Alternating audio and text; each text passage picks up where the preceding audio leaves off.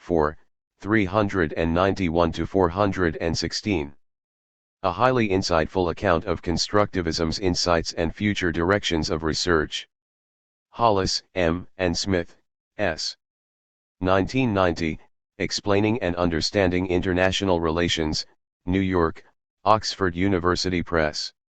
Explains in an exceptionally clear fashion the contrast between a conception of world politics driven by self-interested action and a conception informed by rules and interpretative methods.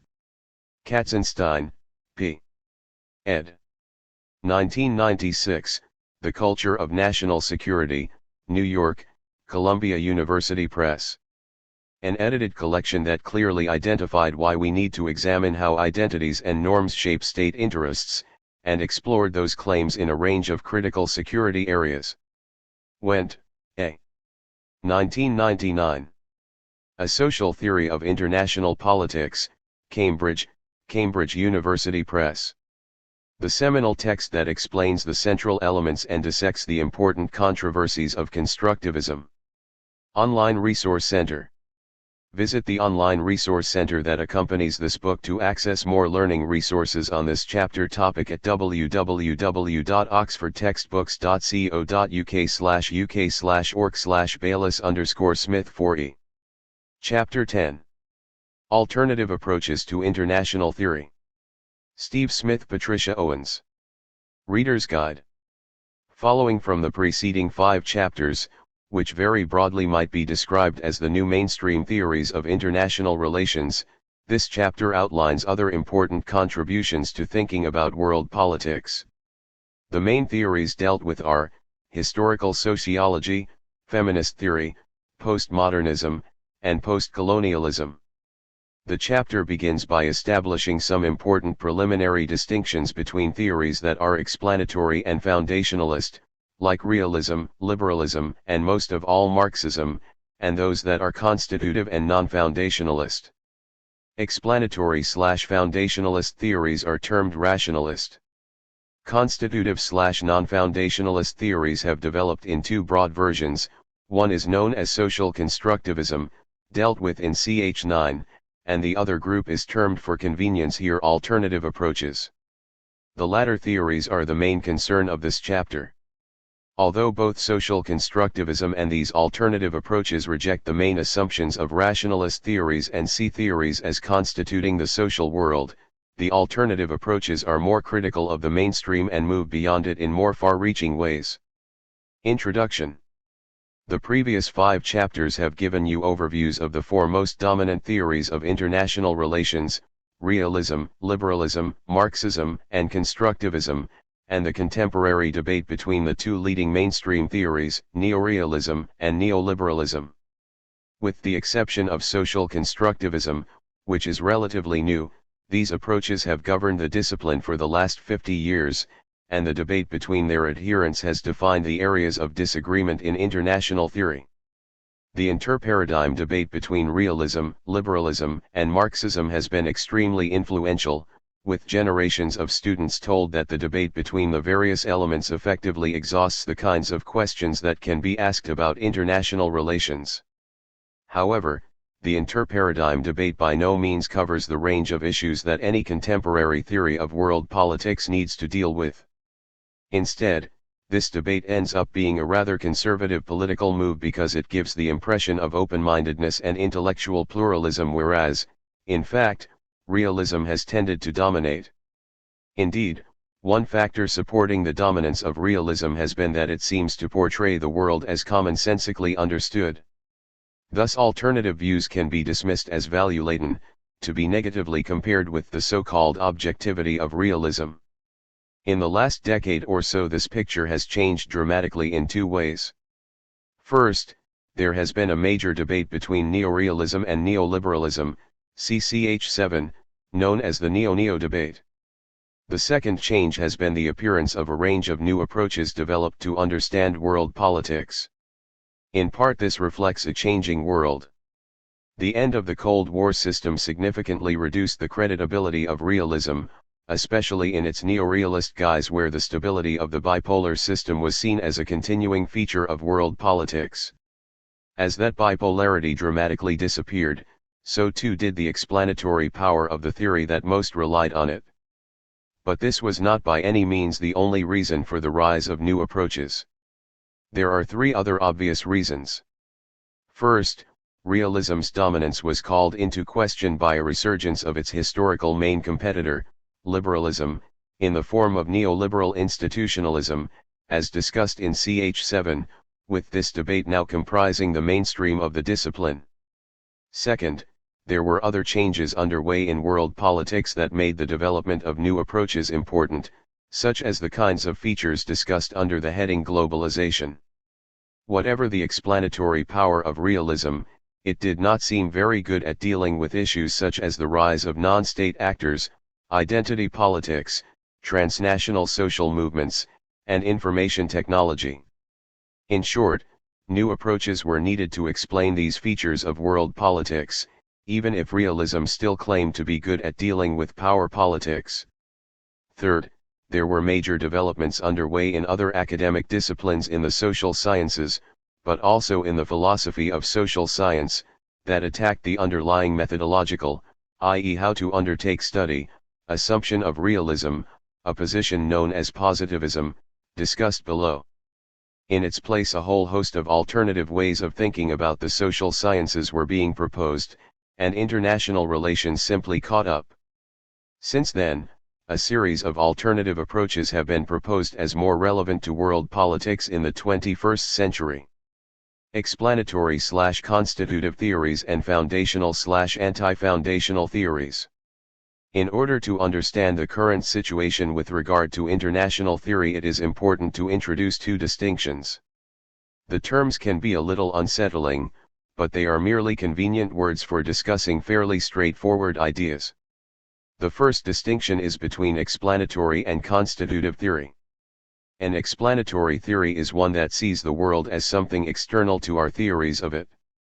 In contrast, a constitutive theory is one that thinks our theories actually help construct the world.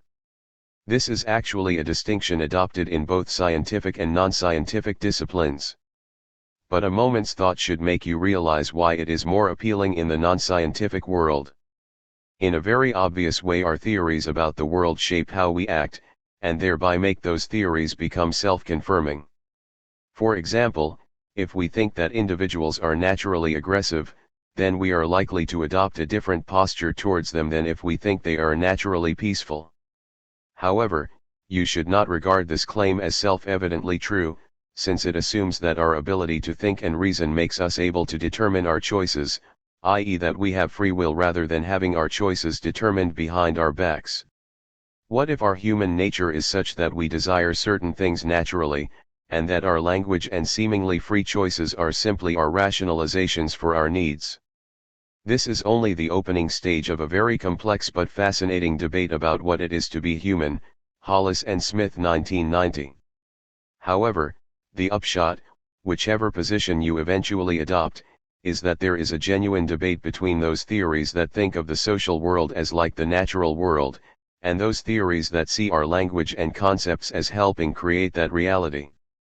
Theories claiming the natural and the social worlds are the same are known as naturalist. In international relations, the more structural realist and structuralist theories dealt with in ch. 5 and ch. 7 tend to be explanatory theories, which see the task of theory as being to report on a world that is external to our theories. Their concern is to uncover regularities in human behavior and thereby explain the social world in much the same way as a natural scientist might explain the physical world. By contrast, nearly all the approaches developed in the last 15 years or so tend to be constitutive theories, and interestingly the same is true of some liberal thought. Here theory is not external to the things it is trying to explain, and instead may construct how we think about the world. Or, to put it another way, our theories define what we see as the external world. Thus the very concepts we use to think about the world help to make that world what it is. Think about the concepts that matter in your own life, such as love, happiness, wealth, status, etc.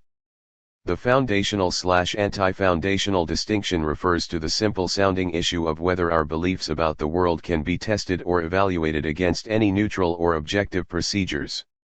This is a distinction central to the branch of the philosophy of social science known as epistemology, the study of how we can claim to know something. A foundationalist position is one that thinks that all truth claims, about some feature of the world, can be judged true or false. An anti-foundationalist thinks that truth claims cannot be so judged since there are never neutral grounds for so doing. Instead, each theory will define what counts as the facts, and so there will be no neutral position available to determine between rival claims. Think, for example, of a Marxist and a liberal arguing about the true state of the economy, or a feminist and an Islamic fundamentalist discussing the true status of women. Foundationalists look for what are termed meta-theoretical, or above any particular theory, grounds for choosing between truth claims. In contrast, anti-foundationalists think that there are no such positions available, and that believing there to be some is itself simply a reflection of an adherence to a particular view of epistemology. In many senses, most of the new approaches to international theory discussed later are much less wedded to foundationalism than were the traditional theories that comprised the interparadigm debate. Thus, postmodernism, postcolonialism, and some feminist theory would tend towards anti-foundationalism. However, the neo-neo debate, some historical sociology, and some critical theory would tend towards foundationalism. Interestingly, social constructivism wishes to portray itself as occupying the middle ground, ch 9. On the whole, and as a rough guide, explanatory theories tend to be foundational while constitutive theories tend to be anti-foundational. The point at this stage is not to construct some checklist, nor to get you thinking yet about the differences. Rather, we want to draw your attention to the role that these assumptions about the nature of knowledge have on the theories that we are going to discuss. The central point at this stage is that the two distinctions mentioned in this section were never really discussed in the literature of international relations until very recently. The last 15 years has seen these underlying assumptions brought more into the open, and the most important effect of this has been to undermine realism's claim to be delivering the truth. The distinctions between explanatory and constitutive theories and between foundational and anti-foundational theories have been brought into the open because of a massively important reversal in the way in which social scientists have thought about their ways of constructing knowledge. Until the late 1980s, most social scientists in international relations tended to be positivists. But since then, positivism has been under attack. Positivism is best defined as a view of how to create knowledge that relies on four main assumptions. The first is a belief in the unity of science, that is, that roughly the same methodologies apply in both the scientific and non-scientific worlds. Second, there is a distinction between facts and values, with facts being neutral between theories. Third, that the social world, like the natural one, has regularities, and that these can be discovered by our theories in much the same way as a scientist does in looking for the regularities in nature. Finally, that the way to determine the truth of statements is by appeal to these neutral facts. This is known as an empiricist epistemology. Figure 10.1 International theory at the beginning of the 21st century. It is the rejection of these assumptions that has characterized the debate in international theory in the last 20 years or so. Joseph Lapid, 1989, has termed this a post-positivist era. In simple terms, traditional international theory was dominated by the four kinds of positivistic assumptions noted above. Since the late 1980s, the new approaches that have emerged have tended to question these same assumptions. The resulting map of international theory at the beginning of the 21st century has three main features. First, the continuing dominance of the three theories that together made up the interparadigm debate. This can be termed the rationalist position, and is epitomized by the neo-neo debate. Second, the emergence of non-positivistic theories, which together can be termed alternative approaches, and epitomized by much critical theory, discussed in ch 8, historical sociology, much feminist work, postmodernism, and postcolonialism, to be discussed below. And third, the development of an approach that tries to speak to both rationalist and alternative approaches known as social constructivism. Figure 10.1 illustrates the resulting configuration of the theories today. Note that this is a very rough representation of how the various theories can be categorized. It is misleading in some respects since, as the previous 5 chapters have shown, there are quite different versions of the main theories and some of these are less rationalistic than others. Moreover, critical theory can seem like quite a radical departure from the mainstream. Similarly, some of the approaches classified as alternative in this chapter are markedly less so than others. For example, work in historical sociology often adopts similar theoretical methods to rationalist approaches, though this is not always the case. Because historical sociology tends to reject the central unit of rationalism in the state, and is compatible with much post-positivism, we discuss it in this chapter.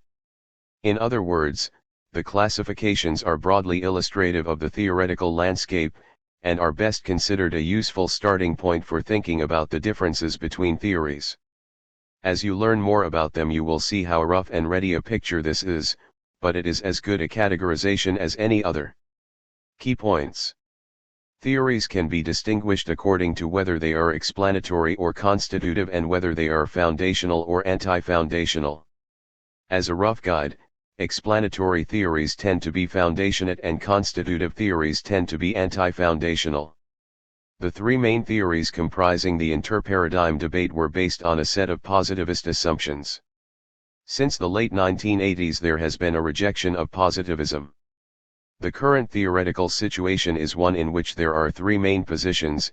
First, rationalist theories that are essentially the latest versions of the realist and liberal theories. Second, alternative theories that are post-positivist. And third, social constructivist theories that try to bridge the gap. Alternative approaches at once differ considerably from one another, and at the same time overlap in some important ways. One thing that they do share is a rejection of the core assumptions of rationalist theories. Historical sociology. Just as critical theory, ch 8, questions the state and refuses to see it as some kind of given in world politics, so does historical sociology. Indeed, the main theme of this field is the way in which societies develop through history. It is concerned with the underlying structures that shape the institutions and organizations into which human society is arranged, including violence, economy, and gender. Hall 1992, Skocpol 1992. Historical sociology has a long history. The first wave, which was a response to the great events of the 18th century, the American and French revolutions, the processes of industrialization, and nation building, ran until the 1920s, D. Smith 1991. The second wave has been of particular interest to international theory, because the key writers, Michael Mann, 1986, 1993, Theta Skocpol, 1979, 1984, Emanuel Wallerstein, 1974, 1984, Charles Tilly, 1981, 1990, John Hall, 1985, 1994, and Martin Shaw, 1984, 2003, have all to various degrees focused their sociological analyses on the relationship between the domestic and the international. Hobden 1998. Tilly has neatly summarized this interest with the statement that states made war but war made the state. In short, the central feature of historical sociology has been an interest in how the structures that we take for granted, as natural, are the products of a set of complex social processes. Thus, whereas neorealism takes the state as a given, historical sociology asks how specific kinds of states have been produced by the various forces at work in domestic and international societies. Historical sociologists show just how complex the state is as an organization, thereby undermining the rather simple view of the state found in neorealism. They also fundamentally undermine the notion that a state is a state through time and across the world. States differ, they are not functionally similar as neorealism portrays them. Furthermore, historical sociologists show that there can be no simple distinction between international and domestic societies. They are inevitably interlinked. There is no such thing as an international system, as suggested by Waltz, which is self-contained and thereby able to exert decisive influence on the behavior of states. Finally, historical sociology shows that international and domestic forces create the state, and that the international is itself a determinant of the nature of the state. Shaw 2000, Hobden and Hobson 2002. This claim, of course, looks particularly relevant to the debate on globalization, since one of its dominant themes is that the international economic system places demands on states such that only certain kinds of states can prosper. Charles Tilly's work is particularly interesting because it is a clear example of the complexity of the state as an entity. In his 1990 book, Coercion, Capital and European States, AD 900-1990, Tilly poses the following question: what accounts for the great variation over time and space in the kinds of states that have prevailed in Europe since AD 990, and why did European states eventually converge on different variants of the national state? 1990, 5. The answer he gives is that the national state eventually dominated because of its role in fighting wars. Distinguishing between capital-intensive and coercion-intensive regimes, or economic power-based and military power-based systems, Tilly notes that three types of state resulted from the combinations of these forms of power: tribute-making empires, systems of fragmented sovereignty, city-states, and national states. These states were the result of the different class structures that resulted from the concentrations of capital and coercion. Broadly speaking, coercion-intensive regimes had fewer cities and more agricultural class systems than did capital-intensive systems, which led to the development of classes representing commercial and trading interests. Where capital accumulation was high relative to the ability of the state to coerce its citizens, city-states developed. On the other hand, where there was coercion but not capital accumulation, then tribute-making empires developed. As Dennis Smith notes, 1991, 83, each of these is a form of indirect rule, requiring the ruler to rely on the cooperation of relatively autonomous local powers. But with the rise in the scale of war, the result was that national states started to acquire a decisive advantage over the other kinds of state organizations. This was because national states could afford large armies and could respond to the demands of the classes representing both agricultural and commercial interests. Through about a 350-year period starting around 1500, national states became the norm, as they were the only states that could afford the military means to fight the kind of large-scale wars that were occurring. States, in other words, became transformed by war. Tilly notes that the three types of state noted above all converged on one version of the state, so now that is seen as the norm. Yet, in contrast to neorealism, Tilly notes that the state has not been of one form throughout its history. His work shows how different types of state have existed, all with different combinations of class structures and modes of operating. And, crucially, it is war that explains the convergence of these types of state into the national state form. War plays this central role because it is through preparing for war that states gain their powers, as they have to build up an infrastructure of taxation, supply, and administration. McNeill 1982. The national state thus acquires more and more power over its population by its involvement in war, and therefore could dominate other state forms because they were more efficient than either tribute-gathering empires or city-states in this process. The second example of historical sociology is the work of Michael Mann. Mann is involved in a 4-volume study of the sources of social power dealing with the whole of human history. The first 2 volumes appeared in 1986 and 1993 and deal with the period up to 1914. This is an enormously ambitious project, aimed at showing just how states have taken the forms that they have. In other words, Mann studies the ways in which the various forms of power have combined in specific historical circumstances. He makes a major contribution to our thinking of how states have come into existence and about how they have related to the international political system. In this sense, his work is similar to that of Tilly, but the major innovation of Mann's work is that he has developed a sophisticated account of the forms of power that combine to form certain types of state. This is his IEMP model, ideological, economic, military, and political forms of power. This argument is summarized in box 10.1 to give you an idea of its potential to shed light on how the state has taken the form that it has throughout history. It should make you think that the version of the state presented by neorealism is very simple, but note also that there is some overlap between the focus of neorealism on war and the focus of historical sociology on how states, classes, and war interact. Historical sociology is a method and focus of research. It is possible, therefore, to be both a historical sociologist and a realist, and a critical theorist, and a feminist concerned with how gender and patriarchy have shaped states and societies, Miller 1998. It is also possible to be a postmodern historical sociologist, for example, Foucault's method of genealogy, see box 10.3, has much in common with the concerns of the field, Dean 1994, Kendall and Wickham 1999, for a similar discussion of Hannah Arendt, see Owens 2007.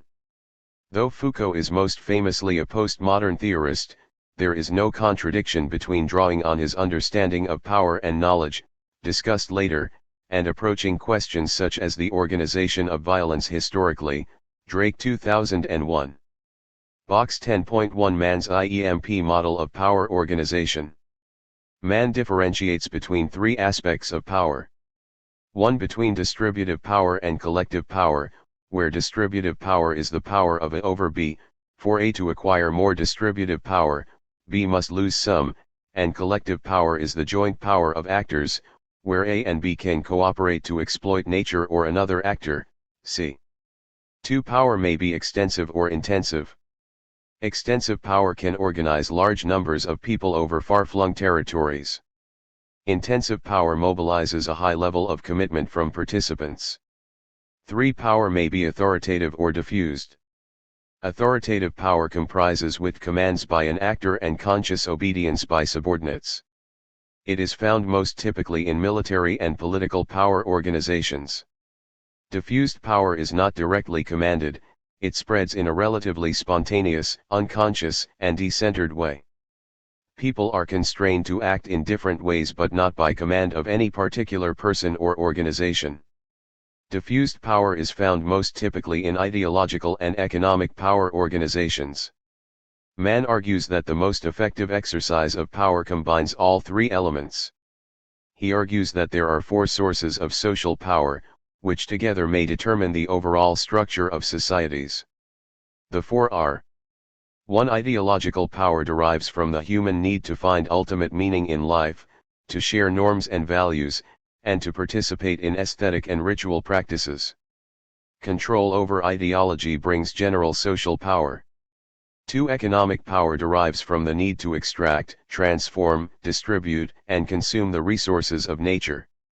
It is peculiarly powerful because it combines intensive cooperation with extensive circuits of distribution, exchange, and consumption.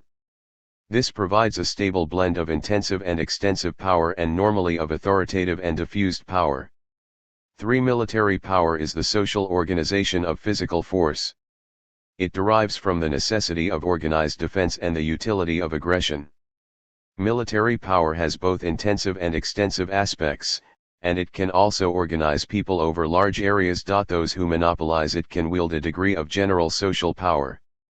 4. Political power derives from the usefulness of territorial and centralized regulation. Political power means state power. It is essentially authoritative, commanded, and willed from a center. The struggle to control ideological, economic, military, and political power organizations provides the central drama of social development. Societies are structured primarily by entwined ideological, economic, military, and political power. Mann 1993:6-10. Key points. Historical sociology has a long history. Its central focus is with how societies develop the forms that they do. It is basically a study of the interactions between states, classes, capitalism, and war. Charles Tilly looks at how the three main kinds of state forms that existed at the end of the Middle Ages eventually converged on one form, namely the national state. he argues that the decisive reason was the ability of the national state to fight wars. Michael Mann has developed a powerful model of the sources of state power, known as the IEMP model. The concerns of historical sociology are compatible with a number of the other approaches surveyed in this chapter, including feminism and postmodernism. Feminist theory. Chapter 15 details some of the main varieties of gender issues in world politics. Here we offer an overview of 5 main types of feminist theory, which have become common since the mid-1980s. These are liberal, socialist/Marxist, standpoint, postmodern, and postcolonial. Although this section is titled Feminist Theory, it is both a deliberate and misleading heading. It is deliberate in that it focuses on the socially constructed roles that women occupy in world politics. It is misleading because this question has to be understood in the context of the construction of differences between women and men and contingent understandings of masculinity and femininity. In other words, the focus could more accurately be on gender rather than on women, because the very categories of women and men, and the concepts of masculinity and femininity, are highly contested in much feminist research. Similarly, the distinctions of liberal/socialist, etc., are slightly misleading, for as you will discover below, these categories do not exactly correspond to the diverse work of feminist scholars, especially in contemporary work in which elements from each type are often integrated. The term gender usually refers to the social construction of difference between men and women. Some of the theories covered in this section assume natural and biological, e.g. sex, differences between men and women. Some of the approaches do not.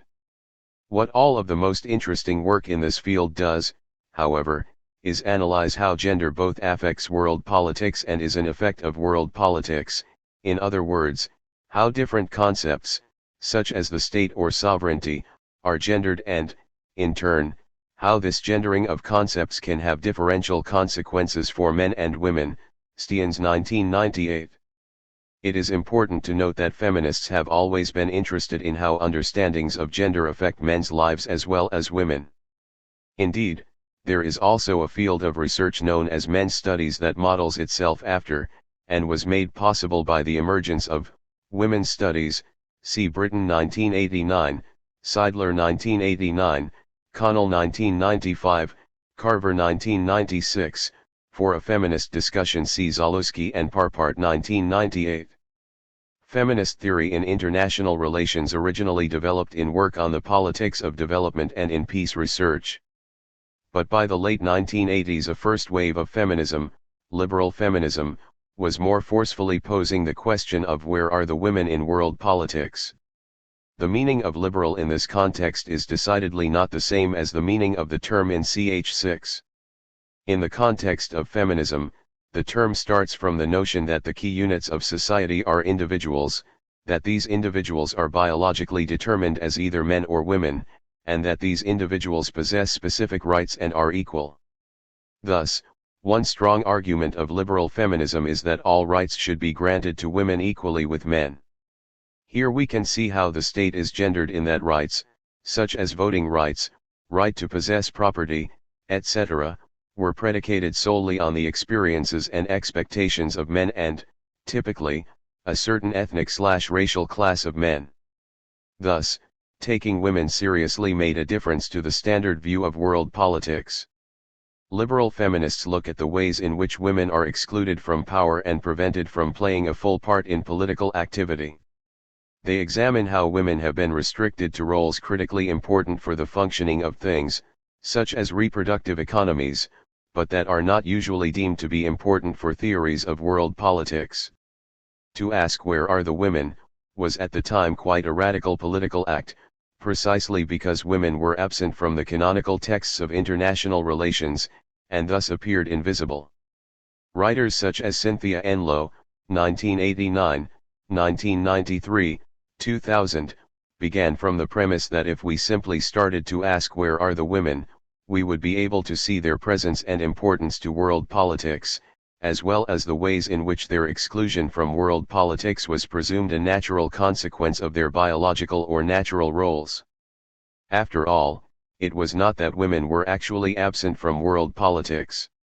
Indeed, they played absolutely central roles, either as cheap factory labor, as prostitutes around military bases, or as the wives of diplomats. The point is that the conventional picture painted by traditional international theory both ignored these contributions and, if recognized, designated them as less important than the actions of statesmen. Anlo demonstrated just how critically important were the activities of women to the functioning of the international economic and political systems. She illustrated exactly how crucial women and the conventional arrangements of women's and men's work were to the continued functioning of international politics. Most specifically, Anlo documented how the concepts and practice of militarization influenced the lives and choices of men and women around the world. Militarization, she writes, is a step-by-step process by which a person or a thing gradually comes to be controlled by the military or comes to depend for its well-being on militaristic ideas. 2003, also see Elshtain 1987, Elshtain and Tobias 1990. Anlo is an example of a scholar who begins from a liberal premise, that is that women and men should have equal rights and responsibilities in world politics, but draws upon socialist feminism to analyze the role of economic structures and standpoint feminism to highlight the unique and particular contributions of women. A second strand of feminist theory is socialist/Marxist feminism, with its insistence on the role of material and primarily economic forces in determining the lives of women, ch. 8. This approach is also sometimes known as materialist feminism, Hennessy and Ingram 1997. For Marxist feminism, the cause of women's inequality is to be found in the capitalist system. Overthrowing capitalism is the necessary route for the achievement of the equal treatment of women, Sargent 1981. Socialist feminism, noting that the oppression of women occurred in pre-capitalist societies, and continues in socialist societies, differs from Marxist feminism in that it introduces a second central material cause in determining women's unequal treatment, namely the patriarchal system of male dominance, Braun 1987, Gottlieb 1989. For Marxist feminists, then, capitalism is the primary oppressor. For socialist feminists it is capitalism plus patriarchy. For socialist/Marxist feminists the focus of a theory of world politics would be on the patterns by which the world capitalist system and the patriarchal system of power lead to women being systematically disadvantaged compared to men. The approach, therefore, has much in common with post-colonial feminism, which is discussed below. Both are especially insightful when it comes to looking at the nature of the world economy and its differential advantages and disadvantages that apply to women. But post-colonial feminism criticizes socialist/Marxist feminism for presuming the sameness of patriarchy throughout the world and across time, rather than seeing the ways in which patriarchy both falsely presumes a universal experience of male domination and obscures the intersections of oppression of both men and women of color. The third version of feminist theory is standpoint feminism, Zalewski 1993a, Hartsock 1998.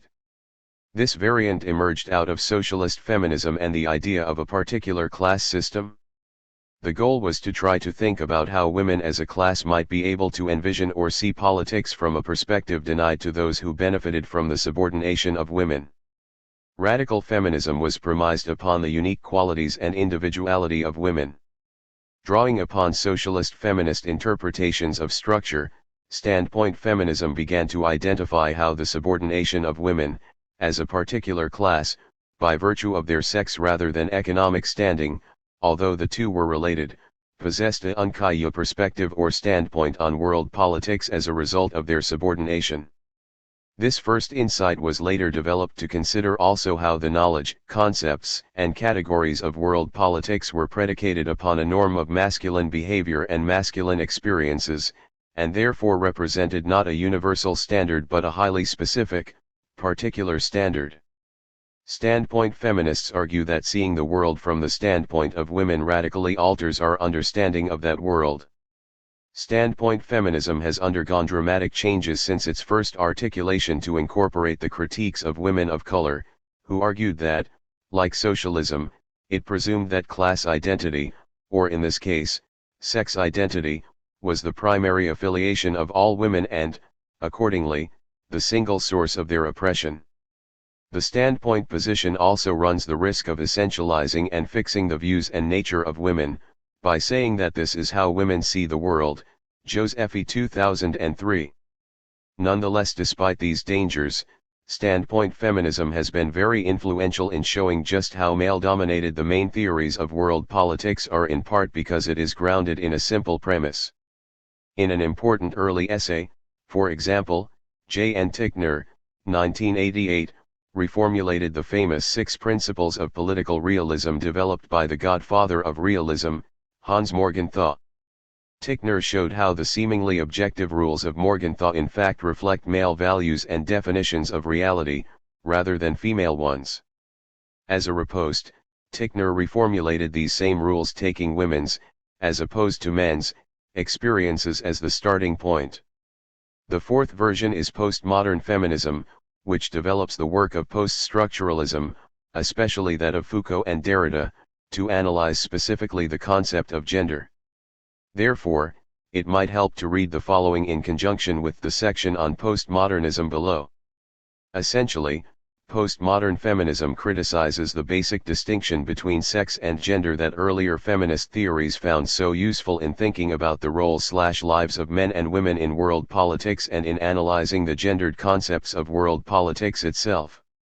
This distinction between sex and gender was useful because it allowed feminists to argue that the position of women and men in the world was not natural, but highly contingent and dependent upon the meaning given to biological differences. Yet, while extremely useful, the acceptance of the sex-gender distinction retained the binary opposition of male-female, and presumed that while gender was constructed, sex was wholly natural. However, as a number of scholars demonstrated, what we understood sex to be, what biological differences were, was heavily influenced by our understanding of gender, that is, that sex was as constructed as gender.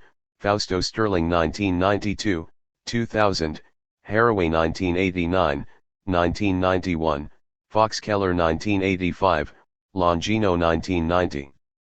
Thus, as Helen M. Kinsella argues, it is an increasingly difficult position to defend that sex is prior to gender. The more one searches for the brute reality of sex, the more one finds that is gendered, that is, that the understanding of sex as a fact is itself a cultural conceit. Haraway 1991, 197. In other words, this understanding of sex and sex difference is paradigmatic for a way of thinking about difference as binary, as complementary, as given in nature. What are obscured, then, is the relations of power and politics which produce, distinguish, and regulate these concepts of gender and of sex. 2003, 295. This does not mean that our biological bodies or the determination of sex is not important. Rather, it suggests that understanding this process leads to questions concerning how sex and gender operate to create the reality through which bodies materialize as sexed, as sexualized, as objects of knowledge and subjects of power. Kinsella 2003, 296, also see Kinsella 2005a, 2005b, 2006. In questioning the sex-gender distinction, in arguing that sex is not the origin of gender but an effect of gender, postmodern feminists introduced the concept gender performativity, Butler 1990. Performativity is itself a tricky concept, and one that is easily misunderstood. However, a good place to begin is thinking about an act that is repeatable yet alterable, and an act or a production that can only make sense within a larger social construct of agreed upon norms. To think about gender performativity is to think about gender as not given or rooted in sex, but as something that is enacted and produced in social relations. In Judith Butler's famous phrase, gender is a doing. This is still a difficult concept in feminist theory, and it is highly contested as well. Nonetheless, the concept of gender performativity opens the sex-gender distinction to analysis while, simultaneously, displacing the subject of woman from the center of feminist theorizing and introducing the question of identity. For, rather than presuming women are the subjects of feminism, Butler asks how subjects are produced.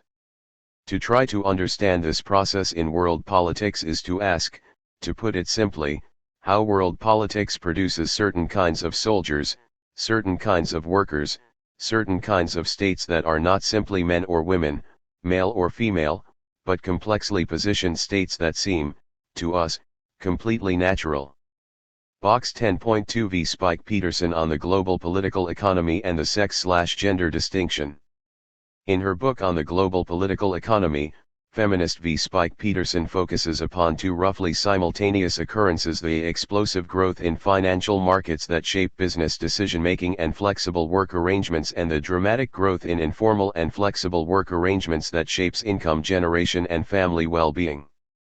She notes that informalization reaps higher profits for capital, depresses formal wages, disciplines all workers, and through the isolation of informalized workers impedes collective resistance, while flexibilization feminizes the workforce. An increasing number of jobs require few skills, and the most desirable workers are those deemed to be unorganized, docile, but reliable, and available for part-time and temporary work and willing to accept low wages. Taken together, Spike Peterson argues, these developments render women, the poor, migrants, and recent immigrants the prototypical workers of the informal economy and arguably the future of all but elite workers worldwide. It is here that the distinction between positivist, sex, and constructivist, gender is crucial. In contrast to positivist notions of sex, as a biologically natural binary of male-female, gender is a systematic social construction that dichotomizes. As a social construct, gender is not given but learned, and therefore mutable. Most significantly, gender is not simply a trait of individuals, but an institutionalized structural feature of social life. In short, gender is not simply an empirical category, referring to embodied men and women, but an analytical one, such that all social life is gendered. Gender structures divisions of power and authority, which determine whose voices and experiences dominate culturally and coercively, and it structures divisions of labor which determine what counts as work, who does what kind of work, and how different kinds of work are valued. V. Spike Peterson 2003, 111, 31, original italics. The final form of feminism to mention is post-colonial feminism. It might help to read the following in conjunction with the discussion of post-colonialism in this chapter. Post-colonial feminists work at the intersection of class, race, and gender on a global scale, and especially analyzes the gendered effects of transnational culture and the unequal division of labor in the global political economy. From this perspective, it is not good enough to simply demand, as liberal feminists do, that men and women should have equal rights in a Western-style democracy. Such a move ignores the way in which poor women of color in the global South remain subordinated by the global economic system, a system that liberal feminists were slow to challenge in a systematic way. In other words, the concerns and interests of feminists in the West and those in the rest of the world may not, therefore, so easily fit.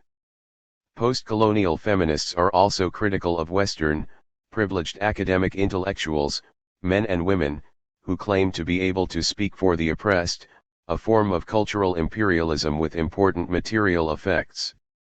Perhaps the most influential post-colonial feminist scholar in this vein is Gayatri Spivak, who combines Marxism, feminism, and deconstruction, discussed below, to interpret imperialism, past and present, and ongoing struggles for decolonization. In an influential essay Can the Subaltern Speak?, Spivak, 1988, acknowledged the ambiguity of her own position in a privileged Western university and argued that elite scholars should be wary of homogenizing the subaltern and try to speak for them in their true voice, what she calls a form of epistemic violence. The concept of the subaltern is discussed below, but it essentially refers to subordinated groups and in this instance to underprivileged women in the global South. In not recognizing the heterogeneity of experience and opinion of these diverse women, seemingly benevolent and well-meaning academics are at once patronizing in their desire to redeem them and unwittingly complicit in new forms of colonialism. Some postmodernists have also been criticized along similar lines for being too Western-centric and gender-blind. The combination of colonialism and patriarchy has made it doubly difficult for the resistance and agency of the subaltern to be heard and recognized. Key points. Liberal feminism looks at the roles women play in world politics and asks why they are marginalized. Marxist/socialist feminists focus on the international capitalist system and patriarchy. Standpoint feminists want to correct the male dominance of our knowledge of the world. Postmodernist feminists are concerned with gender as opposed to the position of women as such. They look into the ways in which masculinity and femininity get constructed. Post-colonial feminists work at the intersection of gender, race, and class on a global scale. Postmodernism. Postmodernism has been a particularly influential theoretical development throughout the social sciences in the last 25 years. It reached international theory in the mid-1980s, but can only be said to have really arrived in the past 15 years. Nonetheless, it is probably as popular a theoretical approach as any discussed in this chapter and overlaps with a number of them. Part of the difficulty, however, is precisely defining postmodernism. This is in addition to the fact, of course, that there are substantial theoretical differences within its various strands. One useful definition is by Jean-François Lyotard. Simplifying to the extreme, I define postmodern as incredulity towards meta-narratives, 1984, XXIV. Incredulity simply means skepticism, meta-narrative means any theory that asserts it has clear foundations for making knowledge claims and involves a foundational epistemology. Postmodernism is essentially concerned with deconstructing and distrusting any account of human life that claims to have direct access to the truth. Thus, Marxism, including critical theory, Freudian psychoanalysis, and standpoint feminisms are all suspect from a postmodern perspective because they claim to have uncovered some fundamental truth about the world. Three central themes in postmodern work are briefly discussed in this section: the power-knowledge relationship, the performative nature of identity, and various textual strategies used by postmodern thinkers. Work on the power-knowledge relationship has been most influenced by Michel Foucault, 1977, 1978, 1984, 1994. Note, however, that this relationship is also a key concern of critical theory, ch. 8. Foucault was opposed to the notion dominant in rationalist theories and positivism that knowledge is immune from the workings of power. Instead, Foucault argued that power in fact produces knowledge. All power requires knowledge and all knowledge relies on and reinforces existing power relations. Thus, there is no such thing as truth existing outside power. To paraphrase Foucault, how can history have a truth if truth has a history? Truth is not something external to social settings but is instead part of them. Accordingly, postmodernists look at what power relations are supported by truths and knowledge practices. Postmodern international theorists have used this insight to examine the truths of international relations theory to see how the concepts and knowledge claims that dominate the discipline in fact are highly contingent on specific power relations. Three recent examples on the concept of sovereignty in the history and theory of international politics are by Cynthia Weber, 1995, Jens Bart Elson, 1995, and Jenny Edkins et al. 1999.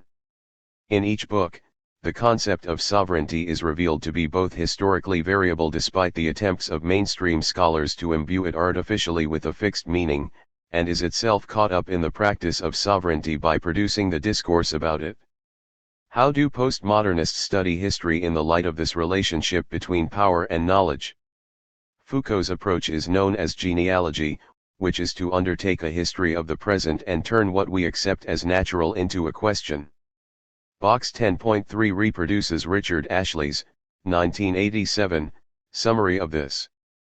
The central message of genealogy is that various regimes of truth merely reflect the ways in which, through history, both power and truth develop together in a mutually sustaining relationship.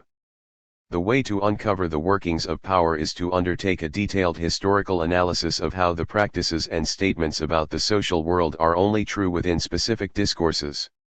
Accordingly, postmodernism is concerned with how some discourses, and therefore some truths, dominate others in very concrete ways. See, for example, Edwards 1996. It is for this reason that postmodernists are opposed to meta-narratives, since they imply that there are conditions for establishing the truth or falsity of knowledge claims that are not the product of any discourse, and thereby not the product of power.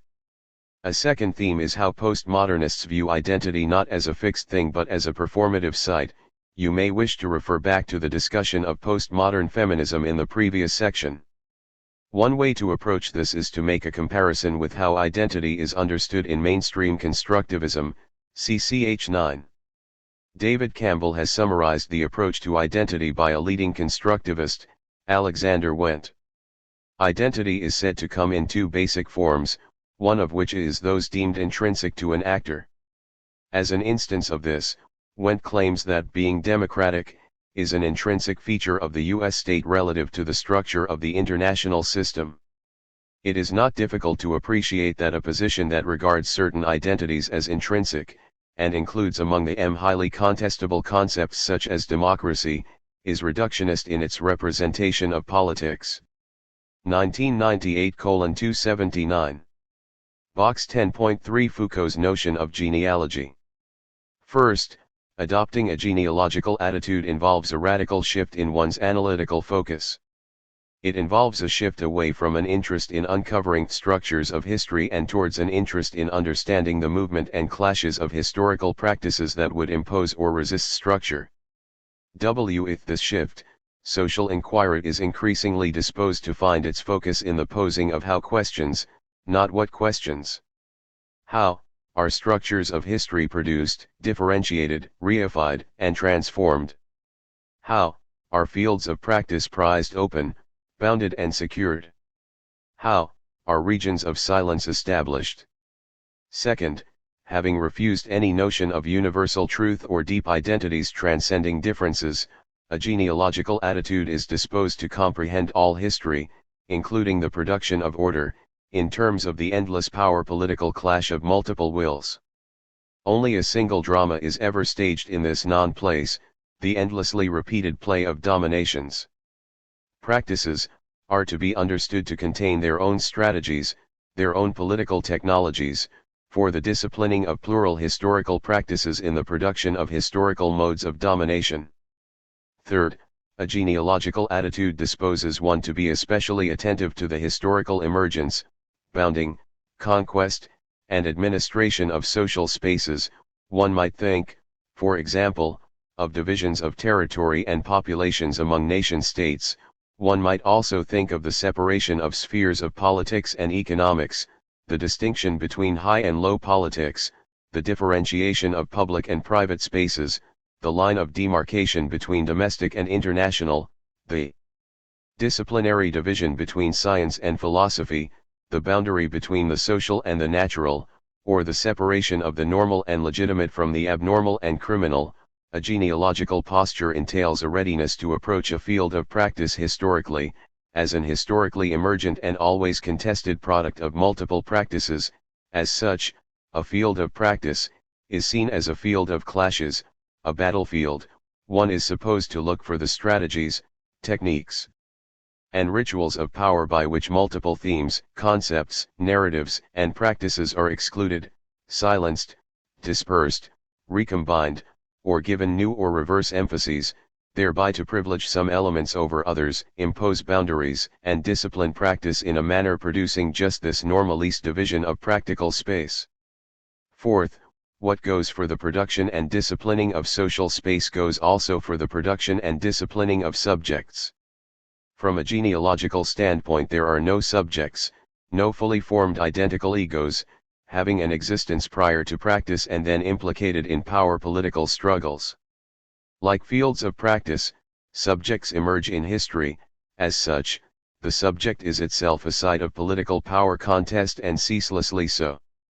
Fifth, A genealogical posture does not sustain an interest in those noble enterprises such as philosophy, religion, positive social science, or the utopian political crusade that would embark on searches for the hidden essences, the universal truths, the profound insights into the secret identity that transcends difference. From a genealogical standpoint, they are instead resituated right on the surface of political life. They are seen as political practice intimately engaged in the interpretation, production, and normalization of modes of imposed order, modes of domination. They are seen as means by which practices are disciplined and domination advances in history. Ashley 1987, 409-11. Campbell is suggesting that in mainstream constructivism identity is regarded as a kind of object or substance that can be observed and measured. But for postmodernists, identity ought to be conceived as having no ontological status apart from the various acts which constitute its reality. Campbell 1992, 9. In contrast, stressing the performative makeup of identity and the constitutive nature of political agency reveals culture as a relational site for the politics of identity, rather than a substantive phenomenon in its own right. Campbell 1998, 221. Also see Campbell 1992, 1993. On this view, while appropriating some of the labels and terms of postmodernism, constructivism does not really challenge the dominant discourse about identity. A third postmodern theme concerns textual strategies. The main claim is that, following Jacques Derrida, 1976, the very way in which we construct the social world is textual. For Derrida, the world is constituted like a text in the sense that interpreting the world reflects the concepts and structures of language, what he terms textual interplay. Derrida has two main ways of exposing these textual interplays: deconstruction and double reading. Deconstruction is based on the idea that seemingly stable and natural concepts and relations within language are in fact artificial constructs. They are arranged hierarchically in the case of opposites in language where one term is always privileged over the other.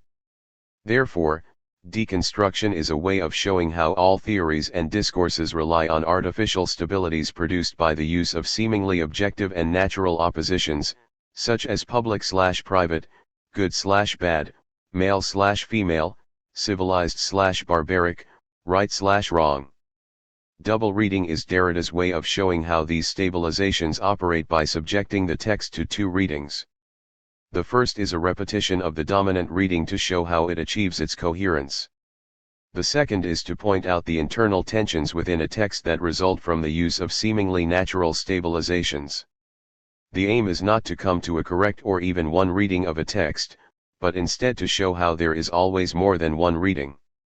Box 10.4 Postmodern Methodologies. In her book on discourse analysis and the Bosnian War, Lene Hansen directly challenges the assumption that postmodern and post-structuralist writing is not very good at empirical research and is vague as to its methodological choice.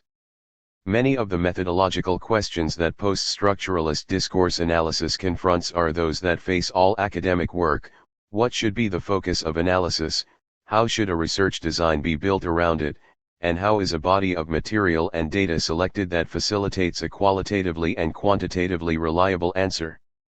Post-structuralism's focus on discourses as articulated in written and spoken text calls for particular attention to the methodology of reading, how identities are identified within foreign policy texts and how should the relationship between opposing discourses be studied, and the methodology of textual selection, which forms and types of texts should be chosen and how many should be included.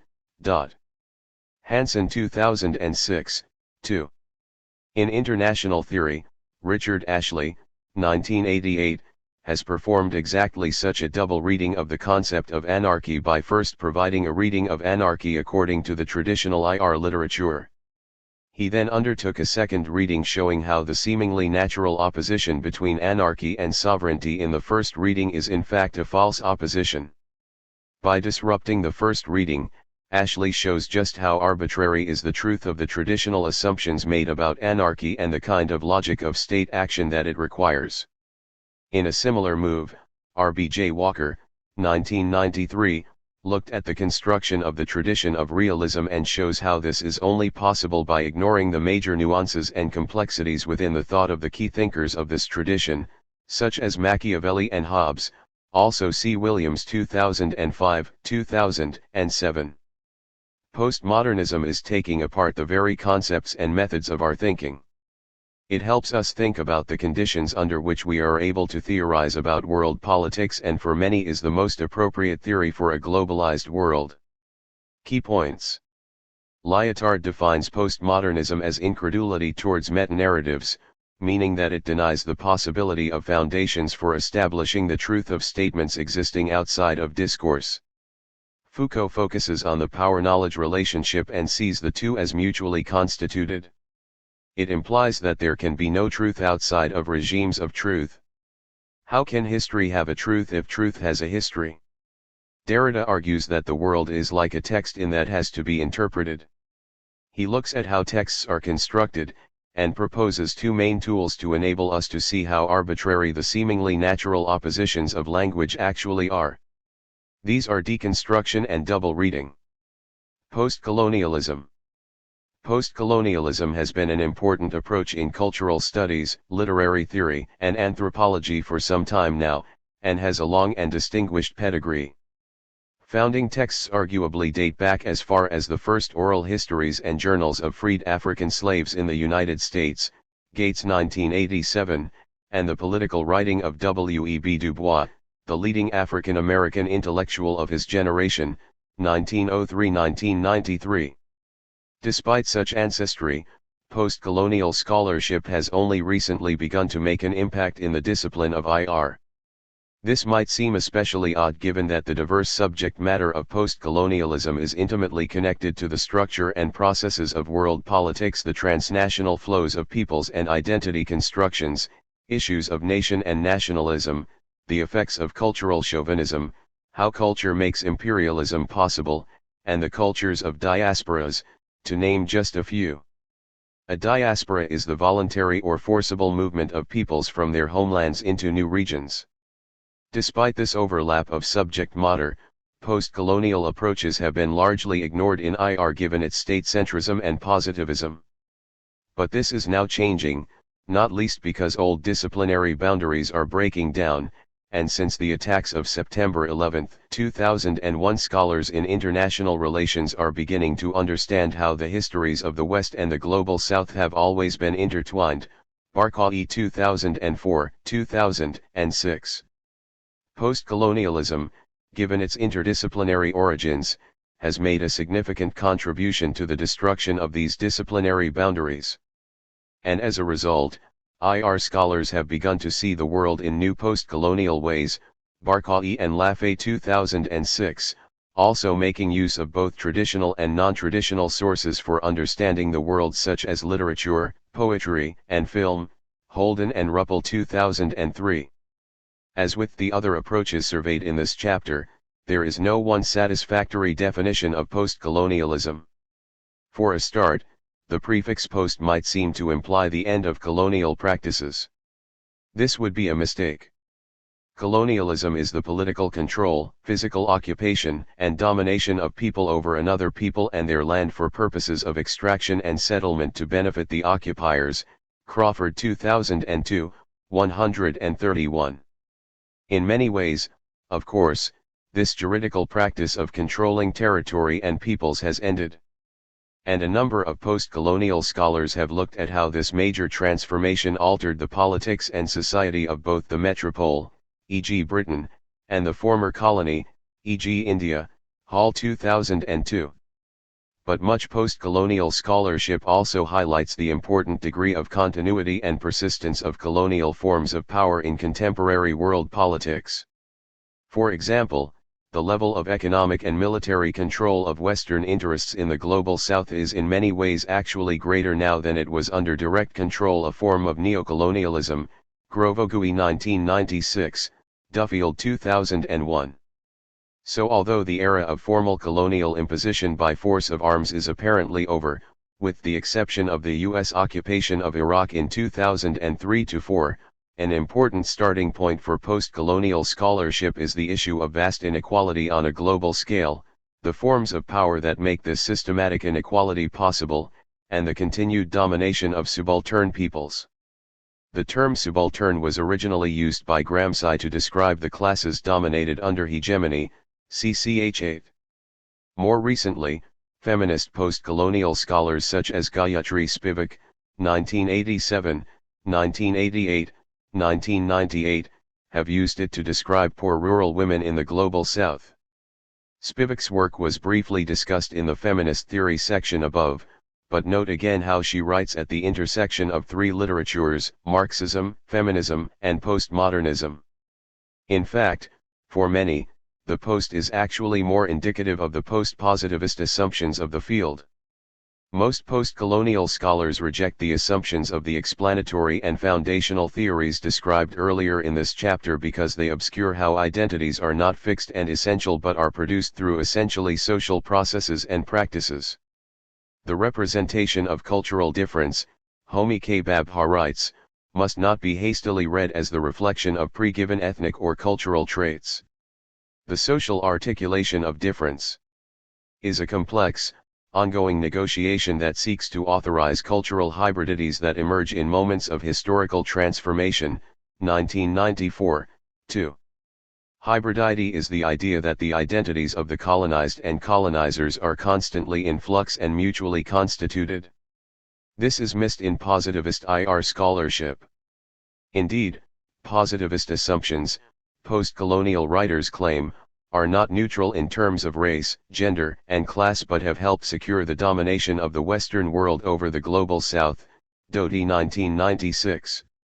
For example, in his influential book Orientalism, Edward Said argued that knowledge and material power could not be separated. Western culture, literally in the form of novels, etc., was fundamentally entwined with imperialism and specifically the domination of the Islamic world of the Middle East, 1979, 1993. Orientalism, Said, refers to the hegemonic ways of representing the East and its people from the beginning of Western civilization. These representations have been absolutely crucial to the success of the economic and military domination of the West over the East and the construction of identities, be it race, class, or gender, in both. Thus, an important claim of post-colonialism is that global hierarchies of subordination and control, past and present, are made possible through the social construction of racial, gendered, and class differences, Spivak 1987, 1998, Babha 1990.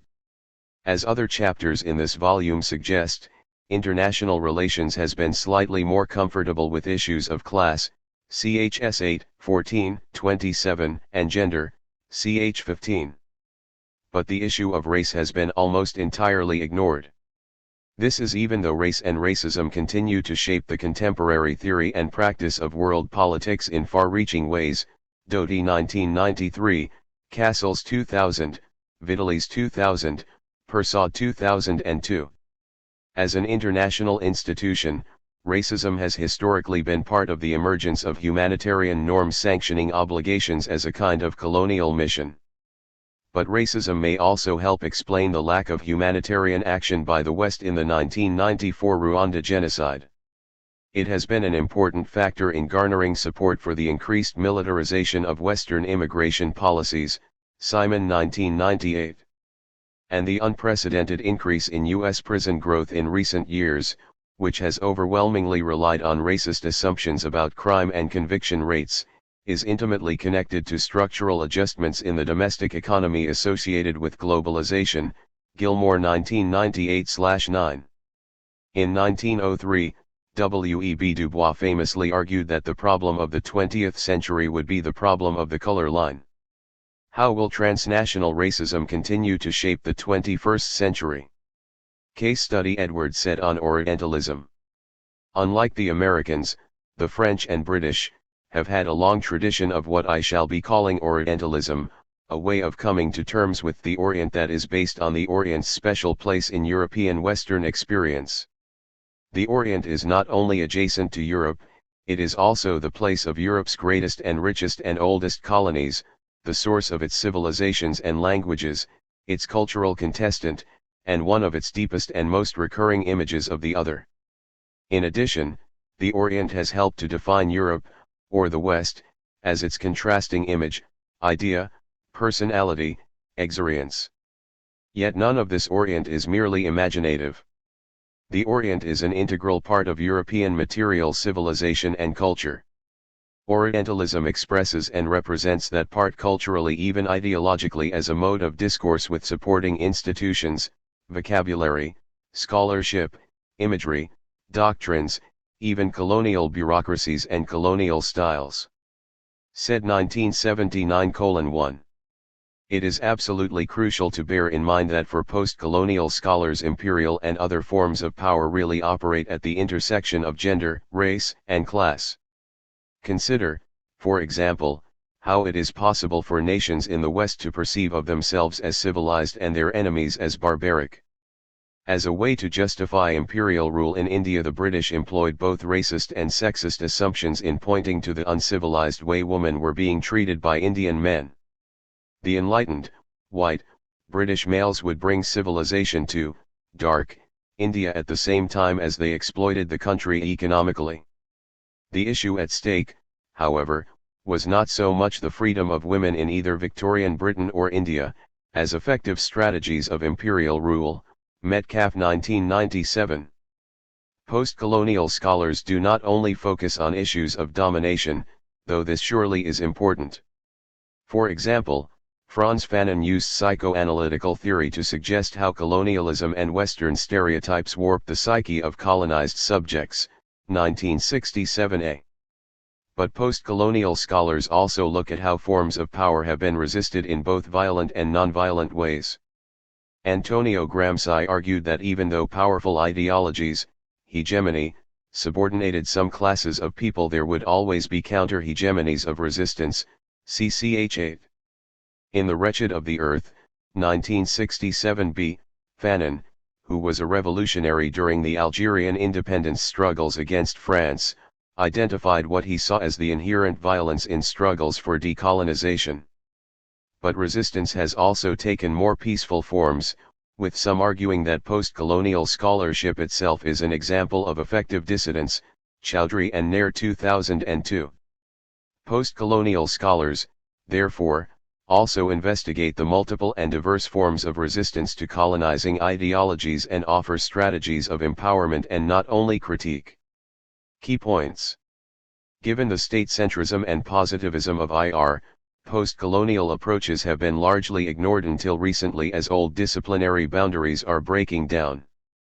Post-colonialism essentially focuses on the persistence of colonial forms of power in contemporary world politics, especially how the social construction of racial, gendered, and class differences uphold relations of power and subordination.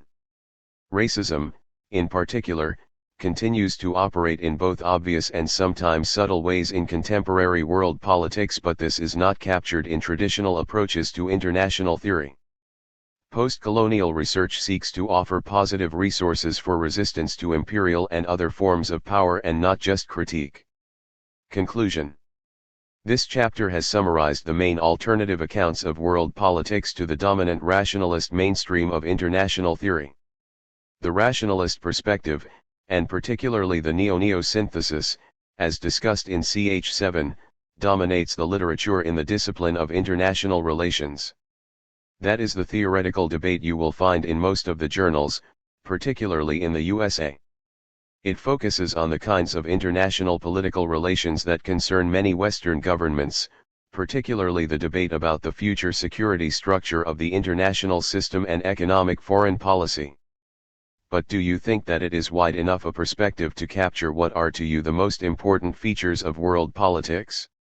You might think that we need theories that define the political realm rather more widely, to take in identity, ethnicity, and culture. You might also think that the alternative theoretical perspectives outlined here are actually even better than rationalist accounts for thinking about security and economics. Alternative theories obviously differ enormously with regard to what they are alternative about. They are really very different, but they were put together in one category because they all reject the central concerns of rationalism. Of course, these alternative theories do not cohere to one theoretical position in the way that the rationalist theories do. In some important ways, if you are a liberal feminist, then you do not necessarily agree with postmodernism. In short, some theories gathered under alternative have a set of mutually exclusive assumptions, and there is no easy way to see the theories being combined. Some combinations are possible: a feminist postmodernism, or a critical historical sociology, but the one thing that is clearly correct is that the whole lot cannot be added together to form one theoretical agenda in the way that the neo-neo debate serves on the rationalist side. Moreover, some of these alternative theories do not have the same idea of how to construct knowledge as the rationalists, and therefore often reject the notion of coming up with testable hypotheses to compare with those provided by the rationalist position. See Keohane 1989a. This means that the prospect of a rationalist postmodern debate, for example, is very low. The two sides simply see world politics in very different ways. You have to decide which side, or which subdivision, you think explains world politics most effectively. There is no one theory of world politics that is right simply because it deals with the truth. What you should take from the theoretical positions outlined here is skepticism any time a theorist tells you that they are dealing with reality or with how the world really is. This is where the values of the theorist can be smuggled in through the back door.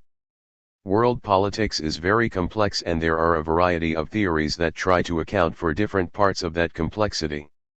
You should work out which theories both explain best the things you are concerned with and also offer you the chance to reflect on their own assumptions. One thing is for sure, there are enough theories to choose between, and they paint very different pictures of world politics. Questions. 1. Why do the post-positivist theories reject positivism? 2. What does it mean to say that the main difference between theories is whether they are explanatory or constitutive? 3. What is at stake in the debate between foundational and anti-foundational theories? 4. Why have alternative theoretical approaches to realism become more popular in recent years? 5. What are the main implications of historical sociology for the study of world politics? 6. Which variant of feminist theory, or any combination of them, seems to capture most accurately the way gender makes the world go around, and lo? 7. What might adopting a genealogical approach to the history of the present do for our understanding of world politics? 8. Why has international relations ignored issues concerning race for so long? What does post-colonialism have to say on the subject? 9. What is it about some of the theories outlined in the chapter that makes them incompatible with others, and why are some theories often used together? 10. Which of the main alternatives discussed in this chapter do you think offers the best account of world politics? Why? Guide to further reading. Historical Sociology. Hobden, S., and Hobson, J. M. 2002, Historical Sociology of International Relations, Cambridge, Cambridge University Press. An excellent survey of opinion on the connections between the two fields. Mann, M. 1986, 1993, The Sources of Social Power, Vols 1 and 2, Cambridge, Cambridge University Press. Two monumental texts of historical sociology. Feminist Theory. Enlow, C. 1989, Bananas, Beaches and Bases, Making Feminist Sense of International Politics, London, Pandora. This was the classic text charting the way forward for feminist IR. Postmodernism. Campbell, D. 1998, Writing Security, United States Foreign Policy and the Politics of Identity, Rev. Ed., Manchester, Manchester University Press. This important book shows how the identity of the United States is constructed through perceptions of danger in foreign policy discourse. Walker, R.J.B. 1993, Inside Outside, International Relations as Political Theory, Cambridge, Cambridge University Press. An important early contribution to postmodern IR theory, which challenged some of the central categories of the discipline. Post-colonialism. Chowdhury, G. and Nair, S. eds. 2002, Power, Post-Colonialism and International Relations, Reading Race, Gender, and Class, London, Routledge. An edited volume looking at how the intersection of race, class, and gender structure much of world politics. Said, E. 1979, Orientalism, New York, Vintage. A seminal post-colonial text showing how colonial literary and artistic texts create the other with devastating material consequences. Gilroy, p. 1993, The Black Atlantic, Modernity and Double Consciousness, Cambridge, Massachusetts, Harvard University Press. A look at the unique racial and cultural identity of those black people forced to move from their native countries to the West and how Europeans were also affected by this cultural exchange. Online Resource Center. Visit the online resource center that accompanies this book to access more learning resources on this chapter topic at www.oxfordtextbooks.co.uk/uk/org/Baylis_Smith 4e. Chapter 11. International Ethics. Richard Shapcott. Reader's Guide. Globalization increases not only human political and economic relationships, but also the scope and intensity of our ethical obligations. Globalization makes it harder to draw clear ethical distinctions between insiders and outsiders and, consequently, raises the idea of a cosmopolitan community of humankind. How then should we think about ethics and what principles ought to guide the policies of states, non-governmental organizations, NGOs, corporations, and individuals in their relations with everybody else? This chapter examines how these questions have been answered by different thinkers and actors in world politics. Ethics is the evaluative study of what actors ought to do, rather than the descriptive study of what they have done, or are doing. International ethics is central to international politics because it refers to the ultimate purposes of our studies and guides the actions we might take in light of our knowledge. This chapter also discusses the three most significant and difficult ethical issues facing the world in the age of globalization. Introduction. According to the Oxford English Dictionary, the field of ethics is the science of morals, the department of study concerned with the principles of human duty. Ever since human beings gathered into social groups, they have been confronted by the issue of how to treat outsiders. Most communities have drawn significant moral distinctions between insiders and outsiders, applying different standards accordingly. It is also the case that many communities, and individuals, have not made these distinctions into an absolute moral standard and have offered hospitality, aid, and charity to strangers with whom they come into contact. International ethics is the study of the nature of duties across community boundaries. It is the study of how members of bounded communities, mostly nation-states, ought to treat outsiders and strangers and of whether it is right to make such a distinction.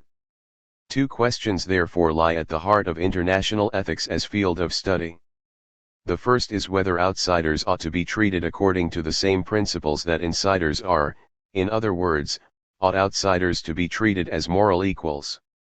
The second question refers to how this can be done.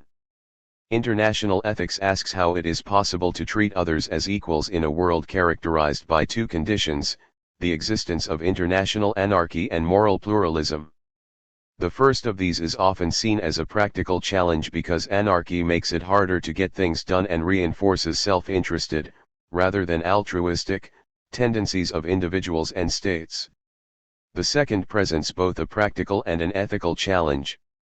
Not only is it harder to get things done when there is no agreement, but deciding which ethics should apply, and whether there are any universal rules is itself an ethical problem. The advent of globalization provokes a re-examination of these challenges and prompts us to ask whether human beings ought to be considered, first, as one single moral community with some rules that apply to all, cosmopolitanism, second, as a collection of separate communities each with their own standards and no common morality, realism, or, third, as a collection of separate communities with some minimally shared standards, pluralism. Most thinkers on international ethics can be situated somewhere on the spectrum covered by these three positions, and discussion of them forms the first part of this chapter. The ethical significance of boundaries, cosmopolitanism and its alternatives. Most academic debate on international ethical issues draws from Western traditions of moral theory. In particular, deontological and consequentialist ethics, and especially Kantianism and utilitarianism, have been important. Deontology refers to the nature of human duty or obligation. Deontological approaches spell out rules that are always right for everyone to follow, in contrast to rules that might produce a good outcome for an individual, or their society. For deontologists, rules ought to be followed because they are right in themselves and not because of the consequences they may produce.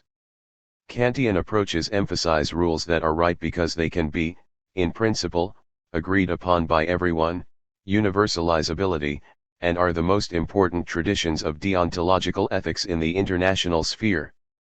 In contrast, consequentialist accounts judge actions by their desirability of their outcomes. Realism, CCH 5, for instance, judges a statesperson's actions as right or wrong depending on whether they serve the state's interests. Utilitarianism, on the other hand, judges acts by their expected outcomes in terms of human welfare and the greatest good of the greatest number. These ethical theories provide different ways of assessing action and deciding what is in fact ethical.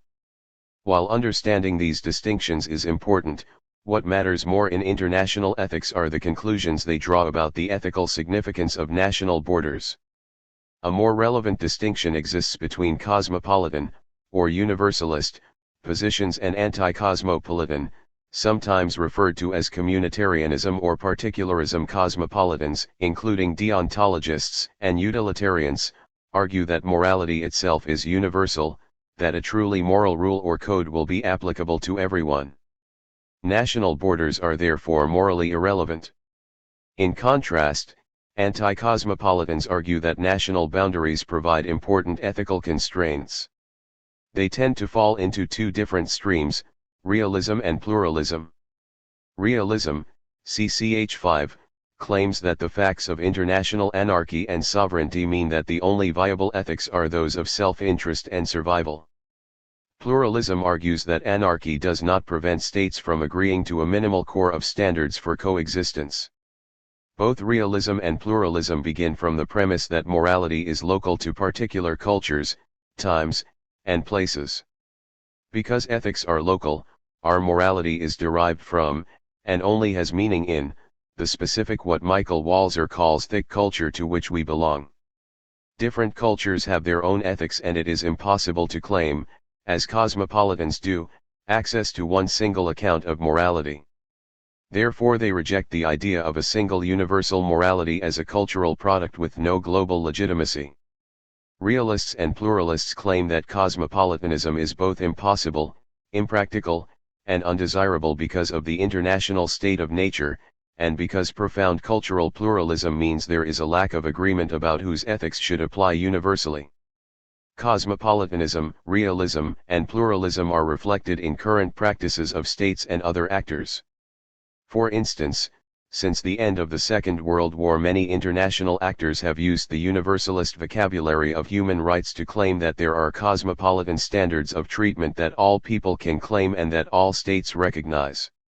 In other words, human rights should trump state sovereign rights, and the international community has a responsibility to uphold them, by armed intervention if necessary. In contrast, others have claimed that threats to national security require states to do unthinkable things, like torture or carpet bombing, see case study 2, which override conventional ethics.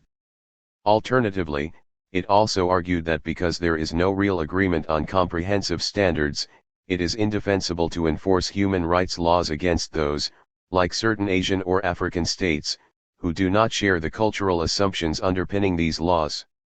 In this view, it is the responsibility of individual states, and not the international community, to define and uphold human rights.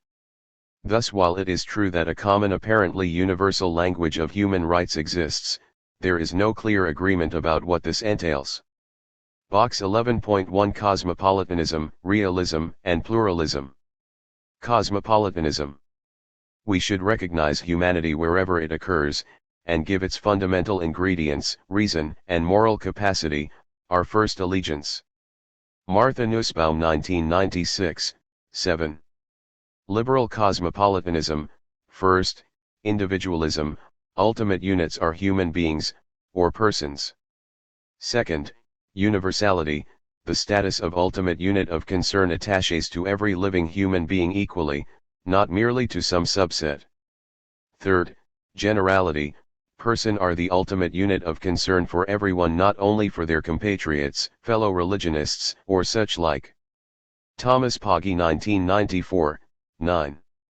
The key point is that it is wrong to promote the interest of our own society or our own personal advantage by exporting suffering to others, colluding in their suffering, or benefiting from the ways in which others exploit the weakness of the vulnerable. Andrew Linklater 2002, 145. Communitarianism. Humanity has members but no memory, so it has no history and no culture, no customary practices, no familiar life ways, no festivals, no shared understanding of social goods. Michael W. A. Zer 1994a, 8. Justice is rooted in the distinct understanding of places, honors, jobs, things of all sorts, that constitute a shared way of life. To override those understandings is, always, to act unjustly. Michael Walzer 1983, 314. Realism. The appeal to moral principles in the international sphere has no concrete universal meaning that could provide rational guidance for political action. It will be nothing but the reflection of the moral preconceptions of a particular nation. A foreign policy guided by universal moral principles is, under contemporary conditions, a policy of national suicide. Hans Morgenthau 1952, 10. Pluralism. A world of diversity in which the variety of national cultures finds expression in different sets of citizenship rights, and different schemes of social justice, in each community. David Miller 2002, 976. Globalization brings these different ethical positions into greater relief and, for many, provides the strongest reason for applying universal standards. Because globalization increases interconnections between communities, it also increases the varieties of ways in which communities can harm each other, either intentionally or not. For instance, globalization makes it harder to ignore the impact of day-to-day actions, such as driving a car or buying new clothes, on the global environment and in the global economy. The more intense governance of the global economy also raises ethical issues of fairness associated with the rules of international institutional structures. Globalization exacerbates and intensifies these ethical dilemmas by increasing the effects that different communities and individuals have on each other. It especially allows for a far greater awareness of the suffering of distant strangers. Under these conditions, the ethical framework associated with Westphalian sovereignty, which gives only minor moral significance to the suffering of outsiders, seems less adequate. In a globalized world, communities are challenged to develop new principles or refine old ones to govern these interactions. However, the lack of any single standard of fairness and justice between states makes this task more difficult because it raises the question of whose principles should apply. Therefore, in a world that is being globalized, one ethical challenge is to ask, is it possible to define some principles that everyone might be able to agree upon? Cosmopolitanism. Even though our world may be characterized by high levels of interdependence, we still tend to live morally constrained lives, in which national borders have significant ethical status. Cosmopolitans, however, argue that despite this division of humanity into separate historically constituted communities, it remains possible to identify with, and have a moral concern for, humanity. Cosmopolitanism refers to the idea that humanity is to be treated as a single moral community that has moral priority over our national, or subnational, communities. The first part of the cosmopolitan claim is that there are no good reasons for ruling any person out of ethical consideration. The second dimension of cosmopolitan thought is the attempt to define exactly what obligations and rules ought to govern the universal community. The attempt to give inclusion substantive content is usually associated with deontological and Kantian thought in particular. Deontologists argue that not only should we consider outsiders as morally equal, but also that, as a consequence, we are morally obliged to do certain things and refrain from others. One of the common arguments of cosmopolitanism is that treating everyone as equal requires impartial consideration of the claims of each person, Beats 1992, 125. Impartiality arguments are usually deployed in terms of defending the idea of global distributive justice. Because there are no morally significant differences between people as people, everyone's interests should be judged from a disinterested position. Impartiality requires that particular affiliations, like national identity, must be assessed from the position of the good of the whole because they are not in themselves necessarily just or defensible.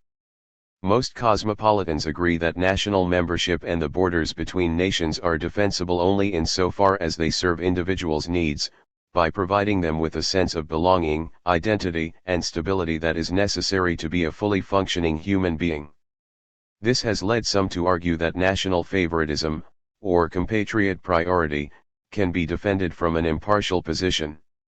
In other words, impartiality does not necessarily lead to a cosmopolitan account of global justice, Gooden 1988.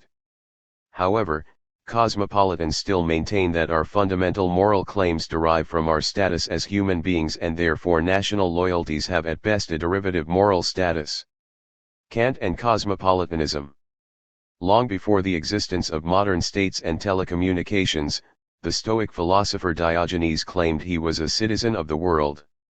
However, in modern times, the source of greatest inspiration for cosmopolitanism was the German Enlightenment philosopher Immanuel Kant. For Kant, the most important philosophical and political problem facing humankind was the eradication of war and the realization of a universal community governed by irrational cosmopolitan law. The central concept of Kant's thought, and the linchpin upon which his project for a perpetual peace, CCH 6, between states rested, is the principle of the categorical imperative, CI. Specifically, one should act only on that maxim through which you can at the same time will that it shall become a universal law, Kant, quoted in Linklater 1998, 100. This means that to act morally, a rational person must act upon a principle which anybody could wish everybody else to obey towards everybody else. For Kant, the most important expression of this imperative was that principle that humans should be treated as ends in themselves, act in such a way that you always treat humanity, whether in your own person or in the person of any other, never simply as a means, but always at the same time as an end, Kant, quoted in Linklater 1998, 101. The effect of the CI is to grant every individual equal moral standing in relation to each other. Most Kantian thought focuses on the nature of the obligations that accompany the belief in human equality and freedom. This principle directly and indirectly underpins much of contemporary international ethics, especially discussions about global justice. However, the more basic argument is that treating people as ends in themselves requires that we must think universally. Restricting moral concern to members of one's own state or nation renders any belief in equality incomplete. Kantian thought has given rise to a number of different approaches. A common distinction is made between moral and institutional cosmopolitanism, where the first refers to the acts required of individuals, and the second to the rules that govern societies. Cosmopolitan duties to recognize individual equality apply to individuals, as well as to the global institutional/legal order. Box 11.2 The categorical imperative. The categorical imperative states that for a rational being to act morally, it must act according to universal laws. Specifically, one should act only on that maxim through which you can at the same time will that it shall become a universal law, quoted in Linklater 1998, 100. This means that to act morally, a rational person must act upon a principle which anybody could wish everybody else to obey towards everybody else. For Kant, the most important expression of this imperative was that principle that humans should be treated as ends in themselves, act in such a way that you always treat humanity, whether in your own person or in the person of any other, never simply as a means, but always at the same time as an end, quoted in Linklater 1990a, 101. An example is slavery, because slaves are humans who are reduced to the status of the property of others. They have no rights and their interests are not taken into account in regard to decisions which affect them. Warfare between states is likewise another violation, because it reduces both citizens and non-citizens alike to means of achieving the state's ends. For Kant, this is a moral law that results from the nature of reason itself, but also from human nature, understood as both self-interested and reasonable, that is our capacity to be rational devils. In sum, the major tasks of cosmopolitanism are to defend moral universalism, to explore what it might mean to follow the CI in a world divided into separate states, and to develop an account of an alternative political order based on Kant's work, see ch1 and ch31. Most discussion of international ethics refers to the dilemma states and other actors face in seeking to decide, interpret, and act according to these obligations in their policies. Cosmopolitanism is often charged with requiring either a world state or the wholesale rejection of national loyalties. Cosmopolitans, however, claim that universal principles can be institutionalized in a number of ways that fall short of a global state, while still recognizing the significance of national identity. Two examples of this are the principles of humanitarianism and do no harm. Humanitarianism and harm. The most common way in which cosmopolitan obligations are discussed is in terms of either positive or negative duties. Positive duties are duties to act, to do something, often expressed as humanitarian obligations. Humanitarianism involves an obligation to those who are in dire need or suffering unnecessarily, wherever they may be and regardless of the cause of their suffering. This includes aid to the victims of famine and natural disasters, but also those who suffer during wartime, such as non-combatants and soldiers retired from the field. These are not charity provisions but moral duties which it would be not only bad but morally wrong to ignore. The idea of a positive duty underlies the recent UN report on the international responsibility to protect, CCH 30, which spells out the responsibilities of states to uphold human rights within their own borders and abroad. The responsibility to protect argument also emphasizes that states' rights are dependent on their fulfilling this duty. Negative duties are duties to stop doing something, usually duties to avoid unnecessarily harming others. States have traditionally recognized a negative duty of non-intervention that requires them to refrain from certain actions. Problems arise in the discussion of negative duties because they rely upon a fairly clear line of causation.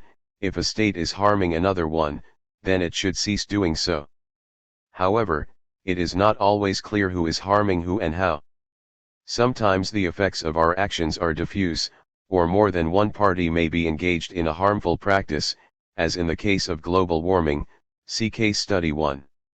In the public eye, positive duties, such as aid to victims of tsunamis or ethnic cleansing, take a higher profile and demand more attention, but in academic contexts at least as much attention is given to negative duties, and in particular duties not to harm others. Positive duties can give rise to negative duties and, more controversially, vice versa. The positive duty to recognize human rights might give rise to a negative duty to cease certain practices. However, whereas a negative duty to cease harming implies only a cessation of action, some argue that there is also a positive duty to prevent other harms occurring, as well as duties of compensation or redress. Andrew Linklater argues that cosmopolitan duties to do no harm generally fall into three categories. First, bilateral relationships, what we do to them and vice versa. Second, third-party relationships, what they do to each other. Third, global relationships, what we all do to each other, Linklater 2002, 2005. Examples of the first are cases where one community exports damaging practices, goods, or byproducts to another. In this case, states have a duty to consider the negative effects they have on each other, as well as a duty to prevent and punish harmful actions of non-state actors and individuals for whom they are directly responsible. For instance, Some states have laws which punish citizens who engage in sex tourism abroad. It means that states should not pursue their own national advantage without considering the harm this may cause others. An example of the second is when a state is involved in harming either members of its own community or its neighbors, such as in cases of genocide. Third-party states and the international community also have duties to prevent, stop, or punish the perpetrators of these harms. The third relationship refers to practices or harms to which many communities contribute, often in different proportions, such as in the case of global warming, see case study 1. States have a negative duty not to export harms to the world as a whole and a positive duty to contribute to the resolution of issues arising from such harms. Case study 1: Ethics of global warming. If there is one item on the international agenda that raises truly global ethical questions, it is the case of global warming, GW, because it potentially affects every person on the planet. The environment of the planet Earth, and the atmosphere in particular, are considered commons, CCH 19, because they are shared by all.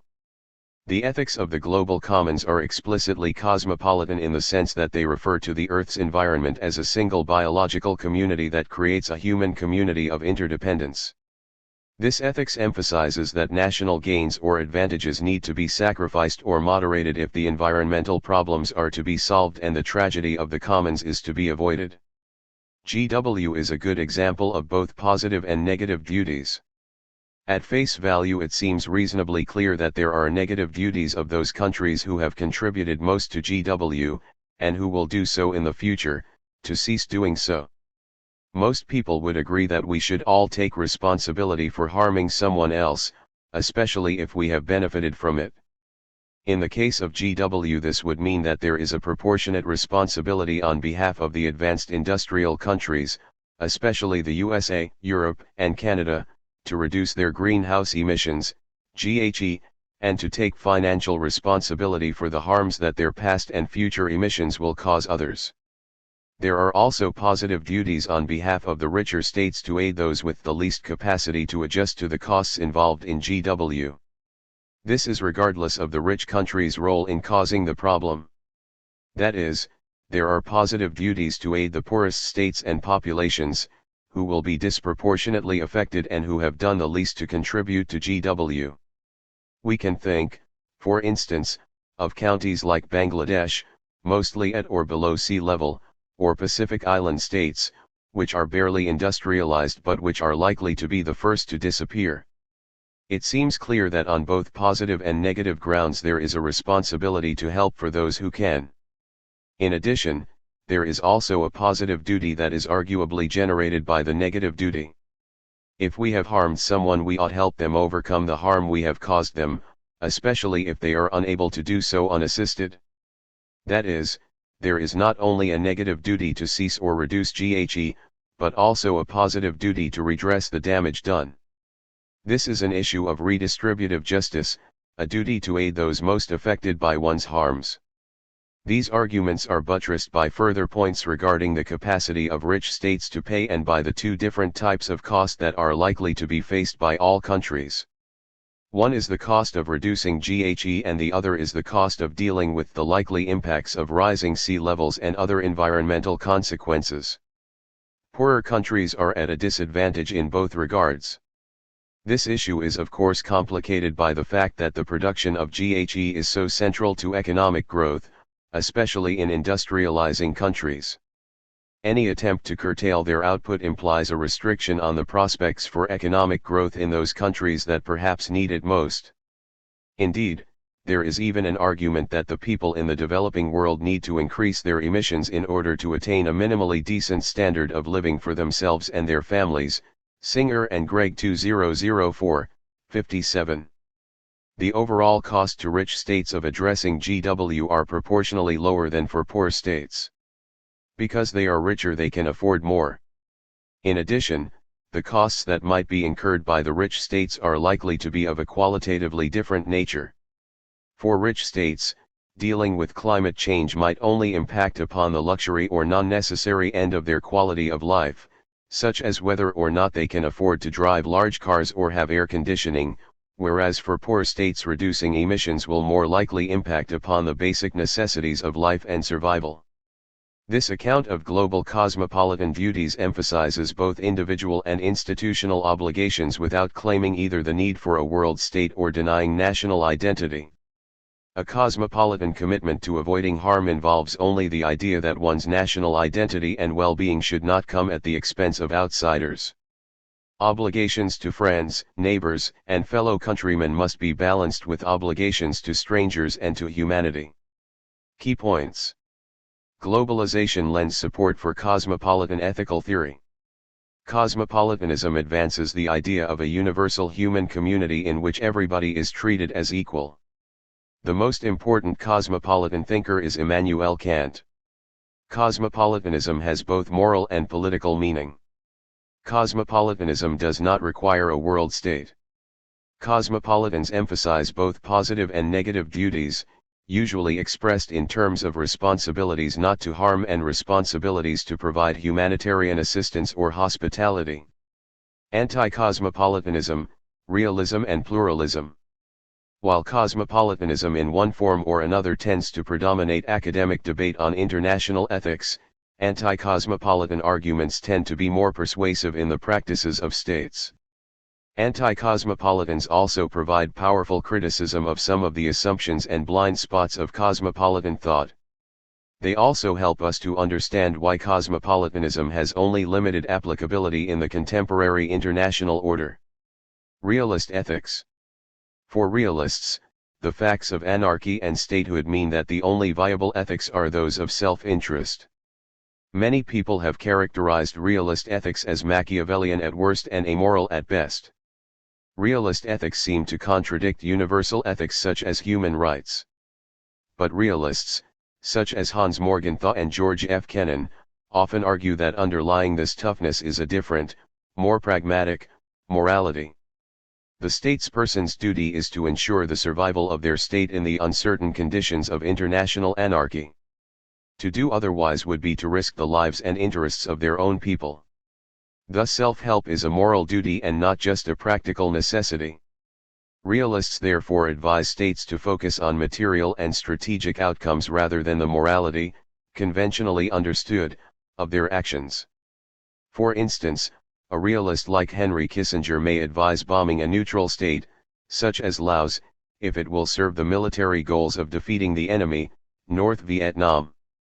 Alternatively, it may also involve having friendly relations and support for governments with poor human rights records, such as Chile under the military rule of Augusto Pinochet, or arguably Pakistan today, in order to secure an advantage against a military foe, such as the USSR or Al-Qaeda.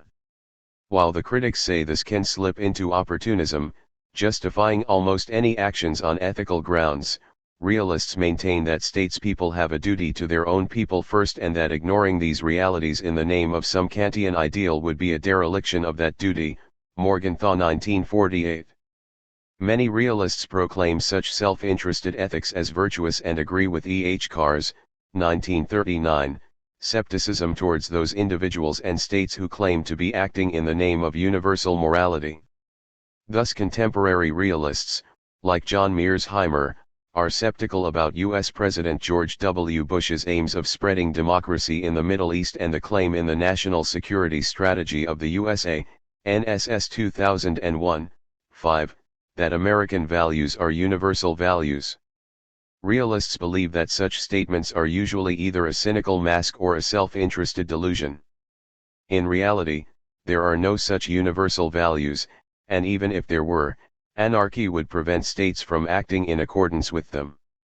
More importantly, realists are vulnerable to the observation that not every choice that states face is between survival and destruction, rather than, say, advantage or disadvantage. It does not stand to reason that seeking advantage allows the statesperson to opt out of conventional morality in the same way that survival might. It is a limitation of most realist writers that they simply favor the national interest over the interests of outsiders. In other words, realists display a preference for the status quo, the state system, and nationalism, which is not fully defensible. This favoritism reminds us that realism is as much prescriptive and normative as it is descriptive and explanatory. Pluralist ethics of coexistence. The other main expression of communitarian assumptions is pluralism. Because communitarians value community and diversity, they recognize that the many ways in which individuals are formed in different cultures is a good thing in itself. Therefore, they argue that the best ethics is one which preserves diversity over homogeneity. Pluralism recognizes that states have different ethics but can agree upon a framework whereby they tolerate each other, do not impose their own views upon others, and agree on certain, limited, harm principles. These duties are best expressed through an ethic of tolerance and coexistence between political communities. States have different ethics but can agree upon a framework, sometimes likened to an egg box, whereby they tolerate and do not impose their own views upon each other. This allows them to feel reasonably secure and to go about their business in relative peace. In this view, sovereignty is an ethical principle which allows states and the different cultures they harbor to exist alongside each other. For pluralists, we have greater and more specific duties to our own kind than we do to outsiders. Any duties to humanity are at best attenuated and mediated by states. Pluralism is distinguished from solidarism, which argues that states have duties to act against other states when basic human values are denied by practices like genocide. Pluralists resist attempts to develop a more solidarist world in which humanitarian intervention, for instance, is institutionalized. The general function of international society is to separate and cushion, not to act. Vincent 1986, 123. Pluralists are skeptical about the use of human rights in diplomacy as it gives some states the opportunity to deny others their sovereignty. Bull 1977, Jackson 2000.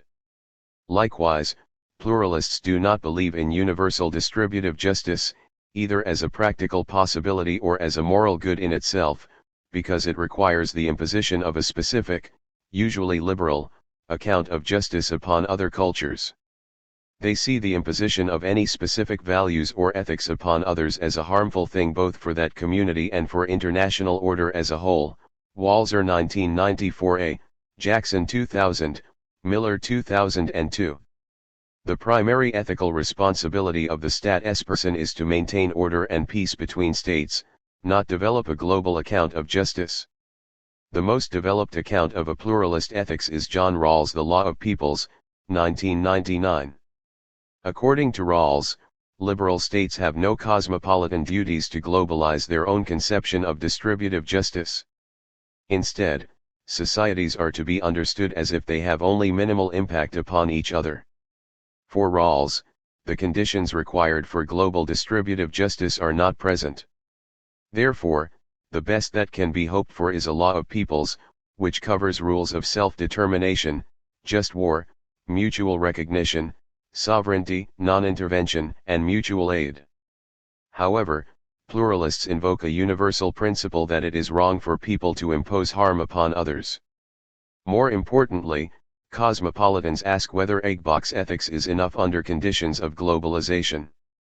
Cosmopolitans argue that a strict ethics of coexistence is simply out of date and can actually be harmful when the scope for intercommunity harm has increased exponentially. Box 11.3 Rawls' The Law of Peoples. 1. People are free and independent, and their freedom and independence are to be respected by other peoples. 2. Peoples are to observe treaties and undertakings. 3. Peoples are to observe a duty of non-intervention. 4. Peoples have the right of self-defense but no right to instigate war for reasons other than self-defense. 5. Peoples are to honor human rights. 6. People are to observe certain specified restrictions in the conduct of war. 7. Peoples have a duty to assist other people living under unfavorable conditions that prevent their having a just or decent political and social regime, mutual aid. Rawls 1999. Key points. Realism and pluralism are the two most common objections to cosmopolitan ethics and the possibility of moral universalism. Realists argue that necessity demands a statist ethics, restricting moral obligations to the nation-state. Pluralism is an ethics of coexistence based on sovereignty. Global ethical issues. The following sections discuss two important international ethical issues, one new and the other older, that are exacerbated under conditions of globalization. The just war tradition has provided one of the most enduring sets of ethical standards for states and their servants in their conduct with outsiders. In contrast, the topic of global distributive justice has only been taken seriously in the last 40 years or so. Both issues highlight the nature of the ethical challenges that face states in a world in which the effects of their actions are capable of being globalized. Just war tradition. The just war tradition, JWT, often erroneously referred to as just war theory, is a set of guidelines for determining and judging whether and when a state may have recourse to war and how it may fight that war. The JWT is concerned with applying moral limits to states' recourse to war and to limiting harms that states can commit against other states, military forces, and civilians. It consists of two parts, the jus ad bellum, or justice of war, and the jus in bello, the justice in war. Where jus ad bellum refers to the occasion of going to war, jus in bello refers to the means, the weapons, and tactics employed by the military in warfare. See Box 11.4 and Case Study 2. The aim of JWT is not a just world. Nor is the idea of just war, JW, to be confused with holy wars or crusading, which are wars designed to spread a particular faith or political system. The JWT aims only to limit wars by restricting the types of justification that are acceptable. The European JWT has its origins in the works of Christian theologians and especially Saint Augustine. Just war thinking is also important in Islam and is often incorrectly associated entirely with the idea of jihad. Box 11.4 The just war. Jus ad bellum. Just cause, this usually means self-defense or defense of a third party. Right authority, only states can wage legitimate war. Criminals, corporations, and individuals are illegitimate. Right intention, the state leader must be attempting to address an injustice or an aggression, rather than seeking glory, expansion, or loot. Last resort, the leaders must have exhausted all other reasonable avenues of resolution or have no choice because of imminent attack. Reasonable hope of success, states should not begin wars they cannot reasonably expect to win. Restoration of peace, it is just to wage a war if the purpose is to restore the peace or return the situation to the status quo. Proportionality of means and ends, the means of war, including the war itself, must be proportionate to the ends being sought. States must use minimal force in order to achieve their objectives. It is not justifiable to completely destroy enemy forces or their civilian populations in order to remove them from your territory. Jus in bello. Proportionality of means, states must use minimal, or proportionate, force and weaponry. Thus it is not justifiable to completely destroy the enemy's forces if you can use enough force to merely defeat them. For example, a state should not use a nuclear weapon when a conventional one might do. Non-combatant immunity, states should not directly target non-combatants, including soldiers retired from the field, or civilians, and civilian infrastructure not required for the war effort. Non-combatant immunity is central to just war theory, since without it that theory loses much of its coherence.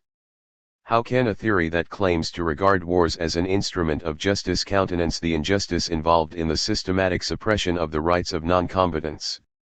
Coates 1997, 263. The law of double effect, actions may incur non-combatant losses if these are unintended, but foreseeable, consequences. For example, civilians living adjacent to an arms factory. However, the real issue is whether deaths can really be unintended if they are foreseeable. The dilemma facing just war theorists is whether to be responsible for those deaths in the same way as intended deaths. Case Study 2 Jus in bello, saturation bombing. One example which illustrates many of the issues of jus in bello is the use of saturation or area city bombing during the Second World War. During the war, both the Allied and Axis powers targeted each other's cities with large-scale bombing raids. In pursuance of their war against Hitler, the British targeted massive bombing runs against Germany, destroying many cities and killing hundreds of thousands of civilians. The most famous of these was the bombing of the German city of Dresden. Dresden was especially controversial because it had no military significance at all. In the firestorm that was created by the Allies, at least 100,000 people died. Likewise, the Americans, during the closing stages of the war against Japan, repeatedly bombed Tokyo and other major Japanese cities, in raids that targeted cities rather than military sites. The main argument used to defend these clear breaches of the discrimination principle was that it was necessary to break the will of the people to continue fighting. Other arguments were that it was not possible to discriminate between civilians and non-civilians any longer because of the advent of total war. Others claimed that the war against Hitler was a supreme emergency where the survival of Britain was at stake. In most of these arguments, except the first, strategists refer to the doctrine of double effect. The death of civilians was foreseeable but unintentional. However, British military planners had developed the tactic of saturation bombing before the war began, as part of an overall strategic plan. In addition, the campaigns lasted well beyond the immediate danger to Britain's survival that existed during the Battle of Britain. So it is clear that civilian deaths were both anticipated and planned as part of a war-fighting strategy. On these grounds, most authors now agree that this practice constituted a fundamental violation of just war principles.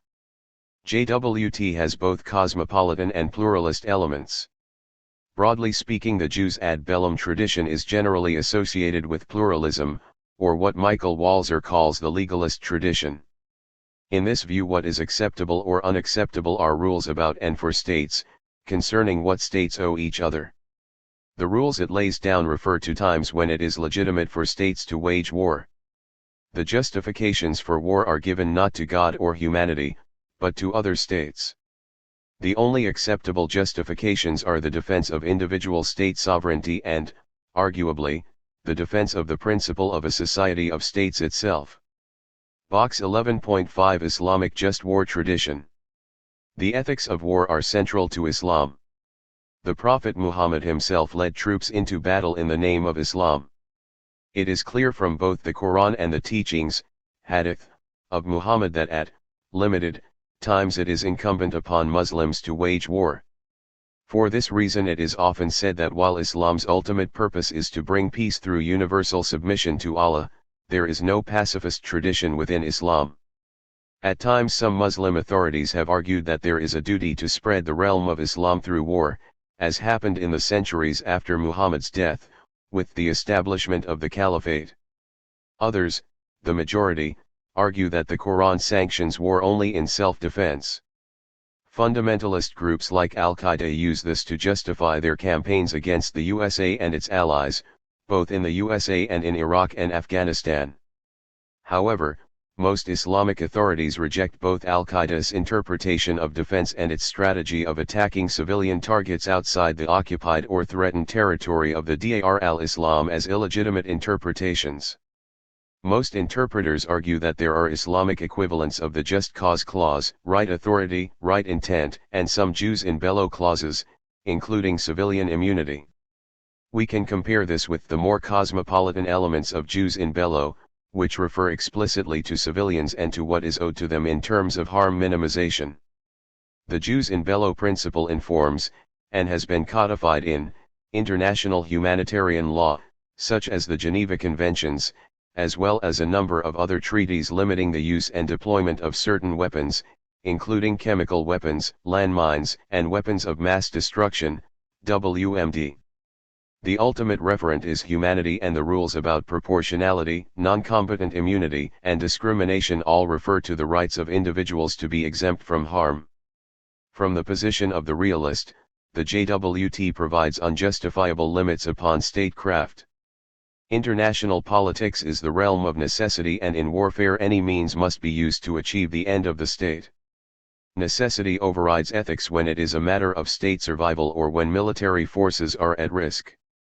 The state must judge for itself when it is most prudent to wage war and what is necessary for victory. From the position of the pacifist, the core doctrine of the JWT only encourages war by providing the tools to justify it. For pacifists and other critics, not only is killing always wrong, the just war tradition is unethical because it provides war with a veneer of legitimacy. Global justice, poverty, and starvation. The globalizing of the world economy, especially since the Second World War, has undoubtedly given rise to large global inequalities. It has also been responsible for an increase in the number and proportion of the human population suffering from absolute poverty and starvation, see ch 27. At the same time, cosmopolitans like Poggi point out that globalization also means there is now the capacity to end global poverty, relatively quickly and cheaply. Globalization raises the issue of universal distributive justice and the nature of the moral duties owed to the world's poor by the world's rich. The existence of both significant inequality and of massive hunger and starvation raises the question of whose responsibility it is either to decrease inequality or to end absolute starvation, especially in the presence of extreme wealth. The Singer solution. According to Peter Singer, globalization means that we should value equality between societies, and at the global level as much as we value political equality within one society, 2002, 190. Singer argues that an impartial and universalist, and utilitarian, conception of morality requires that those who can help, ought to, regardless of any causal relationship with poverty. He argues that if it is in our power to prevent something bad from happening, without thereby sacrificing anything of comparable moral importance, we ought, morally, to do it. 1985, 231. People in affluent countries, and in affluent sections of poor countries, are morally obligated to help those who are in danger of losing their lives from poverty-related causes. In order to justify this claim, Singer asks us to consider the following situation: if I am walking past a water pond and see a child drowning in it, I ought to wade in and pull the child out. This will mean getting my clothes muddy, but this is insignificant, while the death of the child would presumably be a very bad thing. 1985, 231. Persistent global hunger and dire poverty presents us with the same moral choice.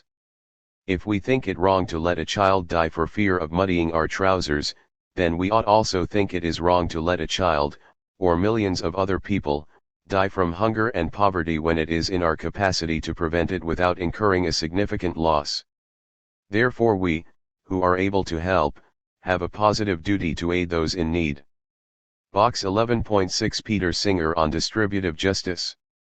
Each one of us with wealth surplus to his or her essential needs should be giving most of it to help people suffering from poverty so dire as to be life-threatening.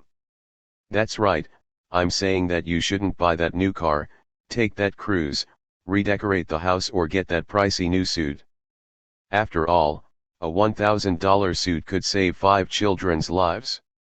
Singer 1999.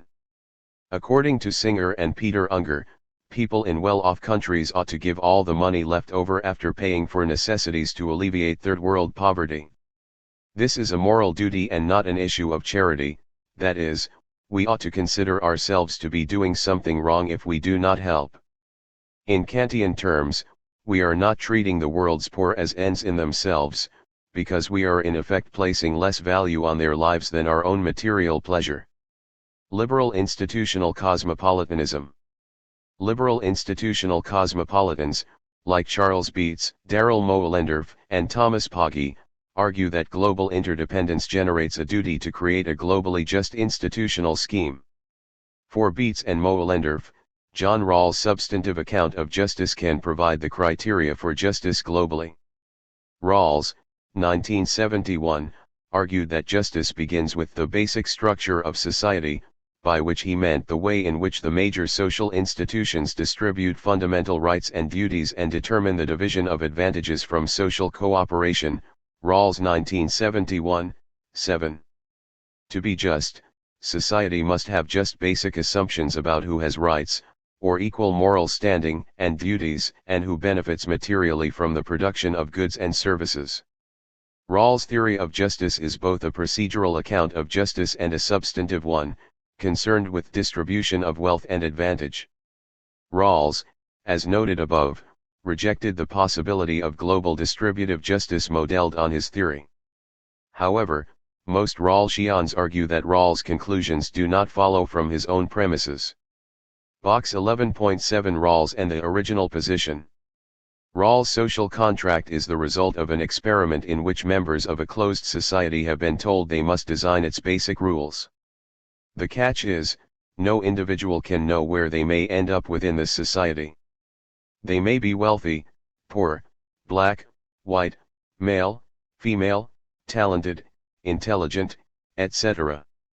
All they know about themselves is that they have a capacity to conceive of the good, to think rationally about ends, and possess certain basic physical needs. Rawls describes this as decision-making behind a veil of ignorance. Rawls thinks rational contractors constrained like this would choose a society in which each person would have an equal right to the most extensive scheme of equal basic liberties compatible with a similar scheme of liberties for others, 1971, 60. He also thinks there would be a form of equality of outcome, as well as opportunity.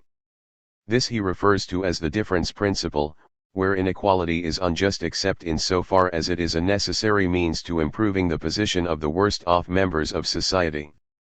For the international realm, a second contracting session takes place between the representatives of peoples. The conclusion of this round is a contract that resembles the traditional rules of international society: self-determination, just war, mutual recognition, and non-intervention. In other words, rules of coexistence, not justice. Cosmopolitan interpreters of Rawls reject this conclusion and the necessity of the second contracting session. Cosmopolitans concerned with global justice are predominantly, but not exclusively, concerned with the basic structure of global society. That is, with the ways in which the rules of global order distribute rights, duties, and the benefits of social cooperation. The basic structure of international order should be governed by cosmopolitan principles focused on the inequalities between individuals rather than states. What ultimately matters is how poor or badly off someone is in the world, not just in their own country.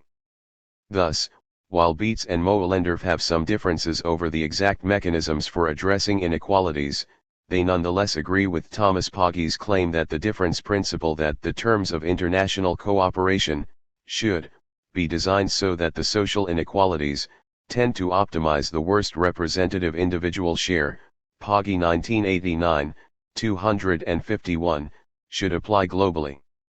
In practice, this comes down to a claim that the global original position might entail the redistribution of wealth to counter natural resources inequality and some compensation for the uneven distribution of natural resources or to rectify past injustices, and a portion of the global product actually attributable to global, as opposed to domestic, social cooperation should be redistributed, Beetz 1979, 169. Pogge's solution. Unlike Singer and Beetz, Thomas Pogge emphasizes the causal relationship between the wealth of the rich and the poverty of the poor. Pogge argues that the rules of the system and basic structure of international society actively damage or disadvantage certain sectors of the economy, thus directly contradicting Rawlsian principles of justice.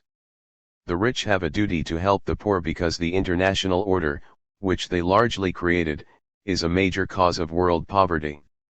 Indeed, Pogge argues that the rich countries are collectively responsible for about 18 million deaths from poverty annually.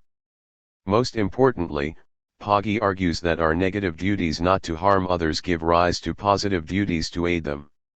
Therefore, we who gain most from the current order have an obligation to change the order and to change it in such a way that the most needy benefit. The structure of international trade and economic interdependence should ensure that, despite an unequal distribution of material resources worldwide, no one should be unable to meet their basic requirements, nor should they suffer disproportionately from the lack of material resources. Finally, pluralist objections do not cancel out this obligation. There is an injustice in the economic scheme, which it would be wrong for more affluent participants to perpetuate. And that is so quite independently of whether we and the starving are united by a communal bond, Pogge 1994, 97. Box 11.8 Thomas Pogge on International Order. The affluent countries and their citizens continue to impose a global economic order under which millions avoidably die each year from poverty-related causes. We would regard it as a grave injustice if such an economic order were imposed within a national society. Pogge 2001b, 44. Key points. There are two components of the just war tradition, jus ad bellum and jus in bello. Just war is different from holy war. The just war tradition contains elements of cosmopolitanism and communitarianism. Discussions of global justice are dominated by utilitarian and Rawlsian theories. It is not always agreed that inequality is itself a moral problem. Cosmopolitans argue that there is a responsibility of the rich to help the poor stemming from positive and negative duties. Conclusion. This chapter outlines some of the main approaches to international ethics and some of the most important ethical issues that characterize globalization. Ethical issues confront all actors in the international realm and especially states which have a large capacity to aid or harm others. The biggest challenge facing states and other actors extends from the existence of moral pluralism and political anarchy in the international realm. These challenges make our decisions harder and our reasoning more complex, but they do not remove our obligations to outsiders. In the context of globalization, cosmopolitanism challenges realists and pluralists on two grounds. First, they ask, is it possible any longer to defend not acting to help others when we can without harming ourselves? Second, and more problematically, they ask, is it possible any longer to resist the duty to create a world in which unnecessary suffering is minimized and the equality of everyone is realized in political institutions? Most thinkers on international ethics therefore reject either a thoroughgoing realism or a strict pluralism. Instead, for most writers, given the scope of interdependence occurring under globalization, the question is not whether, but how to be ethical in the international realm. Cosmopolitanism, perhaps more so than ever before in human history, is present in both the words and deeds of many states, international institutions, and individuals, inculcating the Universal Declaration of Human Rights, UDHR, and the International Criminal Court, ICC. A cosmopolitan commitment to prevent unnecessary harm is present in the Geneva Conventions and the treaties banning the use of anti-personnel landmines. The presence of a global civil society made of individuals and non-governmental organizations, NGOs, which calls states to account for their action or inaction on pressing issues such as global poverty, e.g. the Make Poverty History campaign, led by Bob Geldof and Bono, is testament to the cosmopolitan idea of world citizenship. Many of these actors work upon the belief that all humans ought to be treated equally. They invoke basic conceptions of what humans are due as humans, including basic rights to food, shelter, and freedom from unnecessary suffering. While there are elements of cosmopolitanism present in the international order, most state practice and most people continue to give priority to their fellow nationals. State practice continues to favor insiders over outsiders, especially in relation to issues like global warming where core activities are put into question. The advent of the war on terror has exacerbated this tension in recent years. Fearing for their security, states have focused their attention on security issues to the detriment of human rights issues in particular. Likewise, the failure of the Doha round of World Trade Organization negotiations in July 2006 was evidence of the inability of states to address effectively the concerns of the poorest states and to cease harming them through maintaining unfair trade rules. While even basic ethical obligations remain unfulfilled for many people, the cosmopolitan ethics underpinning this agreement also raise the possibility of more advanced duties. While disagreement remains, there is nonetheless significant agreement about basic rights, freedom from poverty and starvation, and the idea that national boundaries should not prevent us from treating all others with respect. Questions. 1. What is the core idea of cosmopolitanism? 2. What are the ethical implications of globalization? 3. What are the main objections to cosmopolitanism? 4. How ethically significant should national borders be considered? 5. In what ways does globalization challenge communitarian ethics? 6. Are principles of justice universal? 7. Is there a responsibility of the rich countries to end global poverty? 8. Are positive or negative duties more helpful in addressing global and international ethical issues? Guide to further reading. Beetz, C.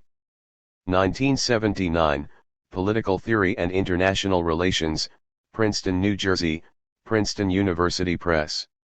The First Cosmopolitan Reading of John Rawls' Theory of Justice, 1971. Dower, N. 1998, World Ethics, The New Agenda, Edinburgh, Edinburgh University Press. A Useful Overview of the Ethical Agenda Under Globalization. Hashmi, S.H. ed. 2002, Islamic Political Ethics, Civil Society, Pluralism and Conflict, Princeton, New Jersey, Princeton University Press. An insightful collection of essays exploring the domestic and international ethics of Islam. Hayden, P. 2005, Cosmopolitan Global Politics, Aldershot, Ashgate. A systematic cosmopolitan treatment of the ethical and political issues surrounding globalization. Hoffman, S. 1981, Duties Beyond Borders, Syracuse, New York, Syracuse University Press. A liberal realist take on the possibilities of international ethics. Moellendorf, D. 2002, Cosmopolitan Justice, Boulder, Kernel, Westview Press. A more recent application of a Rawlsian approach. Nardin, T. and Mappel, D. eds. 1992, Traditions of International Ethics, Cambridge, Cambridge University Press. The most comprehensive account of the ways in which people have thought about international ethics. Poggi, T. 2002, World Poverty and Human Rights, Cosmopolitan Responsibilities and Reforms, Cambridge, Polity Press. Develops the most detailed and rigorous argument in favor of cosmopolitan principles of distributive justice based on negative obligations generated by rich countries' complicity in global poverty. Rawls, J. 1999, The Law of Peoples, Cambridge, Massachusetts, Harvard University Press. Rawls' own contribution to international ethics develops something like an ethics of coexistence between reasonable peoples. Singer, P. 2002, One World, The Ethics of Globalization, Melbourne, Text Publishing. The most important utilitarian argument in favor of positive duties to redistribute wealth from rich to the poor. It also examines the ethics of global trade and global warming. Walzer, M. 1994, Thick and Thin, Moral Argument at Home and Abroad, Notre Dame, IND. University of Notre Dame Press. A controversial communitarian account, defending cultural difference and the limiting of human rights. 2000, Just and Unjust Wars, A Moral Argument with Historical Illustrations, New York, Basic Books. A classic philosophical and historical study on the just war tradition and ethics of war more generally. Online Resource Center. Visit the online resource center that accompanies this book to access more learning resources on this chapter topic at www.oxfordtextbooks.co.uk/uk/org/Baylis_Smith4e. Part 3. Structures and Processes. In this part of the book we want to introduce you to the main underlying structures and processes in contemporary world politics. There is obviously going to be some overlap between this part and the next, since the division between structures and processes, and international issues is largely one of perspective. For us, the difference is that by structures and processes we mean relatively stable features of world politics that are more enduring and constant than are the issues dealt with in the next part. Again, we have two aims in this part. First, we want you to get a good overview of some of the most important structures and processes in world politics at the beginning of the 21st century. We have therefore chosen a series of ways of thinking about world politics that draw attention to these underlying features. Again, Note that we realize that what is a structure and what is a process is largely a matter of debate, but it may help to say that together these provide the setting in which the issues dealt with in the next part of the book have to be played out. All of the features examined in this part of the book will be important for the resolution of the issues we deal with in the next part, since they comprise both the main structures of world politics that these issues have to face and the main processes that will determine their fate. Our second aim is that these structures and processes will help you to think about globalization by forcing you to ask again whether or not it is a qualitatively different form of world politics than hitherto. Does globalization require or represent an overthrow of the structures and processes that have been central in world politics to date? Chapter 12. The Changing Character of War. Michael Sheehan. Reader's Guide. War has been one of the key institutions of the practice of international relations, and has always been a central focus of the study of international relations. In the post-Cold War period, many observers have suggested that the nature of war is undergoing fundamental changes, or even that in some parts of the world at least, it has become obsolete. With the advance of economic interdependence through globalization, and the spread of democracy, some groups of states seem to have formed security communities where war between them is no longer a possibility. Elsewhere, however, war has continued to exist, and to take a number of different forms.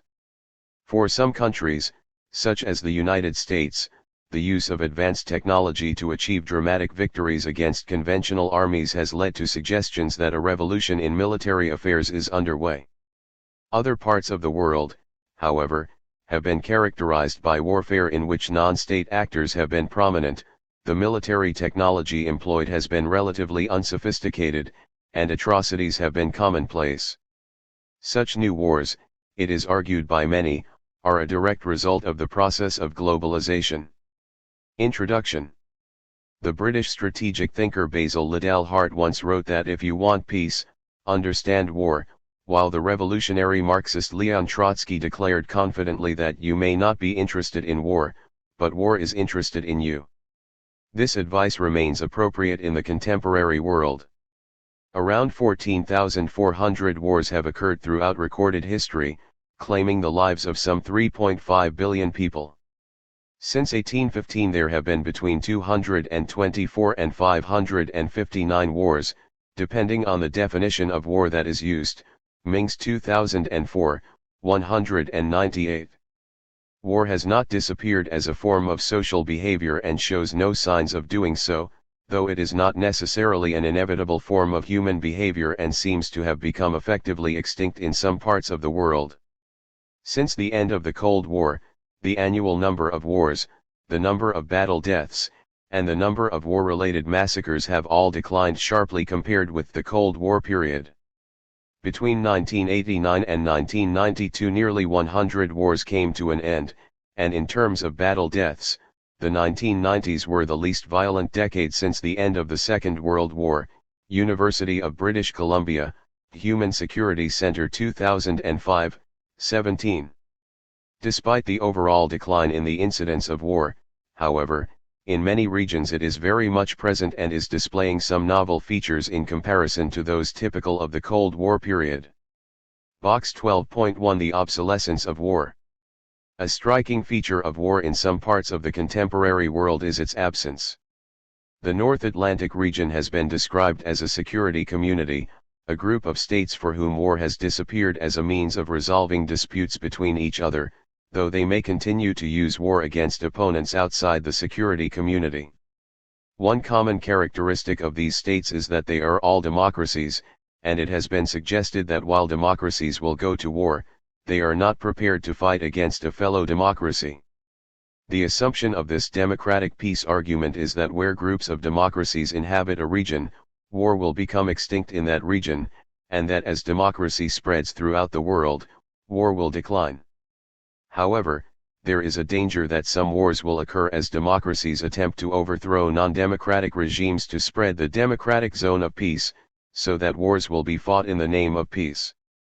In addition, for some observers, even non-democracies will be averse to fighting wars when both they and their great power rivals are armed with nuclear weapons. In the contemporary world there are powerful pressures producing changes to national economies and societies.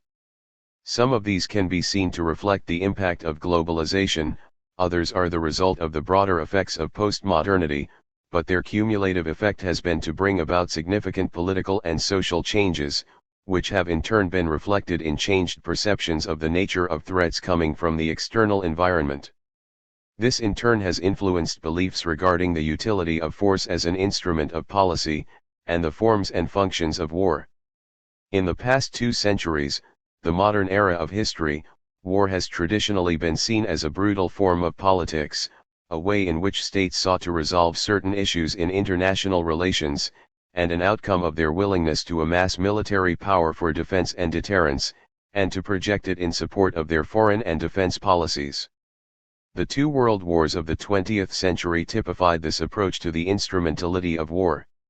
In the post-Cold War period, the kinds of threats that have driven the accumulation of military power in the developed world have not taken the form of traditional state-to-state military rivalry, but have been a response to rather more amorphous and less predictable threats such as terrorism, insurgencies, and internal crises in other countries that seem to demand the projection of military force to resolve them.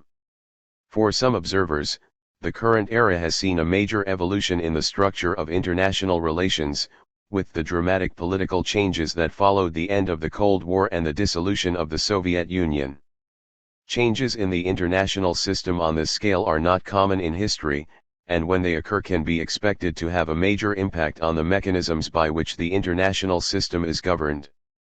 At the same time, and partly as a result of the evolution of the international environment, changes are also occurring in the domestic attributes of many of the states that make up the international system.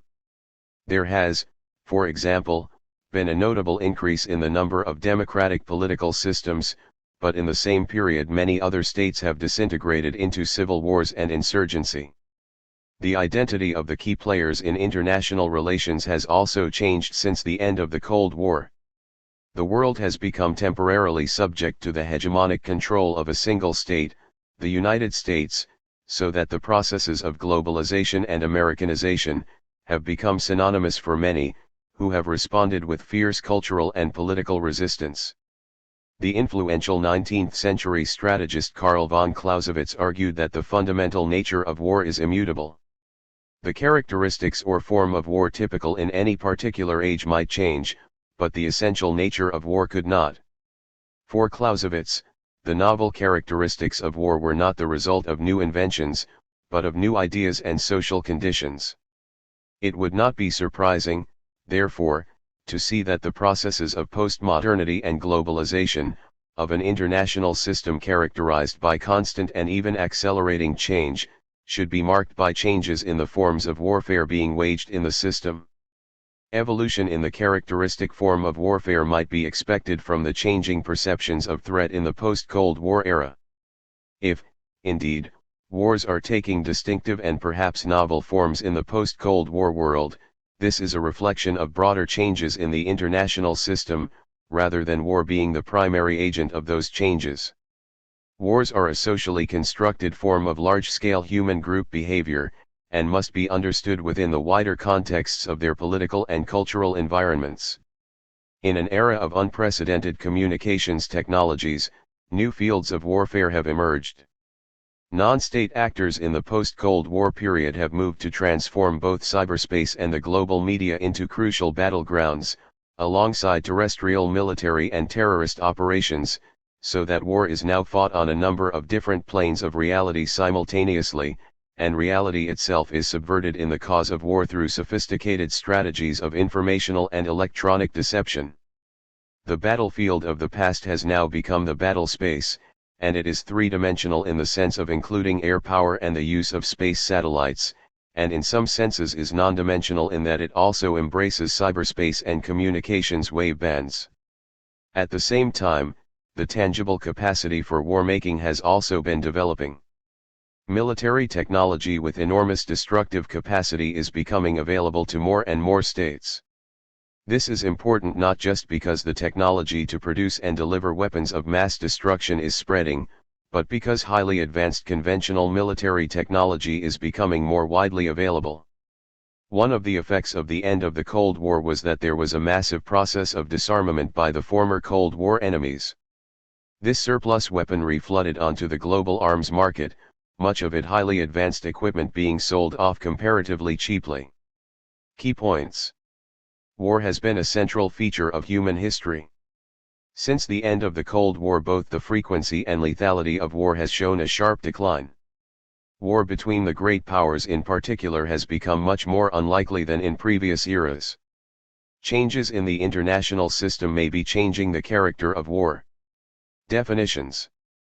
Because war is a fluid concept, it has generated a large number of sometimes contradictory definitions. Many of these are so general as to not be particularly helpful in understanding it. Some have seen it as any form of armed and organized physical conflict, while for Quincy Wright war was a violent contact of distinct but similar entities, quoted in Friedman 1994, 69. General descriptions of this sort are not particularly helpful in understanding contemporary war, the first because it is insufficiently specific and could equally describe gang warfare, the latter because it makes an unreasonable assumption about the nature of the combatants. Violent crime is an important aspect of global human insecurity, killing more people each year than war and terrorism combined, but it is not war.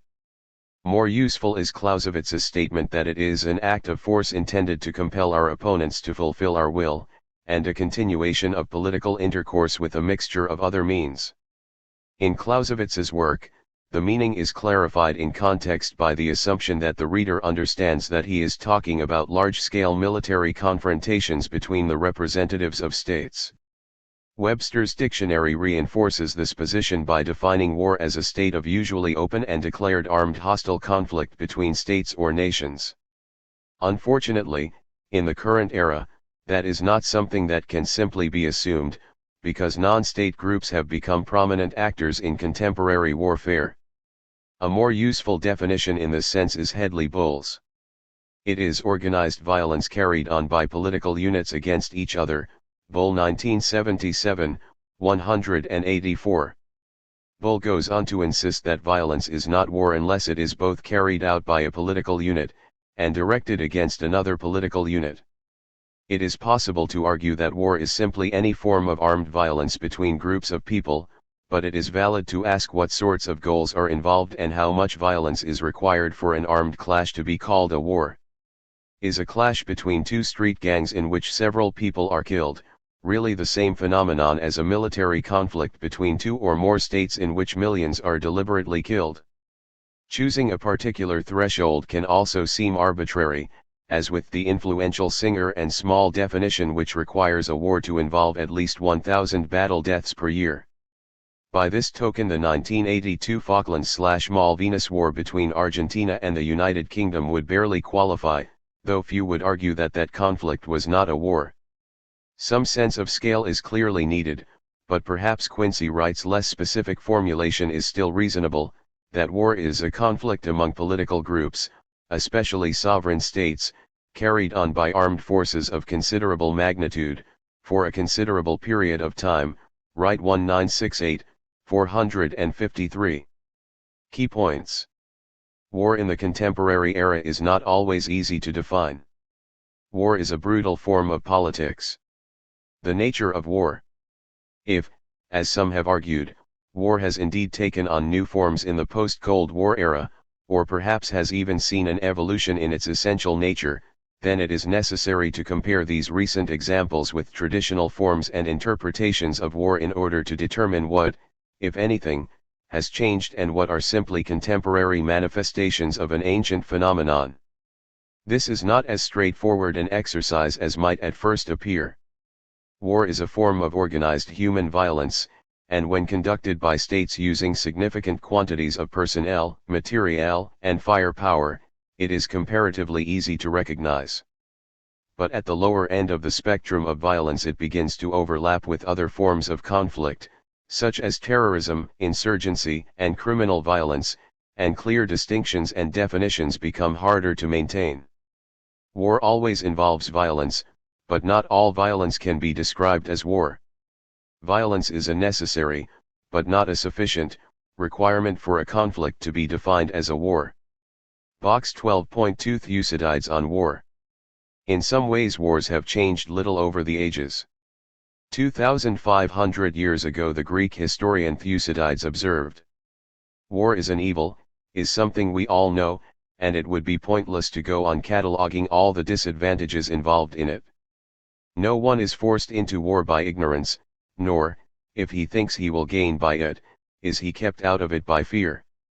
The fact is that one side thinks that the profits to be won outweigh the risks to be incurred, and the other side is ready to face danger rather than accept an immediate loss." Thucydides 1954-1972, Book 4. Wars are fought for reasons. The Western understanding of war, following Clausewitz, sees it as instrumental, a means to an end. Wars in this perspective are not random violence, they reflect a conscious decision to engage in them for a rational political purpose. They are rationalized by those who initiate them by appeal to belief and value systems. War is a form of social and political behavior. This was one of the central arguments of Clausewitz. It remains true at the start of the 21st century, but only if we operate with a broad and flexible understanding of what constitutes politics. As our understanding of politics, and the forms it can take, has evolved in the postmodern era, we should expect the same to be true of the character of war, since that is itself a form of politics. The political nature of war has been evolving in recent decades under the impact of globalization, which has increasingly eroded the economic, political, and cultural autonomy of the state. Contemporary warfare takes place in a local context, but it is also played out in wider fields and influenced by non-governmental organizations, intergovernmental organizations, regional and global media, and users of the Internet. In many ways, contemporary wars are partly fought on television, and the media therefore have a powerful role in providing a framework of understanding for the viewers of the conflict. One effect of the constant coverage of international violence by the global media may be to gradually weaken the legal, moral, and political constraints against the use of force by making it appear routine, and thereby reverse the moral questioning of war that was a feature of the second half of the 20th century.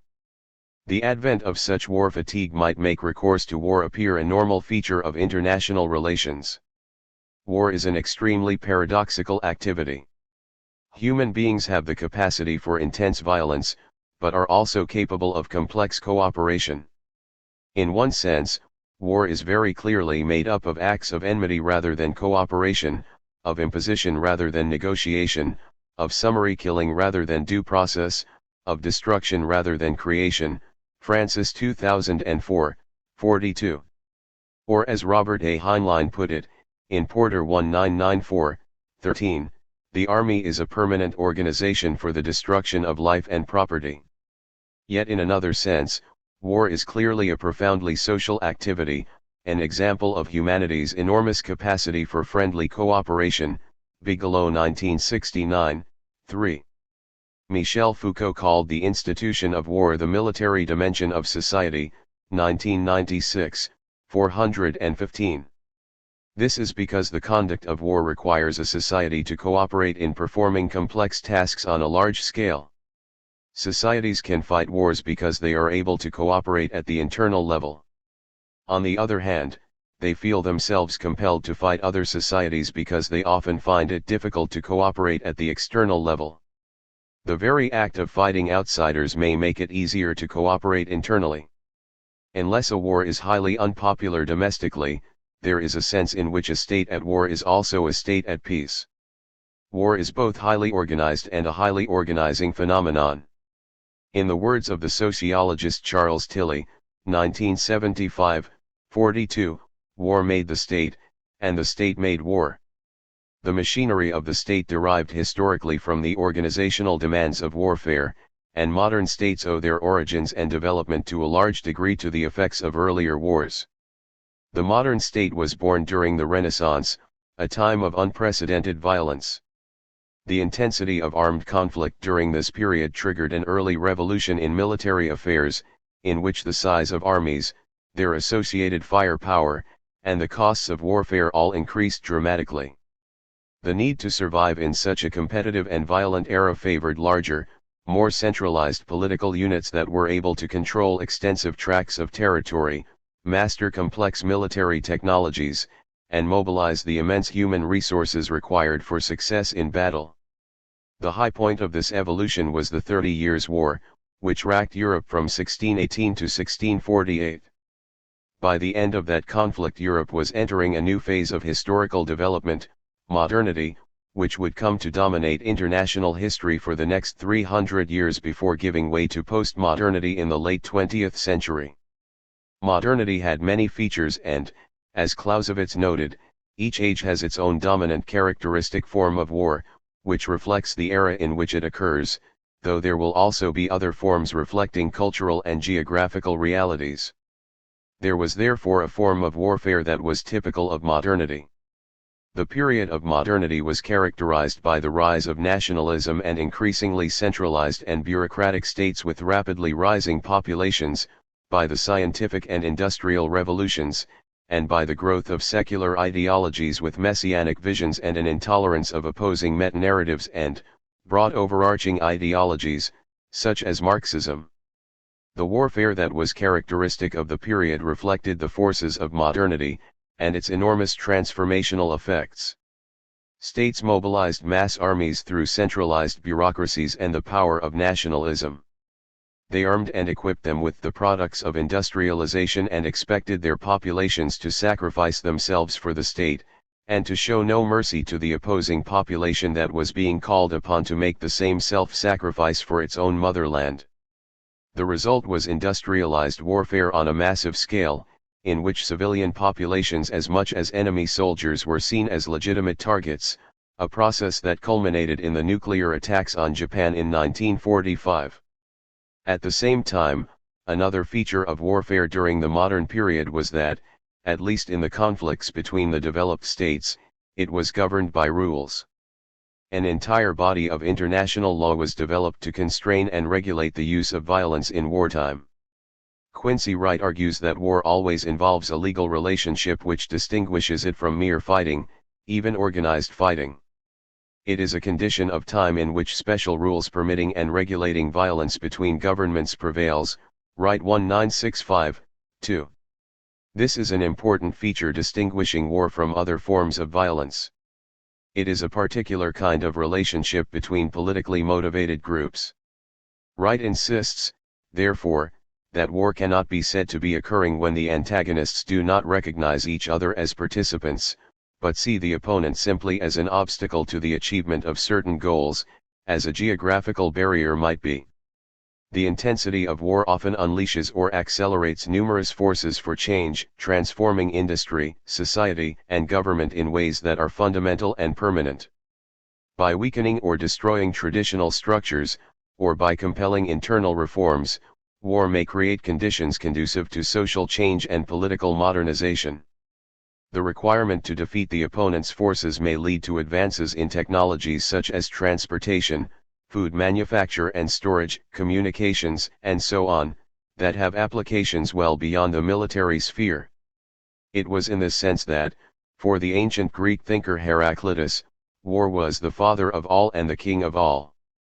Historically, during the period of modernity, the conduct of war compelled governments to centralize power in order to mobilize the resources necessary for victory. Bureaucracies and tax burdens increased in size to support the war effort. But the strains involved in preparing for and engaging in war can also lead to the weakening or disintegration of the state, as happened with South Vietnam in 1975 and to some extent the Soviet Union in 1991. Nevertheless, war, both in terms of preparation for it and its actual conduct, may be a powerful catalyst for change, but technological or even political modernization does not necessarily imply moral progress. Evolution in war, including its contemporary forms, may involve change that is morally problematic, as indeed is the case with the forces of globalization more generally. War is a profound agent of historical change, but it is not the fundamental driving force of history. There are a wide variety of factors that can contribute to the outbreak of war, such as nationalism, class conflict, human nature, and so on. These are the main drivers of change rather than war itself. War is not something imposed by an outside force. The willingness to go to war comes from within states and societies. For many analysts of war, war's nature, as the use of organized violence in pursuit of political goals, always remains the same, and is unaltered even by radical changes in political forms, in the motives leading to conflict, or technological advances. Gray 1999b, 169. For Colin Gray, if war's nature were to change, it would become something else, so he, like Clausewitz, insists that all wars have the same political nature, one fundamentally based on the idea that war is a political act, the use of force for conscious political ends. For Clausewitz and Gray, there is an important distinction between the nature and the character of war. The former refers to the constant, universal, and inherent qualities that ultimately define war throughout the ages, such as violence, chance, and uncertainty. The latter relates to the impermanent, circumstantial, and adaptive features that war develops and that account for the different periods of warfare throughout history, each displaying attributes determined by socio-political and historical preconditions, while also influencing those conditions. Clausewitz also distinguished between the objective and subjective nature of war, the former comprising of the elements common to all wars and the latter consisting of those features that make each war unique. A number of questions follow from this survey of war in relation to its contemporary and future forms. Does the current era have a dominant form of war, and if so, what is it? In what ways are the processes associated with globalization changing contemporary warfare? In what ways are the characteristics of postmodernity being reflected in contemporary modes of warfare? Does the prevailing ethical basis of warfare reflect early or late modernity, or is it recognizably new? Key points. Contemporary warfare is being influenced by globalization. War requires highly organized societies. War can be a powerful catalyst for change. The nature of war remains constant, but its form reflects the particular era and environment in which it occurs. The revolution in military affairs. Although many observers have suggested that the character of war is changing significantly, their reasons for coming to this conclusion are often quite different. One school of thought focuses on the so-called revolution in military affairs, RMA. The concept of the revolution in military affairs became popular after the dramatic American victory in the 1991 Gulf War. The manner in which superior technology and doctrine appeared to give the United States an almost effortless victory suggested that future conflicts would be decided by the possession of technological advantages such as advanced guided weapons and space satellites. However, the subsequent popularity of the RMA concept has not produced a clear consensus on what exactly the RMA is or what its implications might be. Although analysts agree that RMAs involve a radical change or some form of discontinuity in the history of warfare, there is disagreement regarding how and when these changes or discontinuities take place, or what causes them. The former U.S. Secretary of Defense, William Cohen, defined an RMA as when a nation's military seizes an opportunity to transform its strategy, military doctrine, training, education, organization, equipment, operations, and tactics to achieve decisive military results in fundamentally new ways, quoted in Gray 2002, 1. RMA proponents argue that recent breakthroughs and likely future advances in military technology mean that military operations will be conducted with such speed, precision, and selective destruction that the whole character of war will change, and this will profoundly affect the way that military/political affairs are conducted in the next few decades. Most of the RMA literature focuses on the implications of developments in technology. In the conflicts in Kuwait, 1991, Serbia, 1999, and Iraq, 2003, American technology proved vastly superior to that of its opponent. In particular, computing and space technology allowed the U.S. forces to acquire information about the enemy to a degree never before seen in warfare, and allowed precision targeting of weapon systems. Advanced communications allowed generals to exercise detailed and instant control over the developing battle and to respond quickly to developments. The speed, power, and accuracy of the weapons employed allowed them to be carefully targeted so as to destroy vital objectives without inflicting unnecessary casualties on civilian populations, though absolute precision and reliability proved impossible to achieve. Opponents lacking counters to these technologies found themselves helpless in the face of overwhelming American superiority. However, the RMA emphasis on military technology and tactics, while understandable, risks producing an oversimplistic picture of what is an extremely complex phenomenon, in which non-technological factors can play a crucial part in the outcome. In addition, most of the literature and debate on the RMA has been American and has tended to take for granted the dominance conferred by technological superiority. The current RMA is based upon a particularly Western concept of war fighting and may well only be of utility in certain well-defined situations. There has been far less discussion of how the opponents of a technologically advanced state might use unconventional or asymmetric responses to fight effectively against a more technologically sophisticated opponent. Asymmetry works both ways.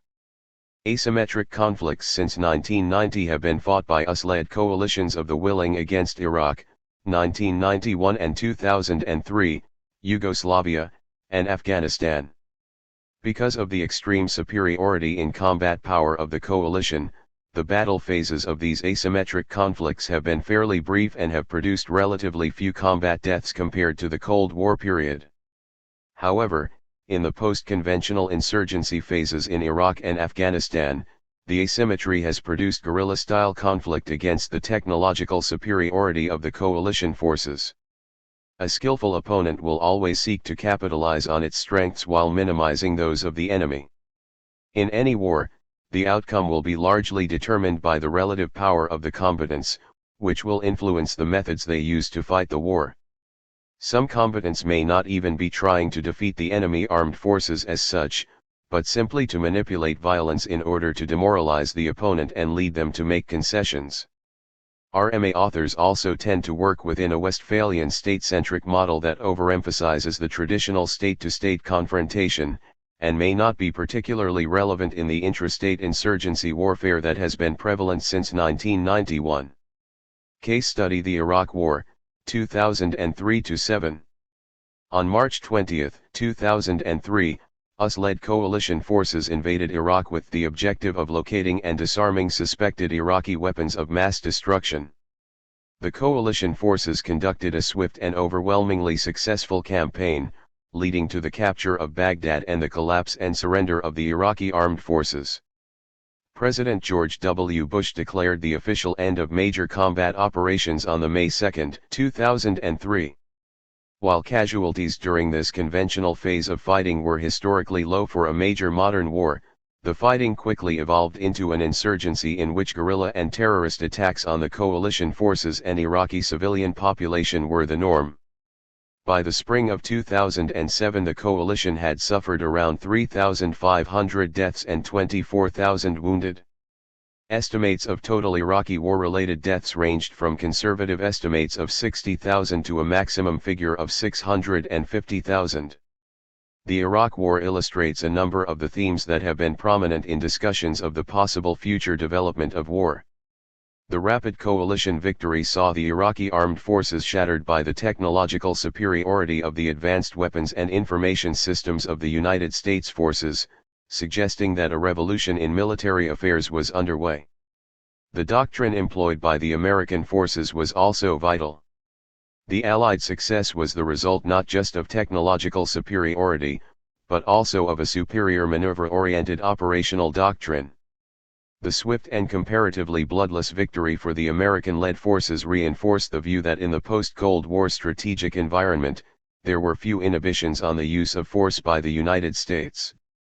With the trauma of Vietnam laid to rest, war had become swift, decisive, and affordable for the United States, and the end of the Cold War removed the threat of regional conflict escalating into a nuclear conflict with another superpower. A central feature of the conflict was the American dominance of information warfare, both in the military sense of the ability to use satellite systems for reconnaissance, communications, and weapons targeting, and in the postmodern sense of the manipulation of the civilian communications and global media images of the war to produce an international understanding of the fighting that reflected what the U.S. administration wished the watching world to perceive. However, the conflict did not end with the surrender of the regular Iraqi forces, confirming, in turn, some of the arguments of the proponents of the postmodern and New Wars theses. The ability to operate using complex informal military networks allowed the insurgency to conduct effective asymmetric warfare, despite the overwhelming superiority of the U.S. military technology.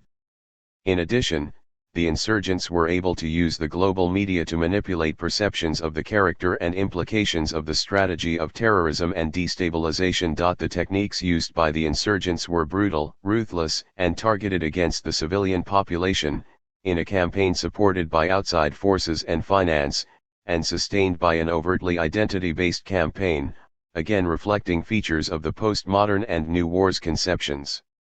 The conflict in Iraq from 2003 onwards, see case study, raised major questions about the pattern of warfare likely after the RMA.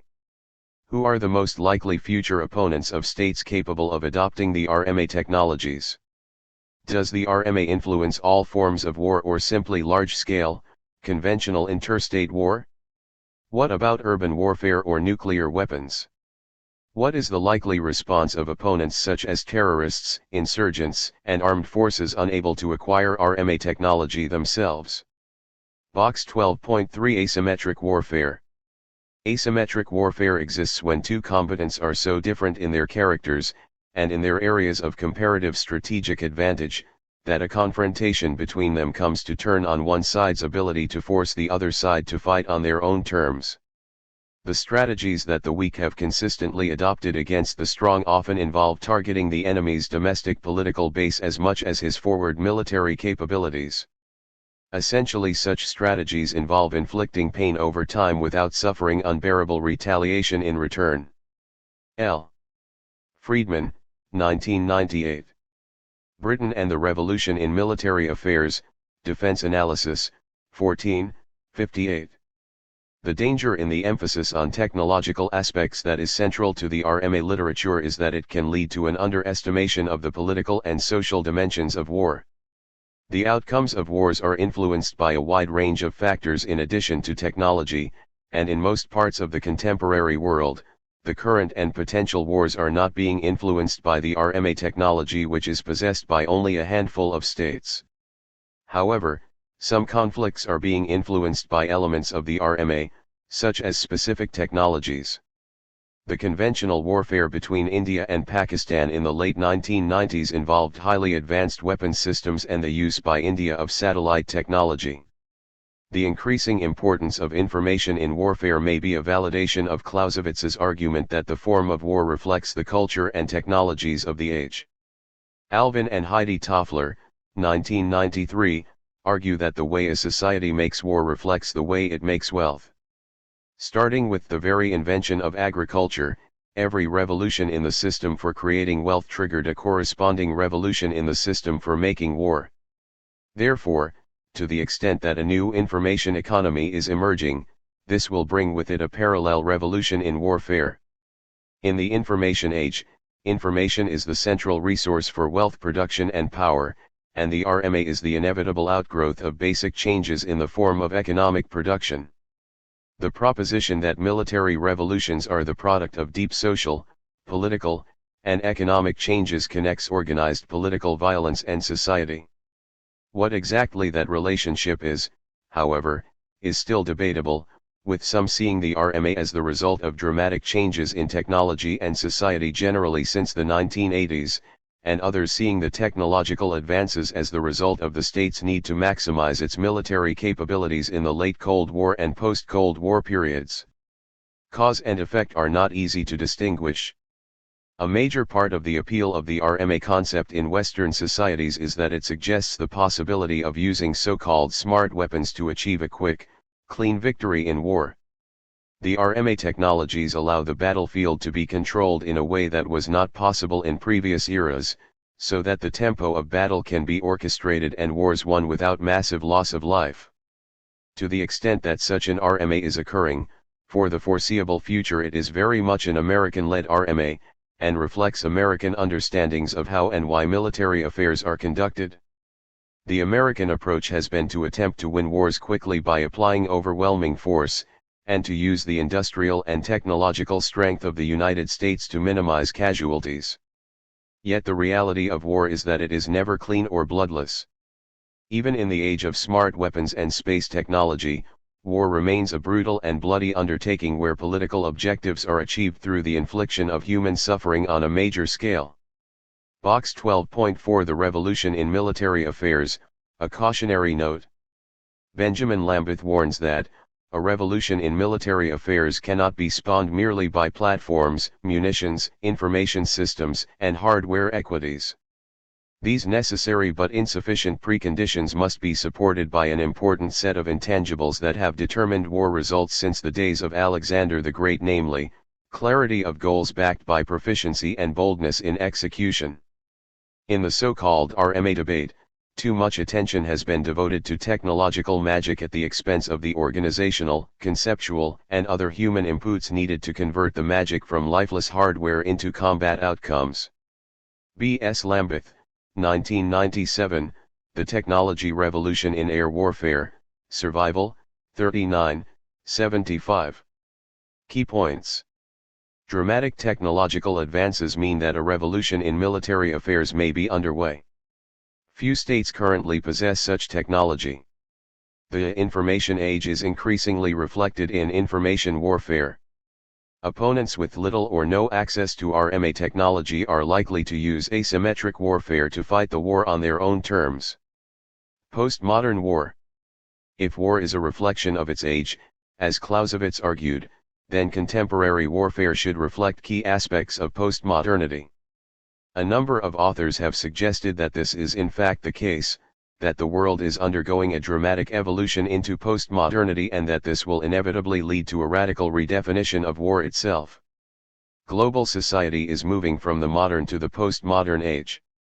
This is a process that has been underway for several decades and is the result of a wide range of economic, cultural, social, and political changes that are altering the meaning of the state and the nation. It has been marked by a shift from production to information as a core output of advanced economies. As this happens, it will affect the character of war. In some parts of the world the state is deliberately transferring functions, including military functions, to private authorities and businesses. In other areas, these functions are being seized from the state by other political actors. At the same time, globalization has weakened the national forms of identity that have dominated international relations in the past 2 centuries, and reinvigorated earlier forms of political identity and organization, such as religious, ethnic, and clan loyalties. The greatly increased role of the media is one feature of this evolution. The media have become far more important in terms of shaping or even constructing understandings of particular wars. Media warfare has made war more transparent. Each side now goes to great lengths to manipulate media images of the conflict, and journalists have effectively been transformed from observers into active participants, facing most of the same dangers as the soldiers and helping to shape the course of the war through their reporting. This reflects a broader change. Just as modernity and its wars were based on the mode of production, so postmodernity and its wars reflect the mode of information. Another postmodern development has been the increasing outsourcing of war. Over the past decade more and more states have contracted out key military services to private corporations. Privatized military firms, PMFs, sell a wide range of war-related services to states, overwhelmingly in the logistical and security roles rather than direct combat. Hundreds of PMFs have operated in more than 50 countries since the end of the Cold War. The growth of PMFs reflect a broader global trend towards the privatization of public assets. Through the provision of training and equipment, PMFs have influenced the outcomes of several recent wars, including those in Angola, Croatia, Ethiopia, and Sierra Leone. PMFs played a significant role in the 2003 US-led invasion of Iraq. For some authors in the late 1990s, the possibility of casualty-free or virtual war seemed to be becoming a possibility. Democracies in recent decades have shown a reluctance to tolerate heavy military casualties, which can undermine public support for the war effort. From the NATO perspective, the 1999 war against Yugoslavia over Kosovo appeared to be just such a conflict, a virtual war in which the NATO forces attempted to employ their technological superiority in such a way as to reduce the risk of casualties to the absolute minimum.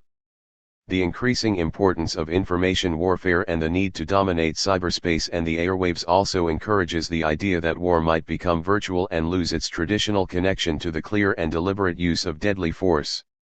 For the Kosovan and Serbian victims of ethnic violence on the ground and the Serbian victims of Allied air attacks, the war was anything but virtual.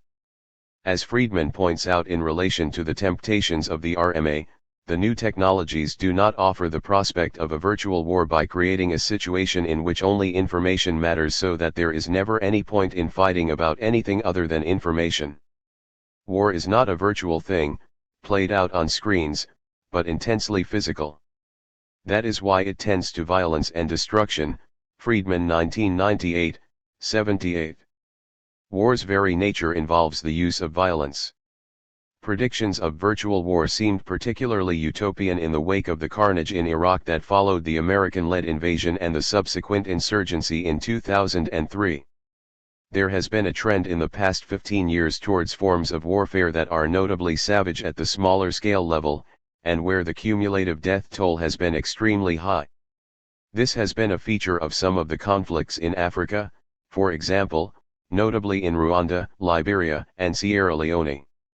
Edward Luttwak has suggested that the world has entered a new age of post-heroic warfare easily started and fought without restraint, Luttwak 1995, 110. Many other observers have also suggested that the wars since 1990 have been particularly barbaric, that they have been driven by irrationality and that they represent the expression of primordial hatreds that had been suppressed during the Cold War and that re-emerged in the 1990s.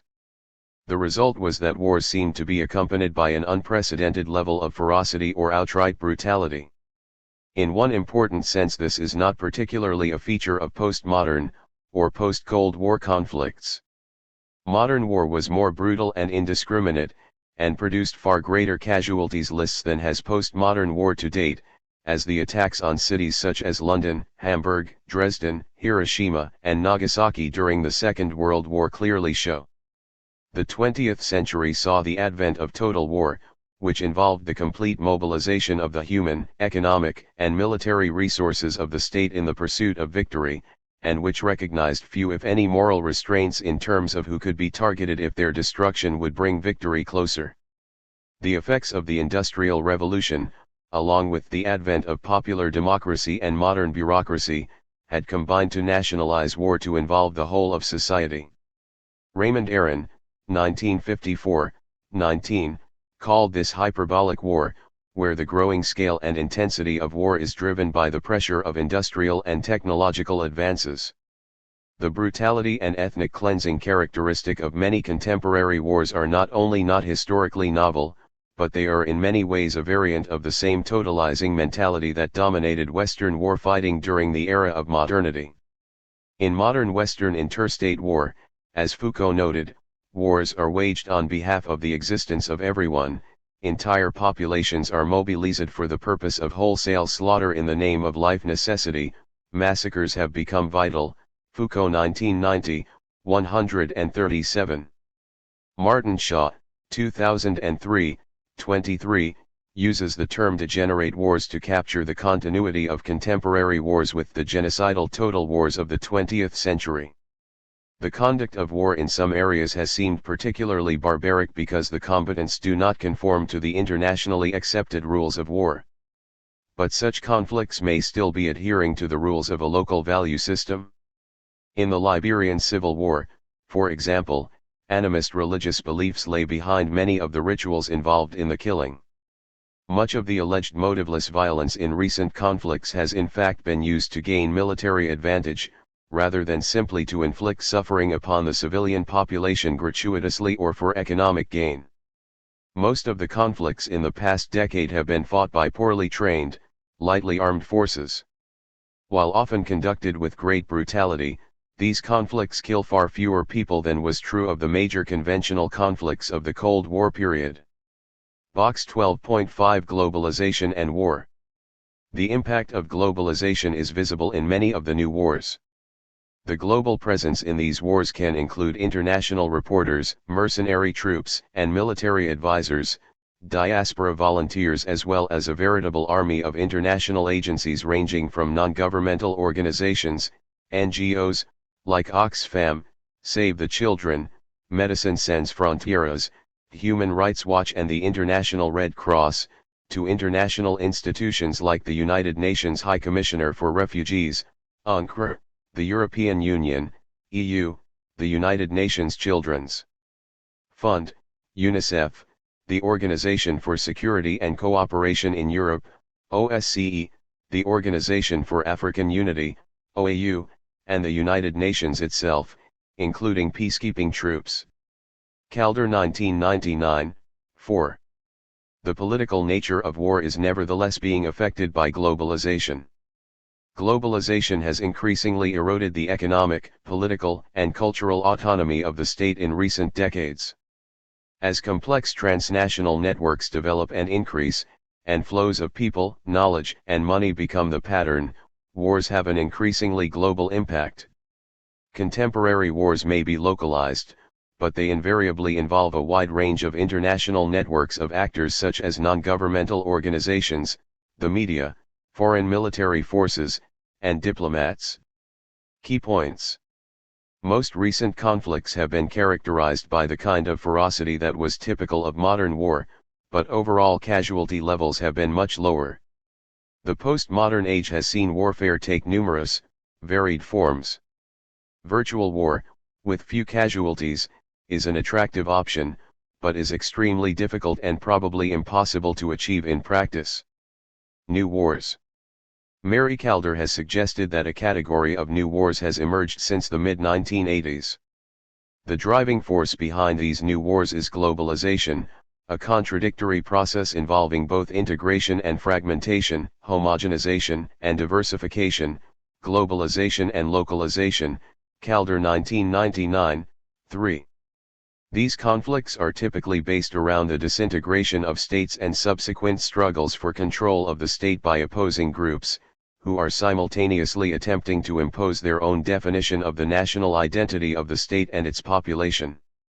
Just as earlier wars were linked to the emergence and creation of states, the new wars are related to the disintegration and collapse of states, and much of the pressure on such states has come from the effects of globalization on the international system.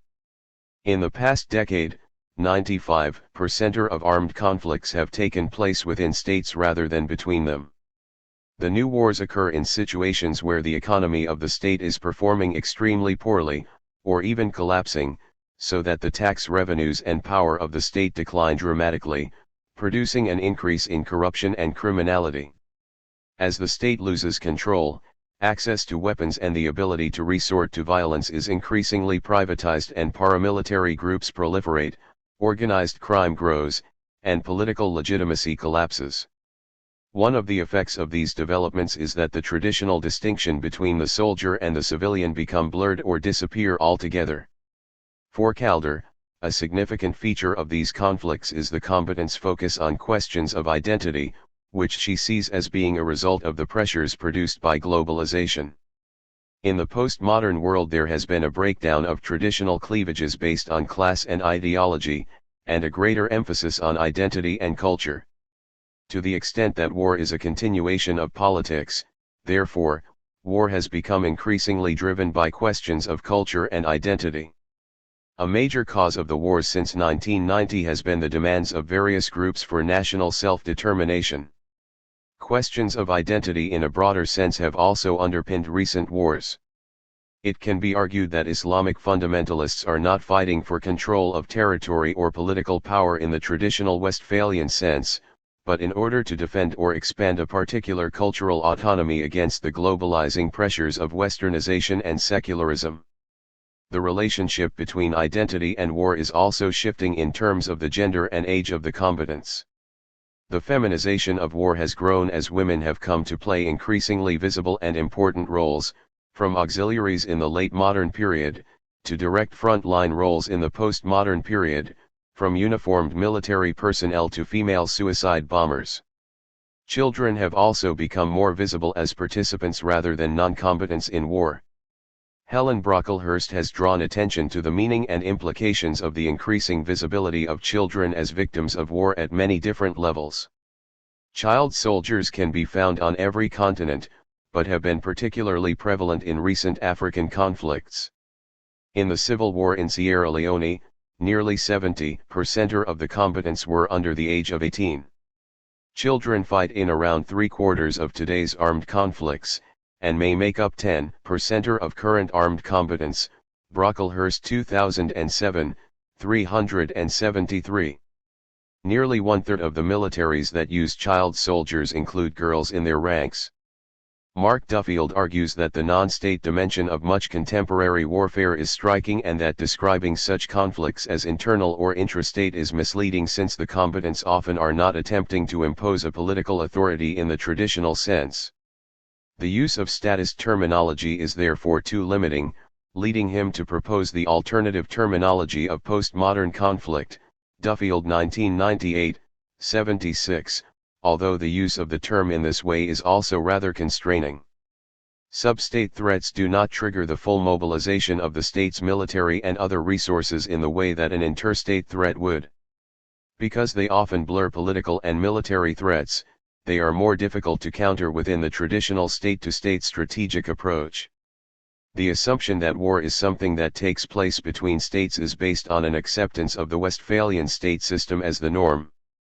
This was the case during the modern period of history, from the mid-18th century till the late 20th century. This was the period when the state system was most clearly defined, and historically there is a powerful linkage between the nature of the existing international system, and the prevailing mode of warfare.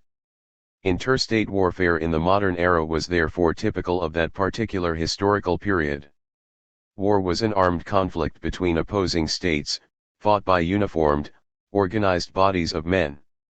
They were regulated by formal acts, including declarations of war, laws of neutrality, and peace treaties. As the state system evolves in response to postmodernity and globalization, typical forms of warfare can be expected to evolve also. Thus it is not surprising that commentators should speak of post-Westphalian war.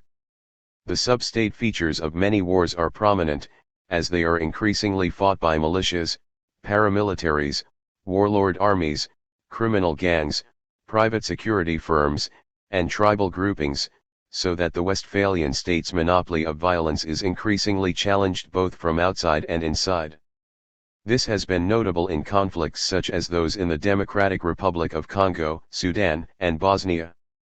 Paramilitaries include armed police, border guards, internal security forces, riot squads, militias, and privatized armies.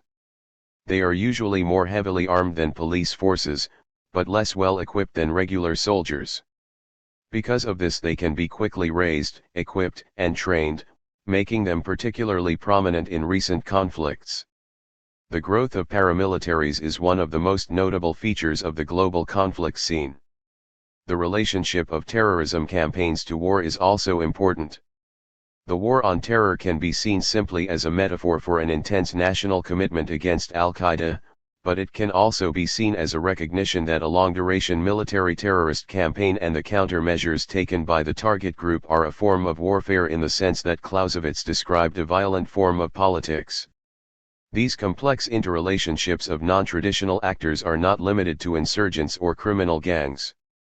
Because of the prevalence of humanitarian interventions and the belief that economic development acts as a deterrent to war, aid organizations, UN agencies, armed forces, and private security firms are increasingly networked in areas such as the Balkans, Africa, and the Middle East.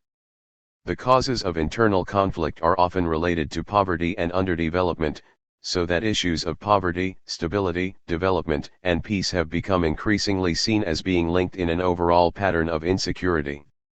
This has meant a greater willingness by developed states to see war as in many ways an issue of underdevelopment and political insecurity, and the presence of such social and economic insecurity as being in itself a justification for wars of intervention. Many of the features of the new wars are not new in the sense that they have been common in earlier periods of history: ethnic and religious wars, for example, or conflicts conducted with great brutality. Looting and plunder have been a feature of most wars in history. Low-intensity conflicts have in fact been the most common form of armed conflict since the late 1950s. However, it can be argued that the initiators of the new wars have been empowered by the new conditions produced by globalization, which have weakened states and created parallel economies and privatized protection.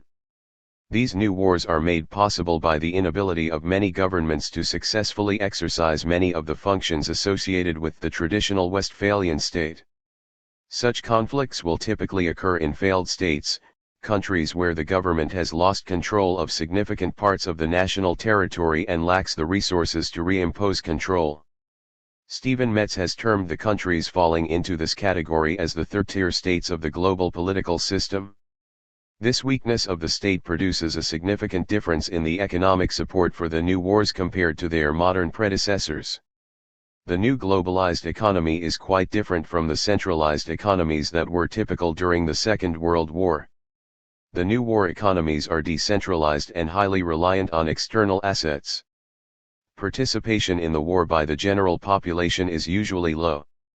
Unemployment is generally high, providing a source of recruits seeking an income. The fighting units therefore finance themselves through plunder and the black market, or through external assistance, not through state taxation as in the old wars. Criminal activities such as hostage-taking, trafficking of weapons, drugs, and people, and money laundering are also used to support the war effort. Where foreign aid is reaching the conflict zone, theft or extortion of the aid will also fund the fighting. Globalization also means that the combatants do not produce their own weaponry, as was typical in modern war, but acquire it directly or indirectly through intermediaries on the global arms market, or through the disintegration of the state structures as in Moldova and Chechnya. Box 12. 6 Third-tier states. Stephen Metz groups the world's states into 3 tiers for the purpose of predicting likely future forms of conflict. Those of the first tier are the states which have effective functioning economies and political systems, and exhibit high degrees of internal stability and external law-abiding behavior. The democracies of the North Atlantic region are typical of this group. Second-tier states exhibit periodic instability, and may have areas within their territory where the government does not exercise internal sovereignty. However, the state is not in danger of collapse. Third-tier states are marked by crisis. There are considerable areas where the central government has lost control and non-governmental armed forces are operating. In such areas, the warlords or other groupings neither exercise full control over the areas they dominate, nor contribute to the stability of the country as a whole, which is therefore essentially ungovernable. War in such areas will typically involve sub-state groups fighting for the personal glory of the leader, or wealth, resources, land, ethnic security, or even revenge for real or perceived past injustices. Such conflicts may involve groups representing different ethnic or communal groupings, and the fighting will usually be undertaken with low-technology weapons but fought with such intensity that the casualty rates may be higher than in conventional warfare, especially among civilians caught up in the fighting. Craig Snyder and J. Yuan Malik, 1999, Developments in Modern Warfare, in C. Snyder, ed., Contemporary Security and Strategy, London, Macmillan 204. For some observers, the economic rationale, rather than politics, is what drives the new wars, so that war has become a continuation of economics by other means. It is the pursuit of personal wealth rather than political power that is the motivation of the combatants. In some conflicts, therefore, war has become the end rather than the means. Key point: new wars, following state collapse, are often conflicts over identity as much as territory. The new wars in fact follow a pattern of warfare that has been typical since the late 1950s. Such conflicts typically occur in countries where development is lacking and there is significant economic insecurity. Conclusion: The end of the Cold War has not significantly altered the dominant patterns of war that have been in place for the past 50 years. The new forms of conflict are for the most part not new as such, but have received more Western attention since the end of the Cold War. While they are often characterized by great brutality, the absence of heavy weaponry and superpower support means that casualty levels are markedly lower than during the Cold War. RMA technologies have dramatic potential, but have so far had little impact outside U.S. operations. While war is less common and less deadly than in the 1945-92 period, it remains a brutal and inhumane form of politics. Questions. 1. To what extent is globalization a cause of war? 2. In what ways are wars examples of cooperative behavior? 3. Why do some authors believe that war between the current great powers is highly unlikely? 4. What is the distinction between the nature and the character, or form, of war? 5. To what extent is a revolution in military affairs taking place? 6. What is asymmetric warfare? 7. How important is gender in understanding war? 8. What do you understand by the term, the new wars? 9. What is the relationship between children and contemporary war? 10. Has war become more brutal since the end of the Cold War? Guide to further reading. Biddle, S. 2004, Military Power, Explaining Victory and Defeat in Modern Battle, Princeton, New Jersey, Princeton University Press. An interesting and stimulating study of warfare since 1900, analyzing the techniques and technologies which have aided the offense and defense to achieve victory in modern wars. Blank, S.J. 1996, Preparing for the Next War, Reflections on the Revolution in Military Affairs, Strategic Review, 24, 17-25. An analysis of the post-1990 revolution in military affairs, which argues cogently that in order to benefit from the technological advantages in the RMA, states must embrace necessary organizational and doctrinal changes. Brocklehurst, H. 2006, Who's Afraid of Children? Children, Conflict, and International Relations, Aldershot, Ashgate. A groundbreaking study of the place of children in modern warfare, exploring their roles as warriors, as victims, and as witnesses. The book raises searching questions about the meaning of childhood and child in the light of contemporary conflict.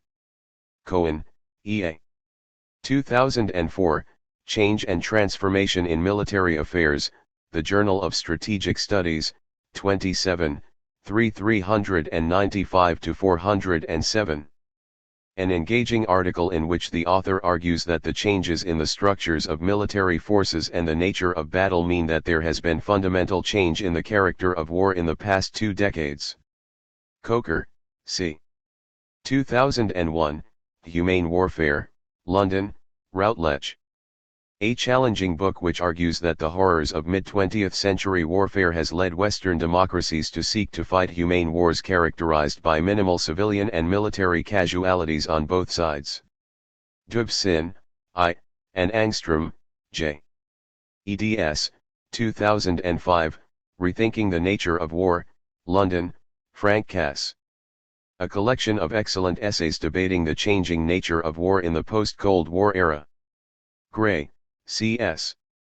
2002, Strategy for Chaos, Revolutions in Military Affairs and the Evidence of History, London, Frank Cass. A very good introduction to the RMA debates with useful historical case studies of earlier RMAs. Ignatieff, M. 1997, The Warrior's Honor, Ethnic War and the Modern Conscience, New York, Henry Holt. An examination of the motivations of moral interventionists such as aid workers, journalists, and peacekeepers, and those of the ethnic warriors with whom they engage in postmodern war zones. Calder, M. 1999, New and Old Wars, Organized Violence in a Global Era, Cambridge, Polity, Press. Calder argues that key features of the conflicts waged since 1990 allow them to be termed new wars. Sadly, the long history of warfare demonstrates that there is little that is genuinely novel about such conflicts. Record, J. 2004, Dark Victory, America's Second War Against Iraq, Washington, D.C., U.S. Naval Institute Press. This is a study of the 2003 war against Iraq, which sees it as a long-delayed completion of business begun in 1990-1. Although it does not deal with the insurgency phase of the war, Record strongly advocated a comprehensive program for post-war reconstruction as a key to long-term success. Van Creveld, M. 1991, The Transformation of War, New York, Free Press. An analysis that is particularly strong in bringing out the socio-economic demands of modern warfare. Von Clausewitz, c. 1989, On War, edited and translated by Michael Howard and Peter Parrott, Princeton, New Jersey, Princeton University Press. Clausewitz remains essential reading for the serious student of war. Online Resource Center. Visit the online resource center that accompanies this book to access more learning resources on this chapter topic at www.oxfordtextbooks.co.uk/uk/org/Baylis_Smith 4e. Chapter 13. International and Global Security. John Baylis. Reader's Guide. This chapter focuses on the effects of the end of the Cold War on global security. In particular, it looks at the question of whether international relations, especially in an era of increasing globalization, is likely to be as violent in the future as it has been in the past. It begins by looking at disagreements that exist about the causes of war and whether violence is always likely to be with us. We then turn to traditional/classical realist and more contemporary neorealist perspectives on international security, before turning to alternative approaches. The chapter ends by considering the continuing tension between national and international security and suggests that, despite the important changes associated with the processes of globalization, it remains too early to make a definitive judgment about whether a fundamentally different paradigm of international politics is emerging, or whether it is possible for such a transformation to occur. Introduction. Students of international politics deal with some of the most profound questions it is possible to consider. Among the most important of these is whether international security is possible to achieve in the kind of world in which we live. For much of the intellectual history of the subject, a debate has raged about the causes of war. For some writers, especially historians, the causes of war are unique to each case. Other writers believe that it is possible to provide a wider, more generalized explanation. Some analysts, for example, see the causes lying in human nature, others in the outcome of the internal organization of states, and yet others in international anarchy. In a major work on the causes of war, Kenneth Waltz considers what he calls the three images of war: man, the state, and the international system, in terms of what thinkers have said about the origins of conflict throughout the history of Western civilization. Waltz 1954. Waltz himself puts particular emphasis on the nature of international anarchy. Wars occur because there is nothing to stop them from occurring, but he also recognizes that a comprehensive explanation requires an understanding of all three. In his words, the third image describes the framework of world politics, but without the first and second images there can be no knowledge of the forces that determine policy.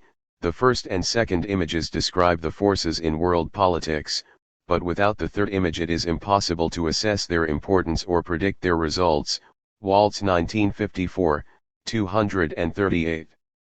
In this ongoing debate, as Waltz points out, there is a fundamental difference between political philosophers over whether conflict can be transcended or mitigated.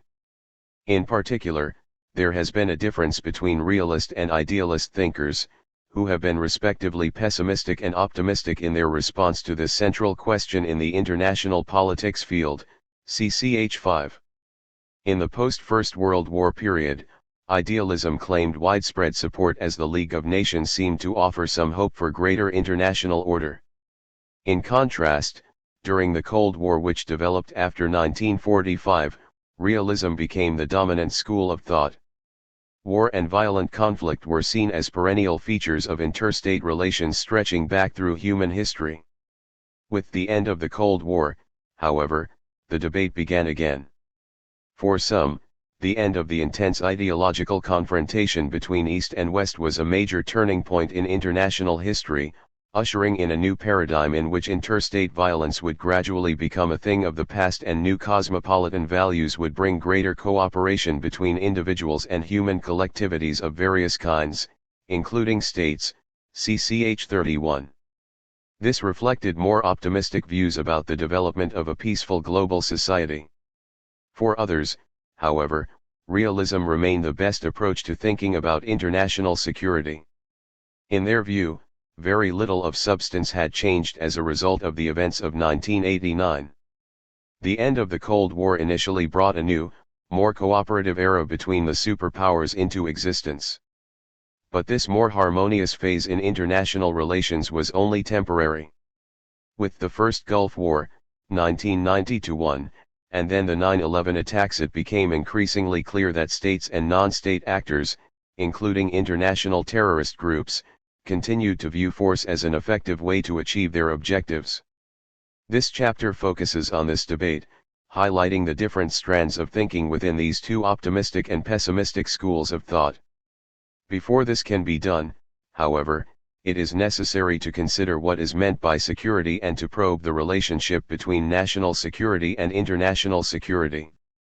Attention will then shift to traditional ways of thinking about national security and the influence which these ideas have had on contemporary thinking. This will be followed by a survey of alternative ideas and approaches which have emerged in the literature in recent years. The conclusion will then provide an assessment of these ideas before returning to the central question of whether or not greater international security is more, or less, likely in the new century. What is meant by the concept of security? Most writers agree that security is a contested concept.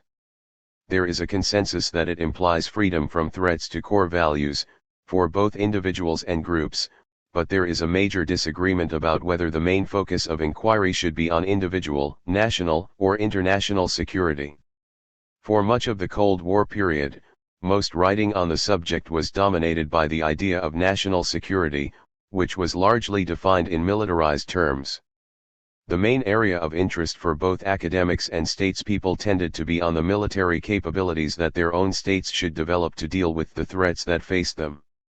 More recently, however, this idea of security has been criticized for being ethnocentric, culturally biased, and too narrowly defined.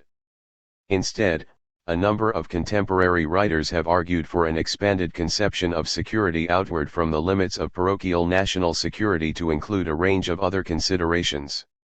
Barry Buzan, in his study People, States, and Fear, 1983, argued for a view of security which includes political, economic, societal, environmental as well as military aspects and which is also defined in broader international terms. Buzan's work raises interesting and important questions about whether national and international security considerations can be compatible and whether states, given the nature of the international system, are capable of thinking in more cooperative international and global terms. This focus on the tension between national and international security is not accepted by all writers on security. There are those who argue that the emphasis on the state and interstate relations ignores the fundamental changes which have been taking place in world politics, especially in the aftermath of the Cold War. For some, the dual processes of integration and fragmentation which characterize the contemporary world mean that much more attention should be given to societal security. According to this view, growing integration in regions like Europe is undermining the classical political order based on nation-states, leaving nations exposed within larger political frameworks, like the European Union, ch 25. At the same time, the fragmentation of various states, like the Soviet Union and Yugoslavia, has created new problems of boundaries, minorities, and organizing ideologies which are causing increasing regional instability, Weyever et al. 1993, 196. This has led to the argument that ethno-national groups, rather than states, should become the center of attention for security analysts. At the same time, There are other commentators who argue that the stress on national and international security is less appropriate because of the emergence of an embryonic global society in the post-Cold War era. Like the societal security theorists, they point to the fragmentation of the nation-state, but they argue that more attention should be given, not to society at the ethno-national level, but to global society. These writers argue that one of the most important contemporary trends is the broad process of globalization which is taking place. They accept that this process brings new risks and dangers. These include the risks associated with such things as international terrorism, a breakdown of the global monetary system, global warming, and the dangers of nuclear accidents. These threats to security, on a planetary level, are viewed as being largely outside the control of nation-states. Only the development of a global community, they believe, can deal with this adequately. Box 13.1 Notions of security. A nation is secure to the extent to which it is not in danger of having to sacrifice core values if it wishes to avoid war, and is able, if challenged, to maintain them by victory in such a war. Walter Lippmann. Security, in any objective sense, measures the absence of threats to acquired values, and in a subjective sense, the absence of fear that such values will be attacked. Arnold Wolfers. In the case of security, the discussion is about the pursuit of freedom from threat. When this discussion is in the context of the international system, security is about the ability of states and societies to maintain their independent identity and their functional integrity. Barry Buzan. Stable security can only be achieved by people and groups if they do not deprive others of it. This can be achieved if security is conceived as a process of emancipation. Wheeler and Booth. At the same time, there are other writers on globalization who stress the transformation of the state, rather than its demise, and the new security agenda in the early years of the new century. In the aftermath of what has become known as 9/11 in September 2001 and the new era of violence which followed it, Jonathan Friedman argued that we are living in a world where polarization, both vertical and horizontal, both class and ethnic, has become rampant, and where violence has become more globalized and fragmented at the same time, and is no longer a question of wars between states but of sub-state conflicts, globally networked and financed, in which states have become one actor. Increasingly privatized, amongst others, Friedman 2003, 9. For many of those who feel like this, the post-September 11 era is a new and extremely dangerous period in world history. Whether the world is so different today from in the past is a matter of much contemporary discussion. In order to consider this issue, we need to begin by looking at the way security has been traditionally conceived. Key points. Security is a contested concept. The meaning of security has been broadened to include political, economic, societal, environmental, and military aspects. Differing arguments exist about the tension between national and international security. Different views have also emerged about the significance of 9/11 for the future of international security. The traditional approach to national security. As Chapter 2 has shown, from the Treaty of Westphalia in 1648 onward, states have been regarded as by far the most powerful actors in the international system. They have been the universal standard of political legitimacy, with no higher authority to regulate their relations with each other. This has meant that security has been seen as the priority obligation of state governments. They have taken the view that there is no alternative but to seek their own protection in what has been described as a self-help world. In the historical debate about how best to achieve national security, writers like Hobbes, Machiavelli, and Rousseau tended to paint a rather pessimistic picture of the implications of state sovereignty. The international system was viewed as a rather brutal arena in which states would seek to achieve their own security at the expense of their neighbors. Interstate relations were seen as a struggle for power as states constantly attempted to take advantage of each other. According to this view, permanent peace was unlikely to be achieved. All that states could do was to try to balance the power of other states to prevent anyone from achieving overall hegemony. This was a view which was shared by writers like E. H. Carr and Hans Morgenthau, who developed what became known as the realist, or classical realist, school of thought in the aftermath of the Second World War. More recent attempts to update these ideas can be seen in the works of Alistair J. H. Murray, 1997, Thomas Christensen, 1996, Randall Schweller, 1998, William Walforth, 1993, and Fareed Zakaria, 1998. Their work is sometimes referred to as neoclassical realism, CCH5. Alistair J. H. Murray, and Anatole Levin and John Hulsman have also developed what has become known as ethical realism. According to Levin and Hulsman. Box 13.2 Key definitions. A security community is a group of people which has become integrated. By integration we mean the attainment, within a territory, of a sense of community and of institutions and practices strong enough and widespread enough to assure dependable expectations of peaceful change among its population. By a sense of community we mean a belief that common social problems must and can be resolved by processes of peaceful change. Karl Deutsch. Security regimes occur when a group of states cooperate to manage their disputes and avoid war by seeking to mute the security dilemma both by their own actions and by their assumptions about the behavior of others. Robert Jervis.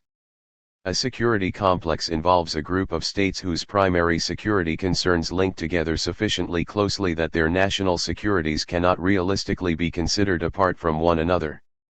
Barry Buzan. Acceptance of common security as the organizing principle for efforts to reduce the risk of war, limit arms, and move towards disarmament, means, in principle, that cooperation will replace confrontation in resolving conflicts of interest. This is not to say that differences among nations should be expected to disappear. The task is only to ensure that these conflicts do not come to be expressed in acts of war, or in preparations for war. It means that nations must come to understand that the maintenance of world peace must be given a higher priority than the assertion of their own ideological or political positions. Palmer Report 1992. Ethical realism embodies a strong sense of the fundamentally tragic nature of the human condition. Its vision is not purely tragic, however, because it also believes in the ability of men and nations to transcend in spirit their circumstances and to strive toward the good, though never fully to achieve it. In this, ethical realism differs from much of the traditional or classical realism, whose exponents also have a tragic sense but too often ignore both moral factors and the possibility of domestic progress, and believe that in the end, states and the relative power of states are the only really important imperatives on the international scene. Levin and Hulsman 2006, 58. The realist pessimistic view of international relations is shared by other contemporary writers like Kenneth Waltz and John Mearsheimer. The pessimism of these neorealists rests on a number of key assumptions they make about the way the international system works, CCH5. Key neorealist assumptions. The international system is anarchic. They do not mean by this that it is necessarily chaotic. Rather, anarchy implies that there is no central authority capable of controlling state behavior. States claiming sovereignty will inevitably develop offensive military capabilities to defend themselves and extend their power. As such, they are potentially dangerous to each other. Uncertainty, leading to a lack of trust, is inherent in the international system. States can never be sure of the intentions of their neighbors and, therefore, they must always be on their guard. States will want to maintain their independence and sovereignty, and, as a result, survival will be the most basic driving force influencing their behavior. Although states are rational, there will always be room for miscalculation. In a world of imperfect information, potential antagonists will always have an incentive to misrepresent their own capabilities to keep their opponents guessing. This may lead to mistakes about real state interests. Taken together, neorealists argue that these assumptions produce a tendency for states to act aggressively towards each other. According to this view, national security, or insecurity, is largely the result of the structure of the international system. This is why these writers are sometimes called structural realists. The structure of anarchy is seen as being highly durable. The implication of this is that international politics in the future is likely to be as violent as international politics in the past. In an important article entitled Back to the Future written in 1990, John Mearsheimer argued that the end of the Cold War was likely to usher in a return to the traditional multilateral balance of power politics of the past, in which extreme nationalism and ethnic rivalries would lead to widespread instability and conflict. Mearsheimer viewed the Cold War as a period of peace and stability brought about by the bipolar structure of power which prevailed. With the collapse of this system, he argued that there would be a return to the kind of great power rivalries which had blighted international relations since the 17th century. For neorealist writers like Mearsheimer, international politics may not be characterized by constant wars, but there is nevertheless a relentless security competition which takes place, with war, like rain, always a possibility. It is accepted that cooperation among states can and does occur, but such cooperation has its limits. It is constrained by the dominating logic of security competition, which no amount of cooperation can eliminate. Mearsheimer 1994/5, 9. Genuine long-lasting peace, or a world where states do not compete for power, therefore, is very unlikely to be achieved. For neorealists, the contemporary unipolar structure of power, with U.S. preeminence, is likely to give way to a new international structure, with the rise of states like China. Key points. Debates about security have traditionally focused on the role of the state in international relations. Realists and neorealists emphasize the perennial problem of insecurity. The security dilemma is seen by some writers as the essential source of conflict between states. The difficulties of cooperation between states. For most contemporary neorealist writers, there is little prospect of a significant change in the nature of security in the post-Cold War world. Pointing to the Gulf War in 1991, the violent disintegration of the former Yugoslavia and parts of the former Soviet Union, continuing violence in the Middle East, and the Iraq War in 2003, it is argued that we continue to live in a world of mistrust and constant security competition. Cooperation between states occurs, but it is difficult to achieve and even more difficult to sustain. There are two main factors, it is suggested, which continue to make cooperation difficult, even after the changes of 1989. The first is the prospect of cheating, the second is the concern which states have about what are called relative gains. The problem of cheating. Writers like Waltz and Mearsheimer do not deny that states often cooperate, or that in the post-Cold War era there are even greater opportunities than in the past for states to work together. They argue, however, that there are distinct limits to this cooperation because states have always been, and remain, fearful that others will cheat on any agreements reached and attempt to gain advantages over them. This risk is regarded as being particularly important, given the nature of modern military technology, which can bring about very rapid shifts in the balance of power between states. Such a development, Mearsheimer has argued, could create a window of opportunity for the cheating side to inflict a decisive defeat on the victim state. 1994/5, 20. States realize that this is the case, and although they join alliances and sign arms control agreements, they remain cautious and aware of the need to provide for their own national security in the last resort. The problem of relative gains.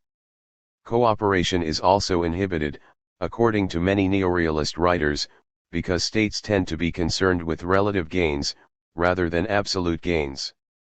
Instead of being interested in cooperation because it will benefit both partners, states always have to be aware of how much they are gaining compared with the state they are cooperating with. Because all states will be attempting to maximize their gains in a competitive, mistrustful, and uncertain international environment, cooperation will always be very difficult to achieve and hard to maintain. Such a view of the problems of cooperation in the post-Cold War world is not, however, shared by all writers. There is a wide body of opinion among scholars and politicians that the neorealist view of international relations should be modified or even replaced. Opposition to neorealism takes a wide variety of different forms. To illustrate alternative ways of thinking about contemporary international security, a number of different approaches will be considered. Despite the differences which exist between writers in these fields, many of them share a common view that greater international security in the future is possible. Key points. Trust is often difficult between states, according to realists and neorealists, because of the problem of cheating. Realists and neorealists also point out the problem of relative gains, whereby states compare their gains with those of other states when making their decisions about security. The opportunities for cooperation between states. Liberal institutionalism. One of the main characteristics of the neorealist approach to international security is the belief that international institutions do not have a very important part to play in the prevention of war. Institutions are seen as being the product of state interests and the constraints which are imposed by the international system itself. It is these interests and constraints which shape the decisions on whether to cooperate or compete rather than the institutions to which they belong. Such views have been challenged by both statespeople and a number of international relations specialists, particularly following the end of the Cold War. The British Foreign Secretary Douglas Hurd, for example, made the case in June 1992 that institutions themselves had played, and continued to play, a crucial role in enhancing security, particularly in Europe. He argued that the West had developed a set of international institutions which have proved their worth for one set of problems. He went on to argue that the great challenge of the post-Cold War era was to adapt these institutions to deal with the new circumstances which prevailed. Hurd, quoted in Mearsheimer 1994/5. This view reflected a belief, widely shared among Western statespeople, that a framework of complementary, mutually reinforcing institutions, the EU, NATO, WEU, Western European Union, and the Organization for Security and Cooperation in Europe, OSCE, could be developed to promote a more durable and stable European security system for the post-Cold War era. It is a view which is also shared by a distinctive group of academic writers which developed since the 1980s and early 1990s. These writers share a conviction that the developing pattern of institutionalized cooperation between states opens up unprecedented opportunities to achieve greater international security in the years ahead.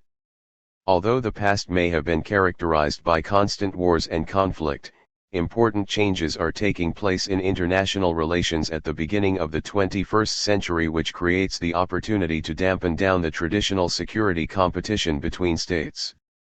This approach, known as liberal institutionalism, operates largely within the realist framework, but argues that international institutions are much more important in helping to achieve cooperation and stability than structural realists realize. CCH 7. According to Keohane and Martin, 1995, 42, institutions can provide information, reduce transaction costs, make commitments more credible, establish focal points for coordination and, in general, facilitate the operation of reciprocity. Supporters of these ideas point to the importance of European economic and political institutions in overcoming the traditional hostility of European states. They also point to the developments within the European Union and NATO in the post-Cold War era to demonstrate that by investing major resources, states themselves clearly believe in the importance of institutions. As such, it is suggested that in a world constrained by state power and divergent interests, international institutions operating on the basis of reciprocity at least will be a component of any lasting peace. In other words, international institutions themselves are unlikely to eradicate war from the international system, but they can play a part in helping to achieve greater cooperation between states.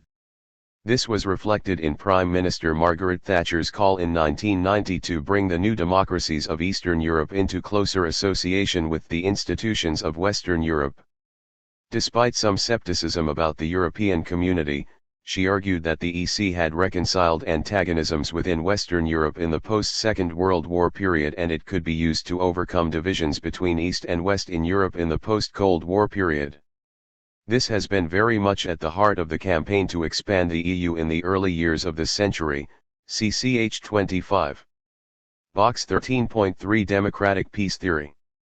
Another liberal approach to international security has gathered momentum in the post-Cold War world. This centers on the argument that democratic states tend not to fight other democratic states. Democracy, therefore, is seen as a major source of peace, ch. 8. As with liberal institutionalism, this is a notion which has received wide support in Western political and academic circles. In his State of the Union address in 1994, President Bill Clinton went out of his way to point to the absence of war between democracies as a justification for American policies of promoting a process of democratization. Support for this view can be seen in the Western policy of promoting democracy in Eastern and Central Europe following the end of the Cold War and opening up the possibility of these states joining the European Union. Democratic peace theory has been largely associated with the writings of Michael Doyle, 1995a, and Bruce Russett, 1995. In the same way that contemporary realists have been influenced by the work of Hobbes, Rousseau, and Machiavelli, Doyle points to the importance of the insights contained in Immanuel Kant's 1795 essay, Perpetual Peace. Doyle contends that democratic representation, an ideological commitment to human rights, and transnational interdependence provide an explanation for the peace-prone tendencies of democratic states, 1995a, 180-4. Equally, the absence of these attributes, he argues, provides a reason why non-democratic states tend to be war-prone. Without these domestic values and restraints, the logic of power replaces the liberal logic of accommodation. Key points. Neorealists reject the significance of international institutions in helping many to achieve peace and security. Contemporary politicians and academics, who write under the label of liberal institutionalism, see institutions as an important mechanism for achieving international security. Liberal institutionalists accept many of the assumptions of realism about the continuing importance of military power in international relations, but argue that institutions can provide a framework for cooperation which can help to overcome the dangers of security competition between states. Alternative views on international and global security. Constructivist theory. The notion that international relations are not only affected by power politics but also by ideas is also shared by writers who describe themselves as constructivist theorists. According to this view, the fundamental structures of international politics are social rather than strictly material. This leads social constructivists to argue that changes in the nature of social interaction between states can bring a fundamental shift towards greater international security, ch. 9. At one level, many constructivists, like Alexander Wendt, share a number of the major realist assumptions about international politics. For example, some accept that states are the key referent in the study of international politics and international security, that international politics is anarchic, that states often have offensive capabilities, that states cannot be absolutely certain of the intentions of other states, that states have a fundamental wish to survive, and that states attempt to behave rationally. Some, such as Wendt, also see themselves as structuralists, that is to say they believe that the interests of individual states are in an important sense constructed by the structure of the international system. However, constructivists think about international politics in a very different way from neorealists. The latter tend to view structure as being made up only of a distribution of material capabilities. On the other hand, constructivists view structure as the product of social relationships. Social structures are made possible by shared knowledge, material resources, and practices. This means that social structures are defined, in part, by shared understandings, expectations, or knowledge. As an example of this, Wendt argues that the security dilemma is a social structure composed of intersubjective understandings in which states are so distrustful that they make worst-case assumptions about each other's intentions, and, as a result, define their interests in self-help terms. In contrast, a security community is a rather different social structure, composed of shared knowledge in which states trust one another to resolve disputes without war. The emphasis on the structure of shared knowledge is important in constructivist thinking. Social structures include material things, like tanks, and economic resources, but these only acquire meaning through the shared knowledge in which they are embedded. The idea of power politics, or realpolitik, has meaning to the extent that states accept the idea as a basic rule of international politics. According to social constructivist writers, power politics is an idea which does affect the way states behave, but it does not describe all interstate behavior. States are also influenced by other ideas and norms, such as the rule of law and the importance of institutional cooperation and restraint. In his study, Anarchy is What States Make of It, 1992, Wendt argued that security dilemmas and wars can be seen, in part, as the outcome of self-fulfilling prophecies. The logic of reciprocity means that states acquire a shared knowledge about the meaning of power and act accordingly. Equally, he argues, policies of reassurance can also help to bring about a structure of shared knowledge which can help to move states towards a more peaceful security community, see Wendt 1999. Although constructivists argue that security dilemmas are not acts of God, they differ over whether they can be escaped. For some, the fact that structures are socially constructed does not necessarily mean that they can be changed.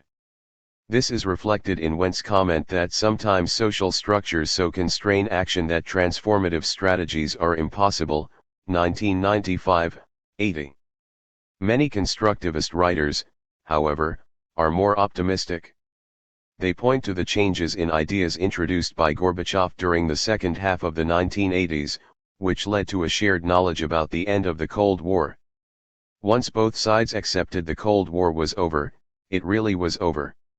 According to this view, understanding the crucial role of social structure is important in developing policies and processes of interaction which will lead towards cooperation rather than conflict.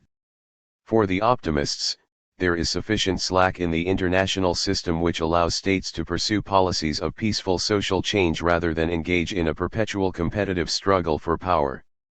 If there are opportunities for promoting social change, most constructivists believe it would be irresponsible not to pursue such policies. Key points.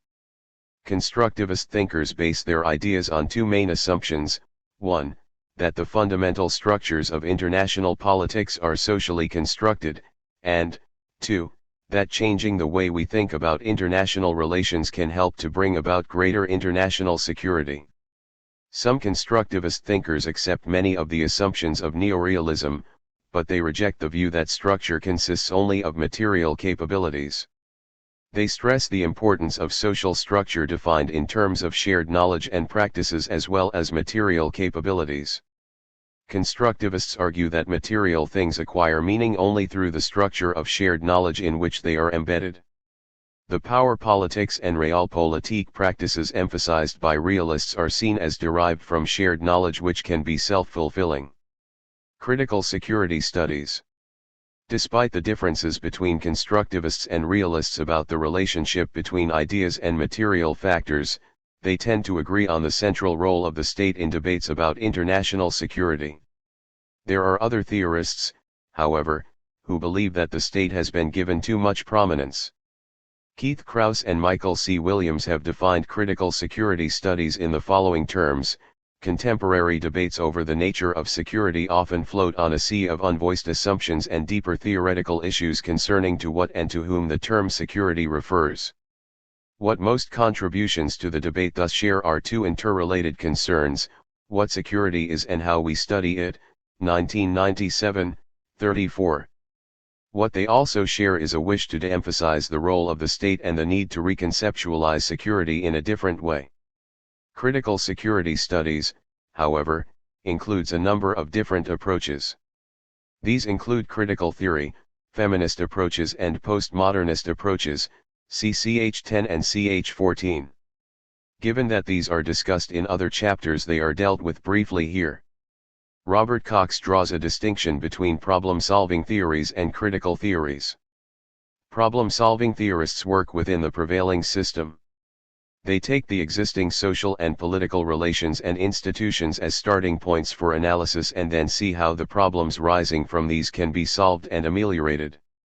In contrast, critical theorists focus their attention on the way these existing relationships and institutions emerged and what might be done to change them, see ch8. For critical security theorists, States should not be the center of analysis because they are not only extremely diverse in character but they are also often part of the problem of insecurity in the international system. They can be providers of security, but they can also be a source of threat to their own people. According to this view, therefore, attention should be focused on the individual rather than the state, ch 28. Feminist writers also challenge the traditional emphasis on the central role of the state in studies of international security. While there are significant differences between feminist theorists, all share the view that works on international politics in general, and international security in particular, have been written from a masculine point of view, see ch 10 and ch 14. In her work, Ann Tickner, 1992, 191, argues that women have seldom been recognized by the security literature despite the fact that conflicts affect women, as much, if not more, than men. The vast majority of casualties and refugees in war are women and children and, as the recent war in Bosnia confirms, the rape of women is often used as a tool of war. In a major feminist study of security, Bananas, Beaches, and Bases, 1989, Cynthia Enlow points to the patriarchal structure of privilege and control at all levels which, in her view, effectively legitimizes all forms of violence. Like Tickner, she highlights the traditional exclusion of women from international relations, suggesting that they are in fact crucial to it in practice and that nowhere is the state more gendered in the sense of how power is dispersed than in the security apparatus, Tariff et al. 1999, 91. She also challenges the concept of national security, arguing that the use of such terms is often designed to preserve the prevailing male-dominated order rather than protect the state from external attack. Feminist writers argue that if gender is brought more explicitly into the study of security, not only will new issues and alternative perspectives be added to the security agenda, but the result will be a fundamentally different view of the nature of international security. According to Jill Steans, rethinking security involves thinking about militarism and patriarchy, maldevelopment and environmental degradation. It involves thinking about the relationship between poverty, debt, and population growth. It involves thinking about resources and how they are distributed, Steans 1998, see also Smith 1999, 72-101. Recent years have seen the emergence of postmodernist approaches to international relations which has produced a somewhat distinctive perspective towards international security, see ch 10. Postmodernist writers share the view that ideas, discourse, and the logic of interpretation are crucial in understanding international politics and security. Like other writers who adopt a critical approach, postmodernists see realism as one of the central problems of international insecurity. This is because realism is a discourse of power and rule which has been dominant in international politics in the past and which has encouraged security competition between states. Power politics is seen as an image of the world that encourages behavior that helps bring about war. As such, the attempt to balance power is itself part of the very behavior that leads to war. According to this view, alliances do not produce peace, but lead to war.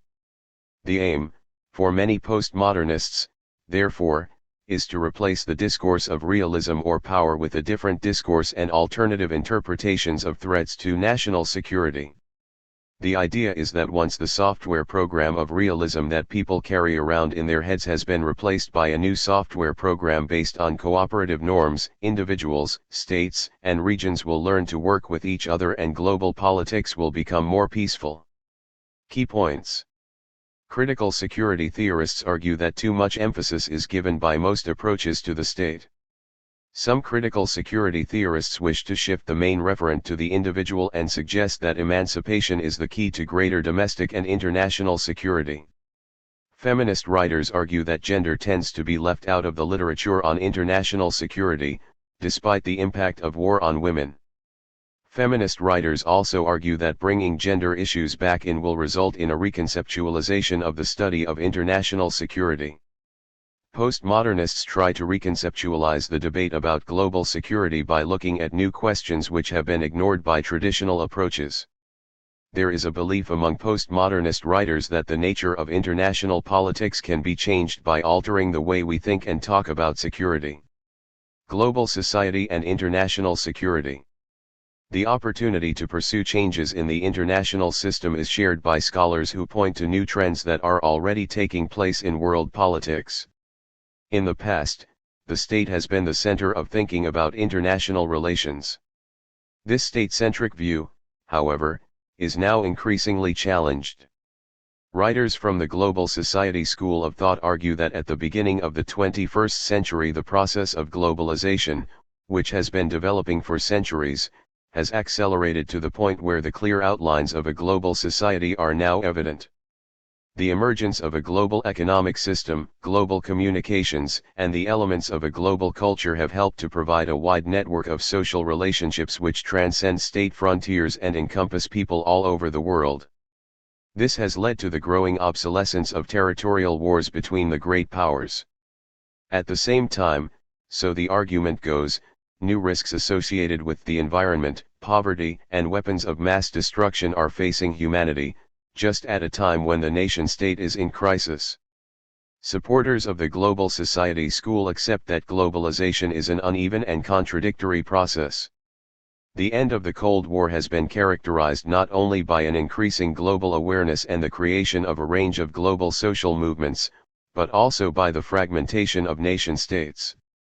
This has been most obvious among the former communist states, especially the Soviet Union, Yugoslavia, and Czechoslovakia.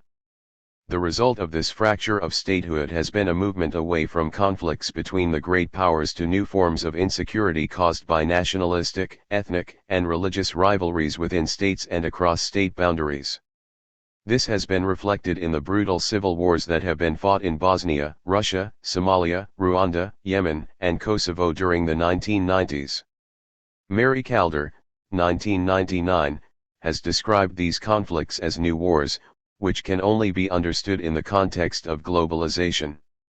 The intensification of interconnectedness, she argues, has meant that ideological and/or territorial cleavages of an earlier era have increasingly been supplanted by an emerging political cleavage between cosmopolitanism, based on inclusive, multicultural values, and the politics of particularist identities, Calder 1999:6.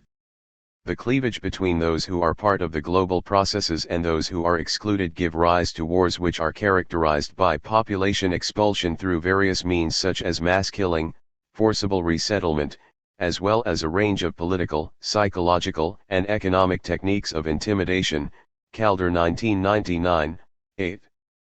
Such conflicts pose a critical problem for the international community of whether to intervene in the domestic affairs of sovereign states to safeguard minority rights and individual human rights, see ch 28 and ch 29.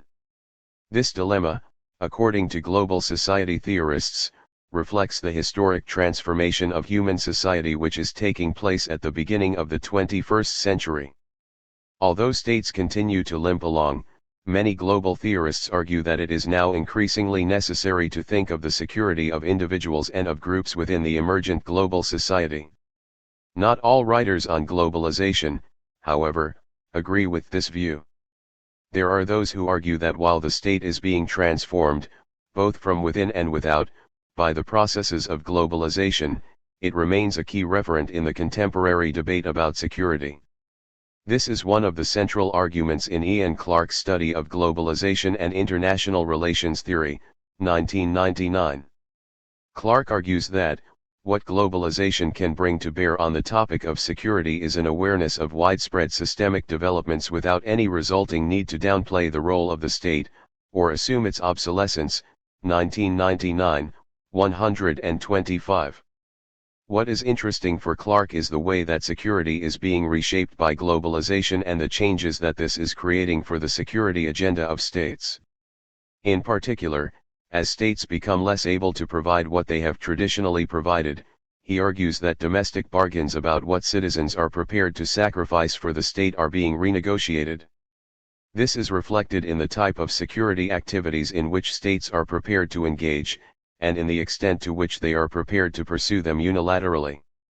According to this view of globalization, States are not withering away but are being transformed as they struggle to deal with the range of new challenges, including those of security, that face them. CCH 32. Key points. Supporters of the Global Society School argue that the end of the 20th century witnessed an accelerating process of globalization. Globalization can be seen in the fields of economic development, communications, and culture. Global social movements are also a response to new risks associated with the environment, poverty, and weapons of mass destruction. The fracture of statehood is giving rise to new kinds of conflict within states rather than between states which the state system cannot deal with. This has helped encourage an emerging politics of global responsibility. There are disputes about whether globalization will contribute to the weakening of the state or simply to its transformation, and over whether a global society can be created which will usher in a new period of peace and security. Case study: Insecurity in the post-Cold War world, the case of the Democratic Republic of the Congo. Events in the Democratic Republic of the Congo, DRC, since the end of the Cold War provide a good illustration of the complexities of contemporary conflict and the dangers of providing simple explanations of why wars occur. Between 1996 and 2006, in this forgotten war, sometimes called Africa's World War, nearly 4 million people lost their lives as a result of ethnic strife, civil war, and foreign intervention, as well as starvation and disease. The key events are as follows. In 1996, the conflict and genocide in neighboring Rwanda, in which 800,000 people died, spilled over into the Congo, named Zaire at the time. Rwandan Hutu forces, who fled after a Tutsi-led government came to power, set up bases in the eastern part of the country to launch attacks on Rwanda. This resulted in Rwandan forces invading the Congo with the aim of ousting the existing government of Mobutu Sese Seko and putting its own government under Laurent Desire Kabila in power. This was achieved in May 1997. Kabila soon fell out with his backers in August 1998, however, and Rwanda and Uganda inspired a rebellion designed to overthrow him. This led to further intervention, this time by Zimbabwe, Angola, Namibia, Chad, and Sudan, in support of the Kabila government. Although a ceasefire was signed in 1999, fighting continued in the eastern part of the country. In January 2001, Kabila was assassinated and replaced by his son, Joseph Kabila. Fighting continued until 2003, partly due to ethnic divisions. The DRC is a country of 250 ethnic groups and 242 different languages, but also because of the continuing occupation of foreign troops, often engaged in illegal mining of minerals and diamonds. These foreign troops often formed alliances with local militias to fight their enemies on DRC soil. Negotiations designed to broker a peace agreement eventually led to the Pretoria Accord in April 2003. As a result, some of the foreign troops left, but hostilities and massacres continued, especially in the east of the country, as rival militias backed by Rwanda and Uganda continued to fight and plunder the resources of the DRC. On July 18, 2003, the transitional government was set up as a result of what was known as the Global and All-Inclusive Agreement. The agreement required parties to help reunify the country, disarm, and integrate the warring parties and hold elections. Continued instability, however, meant that the elections did not take place until July 2006, and even after these elections, the peace remained very fragile. This conflict in the DRC highlights the utility of a broader definition of security and the importance of new ideas relating to human and societal security. It also illustrates the relative shift from interstate wars to intrastate conflicts, involving ethnic militias, in what are sometimes called failed states. Nevertheless, the war also highlights the continuing importance of conflict across state boundaries and traditional, regional balance of power rivalries. Conclusion: the continuing tensions between national, international, and global security. At the center of the contemporary debate about global and international security dealt with above is the issue of continuity and change. This involves questions about how the past is to be interpreted and whether international politics is in fact undergoing a dramatic change as a result of the processes of globalization, especially after September 11. There is no doubt that national security is being challenged by the forces of globalization, some of which have a positive effect, bringing states into greater contact with each other. As Bretherton and Ponton have argued, the intensification of global connectedness associated with economic globalization, ecological interdependence, and the threats posed by weapons of mass destruction, means that cooperation between states is more than ever necessary. 1996, 101. It has also been argued that the increased need for interdependence caused by globalization will help to facilitate dialogue at the elite level between states, providing significant gains for global security. Lawler 1995, 56-7. At the same time, however, globalization also appears to be having negative effects on international security. It is often associated with fragmentation, rapid social change, increased economic inequality, and challenges to cultural identity which contribute to conflicts within, and between, states. This ambivalent effect of globalization, in turn, reinforces the search for national security, unilateralism, and preemptive strategies, and at the same time often leads other less powerful states to seek greater multilateral and global solutions as they are less able to provide security for their citizens. In the early years of the 21st century, therefore, despite important changes which are taking place in world politics, the traditional ambiguity about international security remains. In some ways the world is a much safer place to live in as a result of the end of the Cold War and the removal of nuclear confrontation as a central element in East-West relations. It can be argued that some of the processes of globalization and the generally cooperative effects of international institutions have played an important part in dampening down the competitive aspects of the security dilemma between states. These trends, however, are offset to a significant extent as the continuing turmoil in the Middle East, the wars in Afghanistan and Iraq, and the subsequent war on terror, demonstrate. It is evident that military force continues to be an important arbiter of disputes both between and particularly within states, as well as a weapon used by terrorist movements who reject the status quo. This was reflected especially in the ongoing conflict in Darfur, the war in the Lebanon in 2006, and the violence in Iraq from 2003 onwards. Also, conventional arms races continue in different regions of the world. Nuclear, chemical, and biological weapons still provide a powerful influence on the security calculations of many states. Crazy and ambitious politicians remain at the head of some governments, and cultural differences, as well as diverse values and the tensions inherent in globalization itself, prevent the emergence of global agreement on a wide range of important issues. Water resources and energy also remain a potential source of conflict in the years ahead.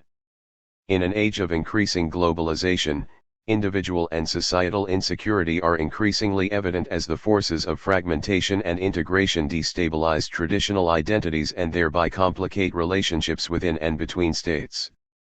As a result, it remains much too soon to conclude that a paradigmatic shift towards a more peaceful world is taking place in international politics and global security in the aftermath of the Cold War, or indeed that such a permanent shift is possible.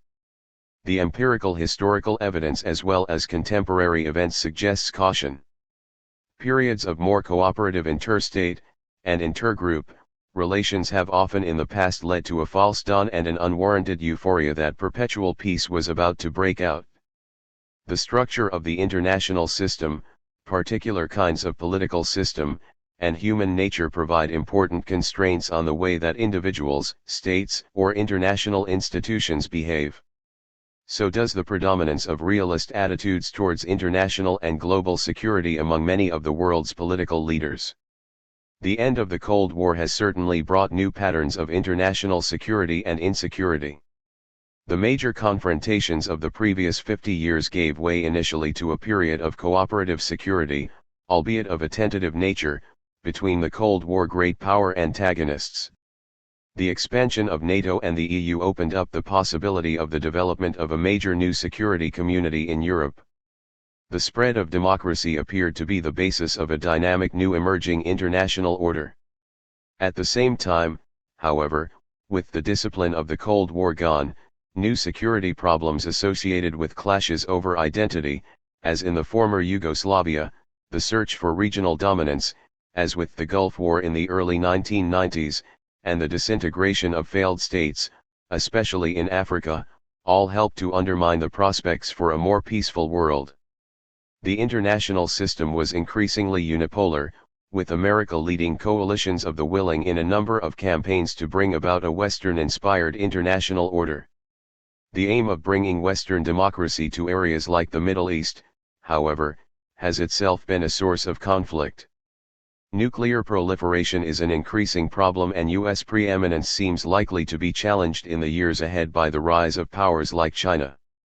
This is not to argue that there is no room for peaceful change or that new ideas and discourses about international relations are unimportant in helping to shape choices that have to be made. Opportunities to develop greater international and global security will always exist.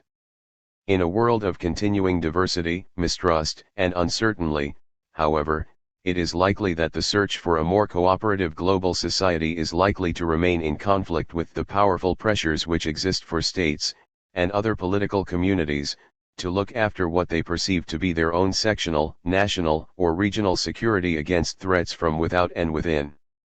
This seems particularly apparent given the level of violence which has occurred since September 11.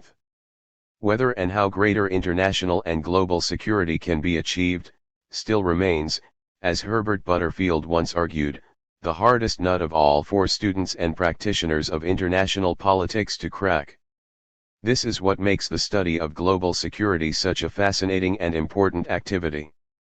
Box 13.4 Observations on September 11. Global security was changed dramatically by the events of September 11, 2001. The definition of security has, once again, been narrowed. The concern is very much national security in a globalized world, in which direct attacks are now, as they were during the Cold War, seen as the primary and most imminent challenge. Issues such as the promotion of democratization, respect for human rights, and problems with environmental degradation appear, at least for the moment, to have been put on the back burner. Stubbs 2002, 178-9. If the post-Cold War security bubble finally burst on September 11, what also shattered along with it was a series of cozy assumptions about the world within which we happen to live, one of the most influential of which was that under conditions of globalization the propensity for international conflict would more likely diminish than increase. As the terrorist attacks on New York and Washington revealed only too graphically, globalization not only appeared to have many determined enemies as well-meaning friends, but enemies of a quite novel, and undetectable, character. What it also revealed, again to the discomfort of those who assumed the world was becoming a better, safer place, was that the worst sometimes happen. Michael Cox, in Booth and Dunn 2002, 152. Questions. 1. Why is security a contested concept? 2. Why do traditional realist writers focus on national security? 3. What do neorealist writers mean by structure?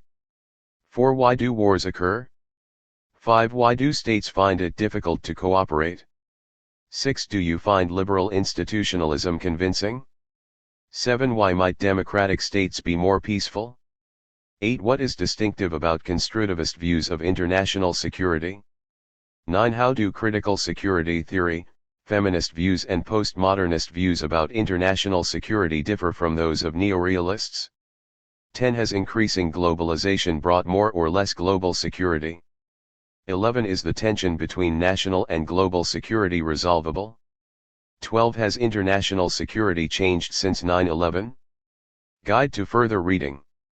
Kenneth N. Waltz's study Man, the State, and War, New York, Columbia University Press, 1954, is one of the best sources for the study of the causes of war, and see also J. C. Garnett, The Causes of War and the Conditions of Peace, in J. Baylis, J. Wirtz, E. Cohen, and C. S. Gray, eds, Strategy in the Contemporary World, 2nd ed., Oxford, Oxford University Press, 2006.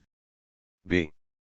Buson's People, States, and Fear, London, Harvester, 1983, provides an excellent starting point for the study of national and international security. The book is written largely from a neorealist perspective.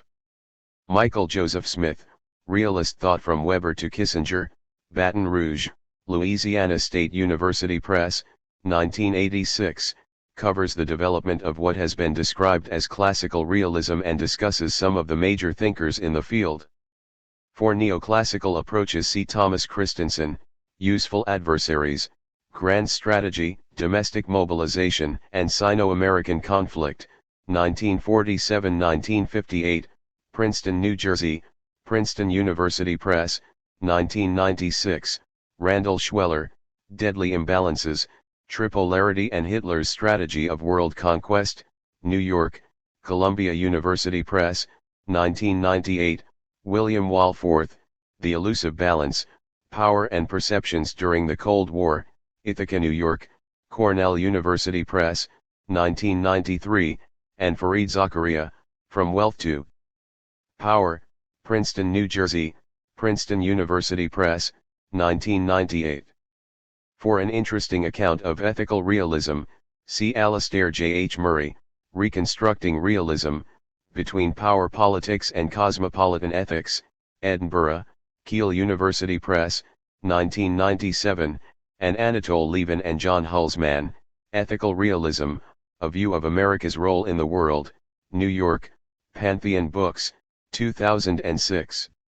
Alexander Wentz article, Anarchy is What States Make of It, The Social Construction of Power Politics, in International Organization, 46, 2, 1992, gives a very useful analysis of the constructivist perspective. See also Alexander Wendt, Social Theory of International Politics, Cambridge, Cambridge University Press, 1999. Olweyever, Barry Buson, Morton Kelstrup, and Pierre Lemaitre, Identity, Migration, and the New Security Agenda in Europe, London, Pinter, 1993, provides an original perspective for studying the kind of non-state aspects of security which have affected Europe in the post-Cold War period. Very useful discussions about the changing nature of security can be found in C. Bretherton and G. Ponton, eds, Global Politics, An Introduction, Oxford, Blackwell, 1996, T. Tariff, S. Croft, L. James, and P. Morgan, Security Studies Today, Cambridge, Polity Press, 1999, K. Krause and M. C. Williams, eds, Critical Security Studies, Concepts and Cases, London, UCL Press, 1997, S. Lawson, ed., The New Agenda for Global Security, Cooperating for Peace and Beyond, St. Leonard's, Allen and Unwin, 1995, R. D. Kaplan, The Coming Anarchy, Shattering the Dreams of the Post-Cold War, New York, Random House, 2000, K. Booth and T. Dunn, Worlds in Collision, Terror and the Future of Global Order, London, Palgrave, 2002, and I. Clark, Globalization and International Relations Theory. Oxford, Oxford University Press, 1999. For a discussion of different theoretical approaches to security and some of the contemporary debates about security studies, see Alan Collins, ed., Contemporary Security Studies, Oxford, Oxford University Press, 2006, and Steve Smith, The Increasing Insecurity of Security Studies, Conceptualizing Security in the Last 20 Years, Contemporary Security Policy, 23, December 1999. See also Richard Stubbs, The Many Faces of Asian Security, Contemporary Southeast Asia, 24, 1, April 2002, and J. N. Tickner, Gender in International Relations, Feminist Perspectives on Achieving Global Security, New York, Columbia University Press, 1992.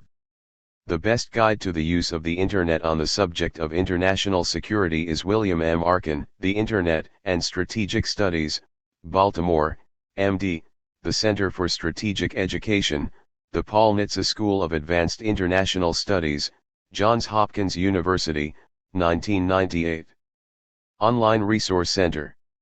Visit the online resource center that accompanies this book to access more learning resources on this chapter topic at www.oxfordtextbooks.co.uk/uk/org/Baylis_Smith 4e. Chapter 14. International Political Economy in an Age of Globalization. Ngare Woods. Reader's Guide. This chapter examines what drives actors and explains events in the international economy. The first section outlines the history of the post-war economy. The history helps to explain why and how international political economy, IPE, has become so central to the study of international relations. Amid the many actors, processes, and events in the recent history of the world economy, it is not obvious where one might begin to analyze IPE. This task is made easier by three traditional approaches which outline for us specific actors, processes, and levels of analysis. These are the liberal, mercantilist, and Marxist traditions. More recently, IPE has become divided by an argument about the uses, and abuses, of rational choice analysis. What rational choice means and the argument about how it should be used are both explored. These perspectives and tools for studying IPE are then applied to help us to make sense of globalization and its impact on the world economy. What is globalization? Is it diminishing the role of states in the world economy? What explains the very different kinds of impact globalization has on different kinds of states? Globalization poses new challenges for all states, and other actors, in the world economy. It is often assumed that international institutions and organizations will manage these challenges. In the final section of the chapter we return to the theories of IPE in order to answer the question, what role can we expect institutions to play in managing globalization? Introduction. International political economy, IPE, is about the interplay of economics and politics in world affairs. The core question of IPE is, what drives and explains events in the world economy? For some people, this comes down to a battle of states versus markets. However, this is misleading. The markets of the world economy are not like local street bazaars in which all items can be openly and competitively traded and exchanged. Equally, politicians cannot rule the global economy much as they might like to. World markets and countries, local firms, and multinational corporations which trade and invest within them are all shaped by layers of rules, norms, laws, organizations, and even habits.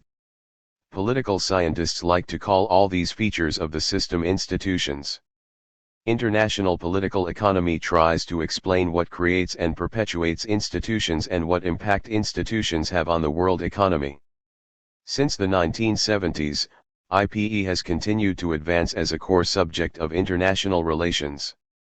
As will be discussed below, globalization and its causes and effects on states, and international cooperation and institutions have become defining features of international relations. Furthermore, the end of the Cold War ended many of the geostrategic aspirations and influence the West had enjoyed. The challenge of integrating the former Eastern Bloc countries into the world system was soon defined primarily as one of economic transformation and integration. Equally, an explosion of tribal, religious, and ethnic conflict on the edges of Europe, in the former Yugoslavia, as well as in Africa, such as in Rwanda, in Asia, such as in Indonesia, and in the Middle East forced analysts more closely to examine the links between poverty, economic stagnation, and the indebtedness of countries on the one hand, and intrastate conflict on the other. Finally, the end of the Cold War thrust international institutions into the limelight. The United Nations, the International Monetary Fund, IMF, the World Bank, and the newly created World Trade Organization, WTO, all became an important focus of study and attention, providing further grist to the mill of IPE scholars concerned with examining the causes, determinants, and impact of international institutions and cooperation among states in economic affairs. The post-war world economy. The institutions and framework of the world economy have their roots in the planning for a new economic order which took place during the last phase of the Second World War. In 1944, policymakers gathered at Bretton Woods in the United States to consider how to resolve two very serious problems. First, they needed to ensure that the Great Depression of the 1930s would not happen again. In other words, they had to find ways to ensure a stable global monetary system and an open world trading system, see Box 14.1. Second, they needed to rebuild the war-torn economies of Europe. At Bretton Woods, three institutions were planned in order to promote a new world economic order, see Boxes 14.2 and 14.4. The International Monetary Fund was created to ensure a stable exchange rate regime and the provision of emergency assistance to countries facing a temporary crisis in their balance of payments regime. The International Bank for Reconstruction and Development, IBRD, and later called the World Bank, was created to facilitate private investment and reconstruction in Europe. The bank was also charged with assisting development in other countries, a mandate which later became the main reason for its existence. Finally, the General Agreement on Trade and Tariffs, GATT, was signed in 1947 and became a forum for negotiations on trade liberalization. Box 14.1 Planning the Post-War Economy and Avoiding Another Great Depression. The Great Depression had been greatly exacerbated, if not caused, by beggar-thy-neighbor economic policies. In the late 1920s and 1930s, governments all over the world tried to protect themselves from economic crisis by putting up trade barriers and devaluing their currencies.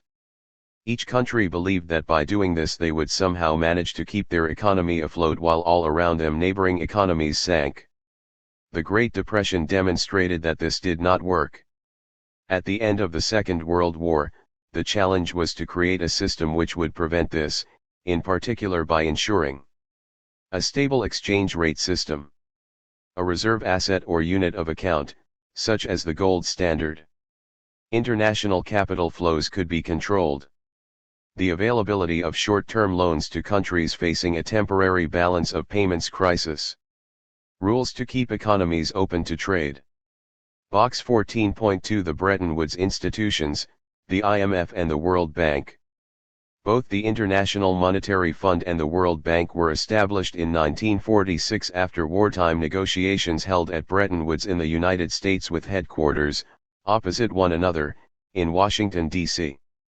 The IMF was created to promote international monetary cooperation and resolve the interwar economic problems, see Box 14.1, although several of these functions ended when the Bretton Woods system broke down in 1971.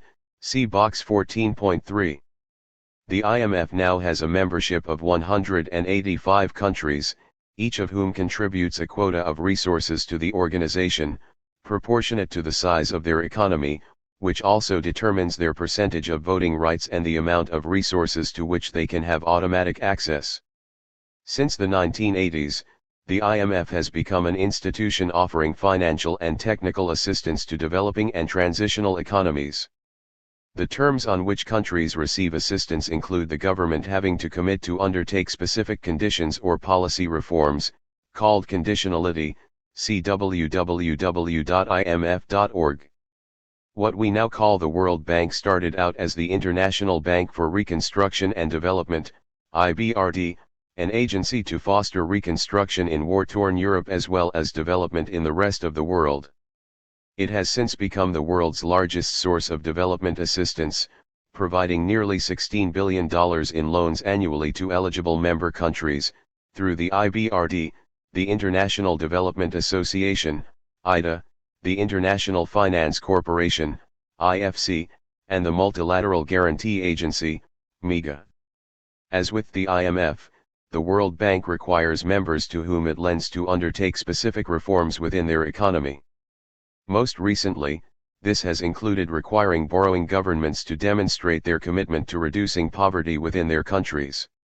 With the exception of IDA, which is funded by donations, the World Bank's resources come from its issue of bonds in the capital markets. These bonds are backed up by guarantees provided by the governments who belong to the institution, See www.worldbank.org. The 1944 plans for the world economy, however, were soon postponed when in 1945 the United States made its first priority the containment of the Soviet Union. Fearing the rise of communism in war-ravaged Europe, the United States took a far more direct role than planned in reconstructing Europe and managing the world economy. The USA announced the Marshall Plan in 1947, which directed massive financial aid to Europe and permitted the USA to set conditions on it. The planned gold standard was replaced by the dollar standard, which the United States managed directly, backing the dollar with gold. Unsurprisingly, by the time the IMF, the World Bank, and the GATT began to function in the 1950s, they were distinctly Western Bloc organizations which depended heavily on the United States. Box 14.3 The Bretton Woods System and its Breakdown. What was the Bretton Woods System? At the Bretton Woods Conference in 1944 it was agreed that all countries' currencies would be fixed at a certain value. They became fixed to the dollar, and the U.S. government promised to convert all dollars to gold at $35 per ounce. In other words, exchange rates were anchored to a dollar gold standard. In the Bretton Woods system, any country wanting to change the value of its currency had to apply to the IMF for permission. The result was very stable and unchanging exchange rates. What was the breakdown of the system? In August 1971 the U.S. government announced that it was suspending the convertibility of the dollar to gold at $35 per ounce. This removed gold from the dollar gold standard and paved the way for major currencies to float instead of staying at fixed values.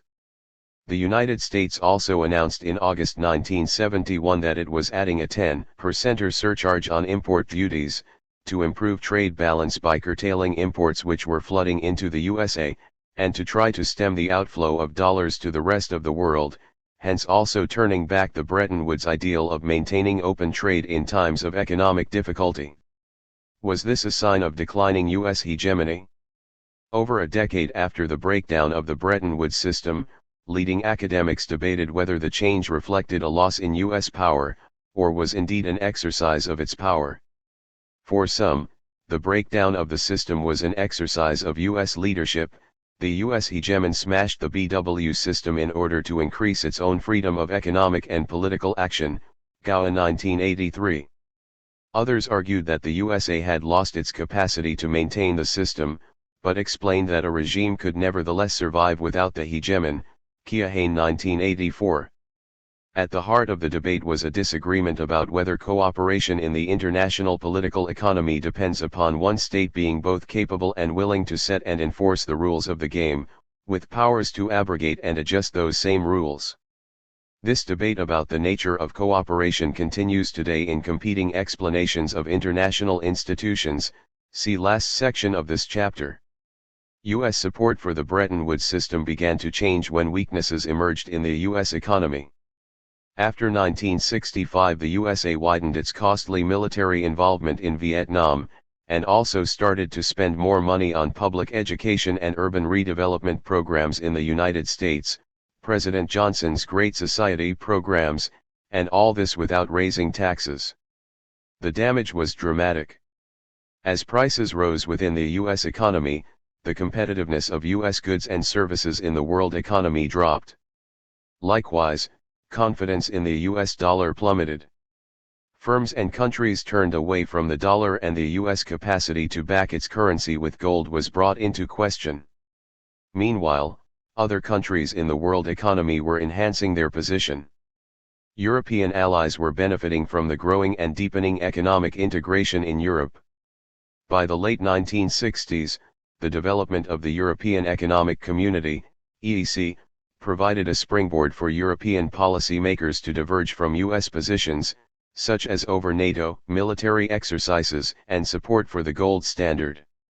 In Asia, the phenomenal success of export-led growth in Japan and in newly industrializing countries such as South Korea and Taiwan created a new challenge to U.S. trade competitiveness, and a new agenda for trade negotiations. Facing these pressures, the United States changed the rules of the international monetary system in 1971.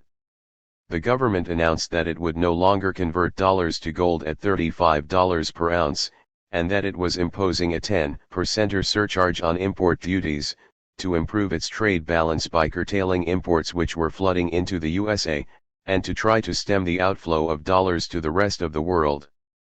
These actions broke the Bretton Woods system. This was not the only change in the world economy in the 1970s. In the 1970s, the period of high growth enjoyed after the Second World War came to an abrupt end, leaving very high inflation. Further compounding the problem, the first oil crisis in 1973 plunged the world economy into stagflation, a combination of economic stagnation or low growth and high inflation.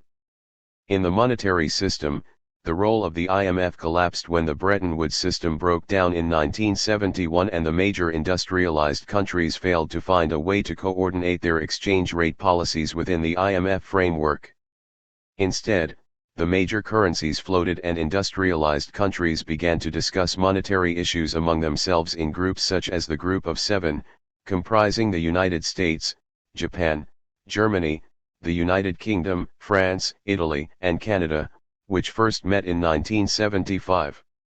In the trading system, cooperation had steadily grown in negotiations under the auspices of the GATT, see Box 14.4.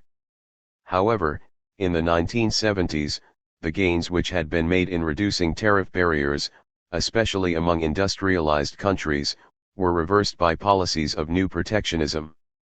As each country grappled with stagflation, many introduced new forms of barriers, or non-tariff barriers, in particular to keep out the new competitive imports from successful developing countries. An egregious example of the new protectionism was the multi-fiber arrangement of 1973, which placed restrictions on all textile and apparel imports from developing countries, blatantly violating the GATT principle of non-discrimination. Box 14.4 The post-war trading system, the GATT, and the WTO. The General Agreement on Trade and Tariffs, GATT, was an interim agreement signed in 1947 in the expectation that it would be superseded by an international trade organization. A permanent trade organization was not created until 1994, and so for 4 decades the interim GATT continued to exist as an arrangement among contracting parties backed up by a very small secretariat based in Geneva and a minuscule budget. In essence, the GATT was a forum for trade negotiations, with numerous rounds of talks culminating in the very successful Kennedy Round of 1962-7, where breakthroughs were made in the reduction of trade barriers among industrialized countries. However, when protectionism flourished in the 1970s, the GATT proved powerless to restrain powerful members such as the United States and European countries from restricting trade, e.g. the multi-fiber arrangement 1974 restricting textile imports, and abusing the many exceptions and safeguards written into the agreement.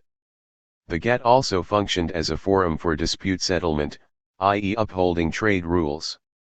However, it was both slow and impotent in this regard, constrained by the need for consensus on any decision regarding disputes. The GATT was replaced by the World Trade Organization, WTO, as a result of agreements forged in the last round of GATT talks, the Uruguay Round, 1986-94. Established on January 1, 1995, the WTO's functions include, administering WTO trade agreements, being a forum for trade negotiations, handling trade disputes, monitoring national trade policies, supplying technical assistance and training for developing countries, and cooperating with other international organizations. It is located in Geneva with a secretariat staff of 500, see www.wto.org. The new protectionism in industrialized countries further fueled the anger of developing countries who in the 1970s launched a concerted campaign in the United Nations General Assembly for a new international economic order, NIEO. The determination of developing countries to alter the rules of the game was further bolstered by the success of OPEC oil-producing developing countries in raising oil prices in 1973. The agenda of the NIEO covered trade, aid, investment, the international monetary and financial system, and institutional reform. Developing countries sought better representation in international economic institutions, a fairer trading system, more aid, the regulation of foreign investment, the protection of economic sovereignty, and reforms to ensure a more stable and equitable financial and monetary system. A kind of summit diplomacy which also took place in the 1970s was that between North, the industrialized countries, and South, developing countries. These negotiations were underpinned by a different kind of thinking and scholarship about IPE. The developing countries' push for reform of the international economic system reflected dependency theory and structuralist theories of international economic relations which highlighted negative aspects of interdependence. In particular, these theorists were concerned to identify aspects of the international economy and institutions which impeded the possibilities of development in the South. Their central concern was to answer why so many countries within the world economy remained underdeveloped, in spite of the promises of modernization and global growth. The most sympathetic official Northern answer to these concerns was voiced in the Brandt Report in 1980, the findings of a group of high-level policymakers who had been asked to examine how and why the international community should respond to the challenges of interdependence and development. The NIEO campaign was unsuccessful for several reasons. The United Nations General Assembly, UNGA, was an obvious institution for developing countries to choose in making their case since, unlike the IMF or World Bank, it offers every country one vote. However, the UNGA had no power to implement the agenda of the developing countries. Furthermore, although many industrialized countries were sympathetic to the developing countries' case in the 1970s, these governments did not act on the agenda in the 1970s, and by the 1980s a new set of governments with a distinctly less sympathetic ideology had come to power in the United States, the United Kingdom, and Western Germany. The 1980s opened with a shift in U.S. economic policy. In 1979 the U.S. Federal Reserve dramatically raised interest rates. This action was taken to stem inflation by contracting economic activity in the United States. However, the reverberations in the rest of the world economy were immediate and extensive. During the 1960s and 1970s, US and European policies had facilitated the rapid growth of global capital markets and financial flows. In the 1970s these flows were further buoyed by the investments of oil producers who needed to find outlets for the vast profits made from the oil price rise of 1973. The money found its way to governments in developing countries who were offered loans at knockdown prices.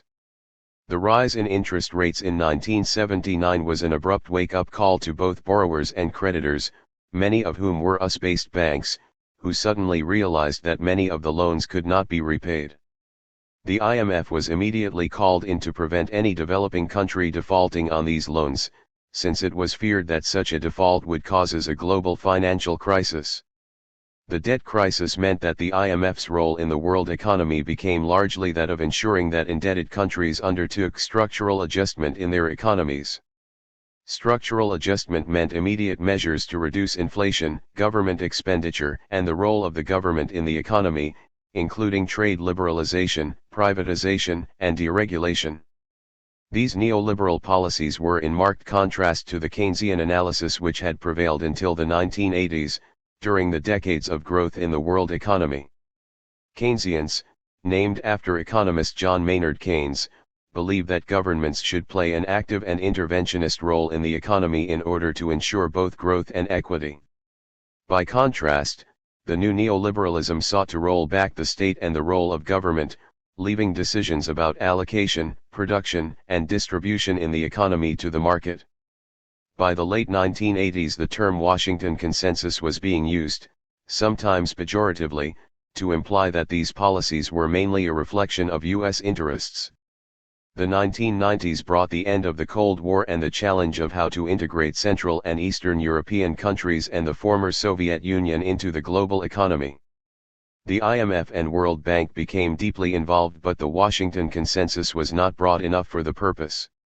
Both institutions began to embrace a broader and deeper view of conditionality aimed at promoting good governance in member countries. But many thought conditionality had gone too far when, In the wake of the East Asian financial crisis in 1997, the IMF imposed far-reaching and overly draconian conditions on countries such as Korea. The impact would be felt in subsequent years as the IMF's lending role waned in most emerging market economies. Over this time, the World Bank sought to broaden its appeal through enhanced relations with governments as well as with non-governmental organizations, NGOs. Its legitimacy seemed less tarnished. At the same time, the newly established World Trade Organization began operations in 1995, opening up a new forum within which a broad range of international issues would be negotiated, including not just traditional trade issues but such things as intellectual property rights, trade-related investment measures, and food safety standards. In the first decade of the 21st century, a shift in global economic power was emerging.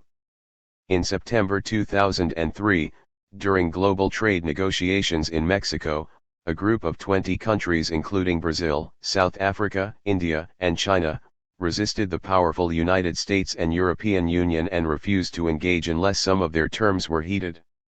In the IMF and World Bank in 2006, a shift in voting power was conceded in favor of China, Mexico, Turkey, and Korea.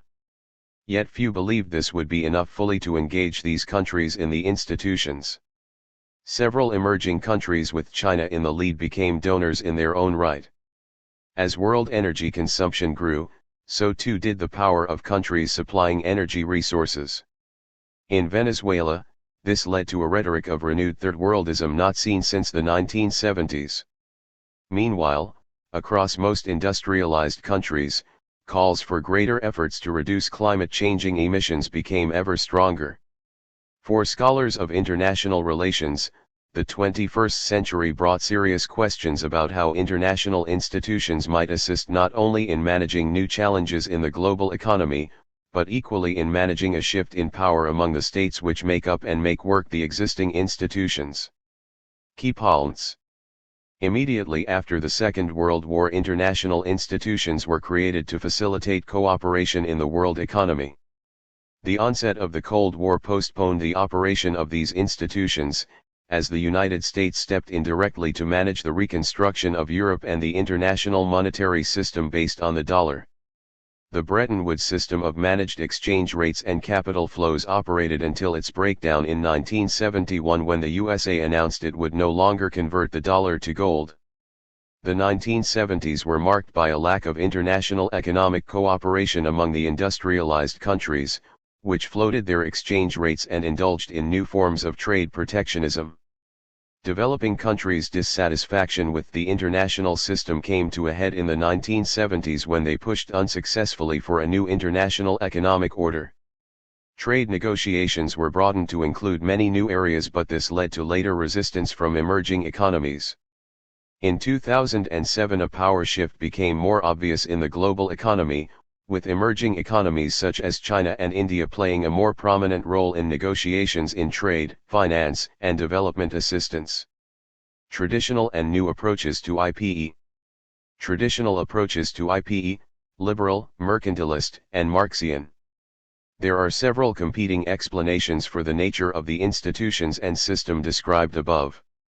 A slightly old-fashioned way to describe the competing approaches to IPE is to divide the subject into liberal, mercantilist, and Marxist traditions.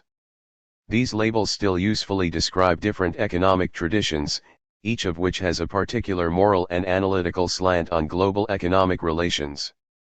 The liberal tradition. The liberal tradition is the free market one in which the role of voluntary exchange and markets is emphasized both as efficient and as morally desirable.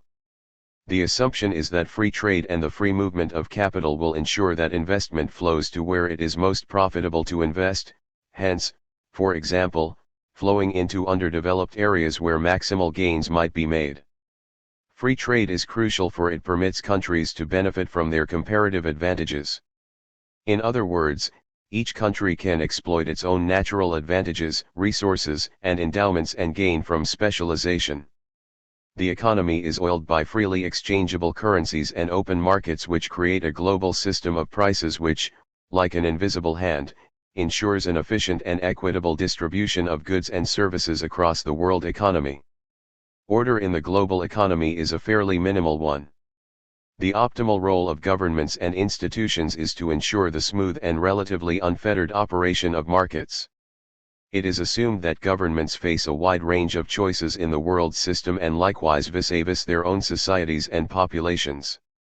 This means that governments which fail to pursue good economic policies do so because decision-makers are either too corrupt or too ignorant of the correct economic choices they might make. The mercantilist tradition. The mercantilist tradition stands in stark contrast to the liberal one. Mercantilists share the presumptions of realists in international relations. They do not focus on individual policy makers and their policy choices but rather assume that the world economy is an arena of competition among states seeking to maximize relative strength and power. Simply put, the international system is like a jungle in which each state has to do what it can to survive.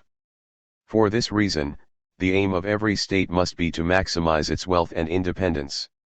States will seek to do this by ensuring their self-sufficiency in key strategic industries and commodities, and by using trade protectionism, tariffs and other limits on exports and imports, subsidies, and selective investments in the domestic economy. Obviously, within this system some states have more power and capability than others. The most powerful states define the rules and limits of the system, through hegemony, alliances, and balances of power. Indeed, stability and order will only be achieved where one state can play the role of hegemon, or in other words, is willing and able to create, maintain, and enforce basic rules. Amid this, the economic policies of any one government will always be subservient to its quest to secure the external and internal sovereignty of the state.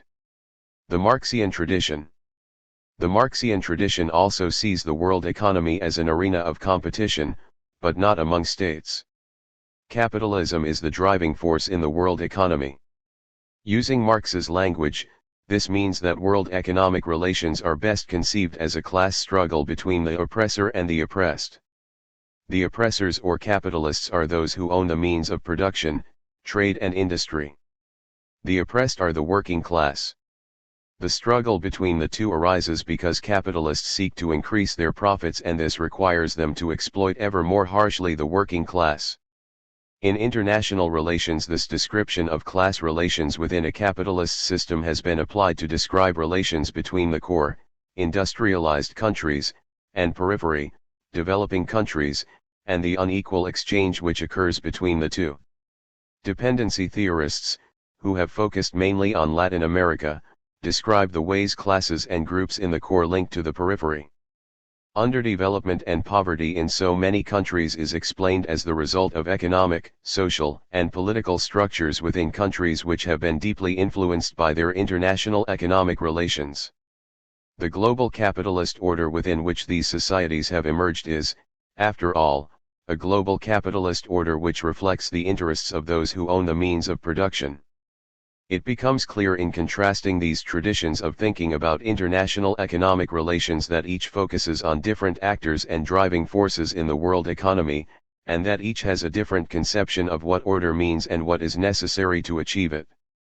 Comparing the different traditions also highlights three different levels of analysis: the structure of the international system, be that international capitalism or the configuration of power among states in the system, the nature of a particular government or competition within its institutions, and the role of interest groups and societal forces within a country.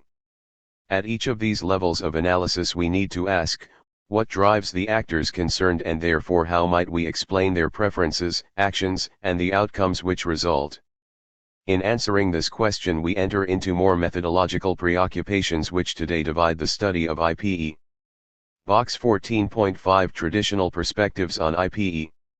New Approaches to IPE.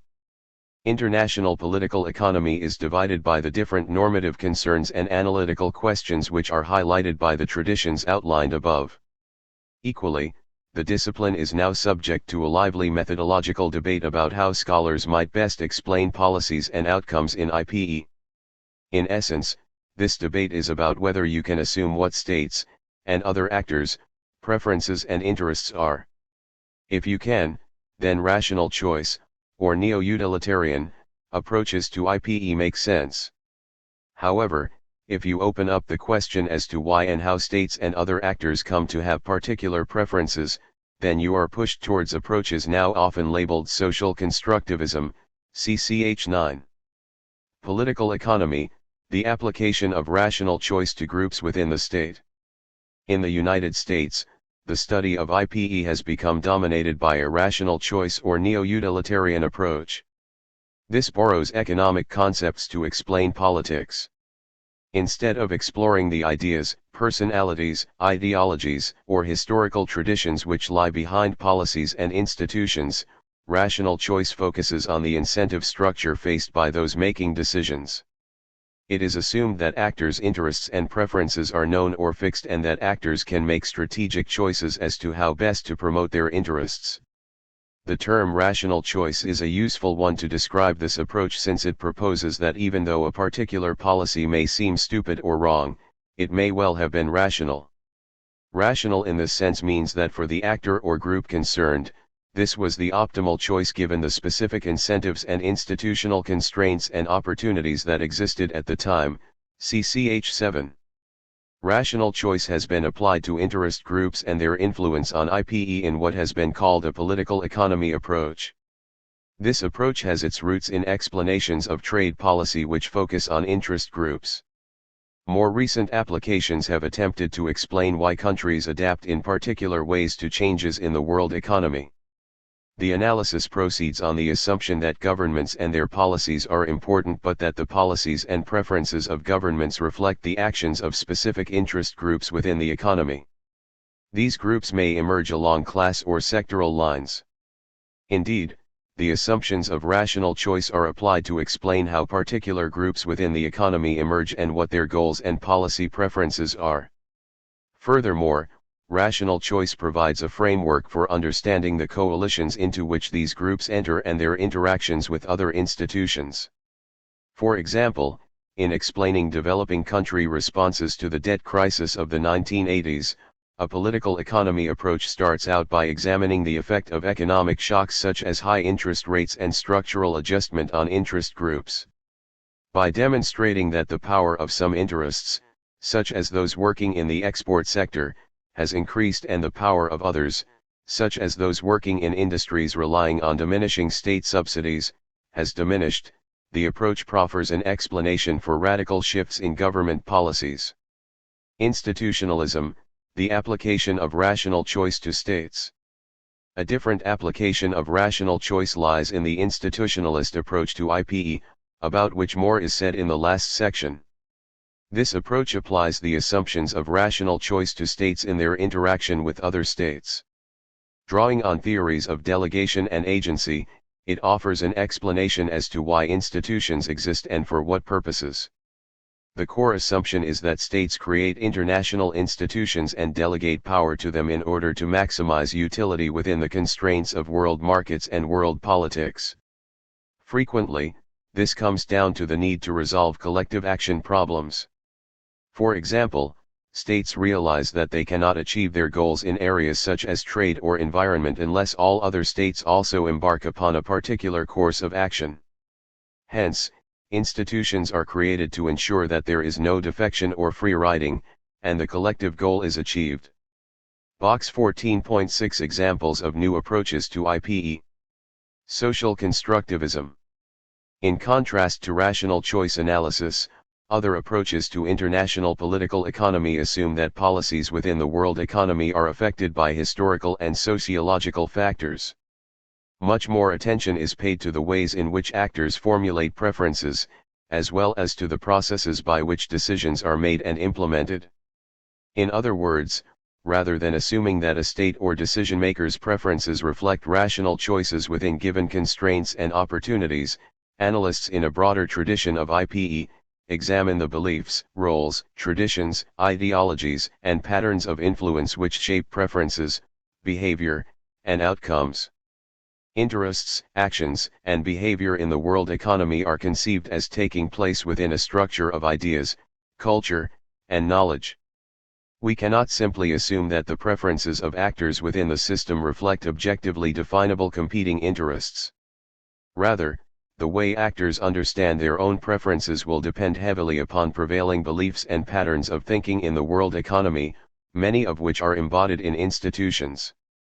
The question this poses is, whose interests and ideas are embodied in the rules and norms of the system? For some, the answer to the question in whose interest lies in hegemony. The dominant power within the system will achieve goals not just through coercion but equally by ensuring the consent of other actors within the system. This means that dominant powers will promulgate institutions, ideologies, and ideas, all of which help to persuade other actors that their best interests converge with those of the dominant power. For example, neo-Gramscians interpret the dominance of neoliberalism since the 1980s as a reflection of U.S. interests in the global economy. Successfully projected through structures of knowledge, it became the dominant paradigm in top research universities, through institutions, such as the IMF, which became forceful proponents of neoliberal policy prescriptions, and through broader cultural beliefs and understandings, the very language of free market contrasting with restricted or repressive regimes. New approaches to IPE highlight a powerful debate within the subject about whether we should treat states' interests and preferences as given or fixed. We return to this question in the final section of this chapter. There we will examine why states form institutions and what role such institutions might play in managing globalization. First, though, we need to establish what is globalization in the world economy and what are its implications. Key points. Rational choice explains outcomes in IPE as the result of actors' choices, which are assumed always to be rationally power or utility maximizing within given particular incentives and institutional constraints. Institutionalists apply rational choice to states in their interactions with other states in order to explain international cooperation in economic affairs.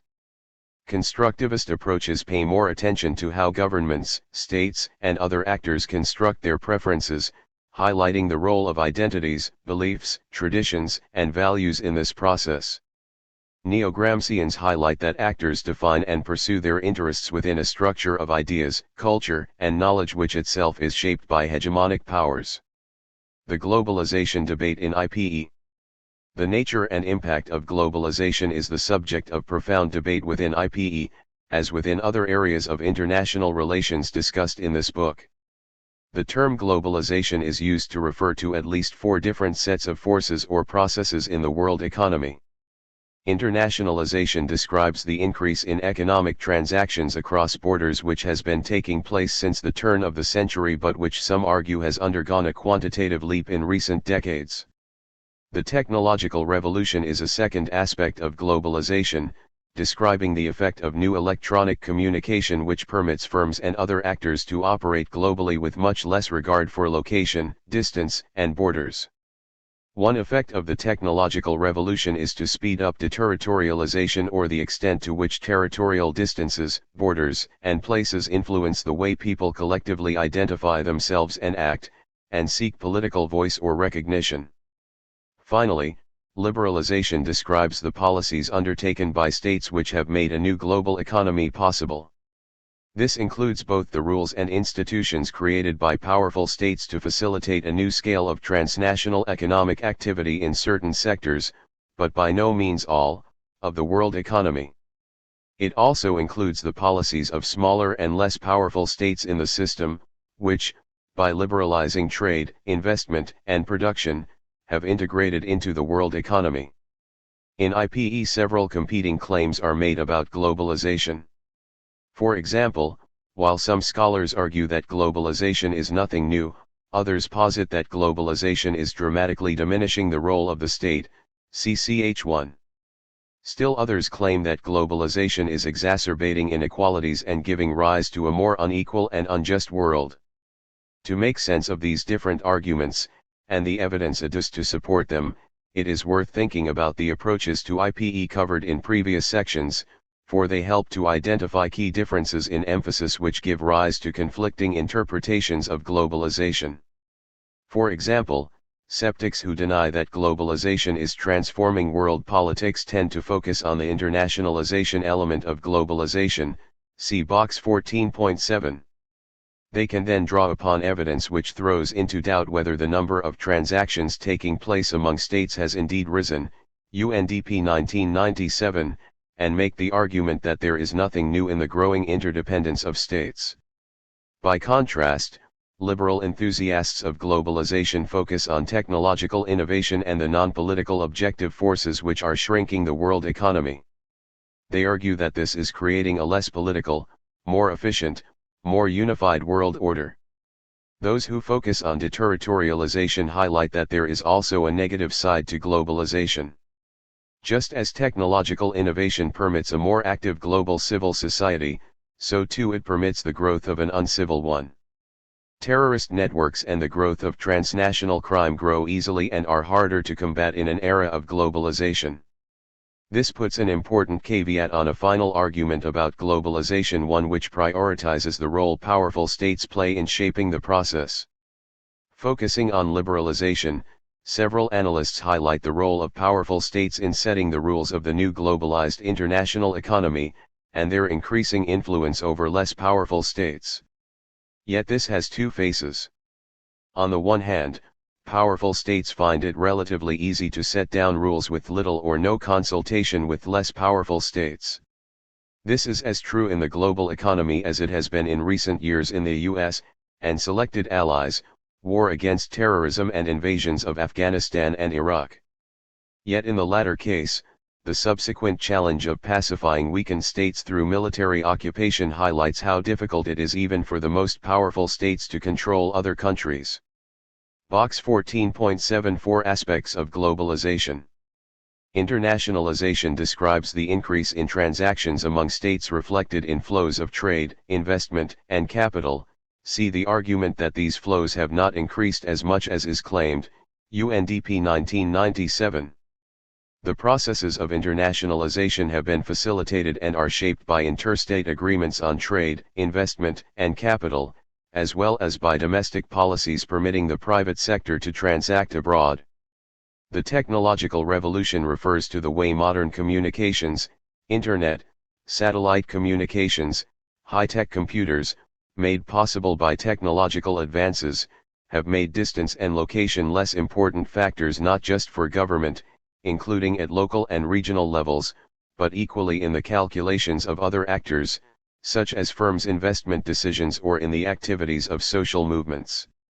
Deterritorialization is accelerated by the technological revolution and refers to the diminution of influence of territorial places, distances, and boundaries over the way people collectively identify themselves or seek political recognition.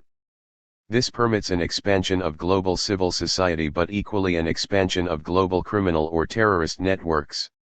Liberalization describes government policies which reduce the role of the state in the economy, such as through the dismantling of trade tariffs and barriers, the deregulation and opening of the financial sector to foreign investors, and the privatization of state enterprises. Is globalization diminishing the role of the state in the world economy? The globalists. A global economy is emerging, claim those who depict a world in which multinational trade, production, investment, and financing moves in and out of countries ever more easily. The globalists tell us that, as a result, governments and states are losing their capacity to control economic interactions. This is partly because the quantity and rapidity of flows make it more difficult for governments to regulate trade, investment, or capital. Equally important is the fact that firms and investors can more easily take their business elsewhere. This puts new constraints on governments trying to retain and encourage investment. The argument here is that footloose modern businesses will simply exit from a country if a government does not pursue liberalizing policies which foster corporate profitability and flexibility. For this reason, governments are under pressure to reduce taxes and to cut back state expenditure on health, education, pensions, and so forth. When it comes to regulating international business, governments are permitting investors themselves to set the rules, and these private actors are doing so through new private international networks and self-regulatory agencies. In sum, states are losing power in a global economic order in which state borders and governments are less influential. This eventuality is, of course, embraced by those interpreting it from a liberal, See Box 14.5, Starting Point. Box 14.8 The Globalists. The nation-state has become an unnatural, even dysfunctional, unit for organizing human activity and managing economic endeavor in a borderless world. It represents no genuine, shared community of economic interest, it defines no meaningful flows of economic activity.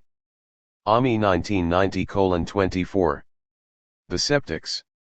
Countering the global economy view are a variety of skeptics who highlight flaws in the argument and the evidence proposed by those who argue that the state is losing power. The proposition that states are under pressure to cut taxes and reduce expenditure is attacked by scholars who examine data of industrialized countries and demonstrate that the evidence does not back up this claim. Nor does the evidence suggest that multinational enterprises, MNEs, relocate investment to areas where there are lower wages and lower taxes. Rather, contemporary research into actual patterns of M&E investment discloses that in the new knowledge-intensive economy, factors such as the availability of skilled and semi-skilled labor, good infrastructure, and proximity to market are crucial ingredients to choices of location. The conclusion drawn from this evidence is that the role of states is not eroding.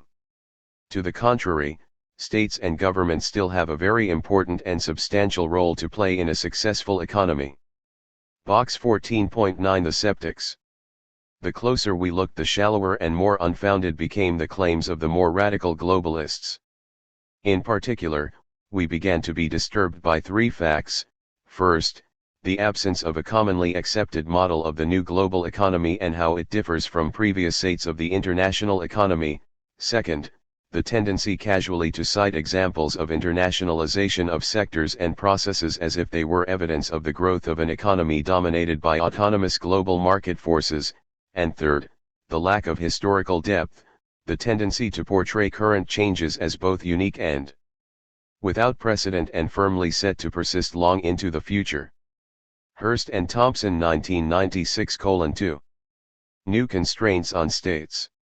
While skeptics knock holes in some of the arguments about the erosion of state power in the face of global multinational enterprises, other aspects of globalization do constrain all states.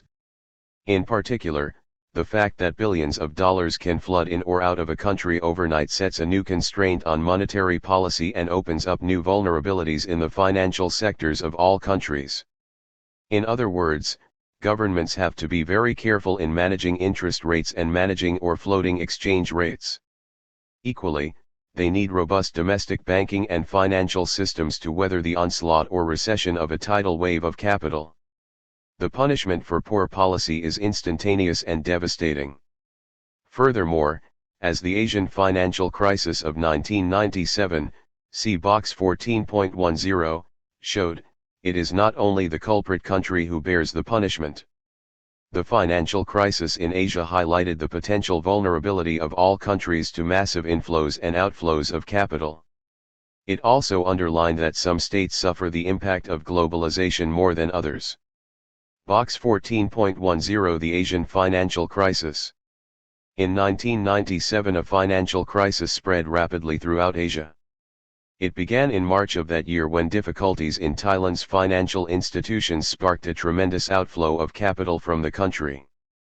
As capital fled, the Thai currency was weakened, forcing the government to float, after which the currency depreciated by 15–20%. Within weeks, the crisis in Thailand spread to Indonesia, Malaysia, and the Philippines in what the IMF referred to as a currency meltdown. By the end of 1997 Thailand, Indonesia, and Korea had all been forced to turn to the IMF to negotiate access to funds in return for agreement to abide by tough conditions, setting out reforms they had to promise to undertake within their economies. Meanwhile, the Malaysian government undertook its own policies of adjustment and imposed capital controls in order to stem the damaging effects of capital mobility. Scholars are still debating the relative advantages and disadvantages of these strategies. A vigorous debate has focused in particular on whether the IMF was right to impose tough conditions, with some arguing that in so doing it exacerbated a deep recession in the region. The debate about the IMF's intervention in the Asian financial crisis. The IMF applied heavy conditions to the Asian countries on the grounds that the causes of the crisis were mainly domestic. These countries became victims of their own success, which led domestic and foreign investors to underestimate the country's economic weaknesses. The fundamental policy shortcomings of policymakers in these countries included permitting a build-up of overheating pressures, pegged exchange regimes, and weak management and poor control of risks, lax enforcement of prudential rules and inadequate supervision in the financial system. IMF, World Economic Outlook, 1998:3. Critics argued that the IMF applied the wrong policies. The particular set of models that the IMF uses have been inappropriate in many situations, e.g. in the crisis in East Asia. It is clear that their forecasts concerning the countries affected by the crisis were badly misguided. Joseph Stiglitz, in Christopher Gilbert and David Vines, eds. 2000, The World Bank, Policies and Structure, Cambridge, Cambridge University Press. And that the IMF had no right to impose these kinds of conditions. The legitimate political institutions of the country should determine the nation's economic structure and the nature of its institutions. A nation's desperate need for short-term financial help does not give the IMF the moral right to substitute its technical judgments for the outcomes of the nation's political process. Feldstein 1998:24. Case study: the impact of globalization on different kinds of states. The Asian crisis highlights that states have different capacities to respond to globalization. Even though all states in the region were affected by the crisis, their responses suggested that some enjoyed more choice or sovereignty than others. Indonesia, Thailand, and Korea turned to the IMF for assistance conditional on a raft of policies mostly defined in Washington, D.C.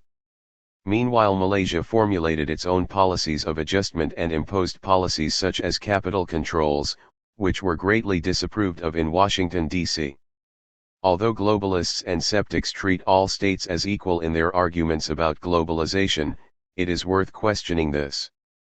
One way to think about the impact of globalization is to distinguish between strong states and weak states. At the extreme end, strong states are those which shape the rules and institutions which have made a global economy possible.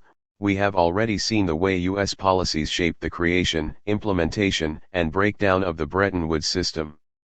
A more general description of strong states is that they can control to some degree the nature and speed of their integration into the world economy. Into this category we might place not only relatively strong industrialized countries, but also developing countries such as Brazil, Malaysia, China, Iraq, and Iran. In all of these cases, globalization is having a powerful effect, as is evidenced by the restructuring of national and private industries in industrialized countries, the past decade of economic liberalization in Brazil, and in a radically different way, through international coercive interventions in Iraq. Yet at the same time, in each of these countries there are high protective barriers in important sectors of the economy, and serious debate about capital controls and the regulation of international capital. The capacity of these countries to control their integration into the world economy is doubtless related to their size, resources, geostrategic advantages, and economic strength. However, interestingly, it seems also to be related to their national ideology and the domestic power of the state. One thing that all strong states have in common is that they guard with equal ferocity their independence in economic policy, foreign policy, human rights, and security issues. Weak states, by contrast, suffer from a lack of choice in their international economic relations. They have little or no influence in the creation and enforcement of rules in the system, and they have exercised little control over their own integration into the world economy. For example, in the aftermath of the debt crisis of the 1980s, many weak states opened up their economies, liberalized, and deregulated, more as a result of coercive liberalization than of democratic policy choice.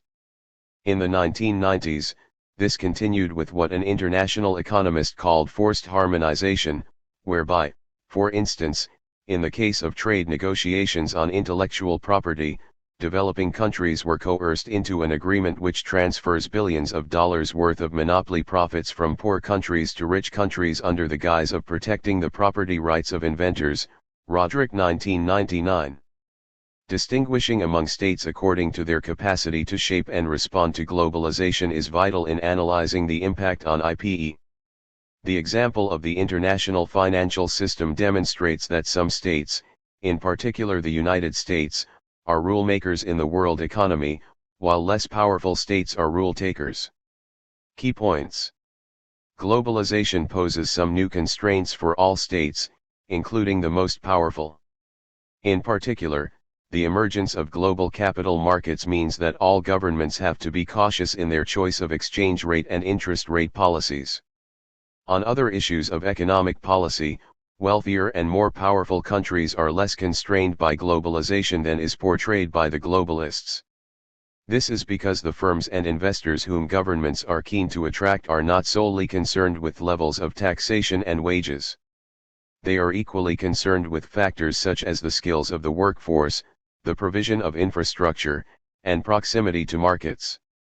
At the international level, the more powerful states in the system get to set, and enforce, many of the rules of the new global economy. International institutions in the globalizing world economy. We have seen that globalization is increasing interdependence among states, it is also increased global interconnectedness, and the capacity of some states to influence others. The Asian financial crisis exhibited all three of these changes. The countries of Asia had liberalized into global capital markets, with much encouragement from the United States and other industrialized countries, and soon became recipients of large inflows of short-term capital. As soon as confidence in Thailand faltered, reactions were instantaneously transmitted to investors, through the new communications networks.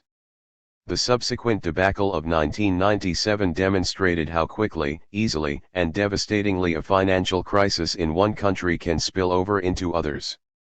The management of the Asian financial crisis led some policymakers to call for stronger, more effective international institutions, including a capacity to ensure better information and monitoring, deeper cooperation and regulation in the world economy.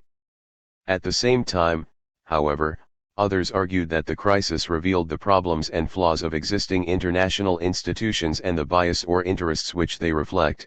See Box 14.10. These positions echo a larger debate in IPE about the nature and impact of institutions in the world economy. This debate is important in helping us to determine what role international institutions might play in managing the new problems and challenges arising from globalization. Competing accounts of institutions echo the differences in approaches to IPE already discussed. Institutionalists, or neoliberal institutionalists, CCH7, tell us that states will create institutions in order better to achieve gains through policy coordination and cooperation. However, several preconditions are necessary for this to occur. Under certain conditions, institutionalists argue that states will agree to be bound by certain rules, norms, or decisions of international organizations. This does not mean that the most powerful states in the system will always obey the rules. Rather, institutions affect international politics because they open up new reasons to cooperate, they permit states to define their interests in a more cooperative way, they foster negotiations among states as well as compliance with mutually agreed rules and standards. The institutionalist account offers reasons for a certain kind of optimism about the role international institutions will play in managing globalization. Institutions will smooth over many gaps and failures in the operation of markets, and serve to ensure that states make genuinely rational and optimizing decisions to cooperate. Globalization will be managed by existing institutions and organizations and, indeed, new institutions will probably also emerge. Globalization managed in this way will ensure that the world economy moves more towards the liberal model, see Box 14.5, and that both strong and weak states benefit. Although there have been many protests about international organizations, see Box 14.11, these are the result of people misunderstanding the advantages of free trade and free movements of capital in the world economy. Box 14.11 Anti-globalization protests against international organizations. Many believed the invasion of Iraq would cause the anti-globalization protests to abate.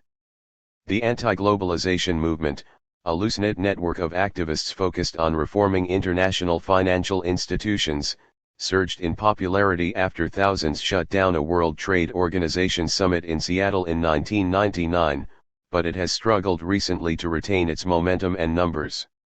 The Bush administration's war on terrorism since the attacks of September 11, 2001, has been the focus of most U.S. grassroots organizing and street protests.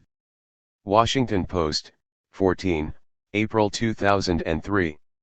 However, at the WTO Ministerial Conference in Montreal, July 2003, the day before, several downtown blocks will be closed to traffic, office employees going to work will be funneled through special corridors, and the local police have called in reinforcements from the provincial force.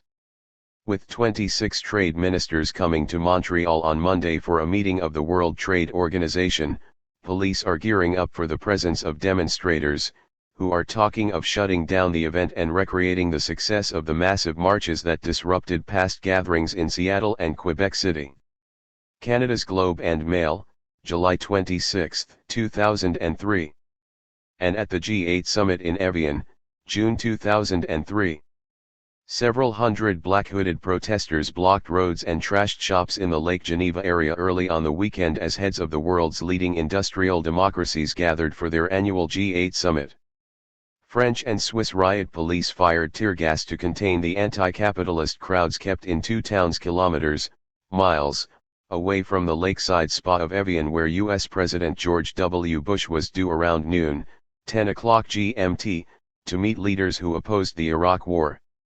Reuters News Service, June 3, 2003. Realists, and neorealists in particular, disagree with institutionalists, see CH5 and CH7.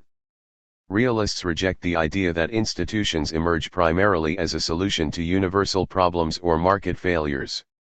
They argue that international institutions and organizations will always reflect the interests of dominant states within the system. When these states wish to coordinate policies with others, they will create institutions.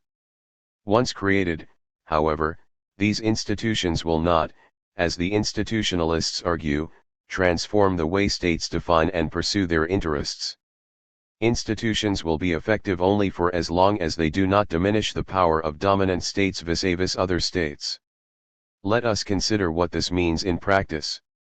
Take a state deciding whether to sign up to a new trade agreement or support the decision of an international organization.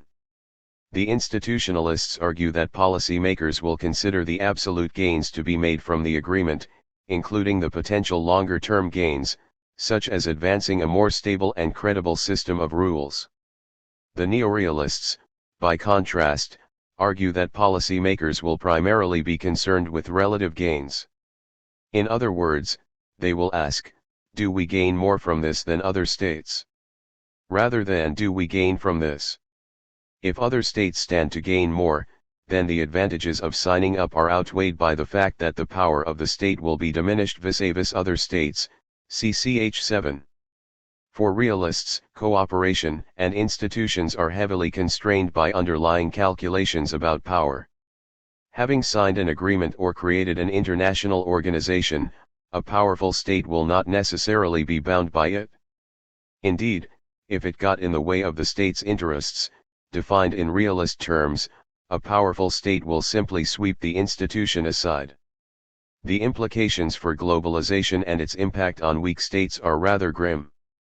International institutions, including organizations such as the IMF, the World Bank, the WTO, the G8 and the EU, will manage globalization but in the interests of their most powerful members. Institutions will only accommodate the needs and interests of weaker states where in so doing they do not diminish the dominant position of powerful states. From a realist perspective, it follows that anti-globalization protesters are right to argue that the international institutions do not work for the interests of poor and developing countries. However, the realists are equally certain that such protests will have little impact. This interpretation of international institutions is rebutted not only by institutionalists, but by those who delve into the ways ideas, beliefs, and interactions shape the behavior of states. In an earlier section, We explored the neo-Gramscian approach. Let us now introduce the broader constructivist approach which has been mentioned in other chapters of this book. Table 14.1 The debate about institutions. Constructivists reject the idea that institutions reflect the rational calculations of states either within interstate competition, realists, or as part of a calculation of longer-term economic advantage and benefits from cooperation, institutionalists. In fact, what constructivists reject is the idea that states' interests are objectively definable and fixed. Instead, they argue that any one state's interests are affected by its identity as a state and that both its interests and identity are influenced by a social structure of interactions, normative ideas, and beliefs. If we cannot assume that states have a particular identity or interest prior to their interactions, then the institutionalists are wrong to assume that institutions emerge as rational responses to the needs of markets, trade, finance, and the like. Equally, the realists are wrong to assume that institutions can only be reflections of power politics. To quote constructivist Alex Wendt, "Anarchy is what states make of it," 1992. In other words, identities and interests are more fluid and changing than realists permit. Through their interactions and discourse, states change, and these changes can reflect in institutions. Constructivism and the neo-Gramscian approach highlight actors and processes involved in globalization which are neglected in realist and institutionalist accounts, and have important ramifications for institutions. For example, the protesters against the WTO, the IMF, and the World Bank can be construed as part of an ongoing dialogue which affects states in several ways. The international attention to these issues places them on the agenda of international meetings and organizations. It also puts pressures on political leaders and encourages interest groups and pressures to form within the state. As a result, the beliefs, ideas, and conceptions of interest in international relations change, and this can shift the attention, nature, and functions of international institutions. On this view, globalization is not just a process affecting and managed by states. Several other actors are involved, both within and across societies, including international institutions, which play a dynamic role. The governance or management of globalization is shaped by a mixture of interests, beliefs, and values about how the world works and how it ought to be. The existing institutions doubtless reflect the interests of powerful states. However, these interests are the products of the way states interact and are subject to reinterpretation and change. Key points.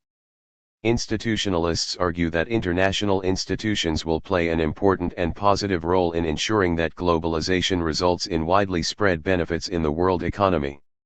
Realists and neo-realists reject the institutionalist argument on the grounds that it does not account for the unwillingness of states ever to sacrifice power relative to other states. Constructivists pay more attention to how governments, states, and other actors construct their preferences, highlighting the role that state identities, dominant beliefs, and ongoing debates and contestation plays in this process. Conclusion. Globalization increases the challenges faced by all actors in the world economy, states, firms, transnational actors, and international organizations. Strong states are trying to shape institutions to manage financial crises, powerful NGOs, and globalizing firms. Weak states are trying to survive increasingly precarious and changeable economic circumstances. Common to all states is the search for greater stability and predictability, although governments disagree over how and where this should be achieved. One layer of governance this chapter has not examined is that of regional organizations and institutions, see ch 25. The fact that in recent years virtually every state in the world has joined at least one regional trade grouping underscores the search for new ways to manage globalization. At the same time, regionalism highlights the skepticism of many states about international institutions, and their fears that institutions are too dominated by powerful states, or unlikely to constrain them. The result is an emerging multi-layered governance in the world economy. At each level, international, regional, and state, the core issues debated in this chapter arise. These include, whose interests are served by the institution? What forces are shaping it? Who has access to it? Whose values does it reflect? Globalization casts a spotlight on these arrangements since the transformations occurring in the world economy are being powerfully shaped by them. Questions. 1. In what ways did the Bretton Woods framework for the post-war economy try to avoid the economic problems of the interwar years? 2. What was the breakdown in the Bretton Woods system? 3. Did a loss of U.S. hegemony cause the breakdown of the Bretton Woods system? 4. Are there any issues on which mercantilists agree with liberals? 5. What is different about the Marxian and mercantilist depictions of power in the international economy? 6. Does rational choice theory explain more about outcomes than actors' preferences? 7. In what way do neo-Gramscians invoke structure in their explanation of IPE? 8. Why do skeptics doubt that globalization is transforming IPE? 9. What vulnerabilities faced by states in the globalizing economy did the Asian financial crisis demonstrate? 10. How can we explain the different impact globalization has on different states? 11. How and why do institutionalists argue that institutions change the behavior of states?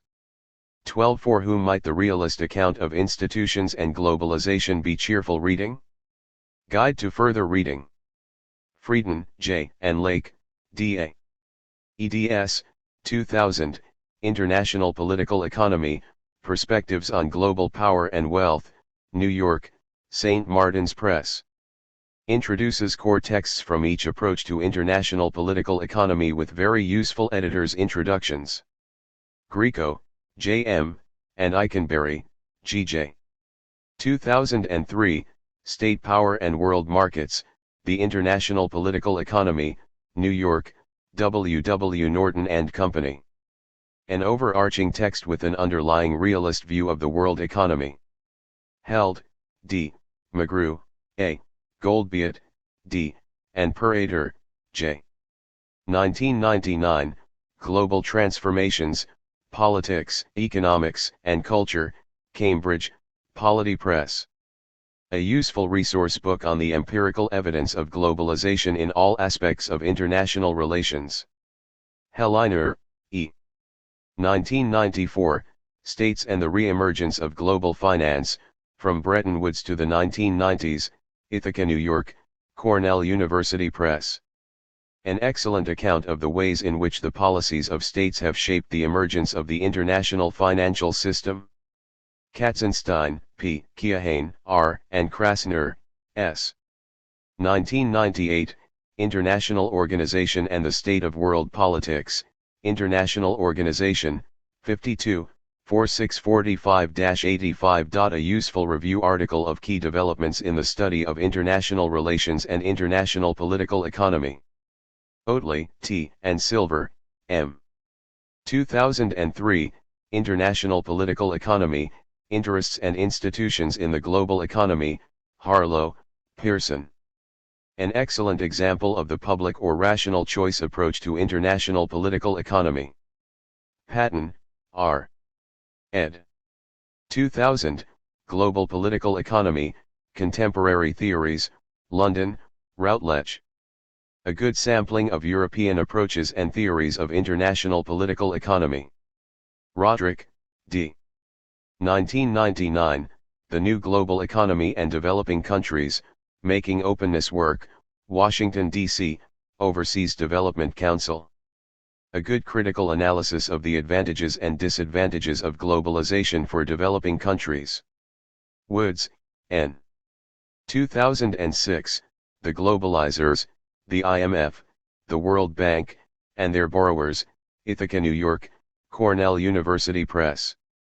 A useful overview on the roles, evolution, and politics of the IMF and World Bank and their relations with developing countries. Online Resource Center.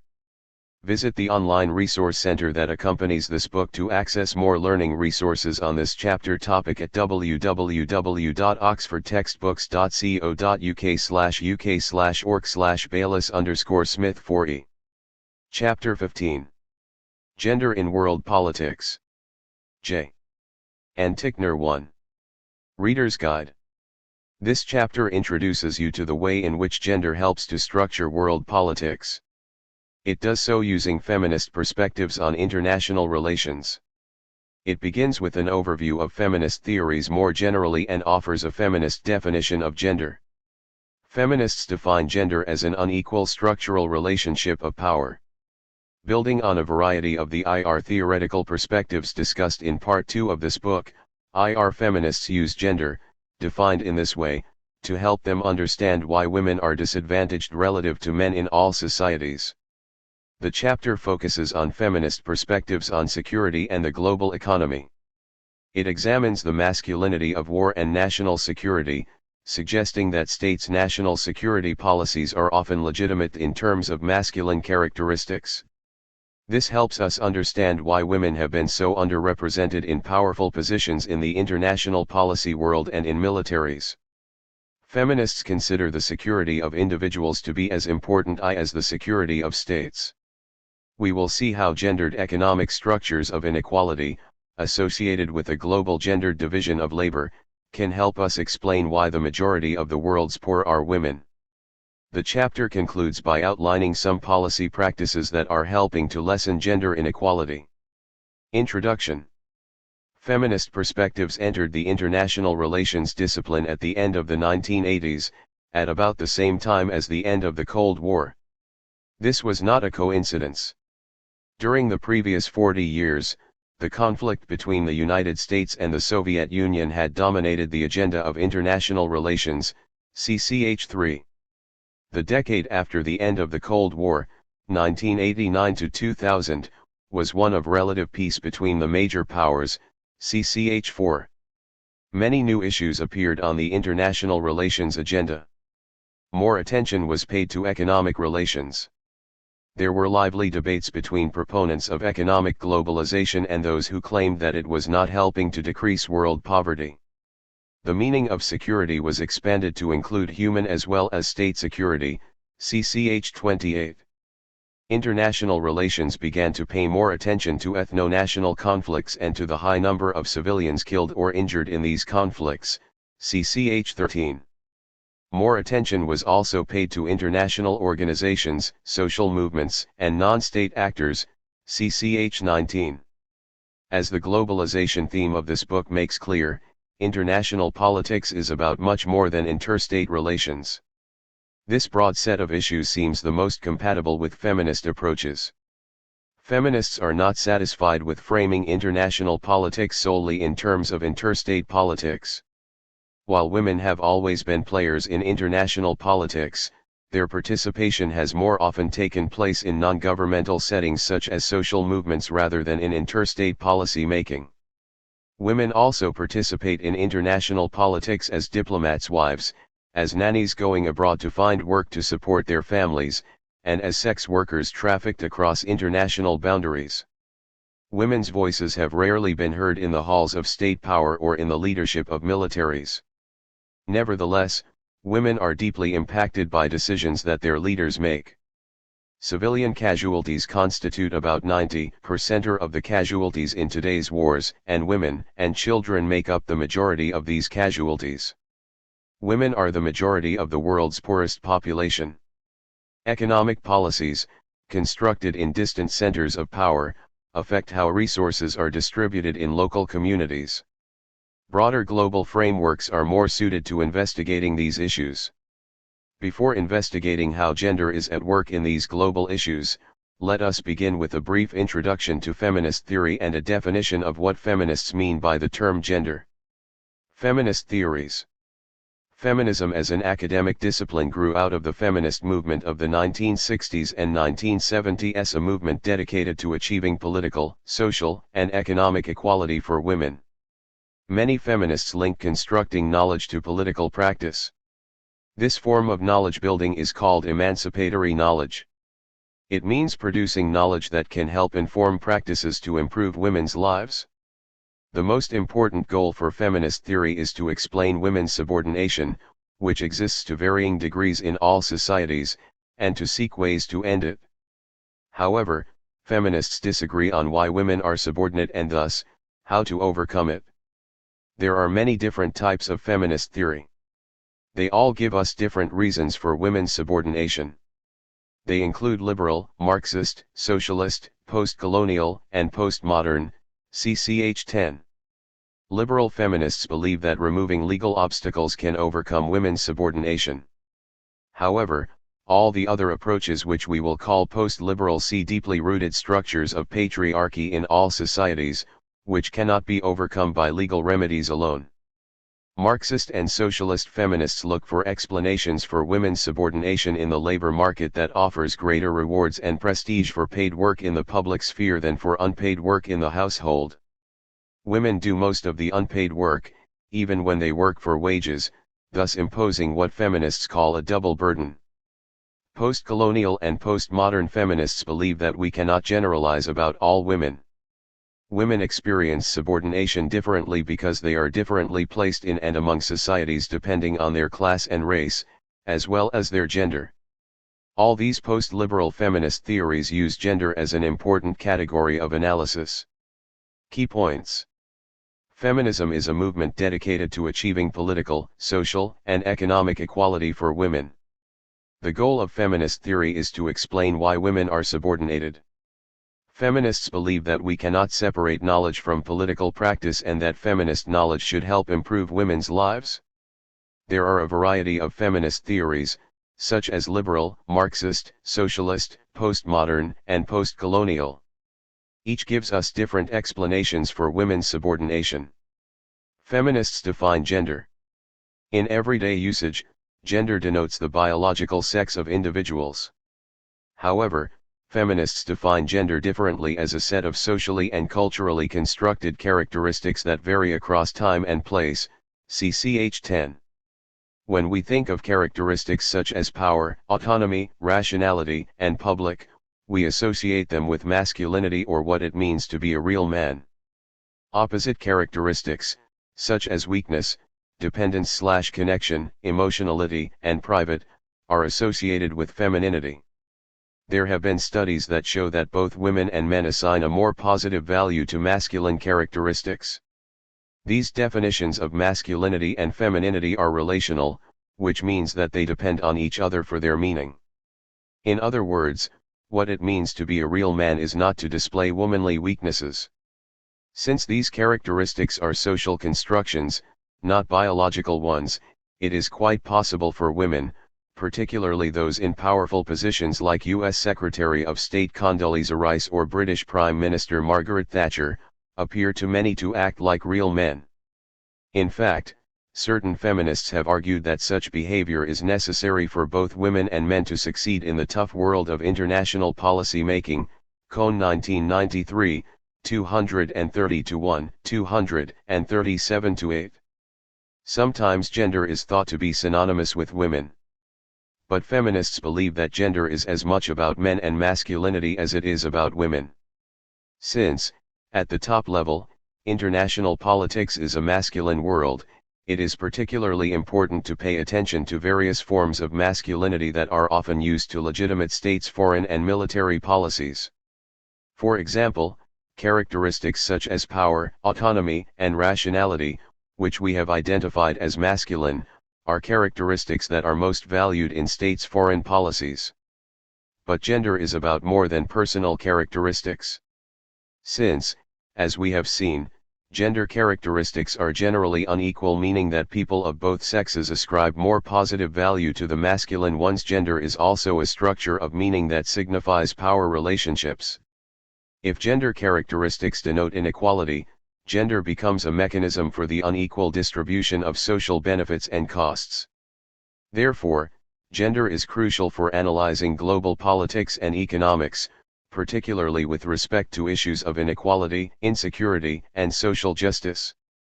Feminists believe we need to make unequal gender structures visible in order to move beyond them. We have shown that gender is an analytical tool, not just a descriptive category. Now that we have examined feminist theory and defined gender, let us look at how international relations, IR, feminists use gender as a category of analysis. Key points. Feminists define gender as distinct from sex. Gender is a set of socially constructed characteristics that define what we mean by masculinity and femininity. It is possible for women to display masculine characteristics and vice versa. Gender is a system of social hierarchy in which masculine characteristics are more valued than feminine ones. Gender is a structure that signifies unequal power relationships between women and men. Putting a gender lens on global politics. Feminists use gender analysis to help them answer questions about global politics. Spike Peterson and Sisson Runyon call this putting on our gender-sensitive lenses.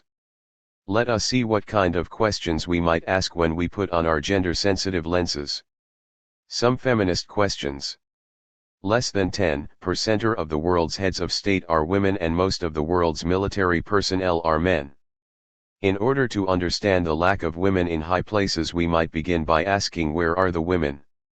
Cynthia Enlow, 1989, 8, suggests that we need to look in unconventional places, not normally considered within the boundaries of global politics, to answer this question.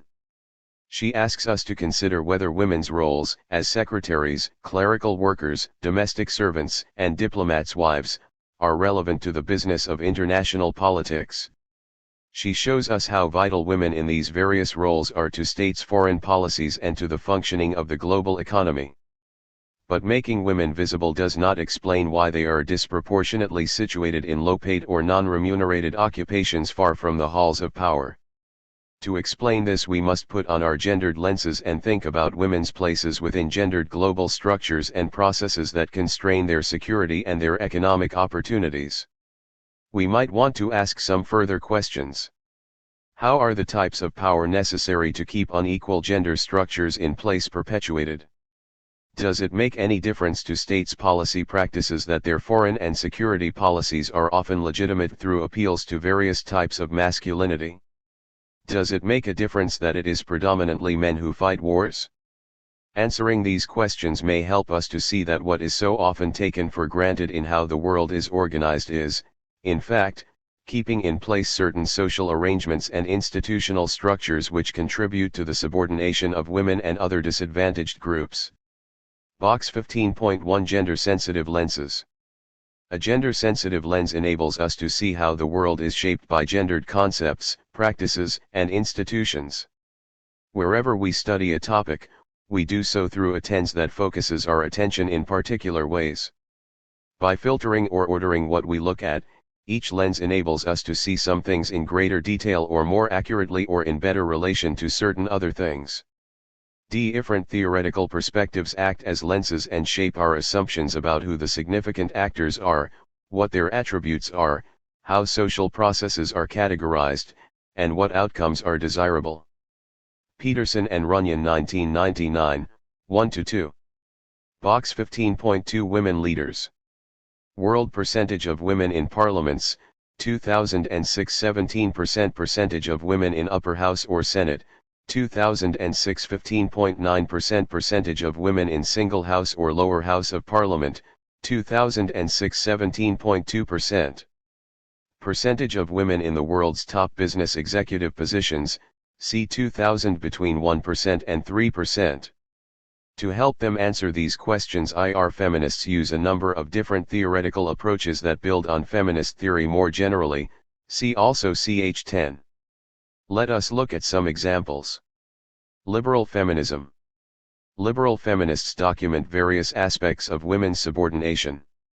They have investigated problems of refugee women, income inequalities between women and men, and the kinds of human rights violations incurred disproportionately by women, such as trafficking and rape in war.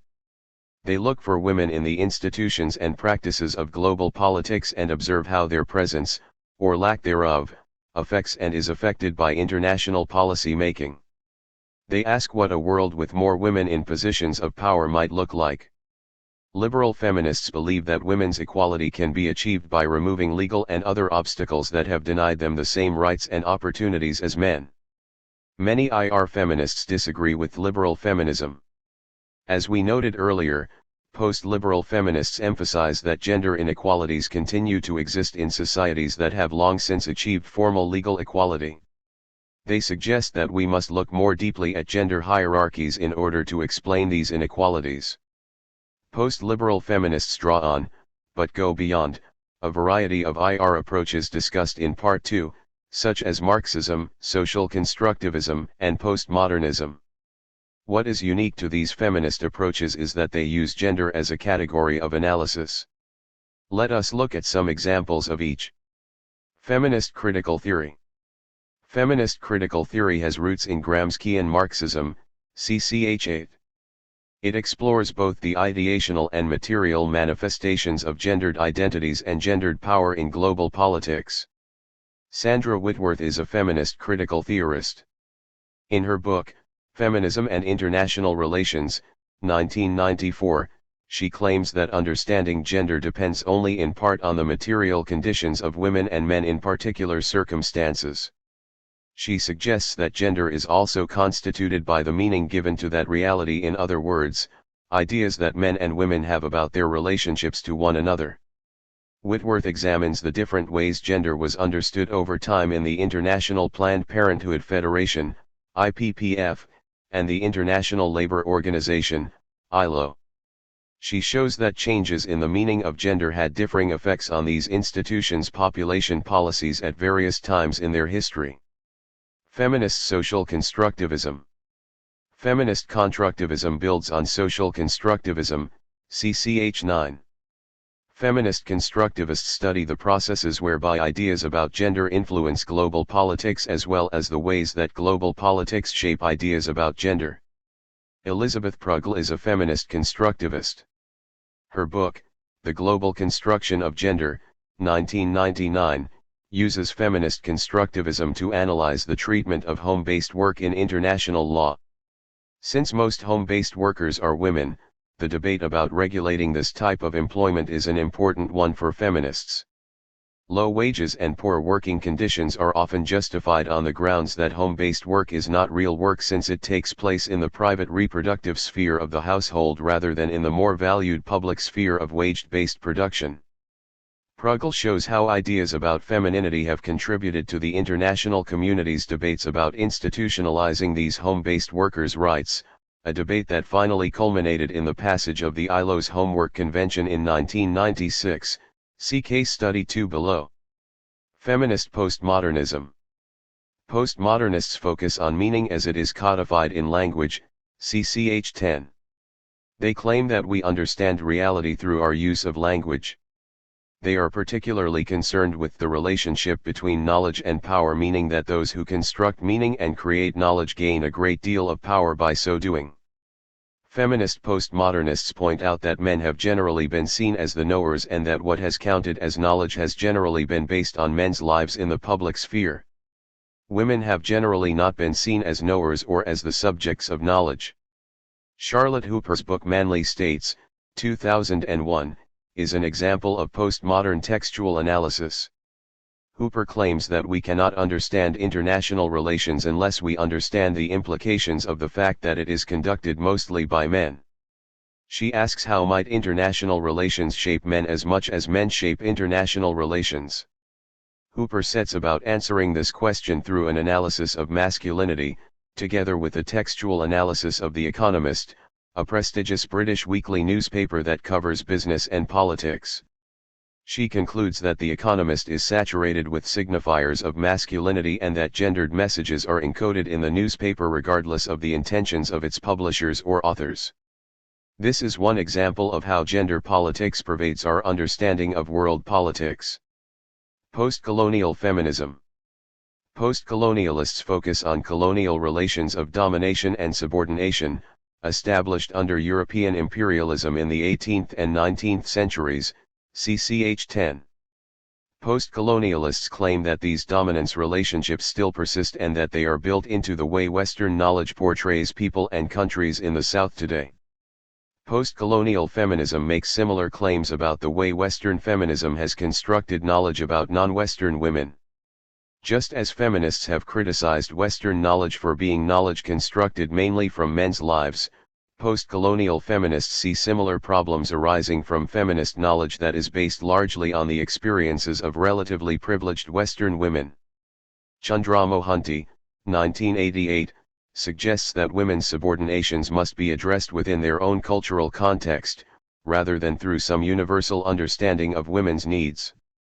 She criticizes Western feminists' portrayal of third world women as poor, undereducated, victimized, and lacking in agency. We have examined some writings of IR feminists who have put on their gender lenses in order to understand why women are disadvantaged relative to men and what difference this makes to global politics. Let us now look through our gendered lenses at two important realms of global politics: security and economic globalization. Key points. IR feminists use gender-sensitive tenses to help them answer questions about why women often play subordinate roles in global politics. IR feminists build on other IR theories, such as liberalism, critical theory, constructivism, postmodernism, and postcolonialism. They go beyond them by introducing gender as a category of analysis. Liberal feminists believe women's equality can be achieved by removing legal obstacles that deny women the same opportunities as men. Post-liberal feminists disagree with liberal feminists. They claim that we must look more deeply at unequal gendered structures in order to understand women's subordination. Feminist critical theory examines how both ideas and material structures shape people's lives. IR feminist critical theorists show how changes in the meaning of gender have changed the practices of international organizations over time. Feminist constructivists show us the various ways in which ideas about gender shape and are shaped by global politics. Elizabeth Prugel shows us how these ideas shape the framing of international legal conventions. Postmodern feminists are concerned with the link between knowledge and power. They suggest that men have generally been seen as knowers and as subjects of knowledge. This influences how we see global politics. Post-colonial feminists criticize Western feminists for basing feminist knowledge on Western women's lives and for portraying third world women as lacking in agency.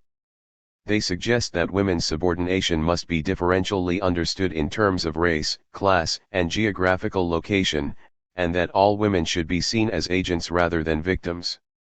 Gendering security. Challenging the myth of protection. We often think of men as protectors and women and children as people who need protection.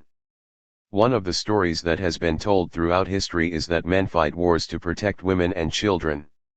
The high number of civilian casualties in contemporary wars, about 90% of total casualties, suggests that we should be questioning this story. A large proportion of these casualties are women and children. Women and children constitute the majority of the world's refugee population. Point 2. When women, often acting as heads of households, are forced into refugee camps, their vulnerability, and that of their children, increases. In wartime, women are particularly subject to rape and prostitution, see box 15.3. Rape is not just an accident of war but often a systematic military strategy. It is estimated that 20,000 to 35,000 women were raped during the war in Bosnia and Herzegovina. In Bosnia, rape was associated with a policy of ethnic cleansing. The strategy included forced pregnancies to make Bosnia a Serbian state by implanting Serbian babies in Bosnian Muslim mothers, Petman 1996, 101. These stories about women in conflict situations severely challenge the protection myth. Yet, such myths have been important in upholding the legitimacy of war. Using our gender lenses to look at the effects of war on women helps us to gain a better understanding of the unequal gender relations, such as the protector/protected relationship, that legitimate military activities and hide some of the negative effects of war on civilians. Let us now look more deeply at how these gendered constructions can help us understand national and international security. Box 15.3. Military prostitution as a security issue. Around many army bases, women are kidnapped and sold into prostitution.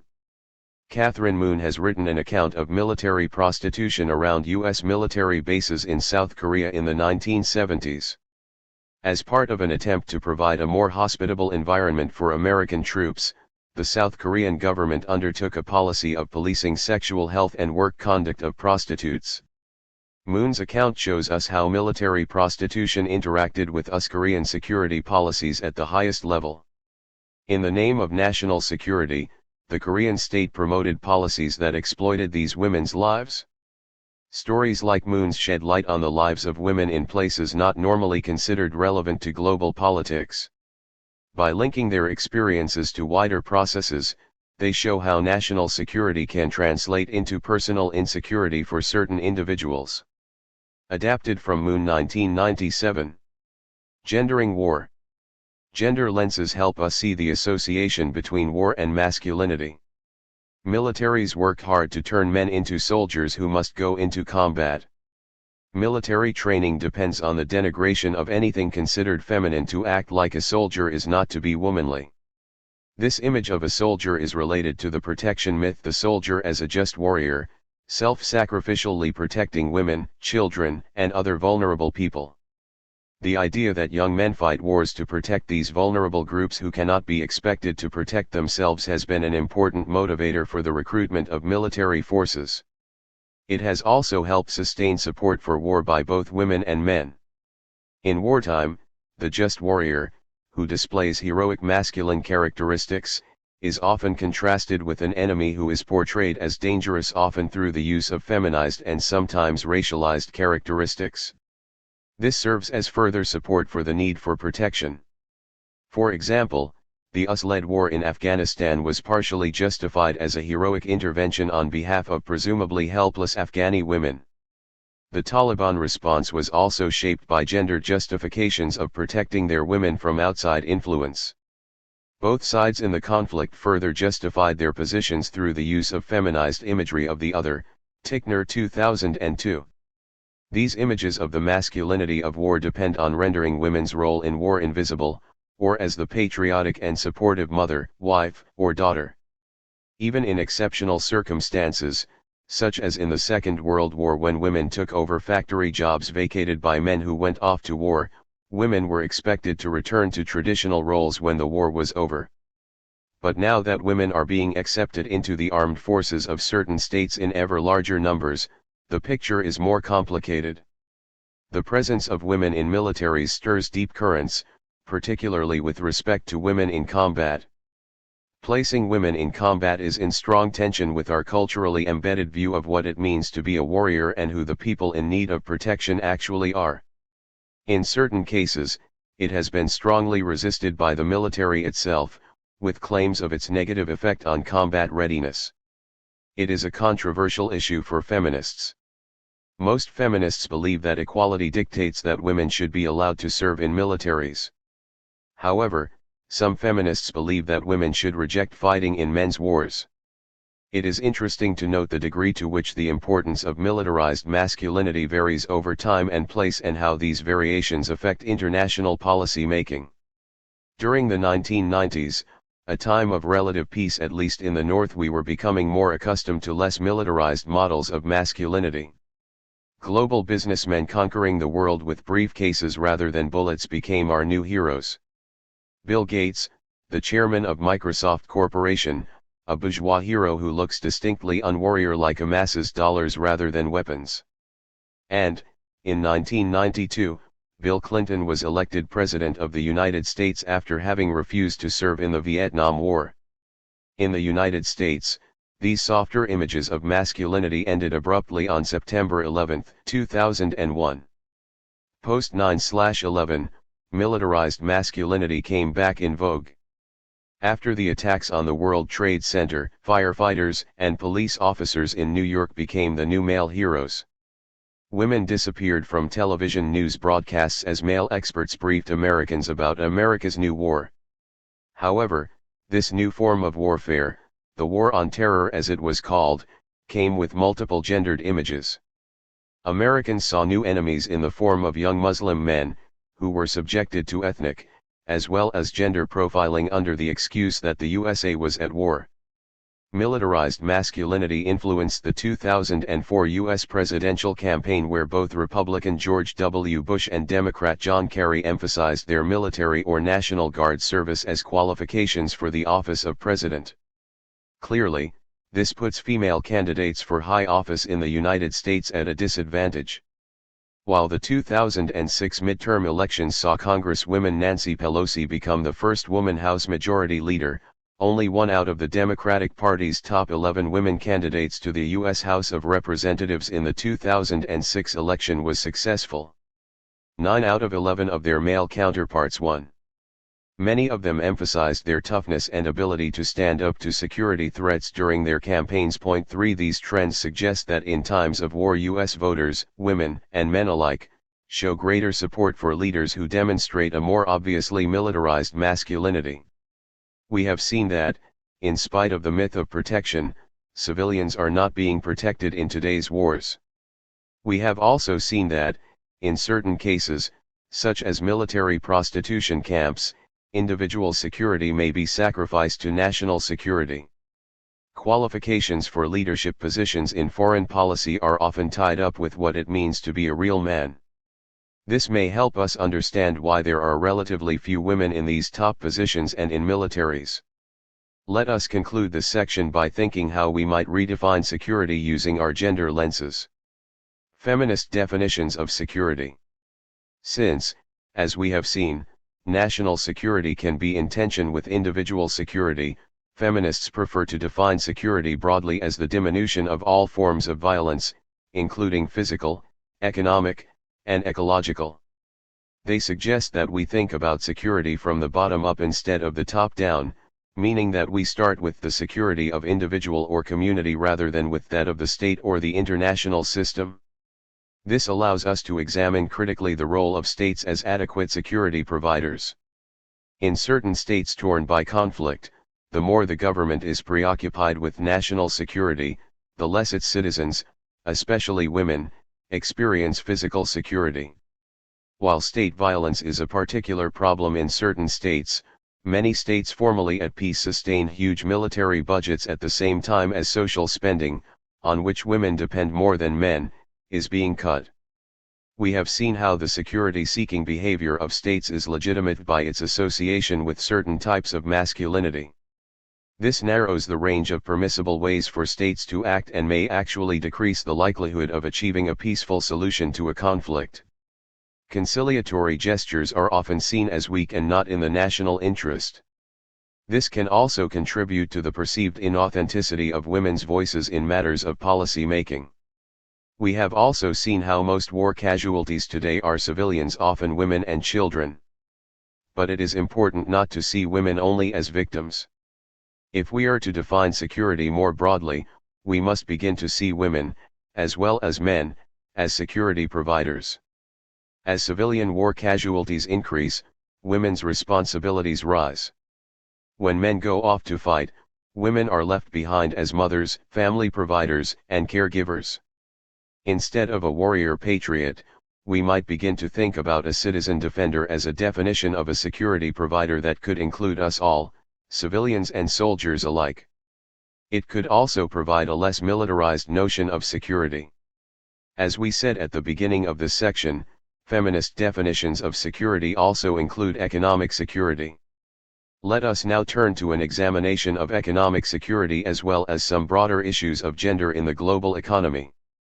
Key points. Traditional stories about war portray men as protectors and women and children as being protected. In today's wars, women and children are being killed and injured in large numbers. This challenges the myth of protection. War is associated with masculinity. Our image of a soldier is a heroic male. This image is being challenged by an increasing number of women in militaries around the world. There is a debate among policymakers and in militaries, and even among some feminists, as to whether women should fight in military combat. Militarized masculinity is popular when states are preoccupied with national security threats. This has larger consequences. Conciliatory options in policy making tend to get discounted. It makes it difficult for women's voices to be seen as legitimate, particularly in matters of security policy. Feminists define security broadly to include the diminution of all forms of violence, physical, economic, and ecological. The national security of states, defined in masculine terms that emphasize military strength, can cause a trade-off with the physical and economic security of individuals. Gender in the global economy. There are enormous differences in the socio-economic status of women, depending on their race, class, nationality, and geographic location. Nevertheless, women are disproportionately located at the bottom of the socio-economic scale in all societies. 3/5 of the world's 1 billion poorest people are women and girls, United Nations Development Programme 2006b, 20. On average, women earn 2/3 of men's earnings even though they work longer hours, many of which are spent in unremunerated reproductive and caring tasks. Even when women do rise to the top, they almost always earn less than men. We cannot explain the disproportionate numbers of women in marginal under-rewarded economic activities by attributing them to legal restrictions and economic barriers alone. Women do not do as well as men in societies where legal restrictions on employment and earnings have long since been removed. Putting on our gender lenses, we might ask to what extent these disturbing figures are attributable to unequal gendered structures in the global economy. Feminists call these structures the gendered division of labor. The historical foundations of the gendered division of labor. We can trace the origins of the contemporary gendered division of labor back to 17th century Europe. At that time, definitions of male and female were becoming polarized in ways that were suited to the growing division between work and home required by early capitalism. Industrialization and the increase in waged labor, largely performed by men, shifted work from home to factory. The term housewife, which began to be used to describe women's work in the private domestic sphere, reinforced the gender dimensions of this split. Gendered constructs, such as breadwinner and housewife, have been central to modern Western definitions of masculinity, femininity, and capitalism. Even though many women do work outside the home for wages, the association of women with domestic roles, such as housewife and caregiver, has become institutionalized and even naturalized. This means that it is seen as natural for women to do the domestic work. Putting the burden of household labor on women decreases their autonomy and economic security. As a result of these role expectations, when women do enter the workforce, they are disproportionately represented in the caring professions, such as nursing, social services, and primary education, or in light industry, performed with light machinery. Women choose these occupations not on the basis of market rationality and profit maximization alone, but also because of values and expectations about mothers and caregivers that are emphasized in the socialization of young girls. Occupations that are disproportionately populated by women tend to be the most poorly paid. Assumptions about appropriate gender roles mean that women are often characterized as supplemental wage earners to the male head of household. But estimates suggest that 1/3 of all households worldwide are headed by women, a fact frequently obscured by role expectations that derive from the notion of male breadwinners and female housewives. Consequences of the gendered division of labor. Gender expectations about appropriate roles for women contribute to low wages and double burdens. Women's cheap labor is particularly predominant in textiles and electronics. These industries favor hiring young unmarried women who can achieve a high level of productivity at low wages. Frequently, they are fired if they get married or pregnant. Because of expectations associated with traditional gender roles, there is a belief that women possess nimble fingers, have patience for tedious jobs, and are naturally good sewers.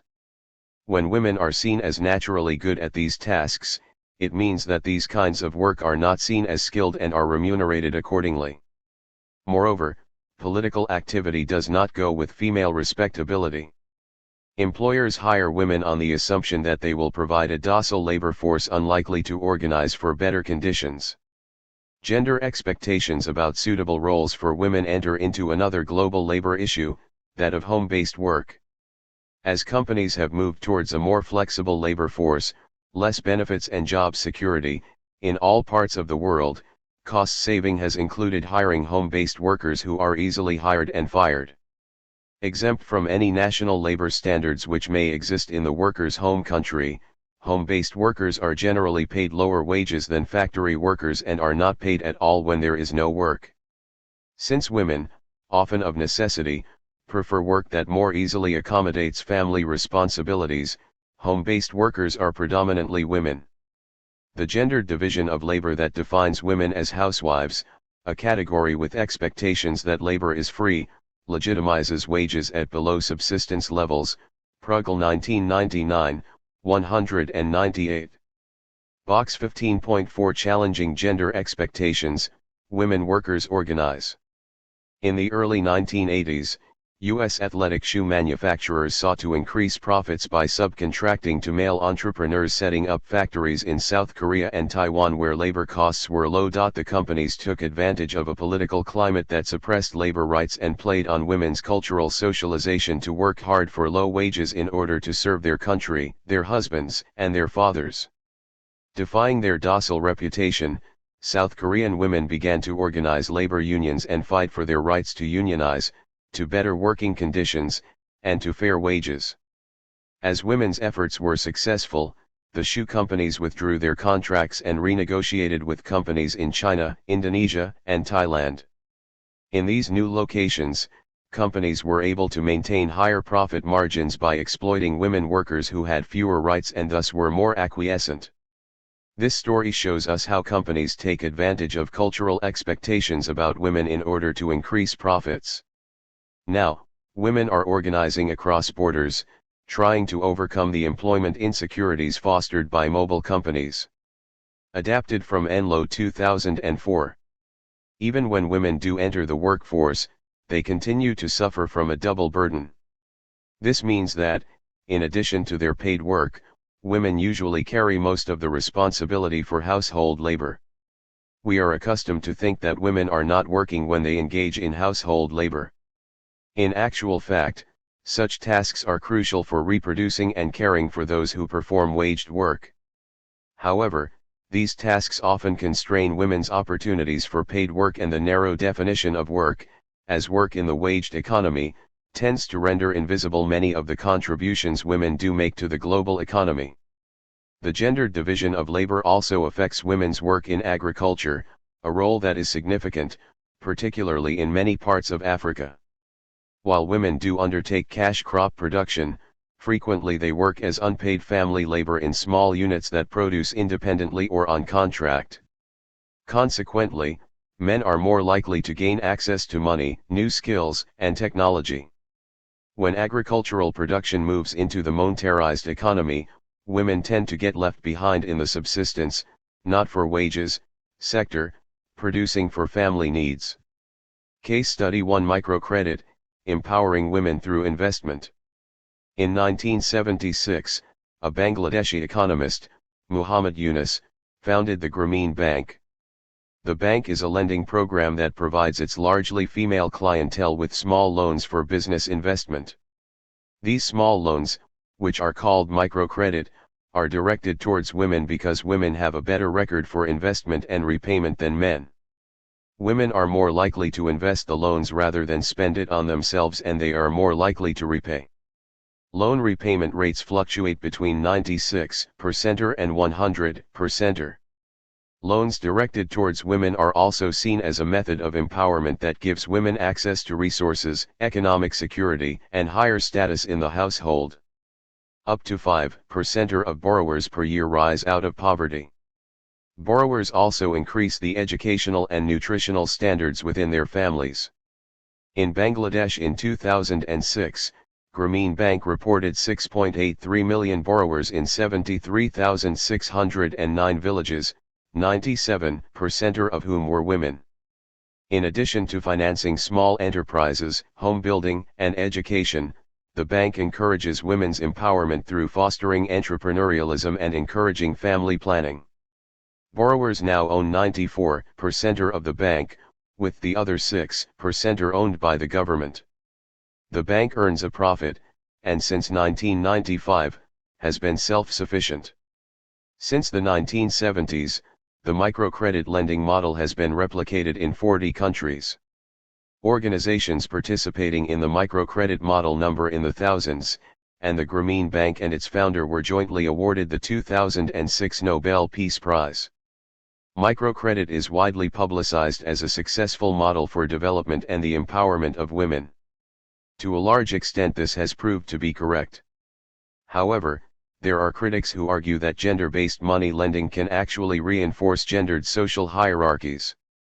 Critics suggest that, while women get access to microcredit, men continue to dominate the real credit market. And, while women are the actual borrowers, in certain cases, men retain control. In this section we have seen how women are disadvantaged relative to men by the gendered division of labor. Women's relative lack of economic opportunities are not caused by market forces alone but by processes which result from gendered expectations about the kinds of work for which women are believed to be best suited. Nevertheless, when women do work for wages, it undermines the legitimacy of men's domination that occurs because of men's traditional role as family providers. For women, having a job can be better than no work at all, and extra cash significantly enhances the income of poor families.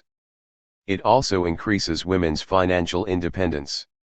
We can see that it is difficult to generalize about the gender consequences of economic globalization. Nevertheless, the claim that we live in a world characterized by gendered boundaries of economic inequality is undisputed. The global economy operates not only according to market forces but also according to gendered divisions of labor that value women's work less than men's. In addition, much of women's non-monetarized labor contributes to the global economy, but remains invisible. In our earlier discussion of security, we saw how masculine values influence states' national security policy and how this can be detrimental to women's political opportunities. When we discussed feminist theory, we saw that one of the goals of feminism is to produce knowledge that can help improve women's lives. Let us now look at some of the improvements that are being made by, and on behalf of, women throughout the world. Key points. In every society, women are disadvantaged relative to men in terms of material well-being. We need to put on our gender lenses to explain why. This gender-sensitive perspective helps us see how women's relative disadvantage is due to the gendered division of labor. The gendered division of labor dates back to 17th-century Europe and the subsequent separation of paid work in the public sphere from unpaid work in the private sphere. The rote distinction between workers in the public and private spheres has an effect on the kind of work that women do in the public sphere. Women are disproportionately clustered in low-paying jobs in garment industries and services. Home-based workers are predominantly women also. Women do more subsistence agriculture than men, and men more often work with advanced agricultural technologies. In addition to paid work, women perform most of the reproductive and caring labor in the private sphere. This is known as the double burden. The double burden constrains women's choices in the public sphere.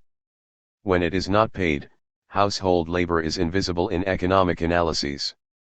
We must not overgeneralize about the negative effects of the gendered division of labor.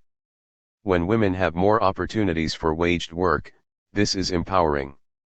However, women often perform the same tasks for lower wages than men. Using knowledge to inform policy practice. Now that we understand how structures of gender inequality contribute to women's subordination, let us examine some of the efforts women are making to diminish the negative effects of these gendered structures in both the political and economic realms. Many of the improvements in women's lives can be attributed to women themselves working in non-governmental organizations, NGOs, and in social movements. Frequently, their actions are informed by feminist emancipatory knowledge. It may be helpful for you to refer back to the earlier discussion about emancipatory knowledge. The United Nations, UN, held its first official conference on women in Mexico City in 1975. This conference launched the UN Decade for Women, 1976-85. It was the first in a series of official intergovernmental women's conferences, sponsored by the UN. It is largely due to women organizing worldwide that the UN has put women's issues on its agenda.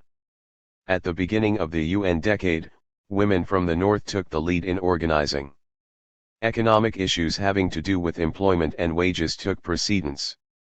By the end of the decade, women from the South began to organize around the impact of the economic crisis of the 1970s caused by high prices for food and oil on the international market and a downturn in the global economy. Their work led to the establishment of a network of Southern women known as Development Alternatives with Women for a New Era, DAWN. DAWN is not only engaged in political advocacy. Using feminist knowledge, it also publishes analyses of the impact of global economic policy on Southern countries, focusing on Southern women. Parallel NGO conferences have been held at each of the official UN conferences on women. Attendance at these conferences increased from 5,000 in Mexico City in 1975 to an estimated 25,000 in Beijing in 1995, Jaquette 2003, 336. Pressure from women's groups was important in getting the United Nations to disaggregate its data, such as its quality of life indicators, by sex.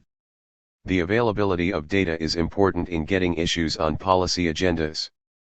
Adoption of the Gender Development Index, GDI, by the UN Human Development Programme in 1995 was an important step in helping to formulate policies to improve women's well-being. Another important step towards gender equality was the adoption by the UN and other international intergovernmental organizations of a policy called gender mainstreaming. Gender mainstreaming requires organizations that adopt it to evaluate the gendered effects of all aspects of their institutional decision-making, see Box 15.6. In 1996, the International Labour Organization adopted a convention that set international standards for the type of home-based work we discussed earlier. Pressure for adoption began with the organizing and lobbying efforts of the Self-Employed Women's Association, SUA, a trade union based in India composed of women engaged in small-scale trade and home-based work, see Case Study 2. Box 15.5 Milestones in Women's Organizing. Box 15.6 Gender Development Index and Gender Mainstreaming. The Gender Development Index, GDI, measures states' development using the Human Development Index, HDI, indicators, literacy, life expectancy, school enrollment, and income disaggregated by gender, to illustrate a state's development, adjusted for degrees of gender inequality. This index takes as its central assumption that the larger the degree of gender inequality, the more this has a negative effect on states' quality of development. The GDI also shows that states high on the HDI may have high degrees of gender inequality. Gender mainstreaming was established as a global strategy for achieving gender equality in the 1995 Beijing Platform for Action ratified by all UN member states. It has been adopted as the official policy of the United Nations, the European Union, the Organization of American States and a number of other governmental and intergovernmental organizations. Gender mainstreaming prescribes the review and revision of policy processes in all sectors of government, with an eye towards eliminating gender-based disparities in policy formulation and implementation. True 2003. Case Study 2 The Self-Employed Women's Movement. The Self-Employed Women's Association, SUA, is a women's labor union founded in 1972 in the city of Ahmedabad, India. It has grown into a community-based movement organizing self-employed women in 13 Indian states into labor unions, a lending cooperative, education, and other community-based empowerment initiatives. It has also advocated for and achieved policy changes in national and international forums. SUA was founded by labor organizer Ella Butt as a response to the large number of women workers in the informal market who were not recognized as workers by the state or by society. Over 90% of working Indian women were and are employed in the informal sector. These self-employed and home-based workers are especially susceptible to exploitation by contractors and middlemen, job insecurity, and police harassment. SUA women began to organize themselves in order to achieve recognition and establish their rights and protections as workers. For example, women banded together to stop police extortion of vegetable vendors in Ahmedabad. The movement expanded to include broader empowerment initiatives. In 1974, SUA instituted a member-funded and directed microcredit bank that gives poor women access to capital and at the same time managerial and organizational experience. The SUA Bank is member-owned and directed, in keeping with the grassroots strategy of the movement. As the SUA Bank expanded and SUA success grew, the movement extended its influence further into the policy realm and into organizing in rural areas. In 1986, SUA succeeded in instituting a national commission to analyze and advise on issues of self-employed women. At the international level, SUA was instrumental in getting the International Labour Organization to adopt home-based work as a policy issue in 1991, and in contributing to a global alliance of home-based workers called the HomeNet Organization in 1994. In 1996, this resulted in the ILO Homework Convention, legislation designed to protect home-based workers' rights. SUA, faithful to the movement's philosophy of using member-driven strategies, developed contextually specific objectives for poor women in rural areas. For example, when SUA organizers in rural regions encountered opposition from employers, SUA focused on increasing work opportunities through cooperative enterprises in order to increase women's employment alternatives. These agricultural and crafts cooperatives give women more access to and control over resources. Liberal feminists often cite SUA as an example of successfully integrating women into the market economy. Post-colonial feminists cite it as an example of local voices speaking for themselves and achieving culturally and contextually specific empowerment. The work of women's caucuses at various UN conferences has resulted in feminist agendas based on some of the ideas we have discussed.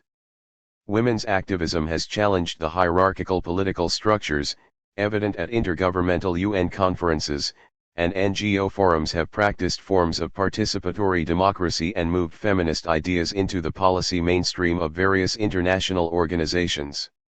Women in NGOs and social movements, informed by feminist knowledge, are playing an important role in pressuring international organizations and national governments to adopt policies that will further women's equality. Key points. Much of the success in moving towards gender equality is due to women's organizing in NGOs and social movements. These organizations have been able to get women's issues on the policy agendas of the United Nations and other intergovernmental organizations. Feminists believe that feminist knowledge should be useful for improving women's lives. Many feminist social movements are informed by feminist emancipatory knowledge. The United Nations has begun to disaggregate its data by sex. This was an important step in getting women's issues on its agenda. Data are vital for identifying problems and lobbying for change. The adoption of the Gender Development Index has helped us to see where problems are most acute and to track evidence of improvement. Gender mainstreaming is a policy that evaluates legislation in terms of whether it is likely to increase or decrease gender equality. It has been adopted by a number of intergovernmental organizations, such as the United Nations, and by some national governments. Conclusion. Using a number of different feminist approaches, this chapter has introduced you to some of the ways gender structures world politics. We began by situating IR feminist approaches in feminist theory more generally and by offering a feminist definition of gender. IR feminists have drawn on a variety of feminist theories to help them understand why women have not been visible in global politics and why women are economically disadvantaged relative to men in all societies. They also examine broader questions about how gender shapes and is shaped by global politics. When we are sensitive to gender as a category of analysis, we can see how characteristics we associate with masculinity are particularly valued in global politics, especially in matters of national security. Feminists define security more broadly not just in terms of the security of the state, but also in terms of the physical and economic security of individuals. Evidence suggests that women as a group suffer certain economic insecurities by virtue of being women. To explain this, IR feminists point to a gendered division of labor. Differing expectations about what is meant by women's and men's work lead to problems when women end up in lower-paying jobs and with a larger share of unremunerated work in the household. We have seen that IR feminism can tell us some new things about global policy making and about the workings of the global economy that other approaches do not. This does not mean that feminism can tell us everything we need to know about global politics. However, it is important to note that since all global actors have a gender identity, gender is present in all global processes. For this reason, it is hard to separate feminist approaches from other IR approaches in the same way that we can separate realism from liberalism or from Marxism. We have seen that IR feminism is grounded in different IR theoretical approaches, such as liberalism, constructivism, and postmodernism. One further question we might think about is how our gender-sensitive lenses might help us to see these other approaches in new ways. Questions. 1. Feminists define gender as a social construction. What does this mean? What kinds of questions does IR feminism try to answer using gender as a category of analysis? 2. Women's participation at the highest levels of international and national policy making has been extremely limited. Do you think this is important for understanding global politics? 3. Do you think women's roles as diplomats and soldiers' wives, domestic servants, sex workers, homemakers, and home-based workers, are relevant to the business of international politics? If so, how? 4. Why is the myth that wars are fought to protect women and children problematic from a feminist perspective? What would be a feminist approach to understanding state violence? 5. Does women's participation in military combat undermine or reinforce militarized masculinity? Consider how different feminist perspectives would answer this question. 6. How do feminists define security? Why do some of them believe that national security may undermine personal security? Do you agree or disagree with this claim? 7. How and why does the gendered division of labor contribute to women's subordination relative to men? How does it contribute to men's relative success? 8. Do you see potential for feminist activism/feminist IR to change conventional masculinist practices of international relations? 9. Can men be feminists? Why or why not? 10. Since feminist approaches draw from different IR perspectives, does feminism belong in one chapter of this book? How might gender-sensitive lenses see theories in other chapters? Guide to further reading. Ackerley, B.A., Stern, M., and True, J. eds. 2006, Feminist Methodologies for International Relations, Cambridge, Cambridge University Press. A good introduction to feminist methods and methodologies for IR feminist scholarship. N. Lowe, C. 2004, The Curious Feminist, Searching for Women in a New Age of Empire, Berkeley, University of California Press. A collection of essays exploring the unrecognized ways that women participate in international politics, including security, war, and the global political economy. Marchant, M.H., and Runyon, A.S. eds. 2000, Gender and Global Restructuring, Sightings, Sites, and Resistances, New York, Routledge. This book addresses gender in the global economy, going beyond conventional approaches to globalization to reveal the complexities of global restructuring based on economic and social disparities. Peterson, V.S., and Runyon, A.S. 1999, Global Gender Issues, 2nd ed., Boulder, Colonel Westview Press. A useful introduction to the subject matter of feminist IR. The authors apply gender-sensitive lenses to global politics. Tickner, J.A. 2001, Gendering World Politics, Issues and Approaches in the Post-Cold War Era, New York, Columbia University Press. A survey and synthesis of feminist scholarship in the major subfields of international relations, and a set of visions for the future of feminist IR. Online Resource Center. Visit the online resource center that accompanies this book to access more learning resources on this chapter topic at www.oxfordtextbooks.co.uk/uk/org/Baylis-Smith4e. Notes. 1. I should like to thank Angela McCracken for her valuable research assistance for this chapter and in case study 1. 2. Females make up approximately half of the world's total displaced persons population. Children under age 18 make up 44% of the total population, with 12% of those under the age of 5. United Nations High Commissioner for Refugees, 2006, Measuring Protection by Numbers 2005.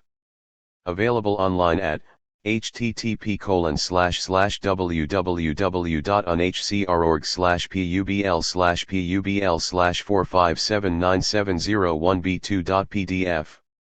3. This phenomenon was reported in Liza, R. 2007, The Invasion of the Alpha Male Democrat, New York Times, January 7. 4. This worldwide average was approximated.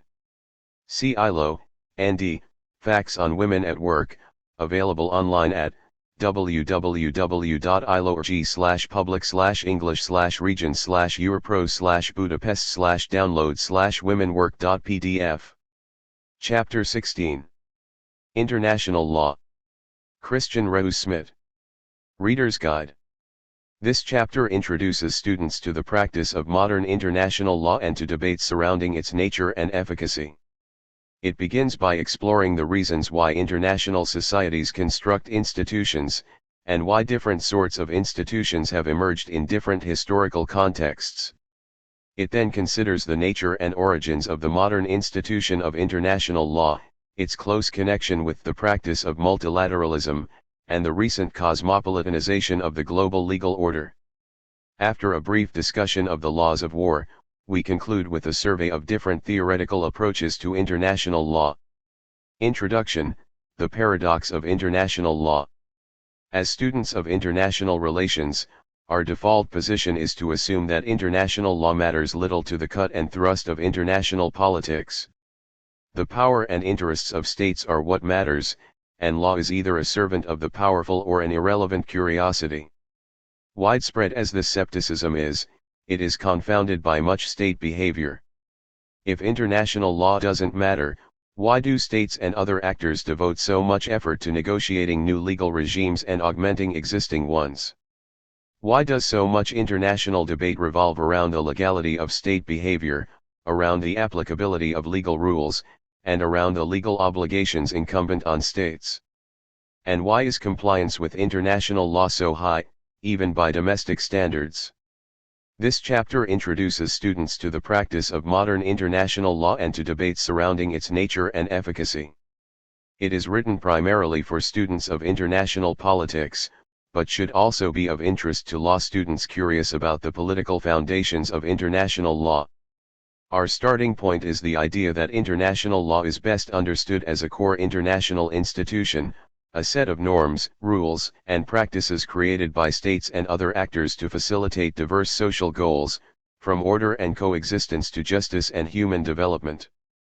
It is, however, an institution with distinctive historical roots, and understanding these roots is essential to grasping its unique institutional features. Order and institutions. Realists portray international relations as a struggle for power, a realm in which states are continuously preparing for, actively involved in, or recovering from organized violence in the form of war. Morgenthau 1985, 52.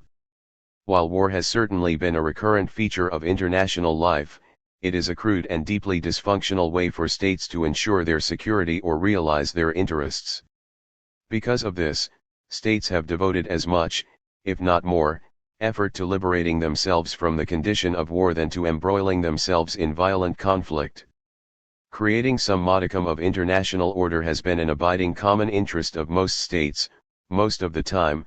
Bull 1977, 8. To achieve international order, states have created international institutions.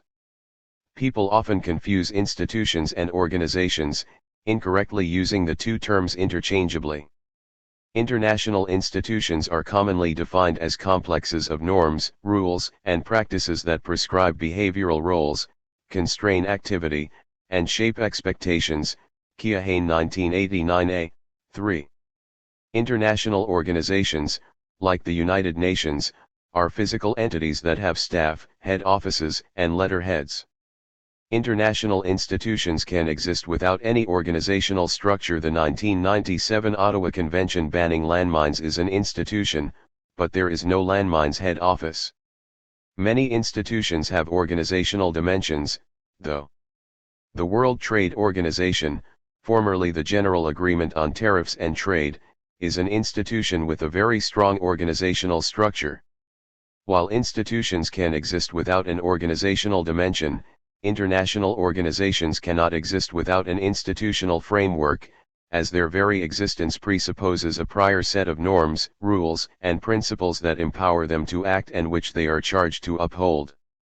If states had never negotiated the Charter of the United Nations, the organization simply could not exist, let alone function. In modern international society, states have created three levels of institutions. There are deep constitutional institutions, such as the principle of sovereignty, which define the terms of legitimate statehood. Without the institution of sovereignty, the world of independent states, and the international politics it engenders, would simply not exist. States have also created fundamental institutions, like international law and multilateralism, which provide the basic rules and practices that shape how states solve cooperation and coordination problems. These are the institutional norms, techniques, and structures that states and other actors invoke and employ when they have common ends they want to achieve or clashing interests they want to contain. Lastly, states have developed issue-specific institutions or regimes, such as the Nuclear Non-Proliferation Treaty, NPT, which enact fundamental institutional practices in particular realms of interstate relations. The NPT is a concrete expression of the practices of international law and multilateralism in the field of arms control. Box 16.1 Levels of International Institutions. Constitutional institutions. Constitutional institutions comprise the primary rules and norms of international society, without which society among sovereign states could not exist. The most commonly recognized of these is the norm of sovereignty, which holds that within the state, power and authority are centralized and hierarchical, and outside the state no higher authority exists. The norm of sovereignty is supported by a range of auxiliary norms, such as the right to self-determination and the norm of non-intervention. Fundamental institutions. Fundamental institutions rest on the foundation provided by constitutional institutions. They represent the basic norms and practices that sovereign states employ to facilitate coexistence and cooperation under conditions of international anarchy. They are the rudimentary practices states reach for when seeking to collaborate or coordinate their behavior. Fundamental institutions have varied from one historical system of states to another, but in the modern international system the fundamental institutional practices of contractual international law and multilateralism have been the most important. Issue-specific institutions or regimes. Issue-specific institutions or regimes are the most visible or palpable of all international institutions. They are the sets of rules, norms, and decision-making procedures that states formulate to define who constitute legitimate actors and what constitutes legitimate action in a given domain of international life. Examples of regimes are the Nuclear Non-Proliferation Treaty, the Framework Convention on Global Climate Change, the Ottawa Convention on Anti-Personnel Landmines, and the International Covenant on Civil and Political Rights. Importantly, issue-specific institutions or regimes are concrete enactments in specific issue areas of fundamental institutional practices, such as international law and multilateralism. We are concerned here with the middle strata of fundamental institutions. Fundamental institutions are the elementary rules of practice that states formulate to solve the coordination and collaboration problems associated with coexistence under anarchy, Rehu-Smit 1999, 14. In modern international society, a range of such institutions exist, including international law, multilateralism, bilateralism, diplomacy, and management by the great powers. Since the middle of the 19th century, however, the first two of these have provided the basic framework for international cooperation and the pursuit of order. Key points. States have strong incentives to free themselves from the insecurities of international anarchy. States face common coordination and collaboration problems, yet cooperation remains difficult under anarchy. To facilitate cooperation, states create international institutions, of which three levels exist in modern international society: constitutional institutions, fundamental institutions, and issue-specific institutions or regimes.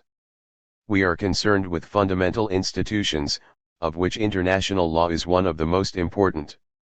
The modern institution of international law. Historical roots. The contemporary international legal system is a historical artifact. Not in the sense of being irrelevant to present circumstances, but in the sense of being deeply structured by the social and political conditions of modernity. Like most present-day institutions, it bears the imprint of the revolutions in social thought and practice that from the 18th century onwards transformed the political landscape of Europe and then much of the world. Great thinkers such as Hugo Grotius, 1583–1645, and Emmerich de Vattel, 1714–67, are often cast as the fathers of international law, and the treaties of Augsburg, 1555, Westphalia, 1648, and Utrecht, 1713, are seen as landmarks in the development of international public law. Yet despite the importance of these historical figures and moments, the modern international legal system acquired many of its distinctive characteristics as late as the 19th century. The present international system has its roots in Europe, and prior to the 19th century the vast majority of European states were monarchies.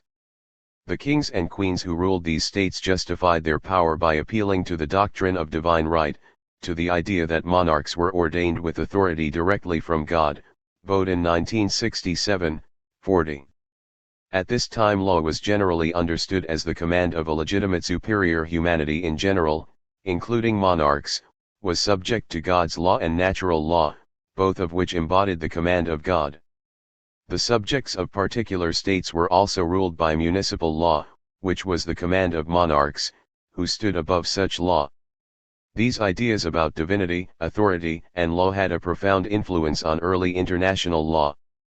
Derived from the law of nature, international law was understood as a set of divinely ordained principles of state conduct, accessible to all endowed with right reason. European monarchs were obliged to observe international law not because they had reached a contractual agreement with one another, or at least not primarily, but because of fealty to God, Grotius 1925:121. In the late 18th and early 19th centuries, the legitimacy of the absolutist state was challenged by the principles of liberalism and nationalism. By the second half of the 19th century, European states underwent dramatic internal transformations, as the principles of constitutionalism and popular sovereignty weakened monarchs' authority, empowered parliamentary institutions, and extended the franchise. With this transformation came a new conception of law as reciprocal accord. Law was deemed legitimate to the extent that it was authored by those subject to the law, or their representatives, and it applied equally to all citizens in all like circumstances.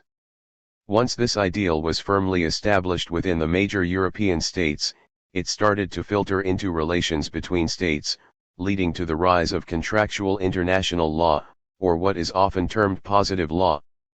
International law was now seen as the product of negotiations between sovereign states, not the command of God, and states were obliged to observe such law, not because of fealty, but because they had entered into reciprocally binding agreements with other states because international law represents the mutual will of the nations concerned, von Martens 1795, 47-8. Box 16.2 Key constitutive legal treaties. Over the past 5 centuries, the nature and scope of international society has been conditioned by a series of international legal instruments that have defined the nature of legitimate statehood, the scope of sovereign authority, and the bounds of rightful state action, international and domestic. Some of the more important of these are as follows. The Treaties of Westphalia, 1648. The Treaties of Osnabrück and Munster, which together form the Peace of Westphalia, ended the 30 Years' War and were crucial in delimiting the political rights and authority of European monarchs.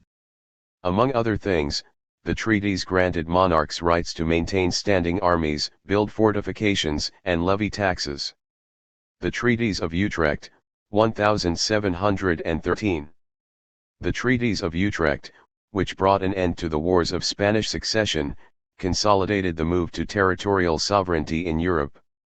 The treaties of Westphalia did little to define the territorial scope of sovereign rights, the geographical domain over which such rights could extend. By establishing that fixed territorial boundaries, rather than the reach of family ties, should define the reach of sovereign authority, the treaties of Utrecht were crucial in establishing the present link between sovereign authority and territorial boundaries. The Treaty of Paris, 1814. The Treaty of Paris ended the Napoleonic Wars and paved the way for the Congress of Vienna, 1814-15. The Congress of Vienna, in turn, defined the nature of the post-Napoleonic War settlement, and ultimately led to the Concert of Europe. The Concert has often been credited with successfully limiting great power warfare for a good part of the 19th century, but it is also noteworthy as an institution for upholding monarchical authority and combating liberal and nationalist movements in Europe. The Peace Treaty of Versailles, 1919. The Treaty of Versailles formally ended the First World War, 1914-18. The treaty established the League of Nations, specified the rights and obligations of the victorious and defeated powers, including the notorious regime of reparations on Germany, and created the mandatory system under which advanced nations were given legal tutelage over colonial peoples. The Charter of the United Nations, 1945. The Charter of the United Nations is the legal regime that created the United Nations as the world's only supranational organization. The Charter defines the structure of the United Nations, the powers of its constitutive agencies, and the rights and obligations of sovereign states party to the Charter. Among other things, the Charter is the key legal document limiting the use of force to instances of self-defense and collective peace enforcement endorsed by the United Nations Security Council. The Declaration on Granting Independence to Colonial Countries and Peoples, 1960.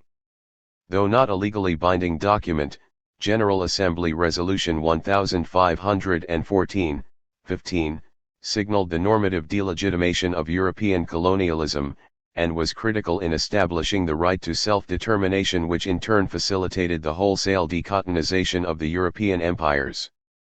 Conditioned by these historical forces, the modern institution of international law has developed four distinctive characteristics: a multilateral form of legislation, a consent-based form of legal obligation, a peculiar language of reasoning and argument, and a strong discourse of institutional autonomy. Multilateral legislation.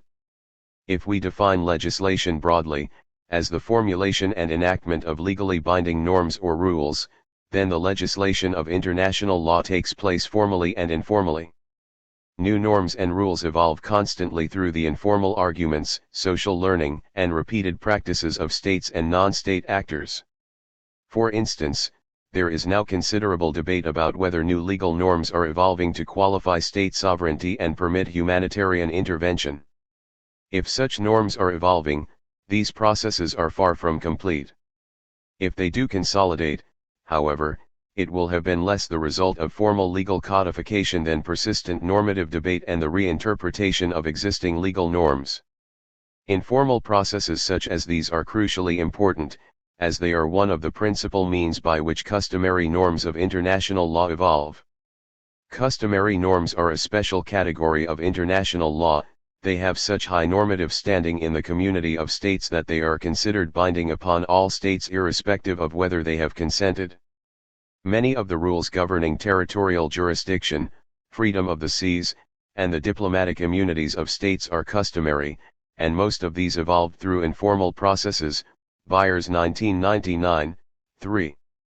In addition to these informal modes of lawmaking, states have also developed more formal methods of legislation, the most distinctive being the practice of multilateralism. Prior to the Napoleonic Wars, multilateralism was a relatively marginal institutional practice. States certainly engaged in cooperative practices involving three or more states, but these were often aggregations of bilateral arrangements, such as the Peaces of Westphalia and Utrecht, and were seldom based on reciprocally binding rules of conduct, a mark of true multilateralism. Ruggie 1993. It was only in the 19th century, as liberalism began transforming the internal constitutions of leading European powers, that multilateralism became the preferred mode of international legislation. If law was legitimate only if those subject to it authored it, and only if it applied equally to all subjects in all like circumstances, then an international means of legislation had to be found that could meet such standards. It was in this context that multilateralism rose to prominence. New ideas of international law are thus deeply entwined with the rise of multilateralism, and it is not surprising that the 19th and 20th centuries saw a dramatic proliferation of multilateral treaties. Consent and legal obligation.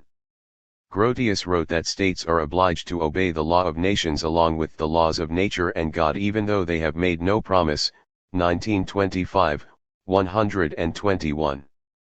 Fealty to God was the ultimate root of all legal obligations in the age of absolutism, and consent constituted a secondary, if still important, source of obligation. This contrasts dramatically with the situation today, in which consent is treated as the primary source of international legal obligation, Hankin 1995, 27. This emphasis on consent is integral to much contemporary discourse on international law. Leaders of states will often use the fact of their consent, or the lack of such, to display their sovereign rights. And critics use evidence of state consent to criticize governments for failing to live up to their obligations under international law. The status of consent as the principal source of modern international legal obligation is complicated, however, by two things. To begin with, we have already noted that states are, in reality, bound by rules to which they have not formally consented, principally those of customary international law. In determining whether a norm constitutes customary law, scholars and jurists look for general observance of the norm and opinio juris, the recognition by states that they are observing the norm because it constitutes law, Price 2004, 107. Both of these are thought to be indicators of tacit consent, but as critics of liberalism have long argued, tacit consent is not the same as actual consent, and extrapolating tacit consent from norm-consistent behavior is fraught with difficulties. Second, the idea that consent is the principal source of international legal obligation is philosophically highly problematic, Rose-Smith 2003. As the celebrated legal theorist H.L.A. Hart observed, consent can only be obligating if there exists a prior rule that specifies that promises to observe legal rules are binding. But because this rule would be what gives consent its normative standing, consent cannot be the source of that prior rule's obligatory force, 1994, 225. Language and practice of justification. In addition to its distinctive forms of legislation and legal obligation, the modern institution of international law is characterized by a peculiar language and practice of justification. If we consider the role that international law plays in global life, we see that it operates as more than a pristine set of rules calmly and logically applied to clear-cut situations by authoritative juridical interpreters. International law is alive in the central political debates of international society.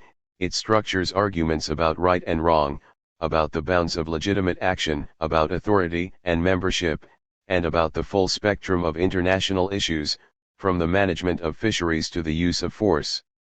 On close inspection, though, we see that this argument and debate takes a distinctive form.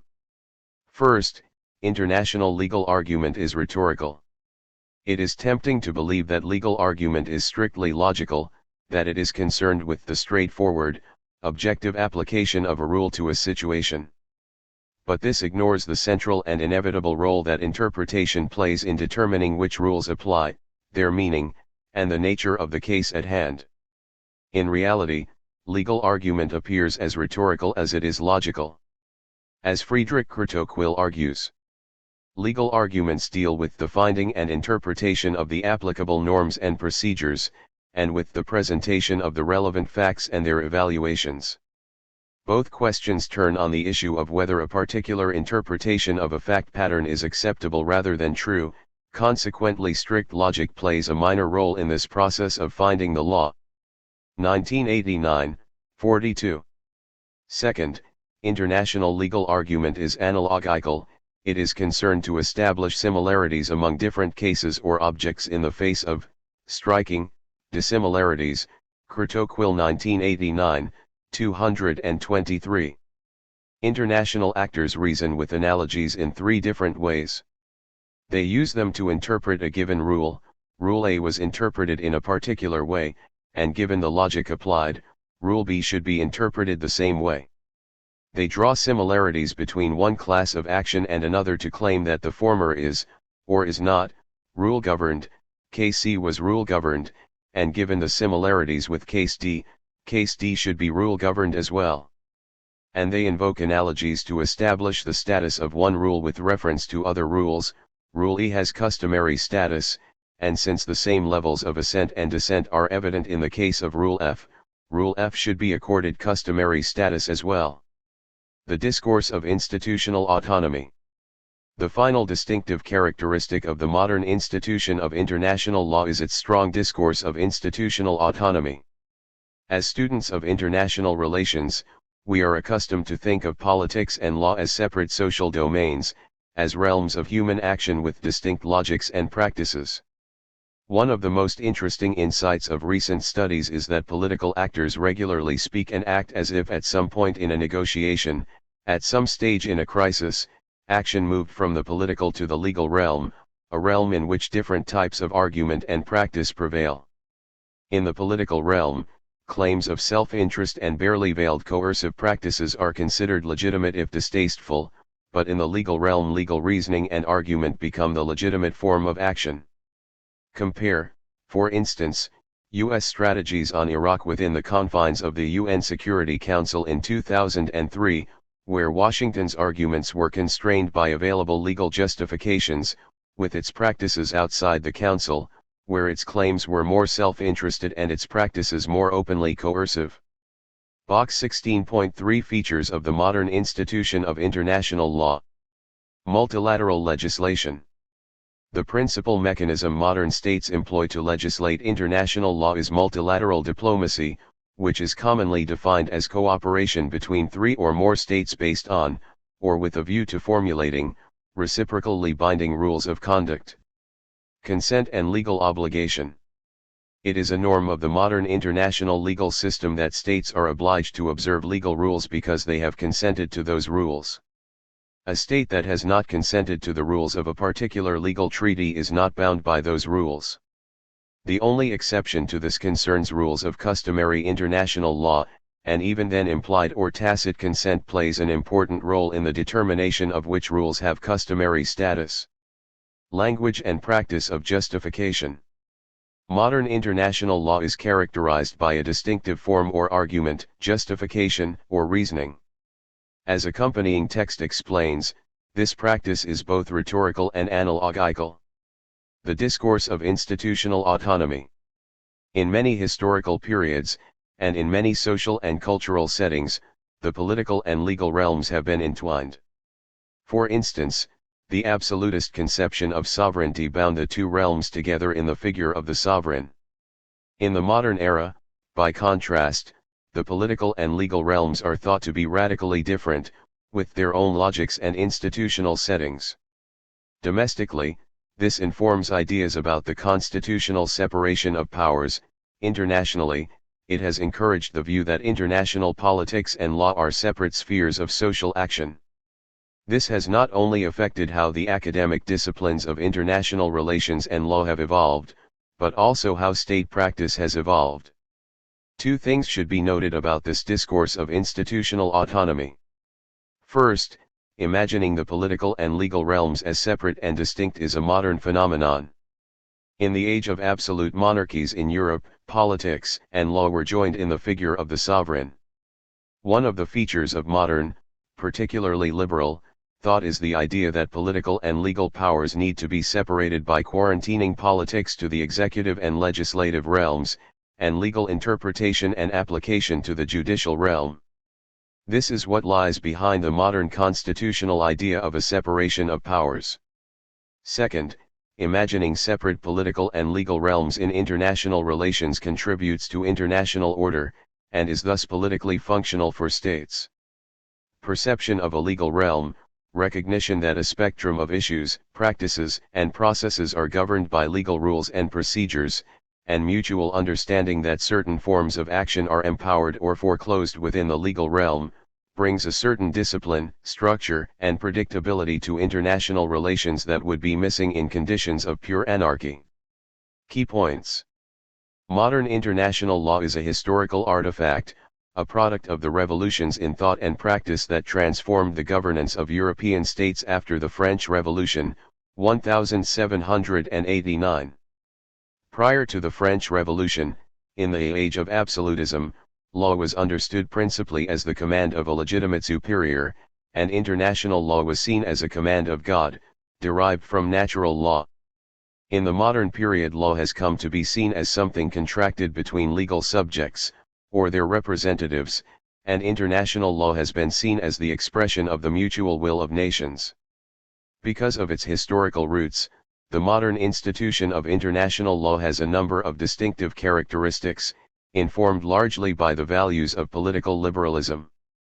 The most distinctive characteristics of the modern institution of international law are its multilateral form of legislation, its consent-based form of legal obligation, its language and practice of justification, and its discourse of institutional autonomy. Case study: is international law an expression of Western dominance? From one perspective, international law is easily cast as a Western, even imperial institution. As we have seen, its roots lie in the European intellectual movements of the 16th and 17th centuries. Ideas propagated at that time not only drew on ideas of natural law, which could be traced back to ancient Greek and Roman thought, they also drew a clear distinction between international laws that were appropriate among Christian peoples and those that should govern how Christians related to peoples in the Muslim world, the Americas, and later Asia. The former were based on assumptions of the inherent equality of Christian peoples, the latter on the inherent superiority of Christians over non-Christians. Further evidence of this Western bias can be found in the standard of civilization that European powers codified in international law during the 19th century, Gong 1984. According to the standard, non-Western polities were granted sovereign recognition only if they exhibited certain domestic political characteristics and only if they were willing and capable of participating in the prevailing diplomatic practices. The standard was heavily biased towards Western political and legal institutions as the accepted model. On the basis of the standard, European power divided the world's peoples into civilized, barbarian, and savage societies, a division they used to justify various degrees of Western tutelage. Many claim that Western bias still characterizes the international legal order.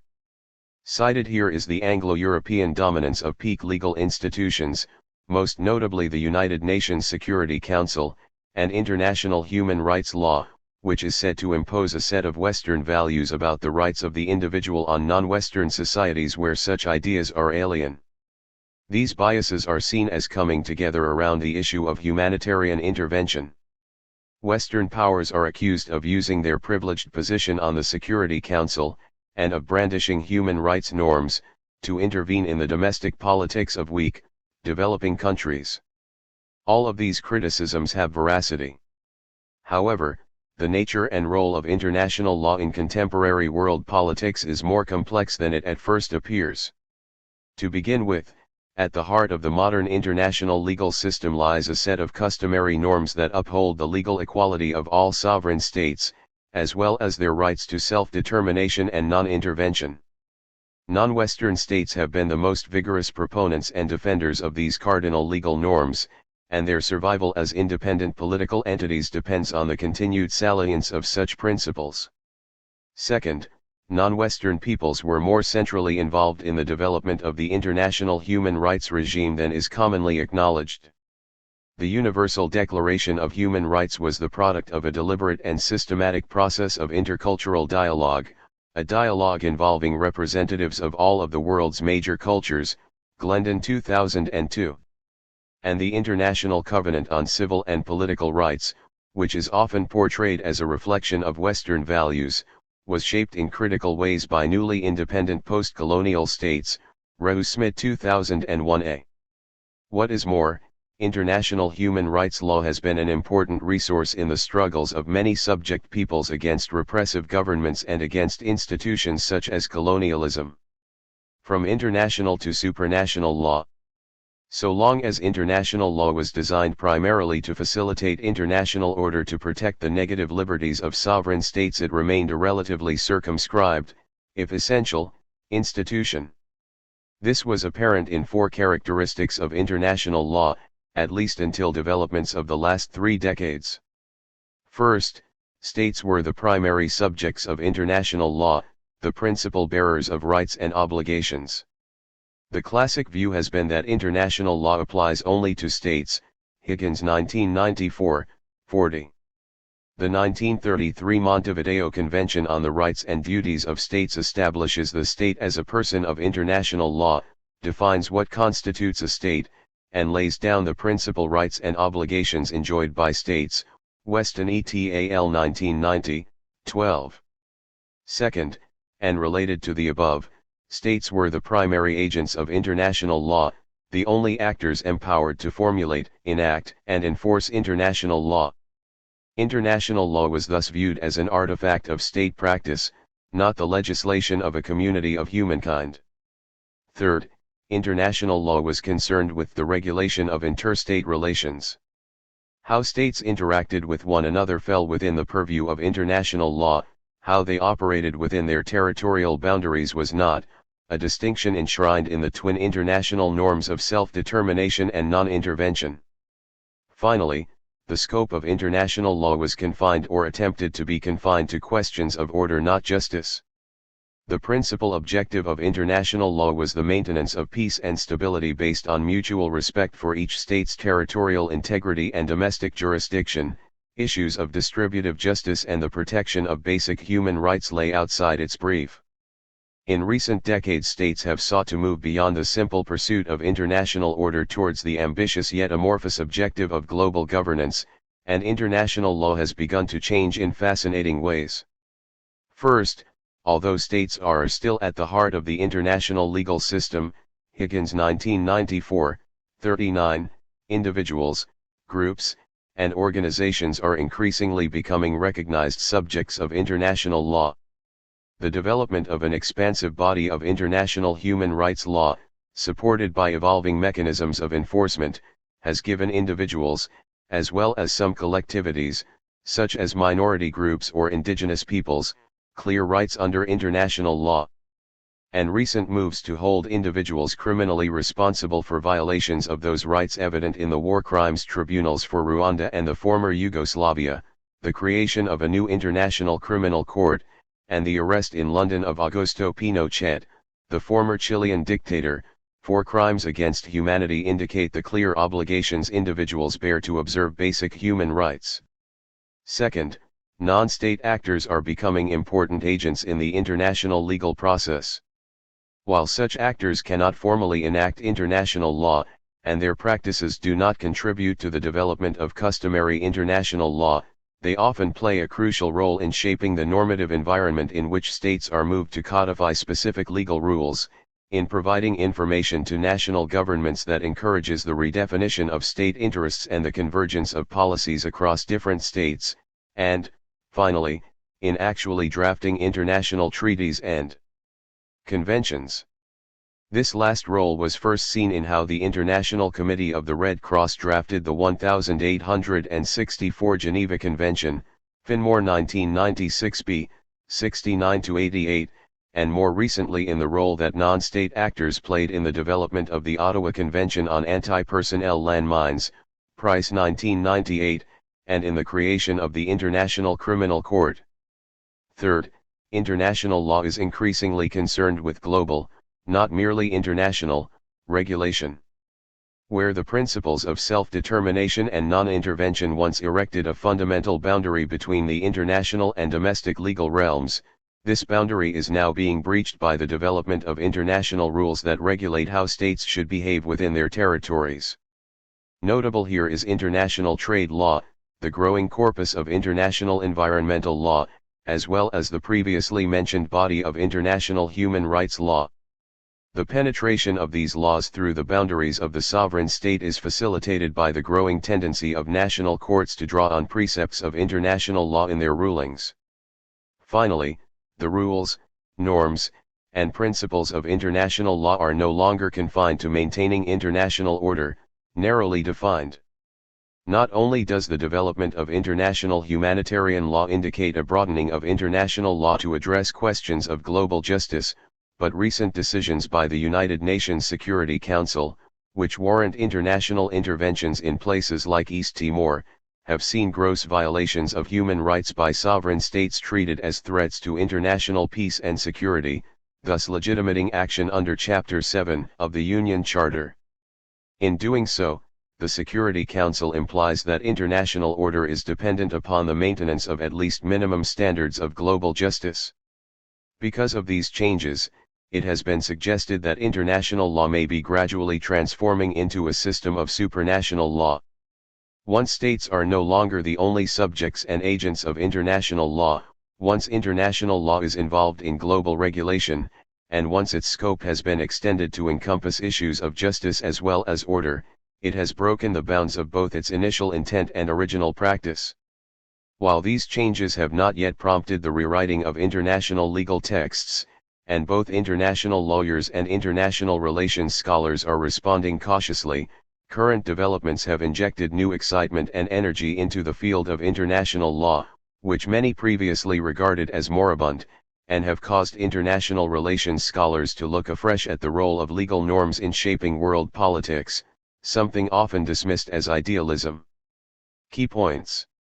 So long as international law was designed to facilitate international order, it was circumscribed in key ways.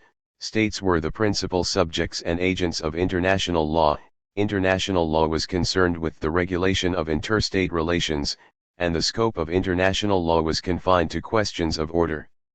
The quest for global governance is pushing international law into new areas, raising questions about whether international law is transforming into a form of supranational law. Individuals, and to some extent collectivities, are gradually acquiring rights and responsibilities under international law, establishing their status as both subjects and agents under international law.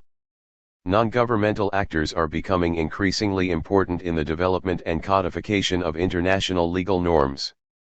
International law is increasingly affecting domestic legal regimes and practices, and the rules of the international legal system are no longer confined to issues of order. As international humanitarian law evolves, issues of global justice are permeating the international legal order. The laws of war. International law governing the use of force is rightly considered the core of the modern international legal system. Traditionally, such law has divided into two types: jus ad bellum, the law governing when states may use force or wage war, and jus in bello, the law governing the conduct of war once launched. Two things should be noted about these dimensions of the laws of war. First, from their earliest articulations, they have always been entwined. For instance, Grotius's 3-volume The Law of War and Peace devoted 1 volume to jus ad bellum and 1 to jus in bello. Second, the content of jus ad bellum and jus in bello has undergone significant change, with what were once cardinal norms being, in some cases, completely reversed. The laws of war have thus been an evolving project, responding over time to the profound social and technological changes that have transformed the international system over the last 5 centuries. The most dramatic change has occurred in the central precepts of jus ad bellum. Early writings on just war stressed the importance of just cause, the idea that waging war was justified, morally as well as legally, if a state was responding to an unwarranted attack or seeking reparations for damages. This was greatly complicated, however, by norms that appeared to cut in the opposite direction. For instance, it was widely believed that sovereign rights could be secured through conquest. In other words, if a ruler succeeded in establishing control over a territory and its people, he or she was the sovereign authority. During the 19th century, the idea that just cause established just war gave way to the much more permissive notion that war was justified if it served a state's vital national interests, interests which the state itself had the sole right to define. This was the heyday of the principle that the right to wage war was a fundamental sovereign right, a privilege that defined the very essence of sovereignty. The dire consequences of this principle were evident in the First and Second World Wars, and after 1945 the scope of legally justifiable war was dramatically circumscribed.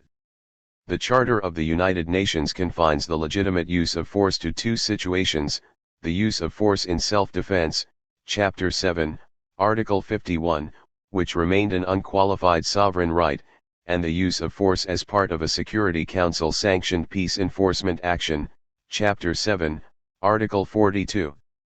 Parallel to these changes, the precepts of jus in bello have evolved as well. Here the trend has been less one of radical change in core principles than a gradual expansion of the scope of international legal constraints on permissible conduct in war. Three areas of constraint are particularly noteworthy. The first relates to the kind of weaponry that is legally permitted. The Hague Conferences of 1899 and 1907 were landmark in this regard, establishing conventions prohibiting the use of expanding bullets, the dropping of bombs from balloons, and the use of projectiles that diffused gases. Since then, legally binding treaties have come into force proscribing a range of weaponry, including the use and deployment of landmines and the manufacture and use of chemical weapons. The second area of constraint relates to how military combatants must be treated. Of central importance here are the four Geneva Conventions of 1864, 1949, 1929, and 1949 respectively, along with their three additional protocols of 1977, the first two, and 2005, the third.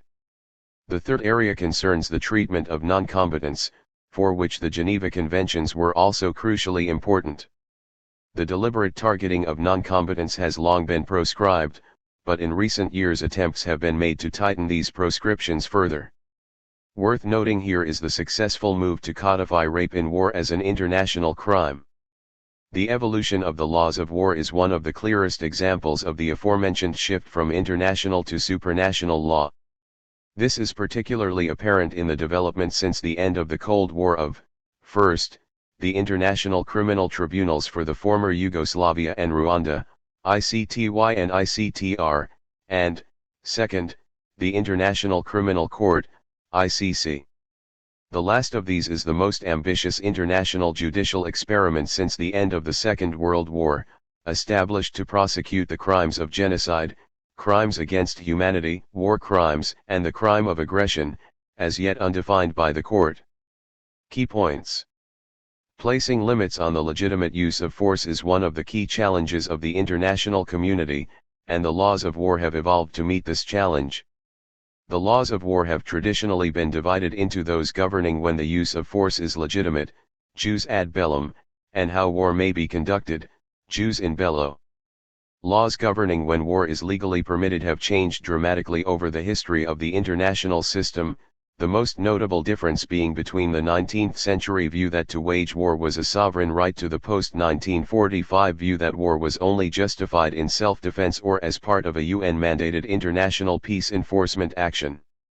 Laws governing how war may be conducted divide, broadly, into three categories: those governing weaponry, combatants, and non-combatants.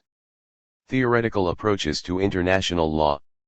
Like most aspects of international relations, several theoretical perspectives have been formulated to explain the nature, function, and salience of international law. What follows is a brief survey of the most prominent theoretical perspectives on international law, focusing on those approaches that together constitute the principal axes of contemporary debate. Realism.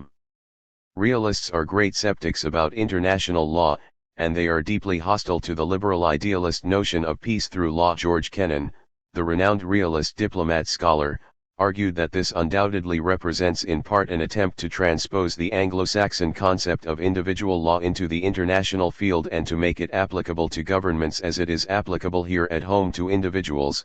1996, 102. The absence of a central authority to legislate, adjudicate, and enforce international law leads realists to doubt whether international law is really law at all. At best, Morgenthau claimed, it is a form of primitive law, akin to that of pre-literate societies, such as the Australian Aborigines and the Yurok of Northern California, 1985, 295. For realists, international legal obligation is weak at best. Within the state, citizens are obliged to obey the law because sanctions exist to punish illegal behavior. Yet sanctions are few in international relations, and enforcement mechanisms are rudimentary. To speak of states having strong international legal obligations is thus nonsensical for realists. Although this perspective on international law has many adherents, it is not without its weaknesses. To begin with, realists struggle to explain the growth of the immensely complex and dense international legal order in which international politics now takes place. Legal regimes govern everything from telecommunications and fisheries, arms control and world trade, to human rights and trafficking in endangered species, and as noted earlier, compliance with these regimes is high. Furthermore, there is a trend to ever more legalized regimes. As rules become more precise, obligations become clearer, and third-party adjudication spreads. Abbott et al. 2000. Second, realists have trouble explaining how international law comes to constrain strong states. If their perspective were correct, we would expect powerful states to violate international law with impunity. But more often than not we see these states going to considerable lengths to confine their actions within the bounds of prevailing law, Wheeler 2004b, and when they do act outside the law, and without the international community's endorsement, they seek to justify their actions as consistent with prevailing law, and if they fail to do this persuasively they often pay high costs to their reputation and perceived legitimacy. Third, realists ignore the way in which materially weak state and non-state actors have used international law to achieve advantageous outcomes, even in the face of opposition from powerful states. Washington's failure to get its way in the negotiations that created the International Criminal Court is a good example of this phenomenon. Whitman 2004. Neoliberal institutionalism.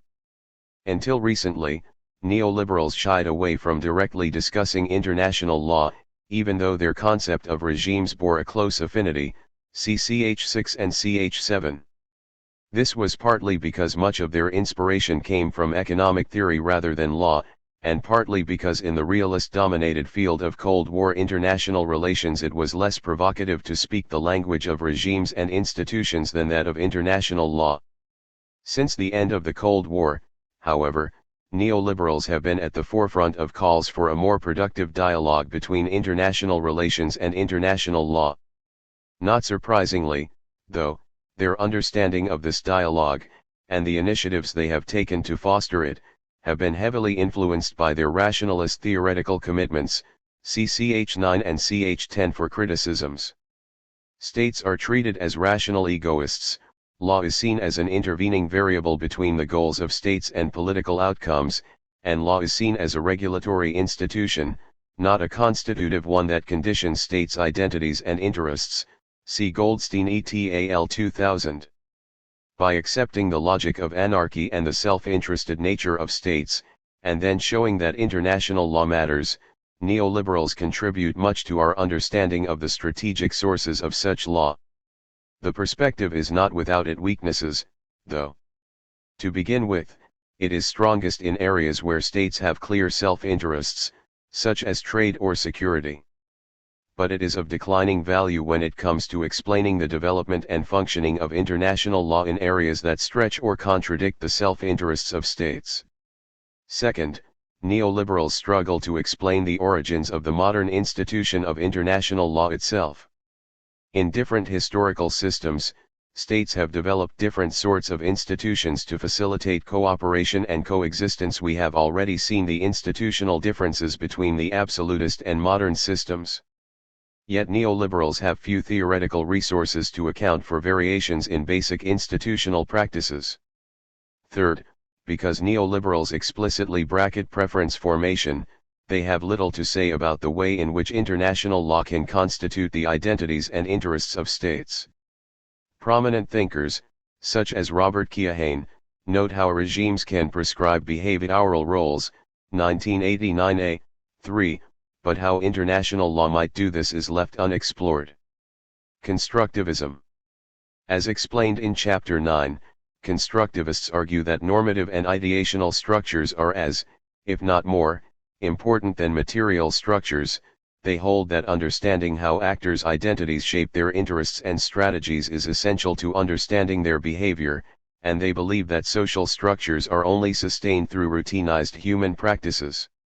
These ideas provide clear openings for the study of international law, and it is not surprising that constructivists have found considerable common ground with legal theorists. By broadening our understanding of politics to include issues of identity and purpose as well as strategy, by treating rules, norms, and ideas as constitutive, not just constraining, and by stressing the importance of discourse, communication, and socialization in framing actors' behavior, constructivists offer resources for understanding the politics of international law lacking in realist and neoliberal thought. But like its theoretical counterparts, constructivism also has its limitations. Most importantly, for our purposes, the constructivist account of international law is underspecified and underdeveloped.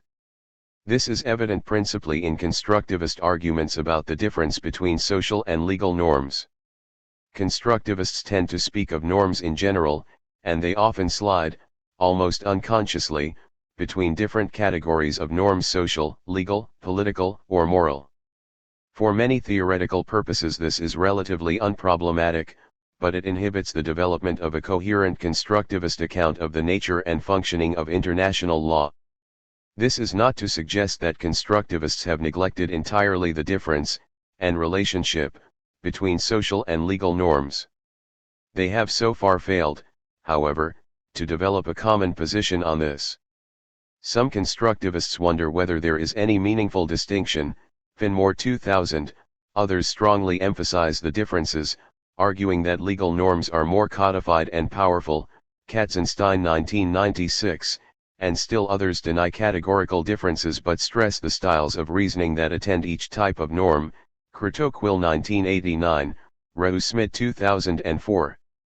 Until constructivists overcome this ambiguity, they will struggle to provide a systematic or compelling account of the social role of law in international life. The New Liberalism. The New Liberalism in international relations, which draws on strands of liberal thought discussed in ch6 and ch7, seeks to reformulate liberalism as a positive social scientific paradigm, in a non-ideological and non-utopian form appropriate to empirical social science. Moravcsik 1997, 513. The theory rests on three core assumptions. The first holds that the fundamental actors in international politics are individuals and private groups, who are on average rational and risk-averse. 1997, 516. The second proposes that states, or other political institutions, represent some subset of domestic society, on the basis of whose interests state officials define state preferences and act purposively in world politics. 1997, 518. The third and final assumption is that, in the arena of international relations, the configuration of interdependent state preferences determines state behavior. 1997, 520. In sum, the new liberalism is a second image theory that gives analytical priority to the domestic sources of international relations. Building on Moravcsyk's three core assumptions, Anne-Marie Slaughter has proposed a three-tiered conception of international law. It is important to note, however, that her departure from the idea of the state as a unitary actor is more radical than Moravcsyk's. Where he simply emphasizes the primacy of individuals and private groups, the most prominent of which shape state preferences, Slaughter disaggregates the state itself, stressing the transnational linkages between the executive, legislative, administrative, and judicial parts of different states. Her three tiers of international law thus consist of the following: the voluntary law of individuals and groups in transnational society, the law of transnational governmental institutions, and the law of interstate relations. Slaughter 1995. The influence of liberal thought on Slaughter's theory does not stop at the schematic level, though. Because liberal theory stresses the primacy of individuals and private groups in shaping political and legal outcomes, the traditional ordering of international law, which privileges the international public law of interstate relations, is turned on its head, with law that directly regulates individuals and groups, the first two tiers, taking precedence.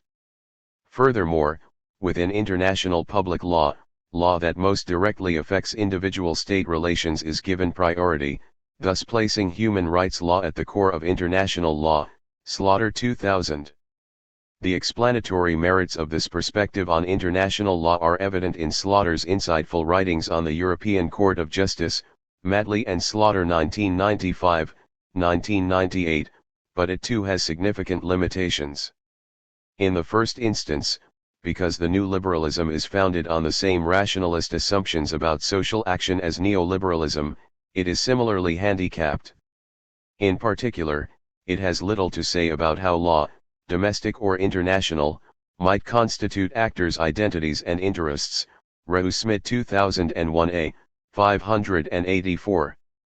Second, while new liberals gain analytical advantage from their focus on domestic politics, they are disadvantaged by their relative neglect of international-level politics, processes, and structures.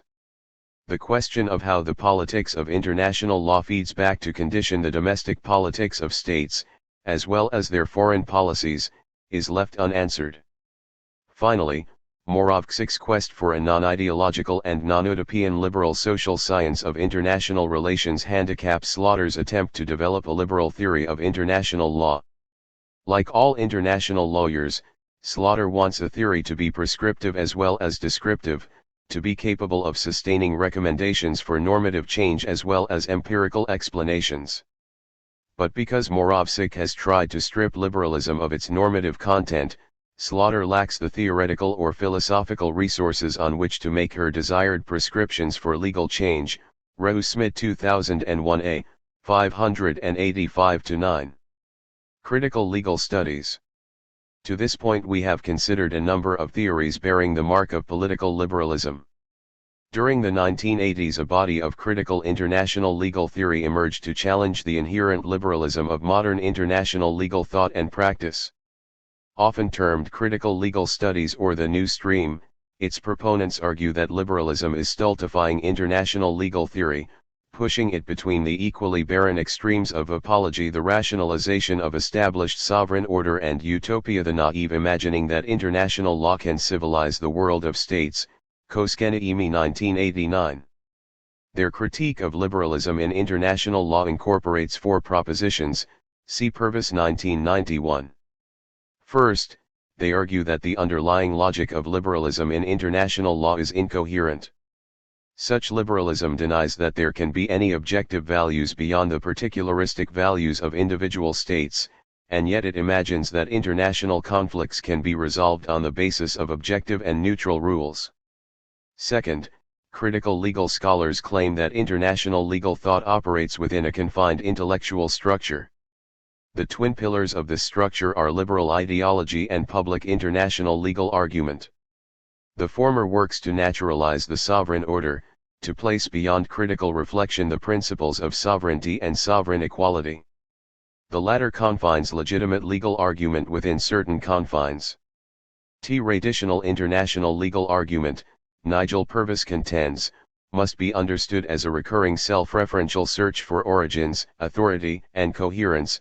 1991, 105. Third, critical legal scholars challenge the purported determinacy of international legal rules. Legal positivism holds that a rule has a singular and objective meaning, hence the idea of finding the law. For the critics, this is patently false. Any international legal doctrine can justify multiple and competing outcomes in any legal debate. Purvis 1991, 108. Finally, critical legal scholars argue that the authority of international law can only ever be self-validating. It is only through its own internal rituals that it can attain the legitimacy needed to attract state compliance and engagement. Purvis 1991, 109-13. At first glance these criticisms appear devastating, but ironically critical international legal studies suffer from some of the same deficiencies as more traditional perspectives. To begin with, The argument that international law is inherently indeterminate bears a striking similarity to the realist claim that the powerful can always bend the law to their will. The difficulty with this position is, though, that law does not in practice appear completely indeterminate. States certainly offer rival interpretations of the same rules, but not all interpretations are equally plausible, and through processes of argument, and possibly adjudication, states generally work their way to a socially acceptable determination of a rule's meaning and implications. Another deficiency concerns critical legal scholars' blindness to the emancipatory potential of contemporary international law. It is undoubtedly true that traditional public international law has served to sustain the sovereign order and many of its pathologies, but this very same system, informed by its liberal underpinnings, has been a resource for positive international social change. The development of the international human rights regime is the ongoing product and feature of the modern liberal international legal order, and without this regime many of the world's weakest and most vulnerable people would have no institutional resources against their rulers' excesses. In emphasizing the conservative face of the liberal order, critical legal scholars neglect its more emancipatory face. Key points. Realists argue that international law is only important when it serves the interests of powerful states. Neoliberals explain how self-interested states come to construct dense networks of international legal regimes. Constructivists treat international law as part of the normative structures that condition state and non-state agency in international relations. Like other social norms, they emphasize the way in which law constitutes actors' identities, interests, and strategies. New liberals emphasize the domestic origins of state preferences and, in turn, international law. Within international law, they stress the need to disaggregate the state to understand transnational legal integration and interaction, and they prioritize international humanitarian law. Critical legal studies concentrates on the way in which the inherent liberalism of international law seriously curtails its radical potential. Conclusion.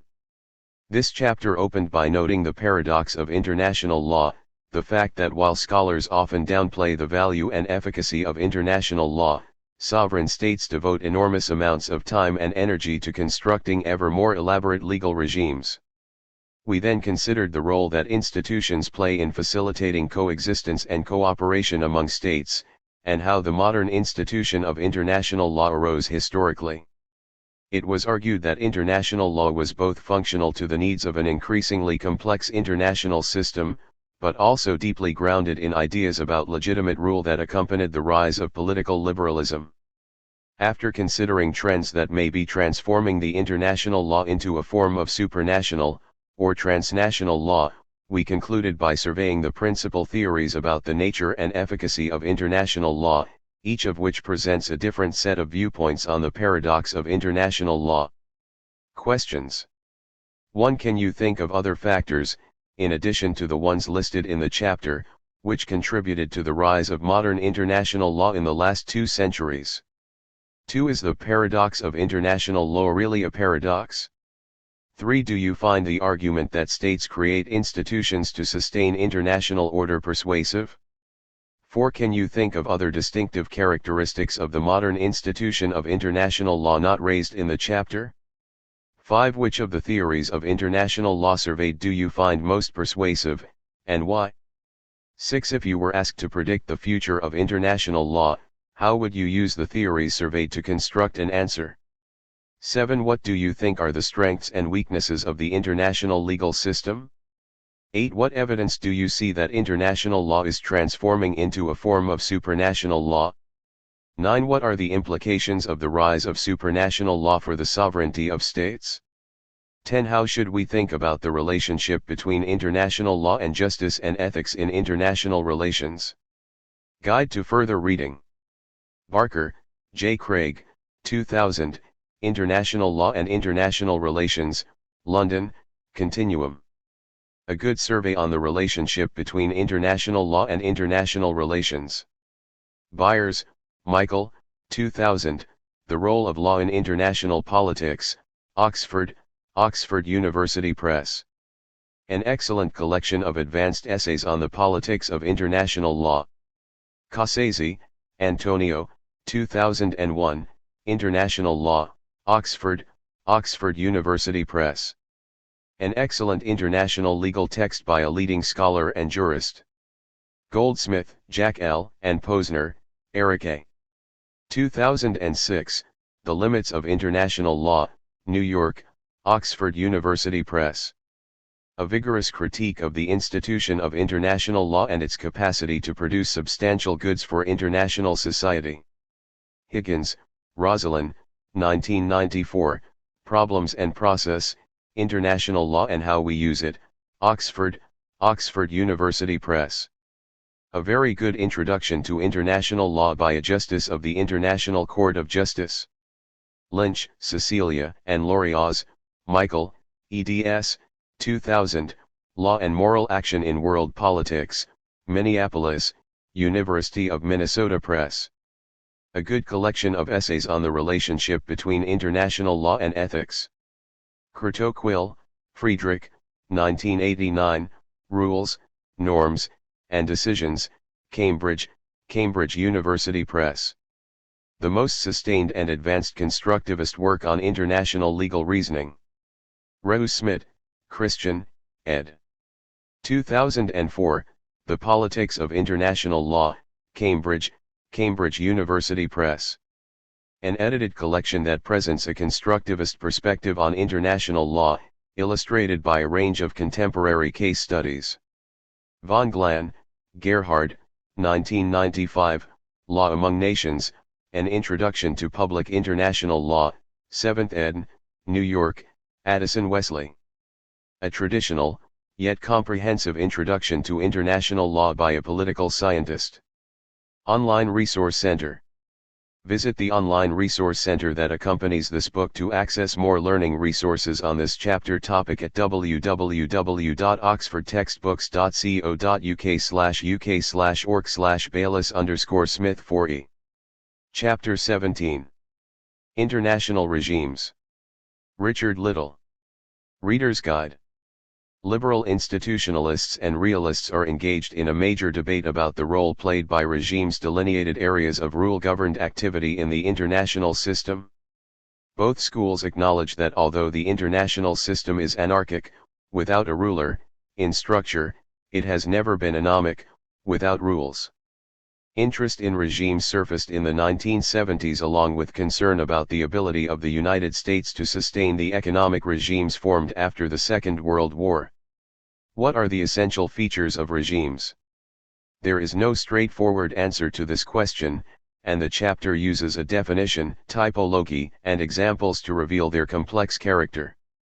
Under what circumstances do regimes come into existence? This question forms the nub of the debate. Although liberal institutionalists and realists use very similar tools of analysis drawing on microeconomics and game theory, they arrive at very different conclusions. Are the conclusions compatible? The question remains contested. Introduction. An important dimension of globalization has been the establishment of worldwide regimes rule-governed activity within the international system. Although international rules predate the emergence of the modern state, it was during the 20th century that regimes became a global phenomenon, with states enmeshed in increasingly complex sets of rules and institutions which regulated international relations around the world. There is now no area of international intercourse devoid of regimes, where states are not circumscribed by the existence of mutually accepted sets of rules. Indeed, many regimes are so firmly embedded in the system that they are almost taken for granted. Most people do not consider it at all surprising, for example, that we can put a letter in a post box, and be confident that it will be delivered anywhere in the world from the Antarctic to Zimbabwe, or that we can get on an aeroplane and expect to fly unmolested to our destination at any point across the globe. Only when something goes drastically wrong, as, for example, in 1983, when the Soviet Defense Forces shot down the civilian South Korean airliner KAL-007, killing all 269 persons on board, is our attention drawn to the fact that international relations are, in practice, extensively regulated by complex regimes negotiated and policed by states. International terrorism is, as a consequence, particularly disturbing because terrorists do not consider themselves bound by regimes. It may seem unremarkable, at first sight, that states have established regimes to ensure that mail gets delivered anywhere in the world and that aircraft can fly safely from one country to another. The advantages of such regimes appear so obvious that it would be more remarkable if such regimes had not been put in place. However, the existence of these regimes becomes rather more surprising when it is acknowledged how much controversy can surround the formation of regimes, how contentious established regimes can prove to be, and how frequently attempts to form regimes can fail. It is because the use of regimes to promote everything from arms control to the enhancement of global economic welfare seems to be so self-evidently beneficial, that the difficulty of securing regimes requires some explanation. Sadly, there is no agreed answer. Although few doubt that regimes are an important feature of the contemporary international system, as this chapter aims to demonstrate, theorists in the field of international relations are deeply divided about how and why regimes are formed and maintained. From the 1970s onwards, a series of global developments, to be discussed below, have encouraged theorists in international relations to focus on the rapid expansion of regimes in the international system. The new breed of regime theorists has spawned an enormous literature, Levy et al. 1995, with increasingly complex and diverse research now being conducted across the globe, Ritberger 1993. It is argued in this chapter that regime theorists are located within two broad schools of thought, realism and liberalism, CCH 5 and CH 6. Although Hasenclever, Meyer, and Ritberger, 1997, Hasenclever 2000, see this division as an oversimplification, it does allow us to trace the broad parameters of the debate precipitated by the attempts to understand regimes. The chapter also aims to illustrate that in the attempt to accommodate the growth of regimes, both realists and liberals have had to extend their frames of reference. Realists are often skeptical of or uninterested in international law, and yet they have developed an important position on regimes. At the same time, regime theorists in the liberal camp, identified as liberal institutionalists, have accepted key assumptions made by neorealists, and these, along with their social science credentials, move them beyond the established liberal tradition, CCH 7. But despite the shared theoretical assumptions, liberal institutionalists and realists adhere to very different assessments of regimes, see box 17.1. Liberal institutionalists focus on the way that regimes allow states to overcome the obstacles to collaboration imposed by the anarchic structure of the international system. Realists, by contrast, are interested in the way that states use their power capabilities in situations requiring coordination to influence the nature of regimes and the way that the costs and benefits derived from regime formation are divided up. Collaboration and coordination are seen to constitute different approaches to cooperation. Box 17.1 Liberal Institutional v. Realist approaches to the analysis of regimes. Common assumptions. 1. States operate in an anarchic international system.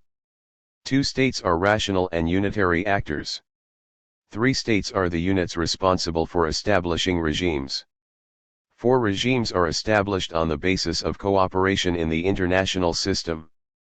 5. Regimes promote international order. Liberal institutionalists. 1. Regimes enable states to collaborate. 2. Regimes promote the common good. 3. Regimes flourish best when promoted and maintained by a benign hegemon. 4. Regimes promote globalization and a liberal world order. Realists. 1. Regimes enable states to coordinate. 2. Regimes generate differential benefits for states. 3. Power is the central feature of regime formation and survival. 4. The nature of world order depends on the underlying principles and norms of regimes. Although there are important differences between these two schools of thought, there are also important similarities, CCH 7. In particular, both consider regimes to be the product of rational self-interested actors. As a consequence, they approach the establishment of rules from a very different perspective to social constructivists, who assume that the existence of rules can help to shape how actors define their identity and interests and demonstrate that they share a common view of the world, see ch9 and ch15.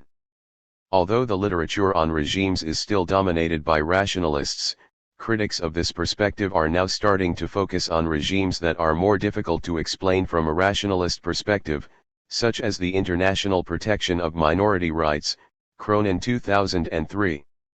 Why did IR theorists focus on regime formation in the 1970s? One factor was the growing awareness that, outside of the Soviet sphere, the United States had played the role of hegemon after the Second World War. The term derives from the Greek, meaning leader, and the United States could play this role because of its preponderance of power in the international system. During this era, the United States, because of its hegemonic position, had been able to establish and maintain a complex array of economic regimes in the West. These regimes played a vital role in the growing prosperity after the Second World War. By the 1970s, however, partly because of the economic success in Europe and Japan, and partly because of the disastrous policy in Vietnam, the capacity of the United States to maintain its hegemonic status was in doubt. It is unsurprising that an interest in regimes coincided with this development. Liberal institutionalists and realists reacted to this development in very different ways. Liberal institutionalists were concerned because while the need for regimes was becoming increasingly urgent, they believed that the loss of hegemonic status by the United States made it increasingly difficult to establish these regimes. Realists argued, by contrast, that if the United States did lose its hegemonic status, then with the shift in the balance of power the liberal principles governing these regimes established by the United States would be challenged by Third World states wanting new regimes established on the basis of different norms and principles. Although their analysis pointed in different directions, both liberal institutionalists and realists acknowledged the need for a more sophisticated theoretical understanding of regimes. Since the end of the Cold War, the United States has become more hegemonic than in the past. But there is now growing concern that the United States is pursuing an increasingly exceptionalist foreign policy and is failing to support new international regimes. For example, President Bush withdrew President Clinton's support for the Kyoto Protocol to the UN Framework Convention on Climate Change, which was ratified or acceded to by over 120 states in 2004.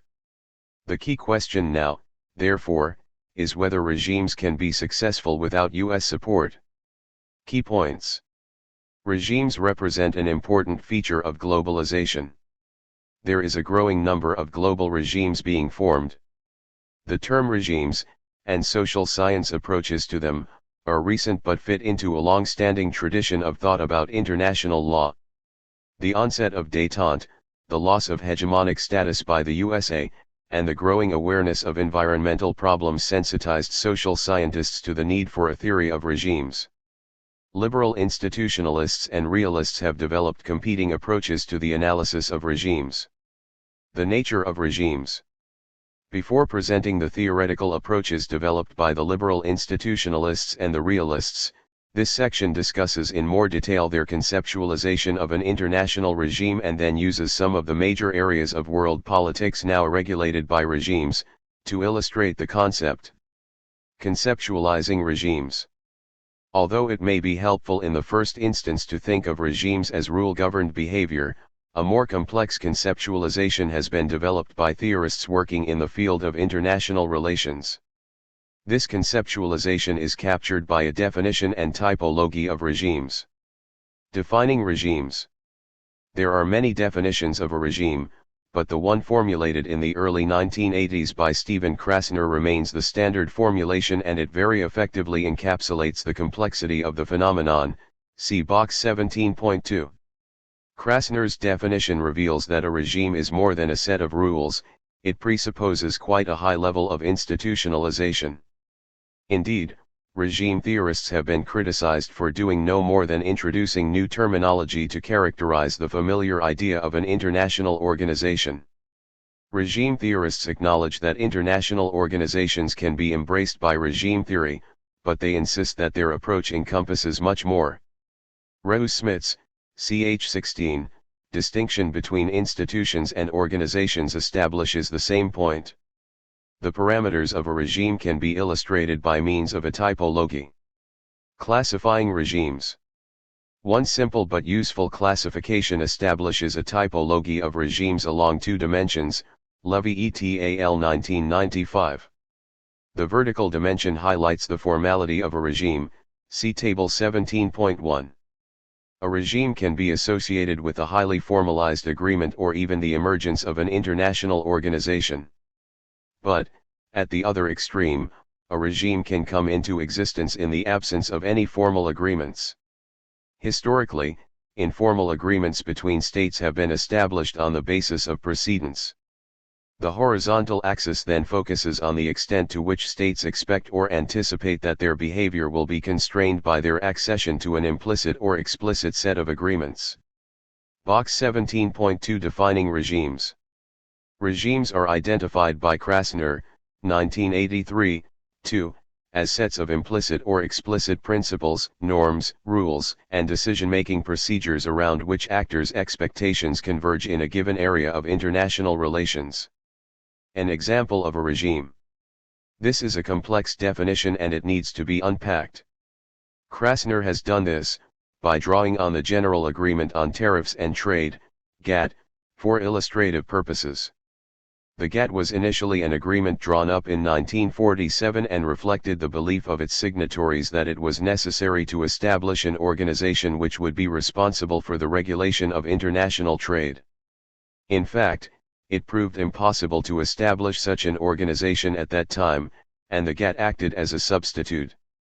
It was given a secretariat and a general director responsible for carrying out the preparatory work for a series of conferences where the signatories of the GATT met and reached agreements intended to foster international trade.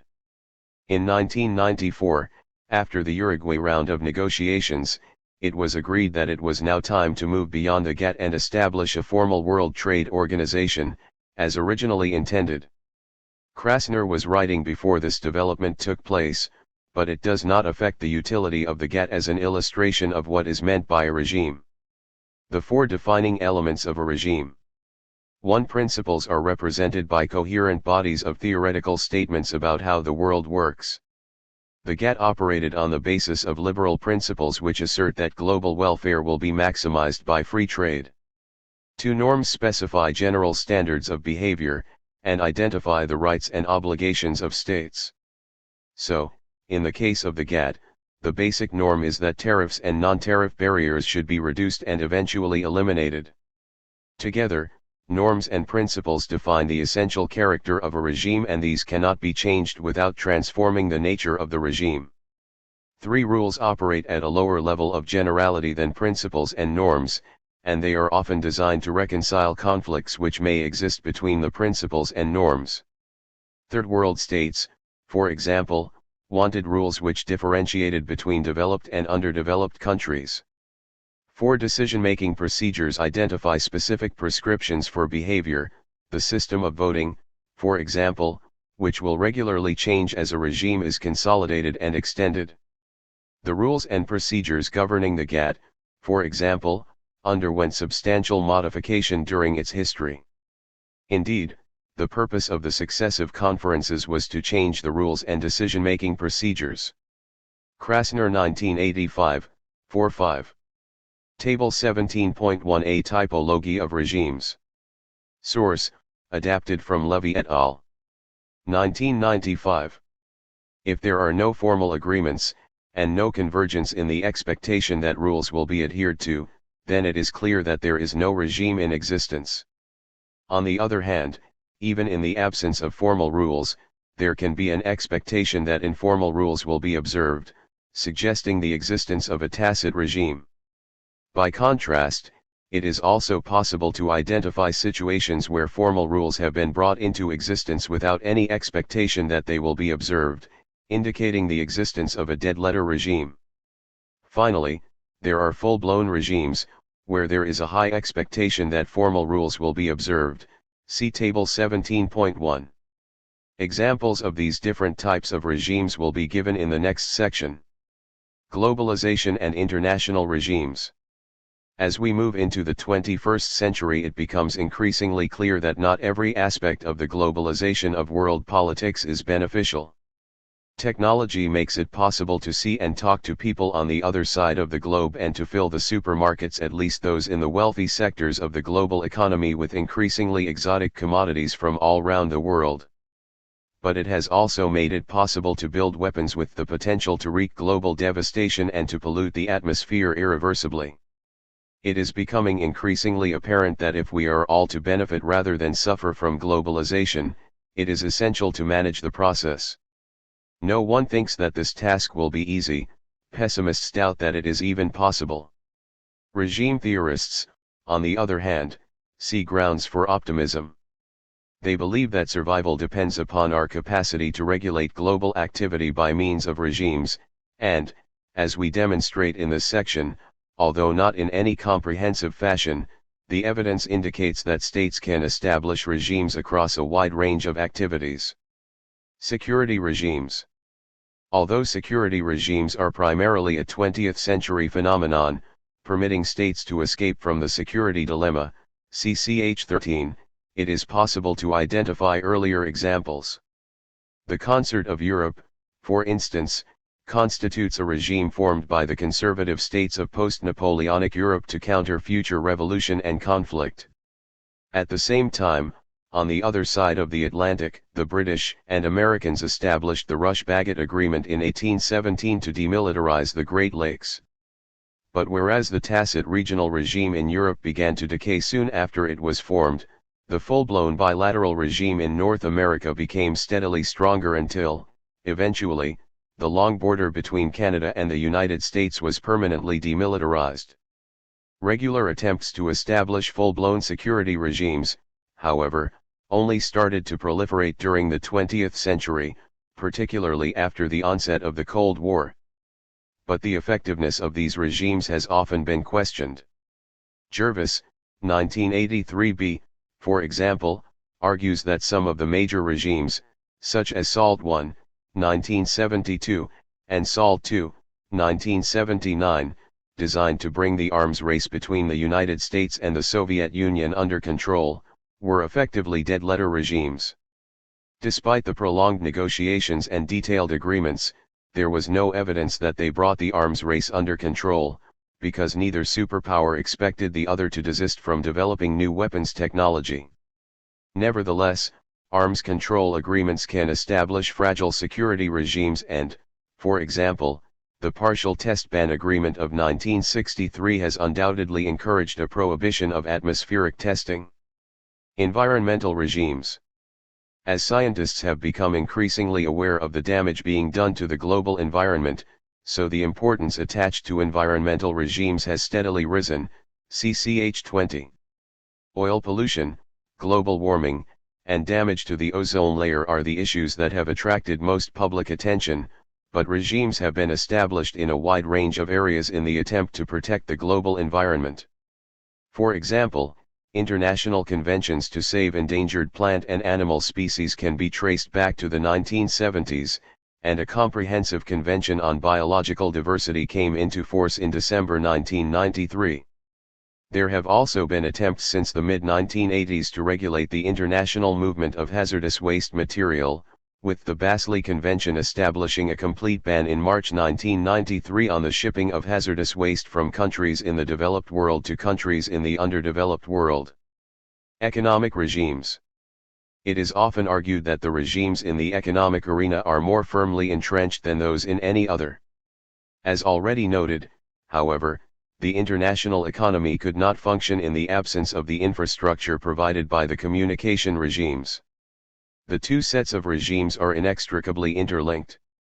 Indeed, over the last decade, as the regimes governing the international economy have become ever more firmly established, the underlying liberal principles governing these regimes have started to impinge on the communication regimes. This development is reflected in the growing attempts to open postal services, telecommunications, and national airlines to greater competition. This development is leading to a modification of the basic principle underlying these regimes, which in the past has always favored state control over the rules regulating these activities. Zacher, With Sutton 1996.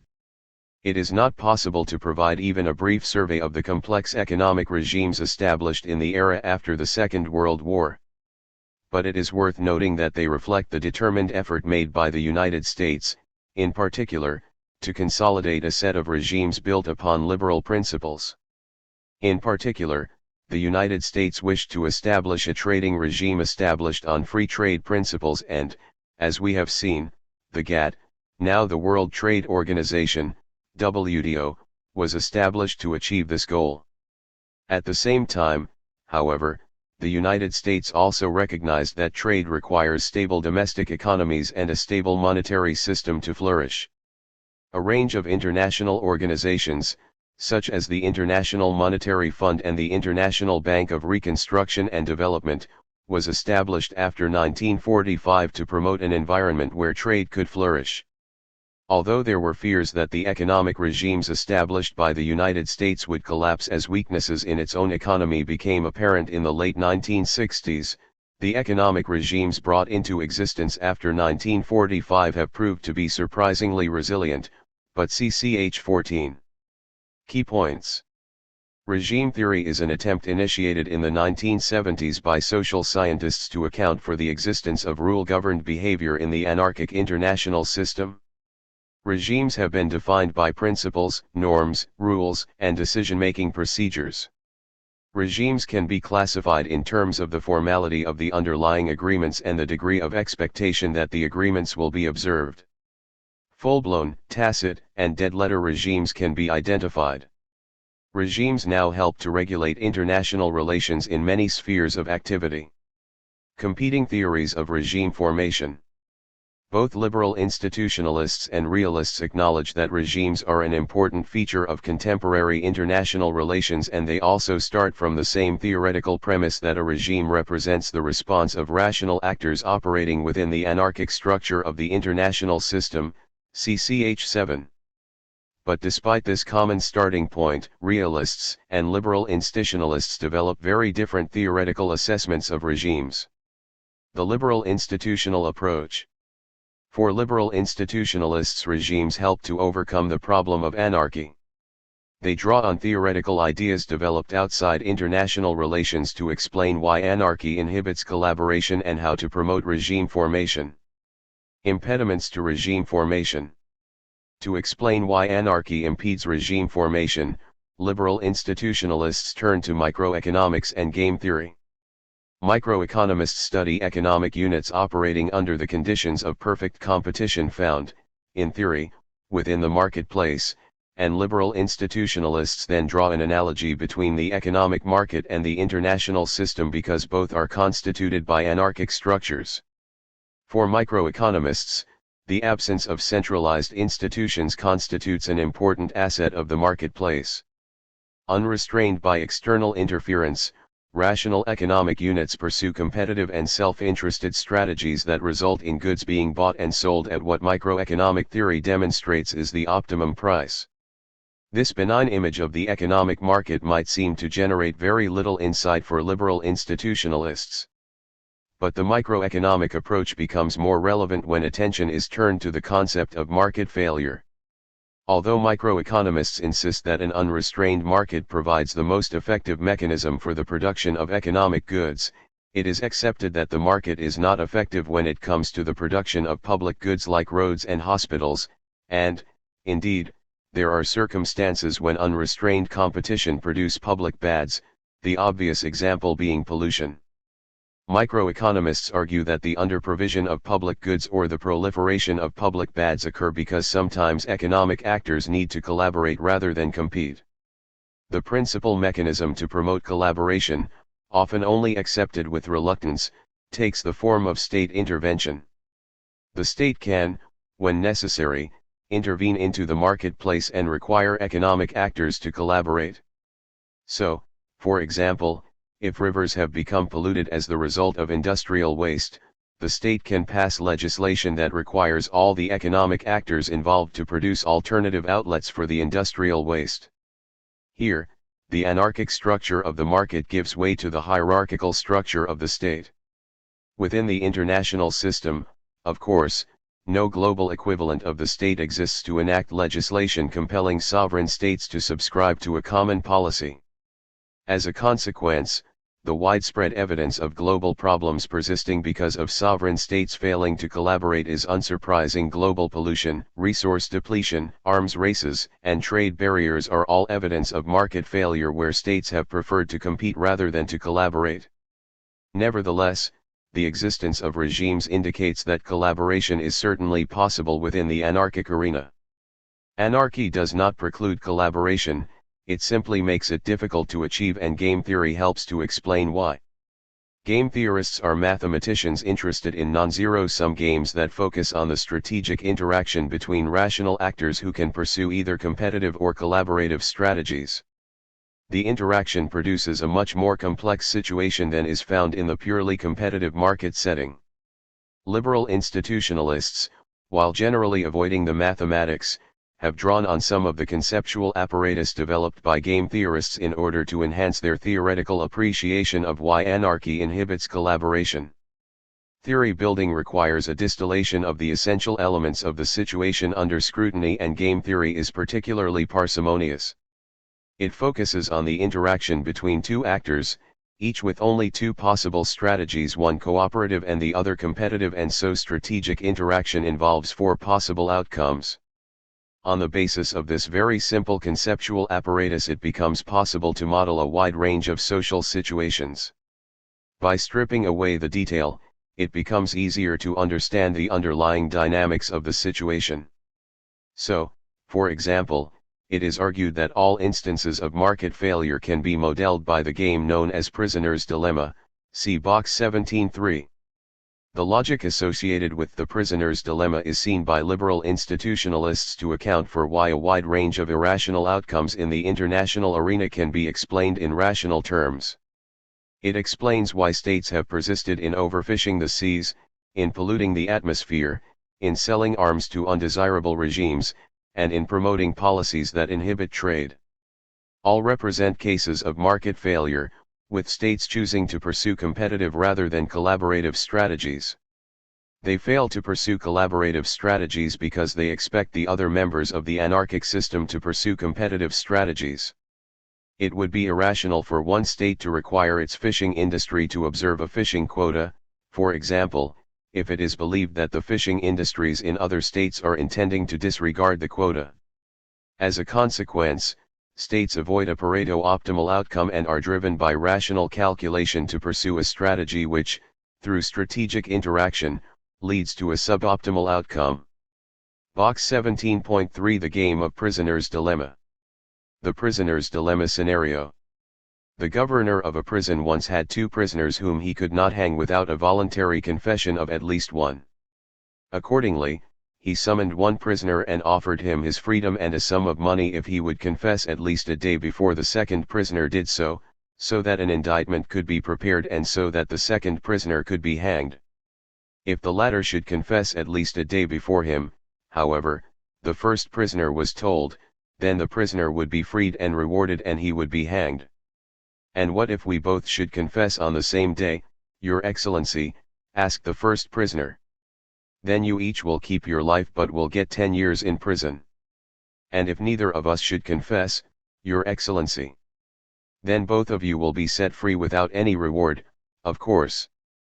But will you bet your neck that your fellow prisoner, that crook, will not hurry to confess and pocket the reward? Now go back to your solitary cell and think about your answer until tomorrow. The second prisoner in his interview was told the same, and each man spent the night alone considering his dilemma. Deutsch 1968, 120. The two actors are confronted with two possible strategies, generating a situation with four possible outcomes. Being rational, the prisoners can place these outcomes on a preference ranking. The matrix below reveals the preference rankings for the two prisoners. Both prisoners will pursue the strategy which will optimize their position in the light of the strategies available to the other prisoner. To avoid being hanged, both prisoners will confess and end up in prison for 10 years, thereby demonstrating how individual rationality leads to collective irrationality. The suboptimal outcome could only be avoided if the two prisoners possessed a mechanism which allowed them to collaborate. In this figure, cell numerals refer to ordinally ranked preferences, 4 equals best, 1 equals worst. The first number in each cell refers to A's preference and the second number refers to B's preference. Key. Asterisk dominant strategy, both players have dominant rather than contingent strategies. A strategy becomes dominant if it is preferable to the alternative strategy no matter which strategy the other player adopts. Denotes an equilibrium outcome. A Pareto optimal outcome, Vilfredo Pareto, 1848–1923, was an Italian sociologist and economist who developed a criterion for identifying when an exchange between two parties has reached its most efficient or optimum point. He argued, in essence, that the point is reached when one party is better off and the other party is no worse off than before the exchange took place. An implication of this optimum is discussed later. If the prisoner's dilemma game does accurately map this situation, however, then it not only explains why anarchy inhibits collaboration, but also indicates that states acknowledge the advantages of collaboration. They are only inhibited from moving to collaborative strategies by their expectation that other states will defect. The prisoner's dilemma demonstrates the importance of identifying a mechanism that will convince all the actors that there is no danger of defection. Liberal institutionalists believe that the establishment of regimes provides evidence that mechanisms of this kind must exist. The facilitation of regime formation. Liberal institutionalists have followed two different routes in their attempt to explain the emergence of regimes. First, they have drawn on the work of microeconomists, who have insisted that state intervention is not the only mechanism available to produce public goods. It is suggested that if there is a dominant or hegemonic actor operating within the market, then that actor may well be prepared to sustain the cost of producing a public good. Olson 1965. Liberal institutionalists have had no difficulty extending this line of argument to the international arena. During the course of the 19th century, for example, a regime was established which outlawed the international traffic of slaves. States agreed to observe the humanitarian principle underpinning this regime because they expected other states to do so. The expectation emerged because it was recognized that Great Britain intended to police the regime and possessed the naval capacity to do so. The regime was consolidated, therefore, because of Britain's hegemonic status within the international system. As already indicated, it is widely accepted that the economic regimes established after the Second World War owe their existence to the presence of the United States as a hegemonic power. But when liberal institutionalists examined the consequences of hegemonic decline, they concluded that established regimes would persist. Although the prisoner's dilemma indicated that market failures occur because in an anarchic system there is an expectation that states will compete rather than collaborate, once states have moved away from the suboptimum outcome resulting from mutually competitive strategies, then there is no incentive to defect from the mutually collaborative strategies and return to the suboptimum outcome. Even in the absence of a hegemon, therefore, liberal institutionalists argue that established regimes will survive. Keohane 1984. A second route explored by the liberal institutionalists reinforces this conclusion. It is argued that if the prisoner's dilemma is only played once, then the game exaggerates the difficulty of generating collaboration. It is more realistic, however, to see the game being played repeatedly. The shadow of the future then looms over the players, affecting their strategic calculations. Because the game will be played on future occasions, it becomes worthwhile taking a risk and pursuing a collaborative strategy in order to produce the optimum outcome. If all states can be persuaded to do the same, then there will be little incentive to defect in the future, because if one state defects, then, tit for tat, all the others will follow. The major mechanism for establishing and maintaining a regime is not then the existence of a hegemon, but the principle of reciprocity. Liberal institutionalists have increasingly come to focus on factors that will strengthen reciprocity within the system.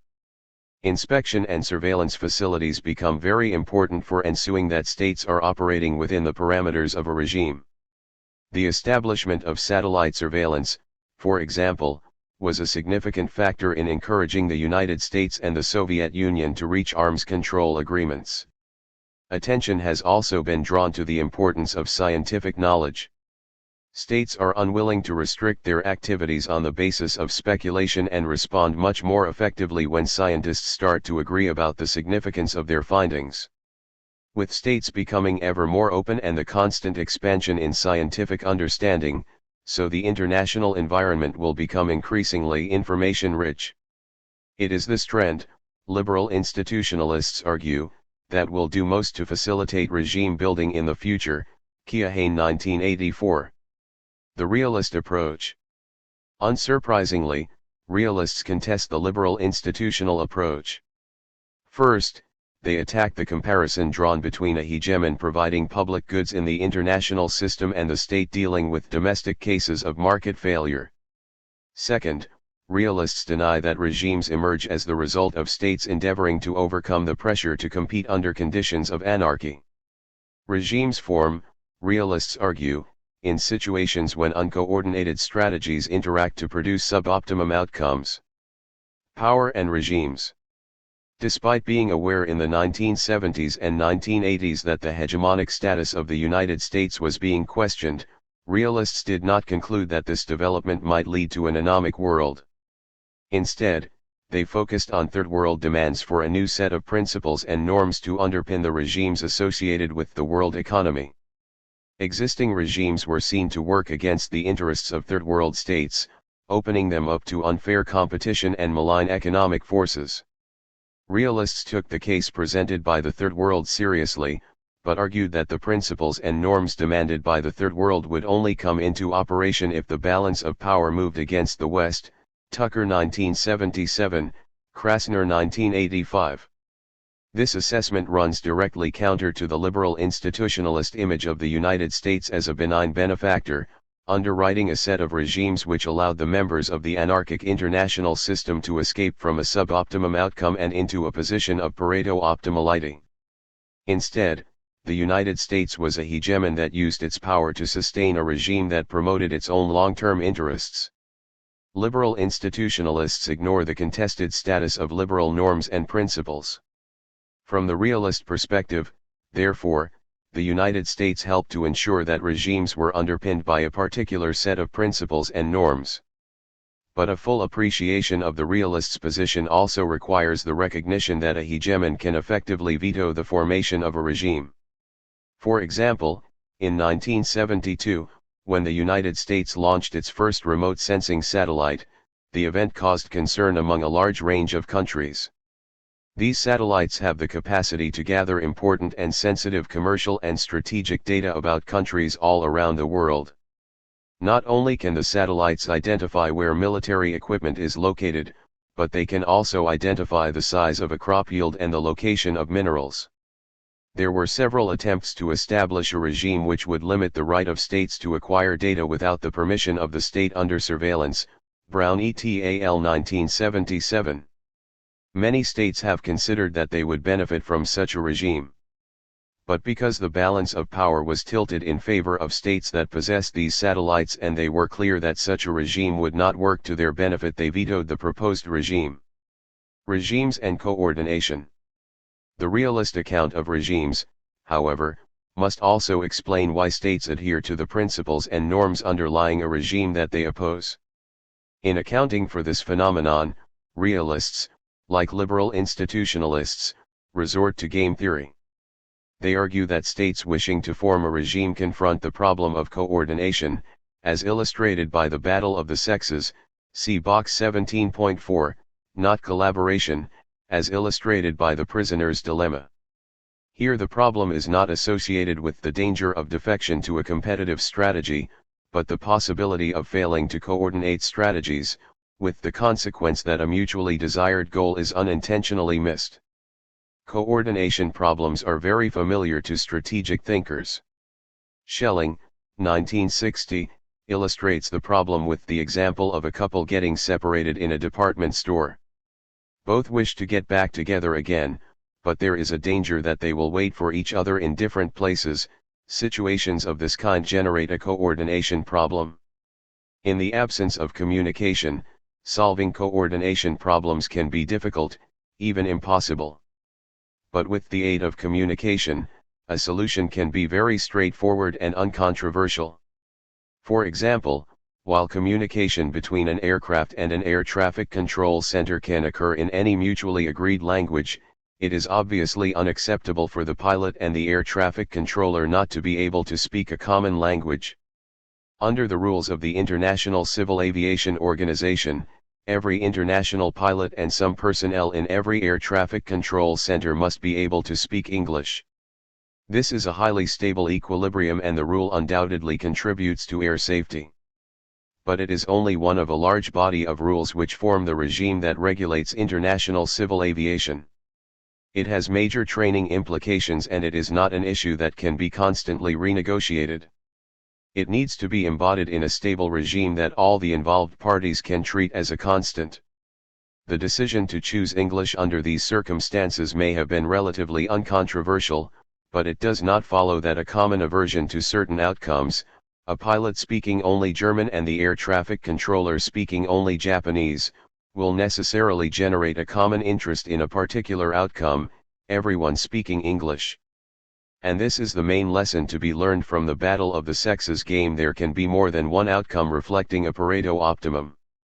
Indeed, there can be many positions that represent a Pareto optimum and they can then be located on what is referred to as the Pareto frontier, see box 17.4. So in the context of civil aviation, every spoken language can be located on the frontier because, in principle, any language could be chosen, provided that everyone spoke it. And the use of any common language is preferable to the alternative that would arise in the event of a failure to coordinate and identify a common language. Box 17.4 The Battle of the Sexes and Pareto's Frontier. The Battle of the Sexes. The scenario of this game envisages a couple who have just fallen in love and decide to go on holiday together. The problem is that one wants to go hiking in the mountains and the other wants to visit art galleries and museums in the city. But both much prefer to be with their partner than to go on holiday alone. When mapped onto a matrix, two stable equilibriums emerge from the scenario. In this figure, cell numerals refer to ordinally ranked preferences, 4 equals best, 1 equals worst. The first number in each cell refers to A's preference and the second number refers to B's preference. Asterisk denotes an equilibrium outcome and a Pareto optimal strategy. The Pareto frontier. Wishing to reach a compromise, the couple might decide to split their week's holiday, spending time in the city and in the mountains. Since the two extreme positions represent a Pareto optimum, so too must all the possible combinations, and these can be mapped to form a Pareto frontier. Realists argue that this line of analysis helps us to understand why states might conform to a regime while wishing to change the underlying principles. The explanation is that the states are already operating on the Pareto frontier. They observe the regime because they are operating in a coordination situation, and a failure to coordinate will move them into a less advantageous situation. The French can rail against the use of English in the civil aviation context, but they have no alternative but to persist with the policy. The same argument applies to Third World states. They wish to trade with the West, while preferring to do so on more advantageous terms. The application of new trade principles would represent another point on the Pareto frontier. But, as yet, because the balance of power continues to favor the West, there are few signs of new economic principles emerging that are more favorable to the Third World. The situation is somewhat different in the area of communication regimes. All forms of electronic communication use electromagnetic waves that are emitted along an electromagnetic spectrum. Coordination here is essential, because interference occurs if more than one user adopts the same frequency of the spectrum at the same time over the same area. It is not possible, therefore, for states to operate on a unilateral basis, and the establishment of a regime was essential. Moreover, because the electromagnetic spectrum is a limited resource, principles and rules for partitioning the resource had to be determined. In the first instance, states agreed that the spectrum should be allocated on the basis of need. But by 1980 this principle had resulted in the Soviet Union and the United States claiming half of the available frequencies and 90% of the spectrum was allocated to provide benefits for 10% of the world's population, Krasner 1985. It is unsurprising to find this outcome being challenged by developing states, which argued that part of the spectrum should be reserved for future use. More surprisingly, this new principle has been accepted. But realists argue that this is not the result of altruism on the part of the developed world. It is a consequence of the fact that developing states can interfere with the signals of neighboring countries. This gave them access to a power lever, which they otherwise would not have possessed, Krasner 1991. Key points. The market is used by liberal institutionalists as an analogy for the anarchic international system. In a market/international setting, public goods get underproduced and public bads get overproduced. Liberal institutionalists draw on the prisoner's dilemma game to account for the structural impediments to regime formation. A hegemon, the shadow of the future, and an information-rich environment promote collaboration and an escape route from prisoners' dilemmas. Realists argue that liberal institutionalists ignore the importance of power when examining regimes. Realists draw on the battle of the sexes to illuminate the nature of coordination and its link to power in an anarchic setting. Conclusion. Although liberal institutionalists and realists acknowledge that regimes are an important feature of the international system, and draw on similar tools of analysis, they reach very different conclusions about the circumstances in which regimes emerge. For liberal institutionalists, regimes arises because there is always a danger in the anarchic international system that competitive strategies will trump cooperative strategies. By contrast, realists link the emergence of regimes to situations where there is a mutual desire to cooperate, but where anarchy generates a problem of coordination. The implications of power for the two approaches also diverge. For liberal institutionalists, power may be used by a hegemon to pressure other states to collaborate and conform to a regime. But it is also acknowledged that states can establish and maintain regimes in the absence of hegemonic power. Collaborative strategies are pursued and maintained because of the shadow of the future, a mutual recognition that if any state defects from a regime, it will result in mass defection on a tit-for-tat basis and states moving from an optimum to a suboptimum outcome. For realists, on the other hand, power is seen to play a crucial role, not as a threat to discipline states caught defecting from a collaborative agreement, but in the bargaining process to determine the shape of a regime around which all states will coordinate their actions. Stein, 1983, who introduced the distinction between collaborative and coordination games into the regime literature, never assumed, however, that they represented mutually incompatible approaches to regime formation. In practice, the two games discussed in this chapter that capture the distinction simply distill different aspects of the complex processes associated with regime formation. The case study on the international whaling moratorium illustrates the complexity that surrounds regime analysis. In the first instance, the 15 major whaling nations established the regime because they acknowledged the need to regulate the whaling industry. The prisoner's dilemma game helps us to understand the kind of problems that they wished to overcome. These problems revolved around the uncertainty about what the other states were going to do. Once they agreed to collaborate, establishing quotas proved to be relatively straightforward because they recognized that if they went over their quota, then the regime would collapse. With the passage of time, however, problems arose not because of difficulties associated with policing the regime, but because differences emerged amongst the members about the fundamental goal of the regime. Initially, the International Whaling Commission, IWC, members all agreed that the goal was to eliminate the danger of harvesting too many whales each year. But by the 1970s, this goal began to be questioned by environmentalists who believed that there was no satisfactory justification for continuing to catch whales because there are more efficient and humane ways of feeding people. Because of these competing positions, the issue has now become highly politicized, and the difficulty of maintaining the regime at this juncture is much more effectively captured by the battle of the sexes game, One camp wants a regime that ensures that whaling is effectively regulated, and the other camp wants a regime that outlaws whaling. Case study: International Whaling Moratorium.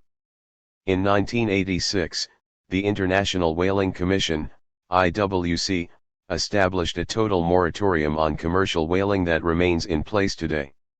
The IWC is an international regulatory body established in 1946 by the 15 major whaling nations that agreed, on a voluntary basis, to establish and maintain a whaling regime.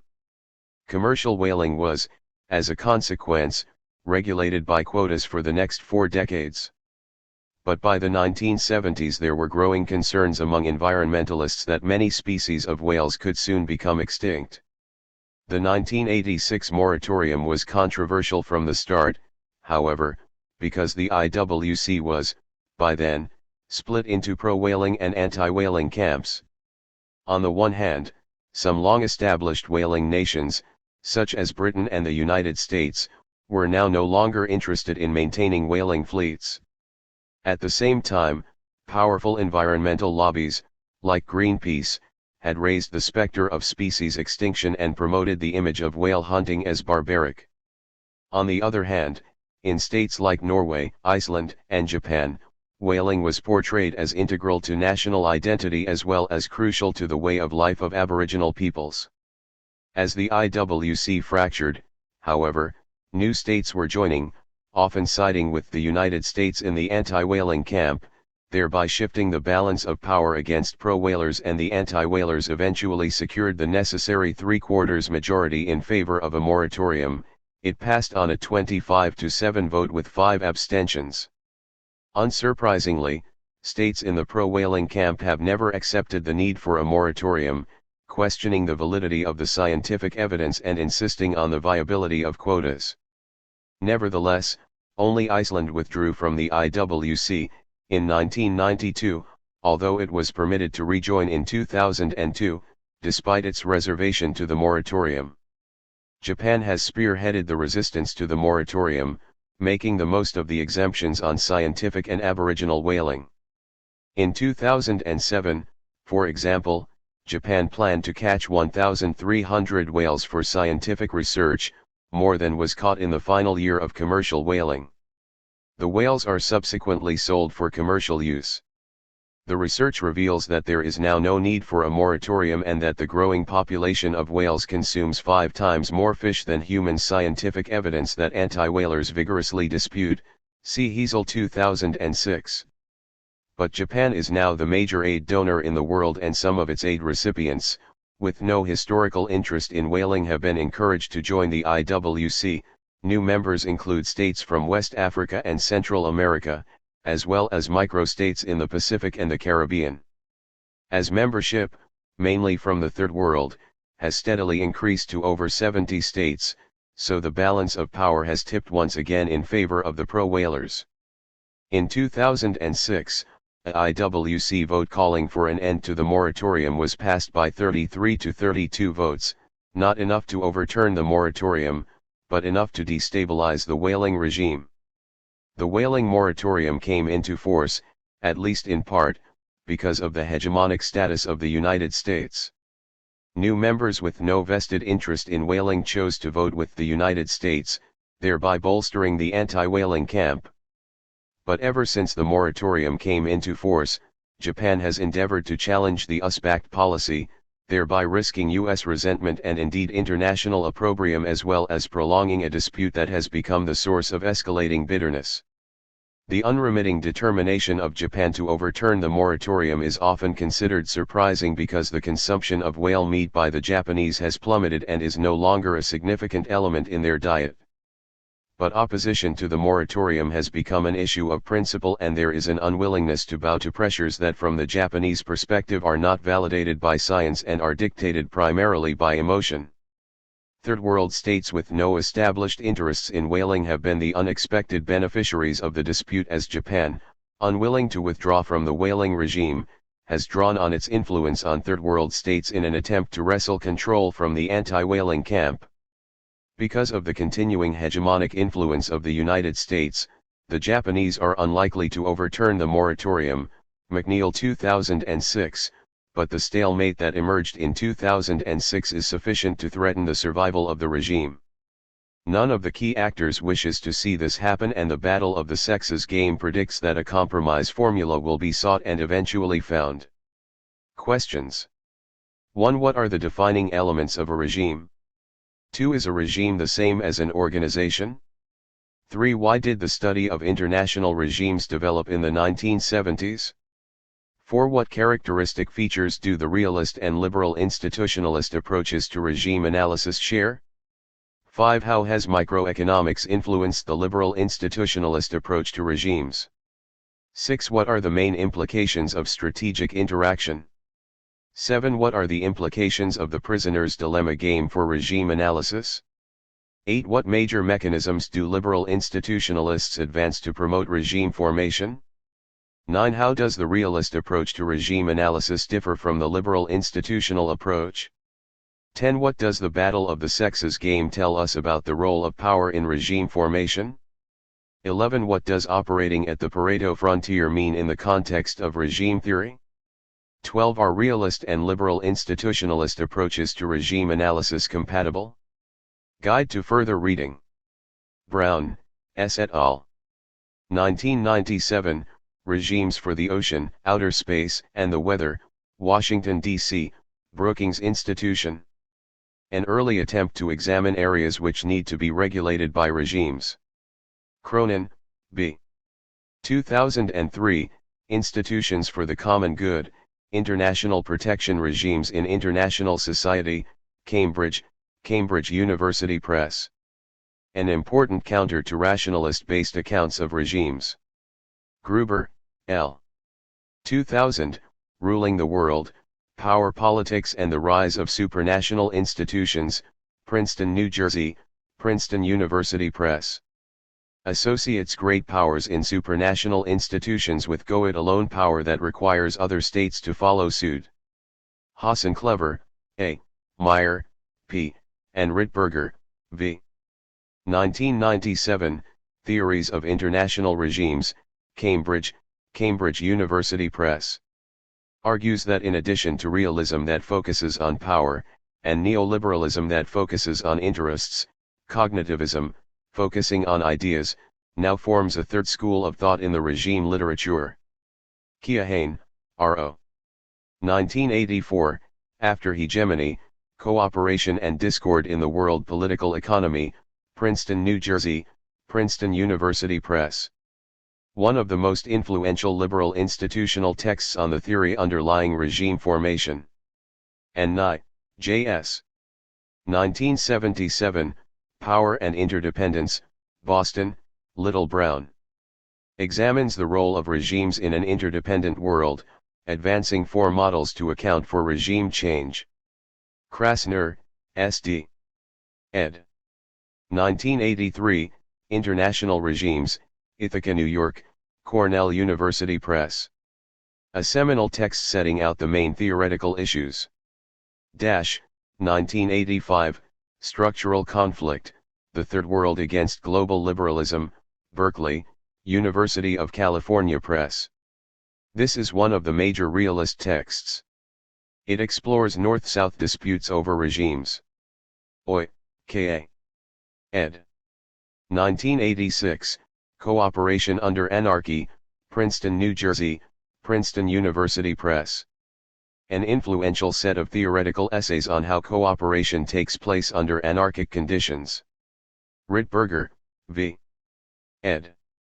1993, Regime Theory and International Relations, Oxford, Clarendon Press. This important book examines regime theory from European and American perspectives. Zacher, M.W., with Sutton, B.A. 1996, Governing Global Networks, International Regimes for Transportation and Communications, Cambridge, Cambridge University Press. A liberal institutional account of regimes, arguing that they are based on mutual interests, and not the dictates of the most powerful states. Online Resource Center. Visit the online resource center that accompanies this book to access more learning resources on this chapter topic at www.oxfordtextbooks.co.uk/UK/org/Baylis_Smith4E. Chapter 18. The United Nations. Paul Taylor Devon Curtis. Reader's Guide. This chapter focuses on the development of the United Nations, UN, and the changes and challenges that it has faced since its establishment in 1945. The UN is a grouping of states, and is therefore premised on the notion that states are the primary units in the international system. The institutions of the United Nations reflect an uneasy hybrid between traditions of great power consensus and traditions of universalism that stress the equality of states. Furthermore, while the UN was established as a grouping of sovereign states, the chapter argues that United Nations institutions have taken on an increasing range of functions, and have become much more involved within states. Justice for individuals is increasingly seen as a concomitant of international order. Serious deficiencies in human rights, or in economic welfare, can lead to international tensions. This development has led to challenges to traditional views about intervention within states. It has also led to the expansion of UN institutions to address an increased number of economic and social questions, and the search for better ways to coordinate these activities. Introduction. The United Nations, UN, is made up of a group of international institutions, which include the central system located in New York, the specialized agencies, such as the World Health Organization, WHO, and the International Labour Organization, ILO, and the programs and funds, such as the United Nations Children's Fund, UNICEF, and the United Nations Development Programme, UNDP. When created more than half a century ago in the aftermath of the Second World War, the United Nations reflected the hope for a just and peaceful global community. It is the only global institution with the legitimacy that derives from universal membership, and a mandate that encompasses security, economic and social development, the protection of human rights, and the protection of the environment. Yet the UN was created by states for states, and the relationship between state sovereignty and the protection of the needs and interests of people has not been fully resolved. Questions about the meaning of sovereignty and the limits of UN action have remained key issues. Since the founding of the UN, there has been an expansion of UN activities to address conditions within states, an improvement in UN capacity in its economic and social work, and an increased tendency to accord the UN a moral status. Threats to global security addressed by the UN now include interstate conflict, threats by non-state actors, as well as political, economic, and social conditions within states. Despite the growth in UN activities, however, there are some questions about the relevance and effectiveness of the UN. The failure by the USA and the UK to get clear UN Security Council authorization for the war in Iraq in 2003 led to well-publicized criticism of the UN and a crisis in international relations. Yet the troubled aftermath of the invasion and persistent questions about the legitimacy of a war that was not sanctioned by the UN show that the UN has acquired important moral status in international society. After describing the main organs of the UN, this chapter will look at the changing role of the UN in addressing matters of peace and security, and then matters of economic and social development. It will focus on how the UN's role has evolved in response to changes in the global political context, and on some of the problems that it still faces. A brief history of the United Nations and its principal organs. The United Nations was established on October 24, 1945 by 51 countries, as a result of initiatives taken by the governments of the states that had led the war against Germany and Japan. By 2006, 192 countries were members of the United Nations, nearly every state in the world. When joining, member states agreed to accept the obligations of the United Nations Charter, an international treaty that set out basic principles of international relations. According to the Charter, the UN had four purposes: to maintain international peace and security, to develop friendly relations among nations, to cooperate in solving international problems and in promoting respect for human rights, and to be a center for harmonizing the actions of nations. At the UN, all the member states large and small, rich and poor, with differing political views and social systems had a voice and a vote in this process. Interestingly, while the United Nations was clearly created as a grouping of states, the Charter referred to the needs and interests of peoples as well as those of states, see Box 18.1. In many ways, the United Nations was set up to correct the problems of its predecessor, the League of Nations. The League of Nations had been established after the First World War, and was intended to make future wars impossible, but a major problem was the League's lack of effective power. There was no clear division of responsibility between the main executive committee, the League Council, and the League Assembly, which included all member states. Both the League Assembly and the League Council could only make recommendations, not binding resolutions, and these recommendations had to be unanimous. Any government was free to reject any recommendation. Furthermore, in the League, there was no mechanism for coordinating military or economic actions against miscreant states, which further contributed to the League's weakness. Key states, such as the United States, were not members of the League. By the Second World War, the League had already failed to address a number of acts of aggression. Box 18.1 selected articles of the UN Charter. The UN Charter contains references to both the rights of states and the rights of people. The preamble of the UN Charter asserts that we the peoples of the United Nations are determined, to reaffirm faith in fundamental human rights, in the dignity and worth of the human person, in the equal rights of men and women and of nations large and small. Article 1, 2, states that the purpose of the UN is to develop friendly relations among nations based on respect for the principle of equal rights and self-determination of peoples and to take other appropriate measures to strengthen universal peace. Article 2, 7, states that nothing contained in the present Charter shall authorize the United Nations to intervene in matters which are essentially within the domestic jurisdiction of any state. Chapter 6 deals with the Pacific settlement of disputes. Article 33 states that the parties to any dispute, the continuance of which is likely to endanger the maintenance of international peace and security, shall, first of all, seek a solution by negotiation, inquiry, mediation, conciliation, arbitration, judicial settlement, resort to regional agencies or arrangements, or other peaceful means of their own choice. Chapter 7 deals with action with respect to threats to the peace, breaches of the peace, and acts of aggression. Article 42 states that the Security Council may take such action by air, sea, or land forces as may be necessary to maintain or restore international peace and security. The Security Council has sometimes authorized member states to use all necessary means, and this has been accepted as a legitimate application of Chapter 7 powers. Article 99 authorizes the Secretary-General to bring to the attention of the Security Council any matter which in his opinion may threaten the maintenance of international peace and security.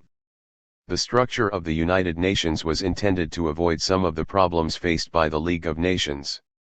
The United Nations has 6 main organs: the Security Council, the General Assembly, the Secretariat, the Economic and Social Council, the Trusteeship Council, and the International Court of Justice, see Fig 18.1. The Security Council. In contrast to the League of Nations, the United Nations recognized great power prerogatives in the Security Council. The UN Security Council was given the main responsibility for maintaining international peace and security.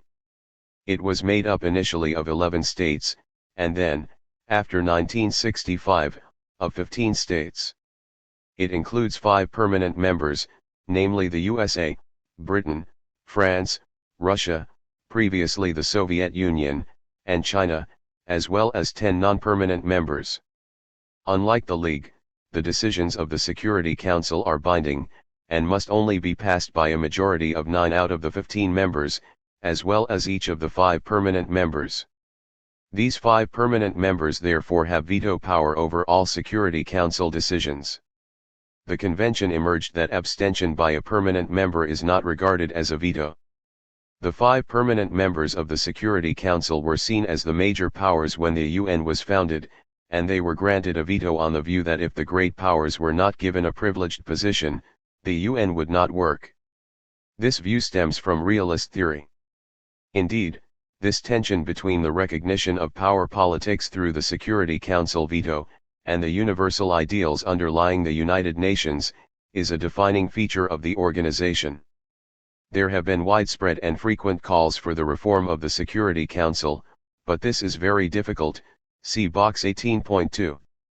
When the Security Council considers a threat to international peace, it first explores ways to settle the dispute peacefully under the terms of Chapter 6 of the UN Charter, see box 18.1. It may suggest principles for a settlement or may suggest mediation. In the event of fighting, the Security Council tries to secure a ceasefire. It may send a peacekeeping mission to help the parties maintain the truce and to keep opposing forces apart, see the discussion of peacekeeping below. The Council can also take measures to enforce its decisions under Chapter 7 of the Charter. It can, for instance, impose economic sanctions or order an arms embargo. On rare occasions, the Security Council has authorized member states to use all necessary means, including collective military action, to see that its decisions are carried out. The United Nations System. Box 18.2. The reform of the Security Council.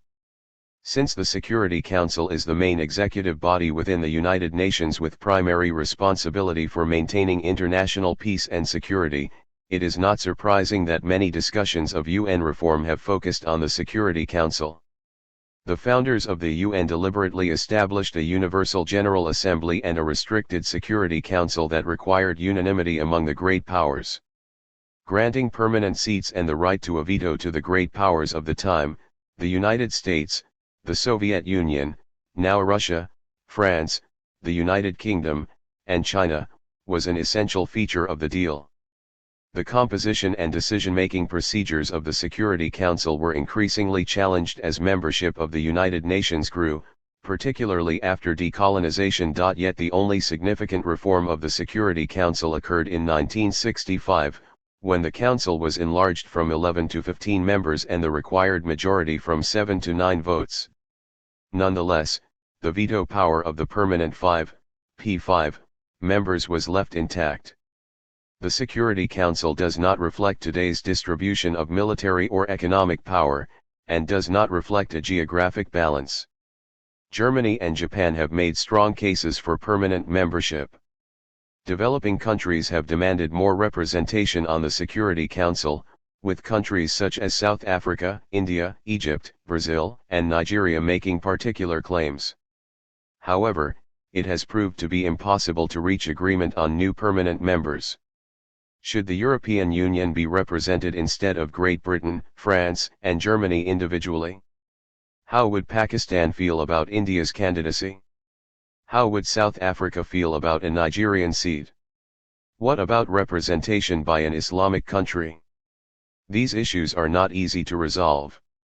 Likewise, it is very unlikely that the P5 countries will relinquish their veto. Nonetheless, while large-scale reform has proved impossible, there have been changes in Security Council working procedures that have made it more transparent and accountable. The Council also makes recommendations to the General Assembly on the appointment of a new Secretary General and on the admission of new members to the UN. The General Assembly. The recognition of power politics through veto power in the Security Council can be contrasted with the universalist principles underlying the other organs of the United Nations. All UN member states are represented in the General Assembly, a parliament of nations which meets to consider the world's most pressing problems. Each member state has one vote. A two-thirds majority in the General Assembly is required for decisions on key issues such as international peace and security, the admission of new members, and the UN budget. A simple majority is required for other matters. However, the decisions reached by the General Assembly only have the status of recommendations, rather than binding decisions. One of the few exceptions is the General Assembly's Fifth Committee, which makes decisions on the budget that are binding on members. The General Assembly can consider any matter within the scope of the UN Charter. There were 156 items on the agenda of the 61st session of the General Assembly, 2006-7, including topics such as globalization, the role of diamonds in fueling conflict, international cooperation in the peaceful uses of outer space, peacekeeping operations, sustainable development, and international migration. Since General Assembly resolutions are non-binding, they cannot force action by any state, but its recommendations are important indications of world opinion and represent the moral authority of the community of nations. The Secretariat. The Secretariat carries out the substantive and administrative work of the United Nations as directed by the General Assembly, the Security Council, and the other organs. It is led by the Secretary-General, who provides overall administrative guidance. In December 2006, Ban Ki-moon from South Korea was sworn in as the 8th Secretary-General. The Secretariat consists of departments and offices with a total staff of 8,900 under the regular budget, and a nearly equal number under special funding. On the recommendation of the other bodies, the Secretariat also carries out a number of research functions and some quasi-management functions. Yet the role of the Secretariat remains primarily bureaucratic and it lacks the political power and the right of initiative of, for instance, the Commission of the European Union. The one exception to this is the power of the Secretary-General under Article 99 of the Charter, to bring situations that are likely to lead to a breakdown of international peace and security to the attention of the Security Council. This article, which may appear innocuous at first, was the legal basis for the remarkable expansion of the diplomatic role of the Secretary-General, compared with its League predecessor. Due to this, the Secretary-General is empowered to become involved in a large range of areas that can be loosely interpreted as threats to peace, including economic and social problems, and humanitarian crises. The Economic and Social Council. The Economic and Social Council, ECOSOC, under the overall authority of the General Assembly, is intended to coordinate the economic and social work of the United Nations and the UN family of organizations. It also consults with non-governmental organizations, NGOs, thereby maintaining a vital link between the United Nations and civil society. ECOSOC's subsidiary bodies include functional commissions, such as the Commission on the Status of Women, regional commissions, such as the Economic Commission for Africa, and other bodies, see Fig 18.1. Along with the Secretariat and the General Assembly, ECOSOC is responsible for overseeing the activities of a large number of other institutions known as the United Nations system. This includes the specialized agencies and the programs and funds, see Fig 18.1. The specialized agencies, such as the World Health Organization, WHO, and the International Labour Organization, ILO, have their own constitutions, regularly assessed budgets, executive heads, and assemblies of state representatives. They are self-contained constitutionally, financially, and politically, and not subject to the management of the central system. The programs and funds are much closer to the central system in the sense that their management arrangements are subject to direct General Assembly supervision, can be modified by Assembly resolution, and are largely funded on a voluntary basis.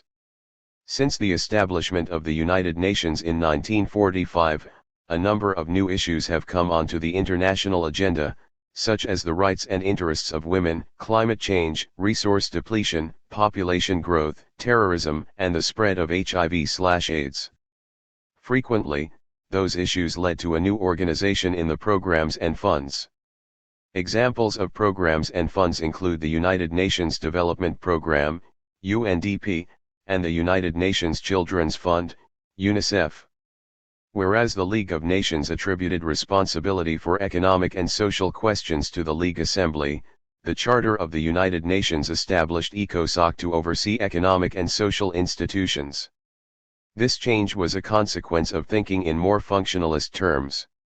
Organizations were set up to deal with specific economic and social problems. However, ECOSOC was not given the necessary management powers. It can only issue recommendations and receive reports from the specialized agencies. In consequence, the UN's economic and social organizations have continuously searched for better ways of achieving effective management. See discussion of the reform process below. The Trusteeship Council. When the United Nations was created, the Trusteeship Council was established to provide international supervision for 11 trust territories administered by 7 member states and to ensure that adequate steps were taken to prepare the territories for self-government or independence. By 1994, all trust territories had attained self-government or independence, either as separate states or by joining neighboring independent countries. The last to do so was the Trust Territory of the Pacific Islands, Palau, which had been previously administered by the United States. Its work completed, the Trusteeship Council now consists of the 5 permanent members of the Security Council. It has amended its rules of procedure to allow it to meet when necessary. The International Court of Justice. The International Court of Justice is the main judicial organ of the UN. Consisting of 15 judges elected jointly by the General Assembly and the Security Council, the court decides disputes between countries. Participation by states in a proceeding is voluntary, but if a state agrees to participate, it is obligated to comply with the court's decision.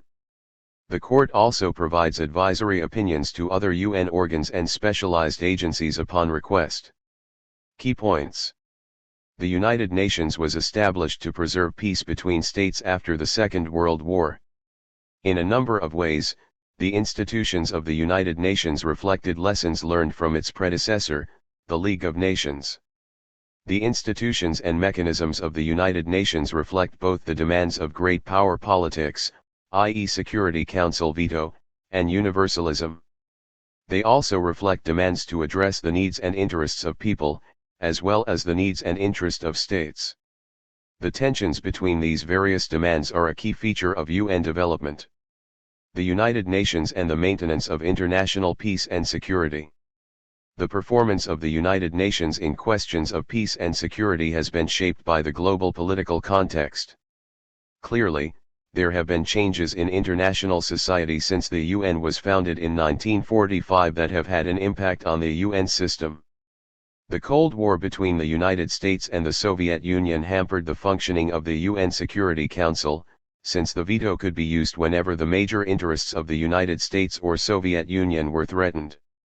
From 1945 to 1990, 193 substantive vetoes were invoked in the Security Council, compared to only 19 substantive vetoes from 1990 to 2007. Furthermore, while the UN Charter provided for a standing army to be set up by agreement between the Security Council and consenting states, the East-West Cold War rivalry made this impossible to implement. The end result was that the UN Security Council could not function in the way in which the UN founders had expected. Since member states could not agree upon the arrangements laid out in Chapter 7 of the Charter, especially with regard to setting up a UN army, there followed a series of improvisations to address matters of peace and security. First, a procedure was established under which the Security Council agreed to a mandate for an agent to act on its behalf. This occurred in the Korean conflict in 1950, and the Gulf War in 1990, when action was undertaken principally by the United States and its allies. Second, there have been many instances of classical peacekeeping. No reference to peacekeeping exists in the UN Charter, but classical peacekeeping mandates and mechanisms are based on Chapter 6 of the UN Charter. Classical peacekeeping involves the establishment of a UN force under UN command to be placed between the parties to a dispute after a ceasefire.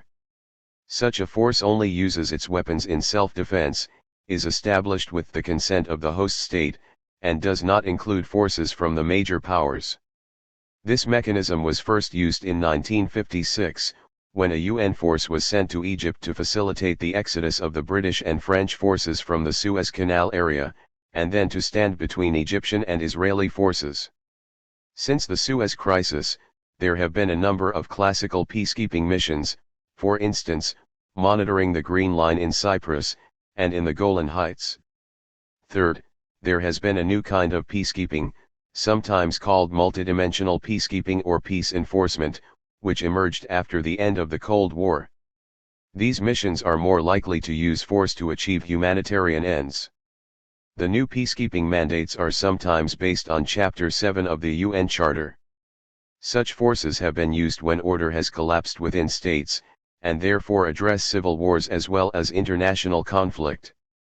A key problem has been that the peacekeepers have found it increasingly difficult to maintain a neutral position and have been targeted by belligerents. Examples include the intervention in Somalia in the early 1990s and intervention in the former Yugoslavia in the mid-1990s. UN peacekeeping went through a rapid expansion in the early 1990s. In 1994, UN peacekeeping operations involved nearly 80,000 military personnel around the world, 7 times the figure for 1990, Pew 2001, 115. In early 2007, the total number of peacekeeping personnel, military and police, in the UN's 15 ongoing peacekeeping operations was just over 82,000. Increased attention to conditions within states. The new peacekeeping was the product of a greater preparedness to intervene within states. This challenged the traditional belief that diplomats should ignore the internal affairs of states in order to preserve international stability. An increasing number of people believed that the international community, working through the UN, should address individual political and civil rights, as well as the right to basic provisions like food, water, healthcare, and accommodation. Under this view, violations of individuals' rights were a major cause of disturbances in relations between states. A lack of internal justice risked international disorder. The UN reinforced this new perception that pursuing justice for individuals, or ensuring human security, was an aspect of national interest. In some states, contributions to activities such as peacekeeping were defended in terms of national interest. Indeed, states like Canada could justify their contributions to peacekeeping as a moral course of action, but it was also in their national interests since Canada gained status in the international community through such contributions. The Japanese also responded to moral pressure founded in national interest when they contributed substantially to defraying the cost of British involvement in the 1990-1 Gulf War. This act can be explained in terms of the synthesis of morality and interest. For some states, reputation in the United Nations had become an important national good. These actions reflected an increasing concern with questions of justice for individuals and conditions within states. Yet in the past, the United Nations had helped promote the traditional view of the primacy of international order between states over justice for individuals, so the new focus on individual rights was a significant change. What accounts for this change? First, the international environment had changed. The Cold War standoff between the East and the West had meant that member states did not want to question the conditions of the sovereignty of states.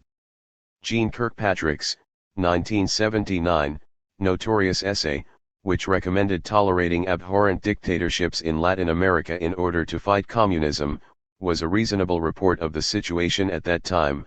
Unsavory right-wing regimes in Latin America were tolerated because they were anti-Soviet, and interfering in the other's sphere risked escalation of conflict. Forsyth 1988, 259-60. Second, the process of decolonization had privileged statehood over justice. The UN reflected the claims of colonies to become states, and had elevated the right to statehood above any tests of viability, such as the existence of a nation, adequate economic performance, defensibility, or a prospect for achieving justice for citizens. This unconditional right to independence was enunciated in the General Assembly Declaration on the Granting of Independence to Colonial Countries and Peoples in 1960.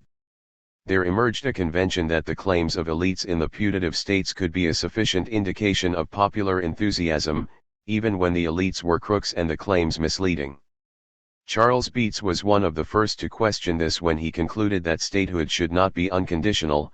Attention had to be given to the situation of individuals after independence. Beats 1979. Michael Walzer and Terry Nardin produced arguments leading to similar conclusions. States were conditional entities in that their right to exist should be dependent on a criterion of performance with regard to the interests of their citizens. Walzer 1977, Nardin 1983. Such writings helped alter the moral content of diplomacy. Box 18.3 An Agenda for Peace. In the early 1990s, after the end of the Cold War, the UN agenda for peace and security expanded quickly. Then Secretary-General Boutros Boutros-Ghali outlined the more ambitious role for the UN in his seminal report, An Agenda for Peace, 1992. The report described interconnected roles for the UN to maintain peace and security in the post-Cold War context. These included preventive diplomacy, involving confidence-building measures, fact-finding, and preventive deployment of UN-authorized forces. Peacemaking, designed to bring hostile parties to agreement, essentially through peaceful means. However, when all peaceful means have failed, peace enforcement authorized under Chapter 7 of the Charter may be necessary. Peace enforcement may occur without the consent of the parties. Peacekeeping, the deployment of a UN presence in the field with the consent of all parties, this refers to classical peacekeeping. Post-conflict peacebuilding, to develop the social, political, and economic infrastructure to prevent further violence and to consolidate peace. Box 18.4 The UN Peacebuilding Commission. The UN Peacebuilding Commission was established in December 2005 as an advisory subsidiary body of the General Assembly and the Security Council.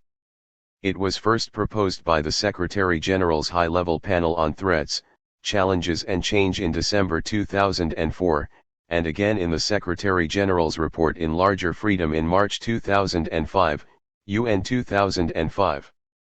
Existing mechanisms at the UN were thought to be insufficient in responding to the particular needs of countries emerging from conflict. Many countries, such as Liberia, Haiti, and Somalia in the 1990s, had signed peace agreements and hosted UN peacekeeping missions, but reverted to violent conflict. The Peacebuilding Commission aims to provide targeted support to countries in the volatile post-conflict phase to prevent the recurrence of conflict. It will propose integrated strategies and priorities for post-conflict recovery, in order to improve coordination among the myriad of actors involved in post-conflict activities.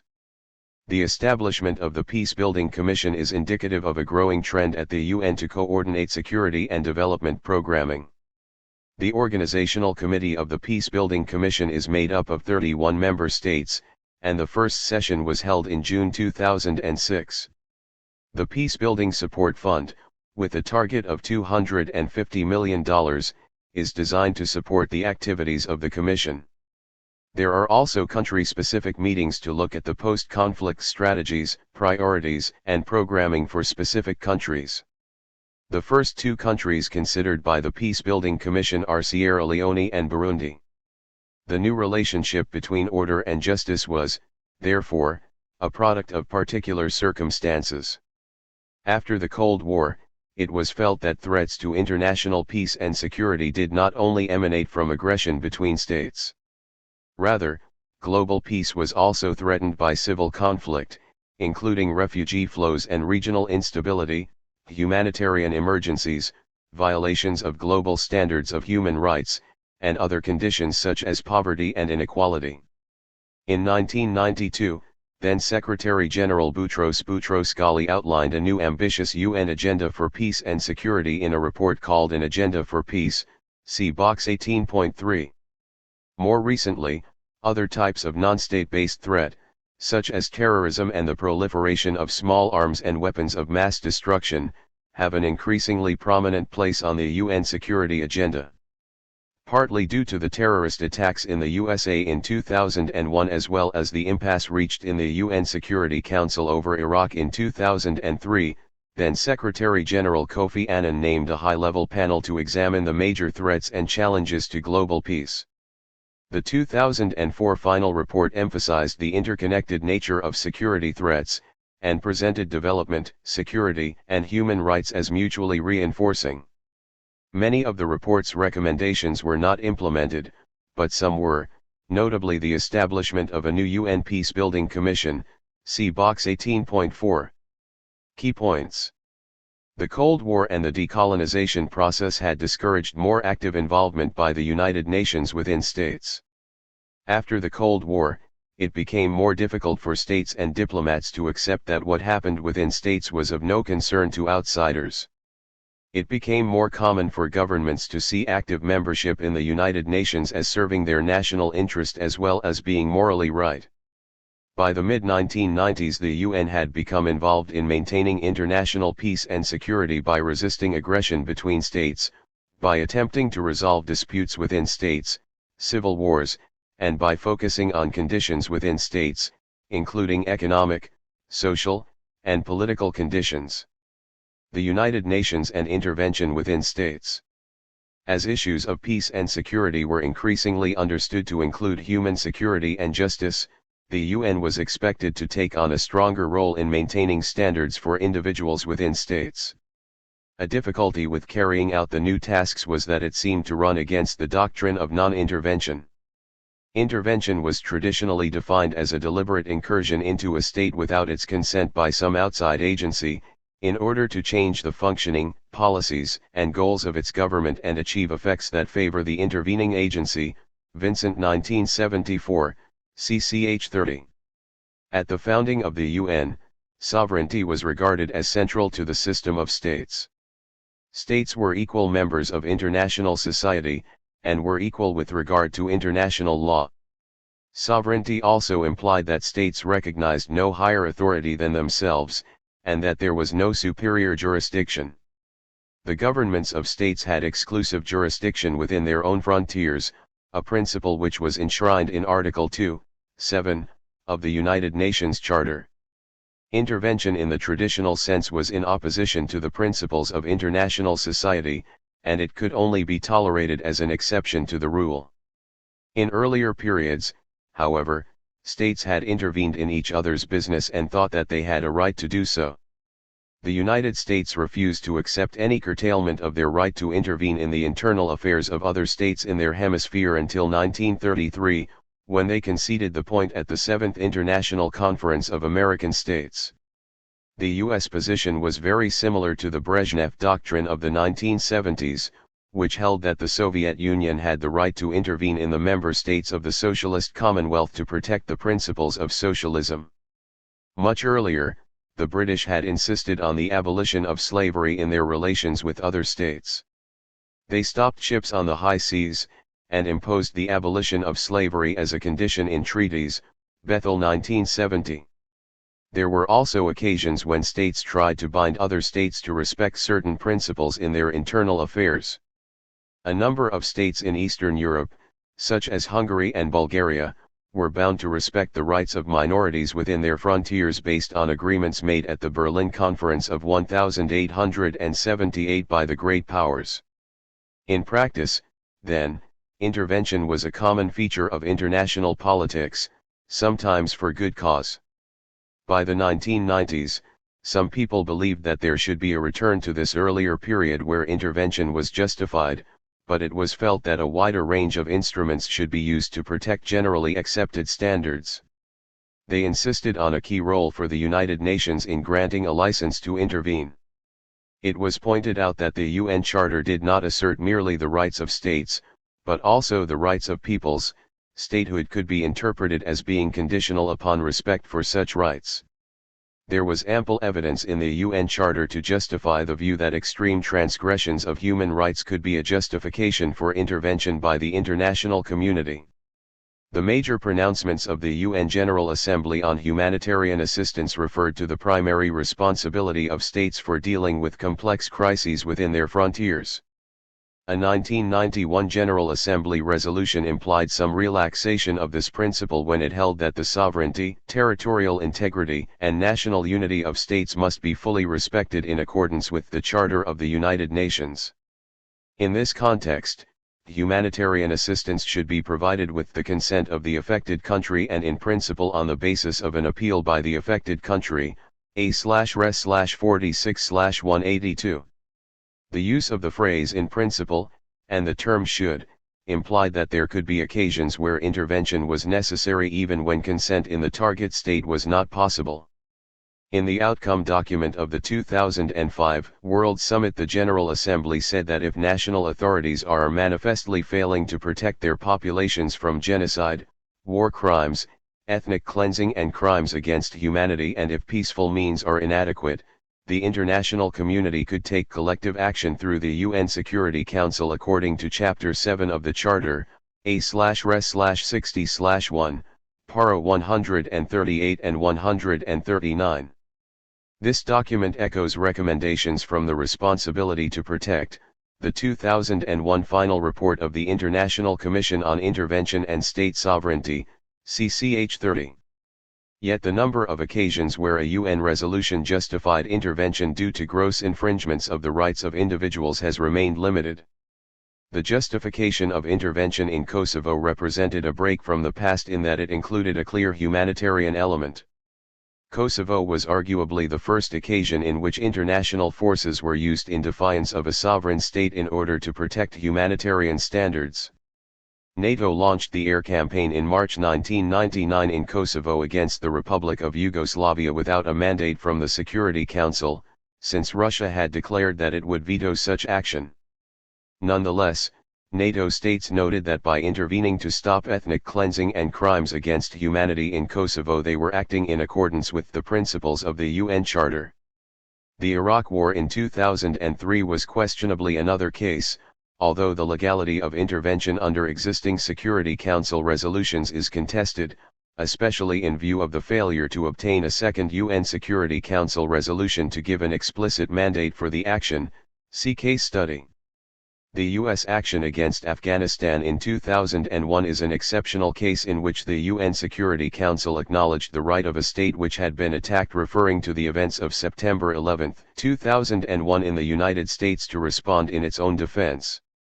Case study: the 2003 intervention in Iraq. In March 2003, a US-led coalition launched a highly controversial war in Iraq, which removed Saddam Hussein from power. The justification for war stressed Iraq's possession of weapons of mass destruction, in defiance of earlier UN resolutions. Unlike in Kosovo, the gross violation of human rights was not given as a main justification for the invasion until later. Yet the failure to find weapons of mass destruction in Iraq, as well as the ongoing civil war, have fueled the claims of critics that the war was unjustified.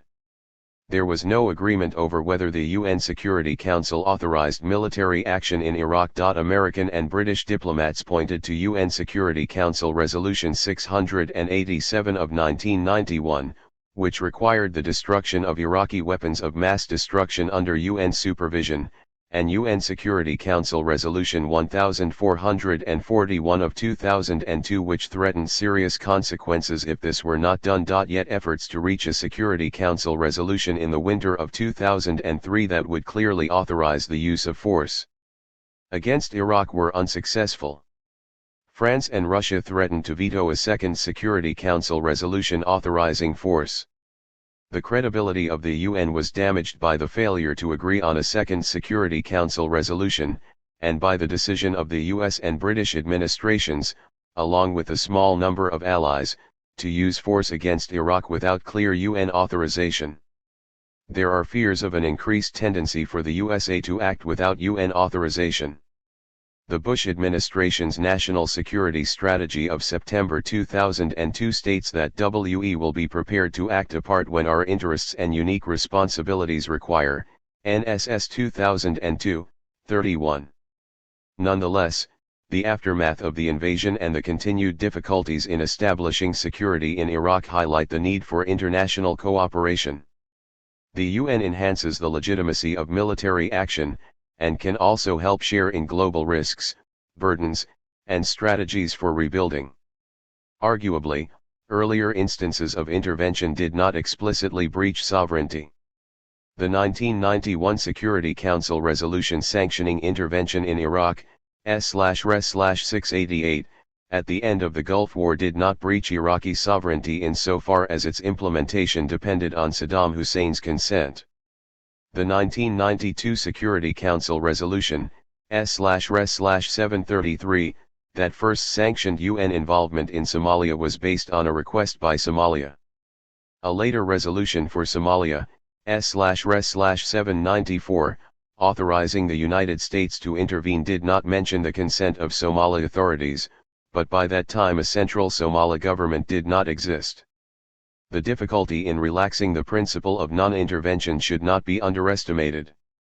For instance, the UN has been reluctant to send peacekeepers to Darfur without the consent of the Sudanese government. Some fear a slippery slope whereby a relaxation of the non-intervention principle by the UN will lead to military action by individual states without UN approval. It could be argued that the action against Iraq in 2003 illustrates the danger. See case study. There are significant numbers of non-UN actors, including regional organizations, involved in peace operations, and several countries are suspicious of what appears to be the granting of a license to intervene in their affairs. In summary, an increasing readiness by the UN to intervene within states in order to promote internal justice for individuals would indicate a movement towards global governance and away from unconditional sovereignty. There have been some signs of movement in this direction, but principles of state sovereignty and non-intervention remain important. There is no clear consensus on these points. There is still some support for the view that Article 2.7 of the UN Charter should be interpreted strictly, that there can be no intervention within a state without the express consent of the government of that state. Others believe that intervention within a country to promote human rights is only justifiable on the basis of a threat to international peace and security. Evidence of a threat to international peace and security could be the appearance of significant numbers of refugees, or the judgment that other states might intervene militarily. Some liberals argue that this condition is flexible enough to justify intervention to defend human rights whenever possible. Box 18.5 Selected documents related to the changing role of the United Nations system. Development of the economic and social organizations. A/32/197, December 1977. The first major General Assembly resolution on reform of the economic and social organizations. A/48/162, December 1993. A major step towards reform of the economic and social organization of the United Nations, especially ECOSOC. Development of the UN's role in maintaining international peace and security. SCRES 678, November 1990, sanctioned the use of force against Saddam Hussein. SCRES 816, April 1993, enforced the no-fly zone over Bosnia in that it permitted NATO warplanes to intercept Bosnian Serb planes in the zones. SCRES 1160, 1199, and 1203 contained arguments relevant to the action on Kosovo. SCRES 1244 contained the agreement at the end of the bombing. Development of humanitarian action through the UN. SCRES 688, April 1991, sanctioned intervention at the end of the Gulf War to protect the Kurds in northern Iraq. SCRES 733, January 1992, sanctioned UN involvement in Somalia. A/46/182, April 1992, is the major document on the development of the machinery for humanitarian assistance. SCRES 794, December 1992, sanctioned American intervention in Somalia under Chapter 7 of the UN Charter. The government of Somalia had ceased to exist in the eyes of the member states of the Security Council.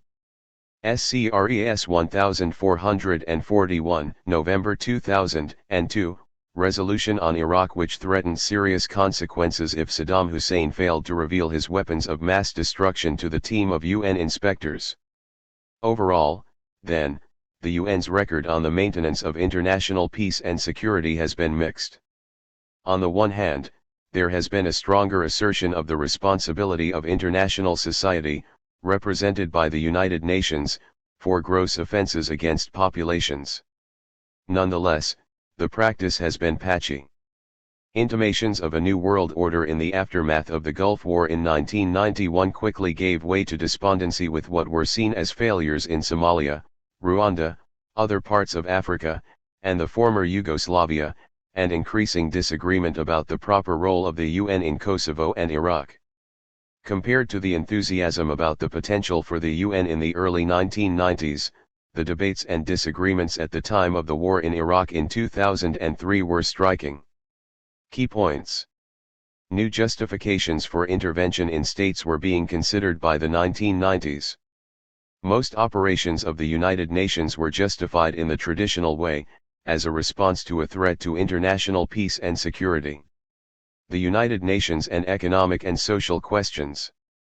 As described above, there has been an increased tendency to view threats to peace and security in terms of traditional threats such as aggression between states, but also civil conflict within states, threats emanating from non-state actors, and threats relating to economic and social conditions within states. This view believes that conditions within states, including human rights, justice, development, and equality, have a bearing on global peace. The more integrated global context has meant that economic and social problems in one part of the world may impact other areas. Furthermore, promoting social and economic development is an important UN goal in itself. The preamble of the UN Charter talks of promoting social progress and better standards of life in larger freedom, and the need to employ international machinery for the promotion of the economic and social advancement of all peoples. The number of institutions within the UN system that address economic and social issues has significantly increased since the founding of the UN. Nonetheless, the main contributor states have been giving less and less to economic and social institutions. By the mid-1990s, there was a crippling financial crisis in the regular assessed budget for the UN, and in the budget for peacekeeping operations. This was only mitigated when the United States agreed, under certain conditions, to repay what it owed the UN and when it returned to full funding in December 2002. Box 18.6 The UN Conference on Environment and Development, the Earth Summit. The UN Conference on Environment and Development, Earth Summit, held in 1992 in Rio de Janeiro, was unprecedented for a UN conference in both its size and its scope of concerns. Representatives of 172 countries, as well as 2,400 NGOs, discussed ways to help reach the goal of sustainable development. The Rio Earth Summit was held 20 years after the first UN Conference on the Human Environment in Stockholm. That 1972 conference had stimulated the creation of national environmental ministries around the world, and established the United Nations Environment Programme, UNEP. The central concern of the Rio Earth Summit was the need for broad-based, environmentally sustainable development. As a result of the summit, 108 governments adopted 3 major agreements concerned with changing the traditional approach to development. These agreements included the Rio Declaration on Environment and Development, a series of principles defining the rights and responsibilities of states, the Statement of Forest Principles, and Agenda 21, a comprehensive program of action to attain sustainable development on a global scale. In addition, the UN Framework Convention on Climate Change and the Convention on Biological Diversity were signed by many governments. The UN Commission on Sustainable Development was formed after the 1992 Earth Summit to ensure follow-up and to report on the implementation of Earth Summit agreements at the local, national, regional, and international levels. A 5-year review of Earth Summit progress took place in New York in 1997 and a 10-year review at the World Summit on Sustainable Development held in Johannesburg in 2002. There were significant divisions at the Johannesburg Summit. The conference was thought to be too large and the outcome was generally seen as disappointing. Nonetheless, by 2002 it was clear that environmental questions were prominent issues on the UN agenda. Paradoxically, despite the shortage of funds, the UN has acquired skills and resources with regard to key economic and social problems. During the 1990s, a number of new issues were brought onto the international agenda. Several global conferences were convened to discuss pressing problems, such as environmental issues at a conference in Rio de Janeiro, 1992, human rights at a conference in Vienna, 1993, population questions at a conference in Cairo, 1994, and women's issues at a conference in Beijing, 1995. These conferences each spawned a commission to carry forward the program. Such conferences represented a growing sense of interdependence and the globalization of human concerns. They also stimulated a renewed interest in translating broad socio-economic concerns into more specific manageable programs, see Box 18.6. Follow-up conferences were held 10 years later to take stock of progress. In 2000, the UN convened a Millennium Summit, where heads of state committed themselves to a series of measurable goals and targets, known as the Millennium Development Goals, MDGs. These goals, to be achieved by 2015, include reducing by half the number of people living on less than $1 a day, achieving universal primary education, and reversing the spread of HIV/AIDS and malaria, A/55/L.2.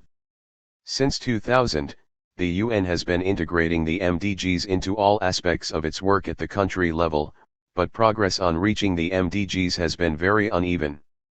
Key points. The number of institutions within the UN system that address economic and social issues has significantly increased. Several programs and funds were created in response to global conferences. Despite a shortage of funds and coordination problems, the UN has done important work in key economic and social areas. The Millennium Development Goals have focused attention on measurable socio-economic targets and have further integrated the work of the UN at the country level, but progress towards reaching the goals has been uneven. The reform process in the economic and social arrangements of the United Nations. In the mid to late 1990s, alongside growing UN involvement in development issues, the UN economic and social arrangements underwent reform at two levels. First, reforms concerned with operations in the country, field, level, and second, reforms at the general or headquarters level. Country level. The continuing complaints of NGOs about poor UN performance in the field served as a powerful stimulus for reform.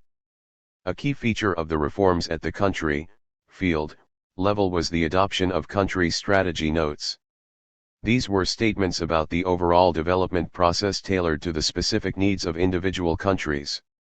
They were written on the basis of discussions between the specialized agencies, programs, and funds, donors, and the host country, and described the plans of the various institutions and donors in a particular country. The merit of the country strategy notes is that they clearly set out targets, roles, and priorities.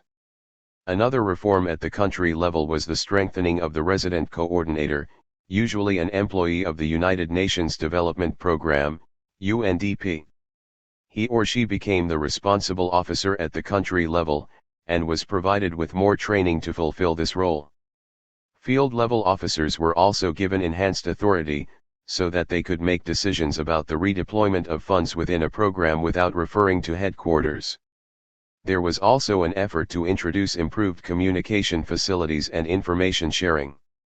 The activities of the various UN organizations were brought together in single locations or UN houses, which facilitated interagency communication and collegiality. The new country-level approach was called an integrated programs approach. The adoption of the Millennium Development Goals framework has also helped country field staff achieve a more coherent approach to development.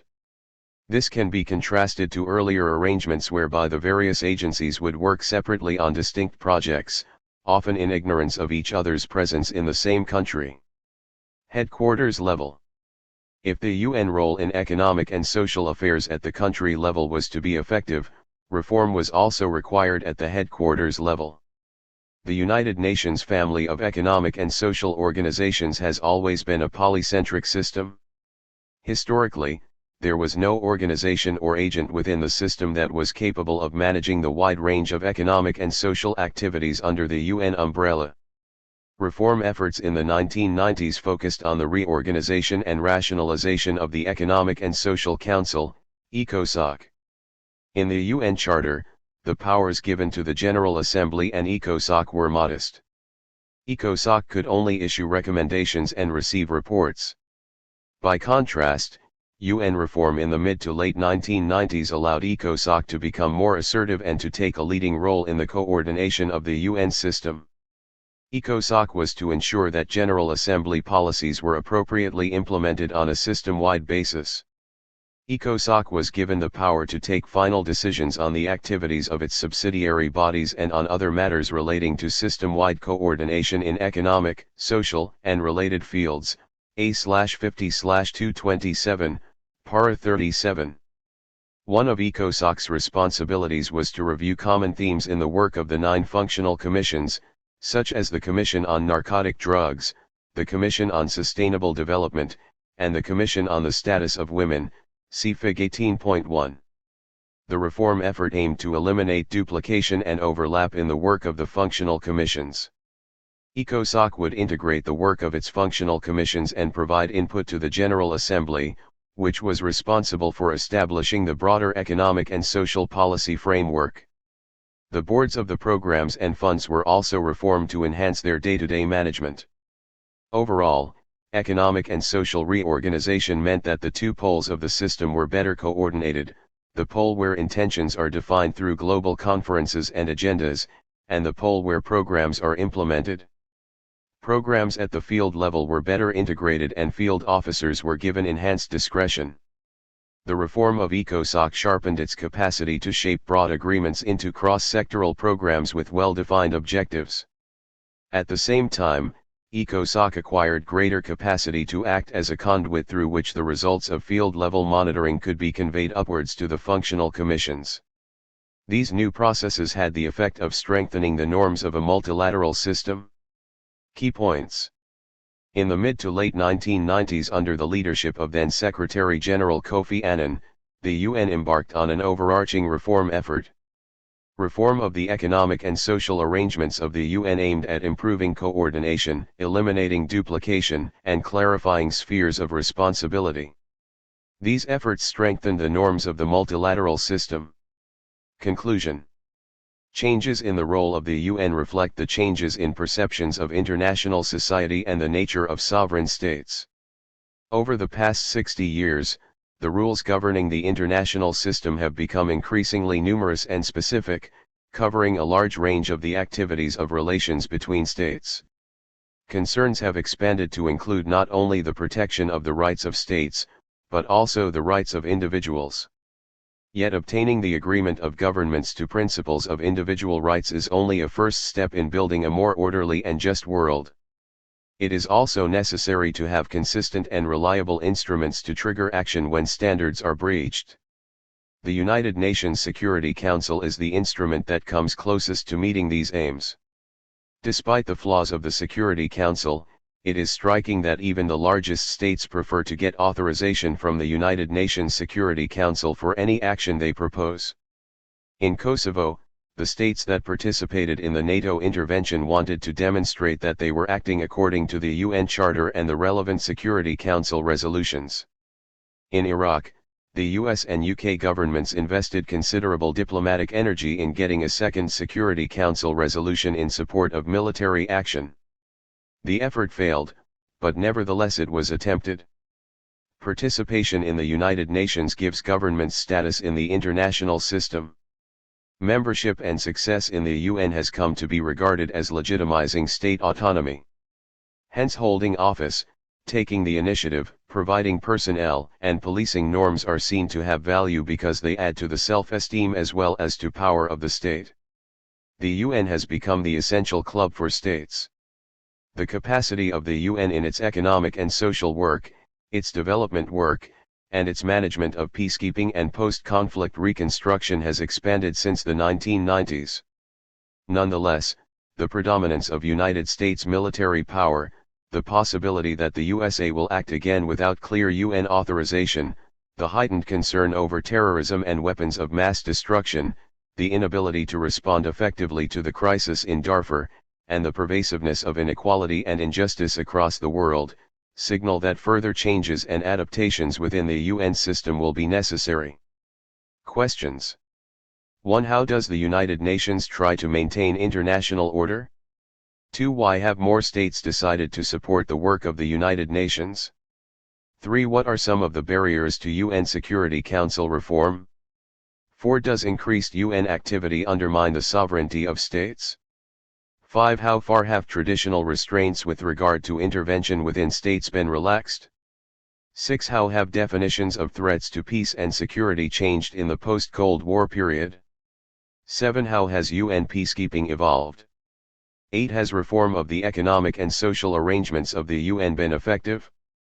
9. Why was there greater opposition to developing the international accountability of states during the Cold War?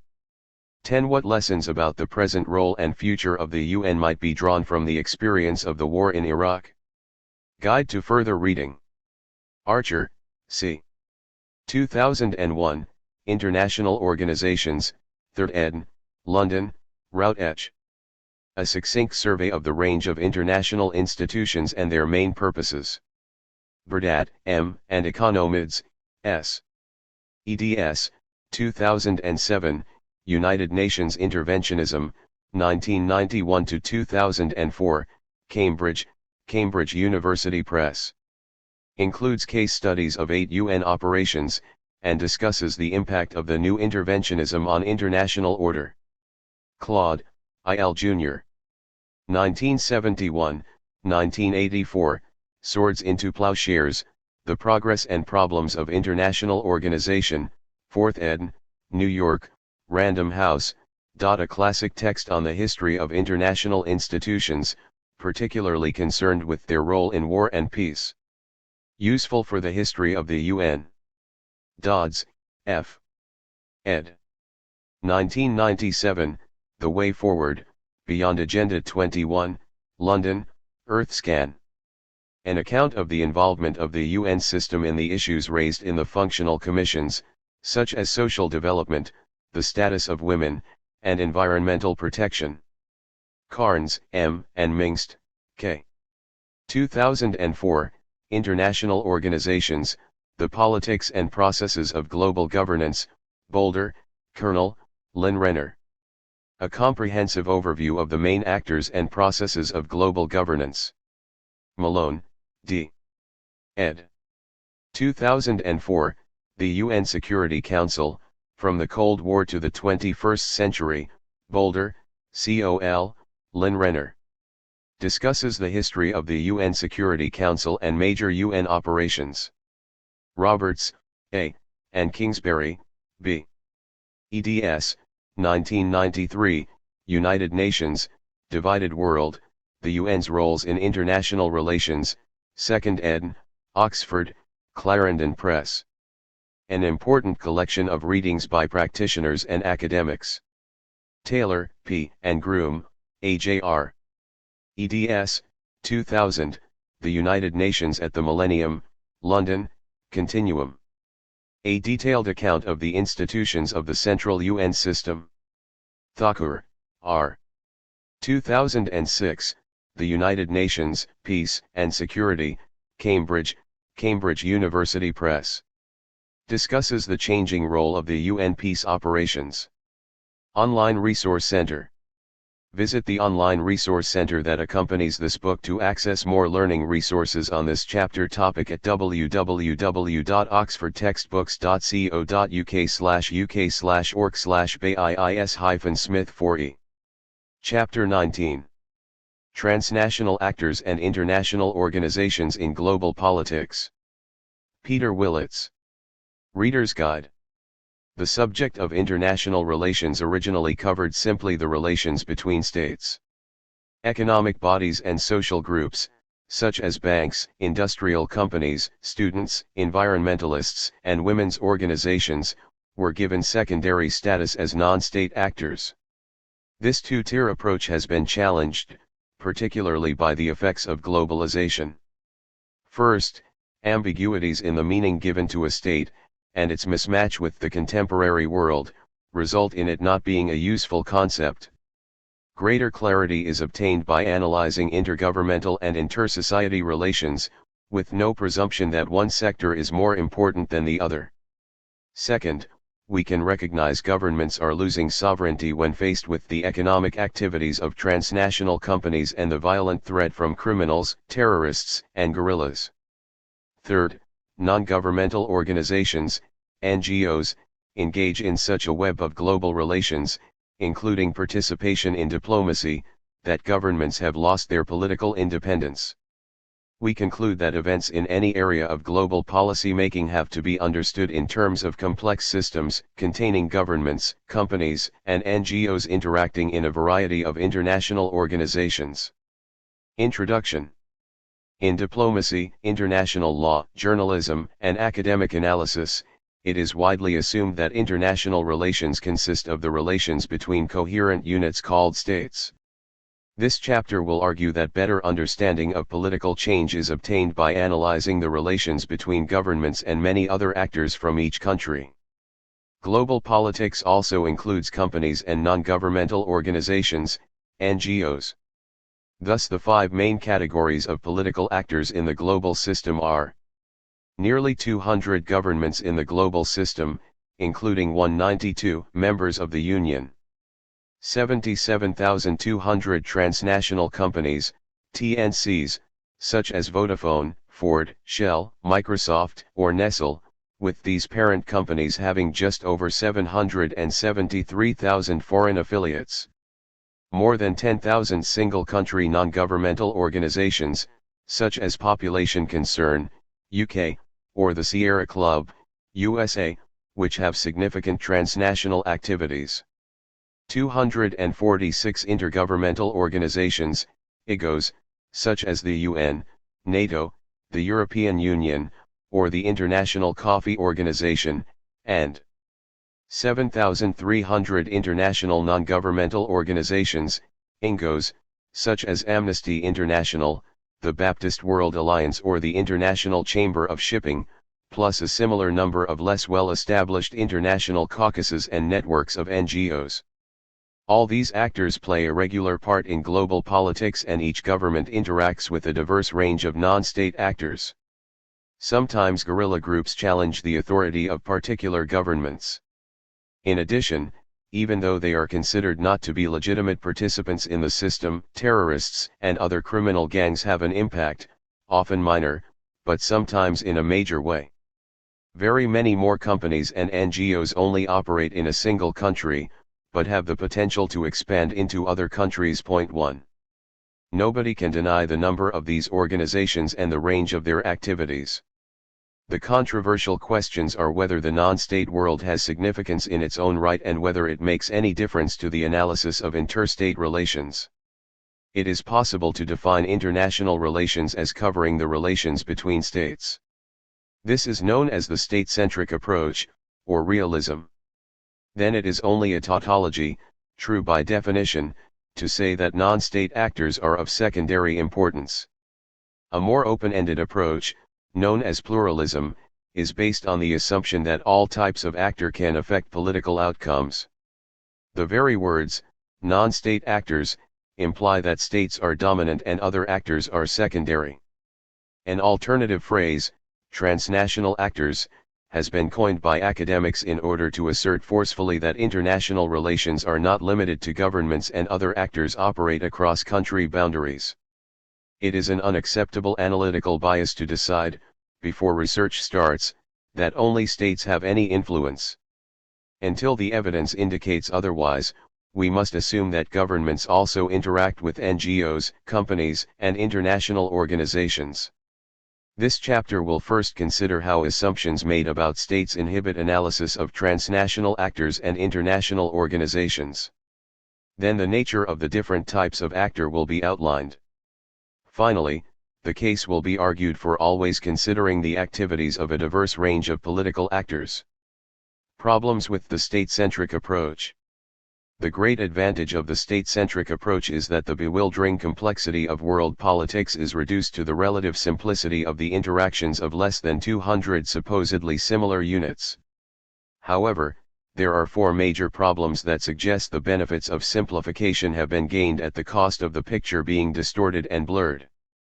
Ambiguity between different meanings of a state. Writers who refer to the state often fail to use the term consistently and lack intellectual rigor by merging three concepts. The state as a legal person is a highly abstract fiction. This is easily confused with the concrete concept of a country, with a distinct political system of people sharing common values. Then there is a very dissimilar concept of a state as the apparatus of government. Unfortunately, No standard method exists to handle the ambiguity. From now on, this chapter will use the word state to indicate the abstract legal concept, while country and government will be used to analyze political behavior. Within traditional international relations scholarship, civil society is understood to be part of the state, whereas for philosophers and sociologists, focusing on the state as government, civil society is separate from the state. Thus, in international law or when the state means the whole country, there is very little room to acknowledge the existence of distinct transnational actors. Alternatively, when the state means the government and does not encompass civil society, we can investigate both intergovernmental relations and the inter-society relations of transnational actors. The lack of similarity between countries. The second problem is that giving all states the same legal status implies they are all essentially the same type of unit, when in fact they are not remotely similar. Orthodox analysis does acknowledge differences in size between the superpowers and middle and small powers.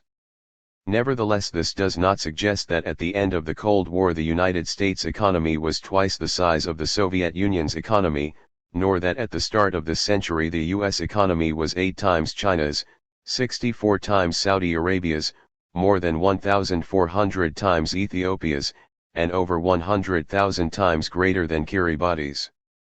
In terms of population, the divergences are even greater.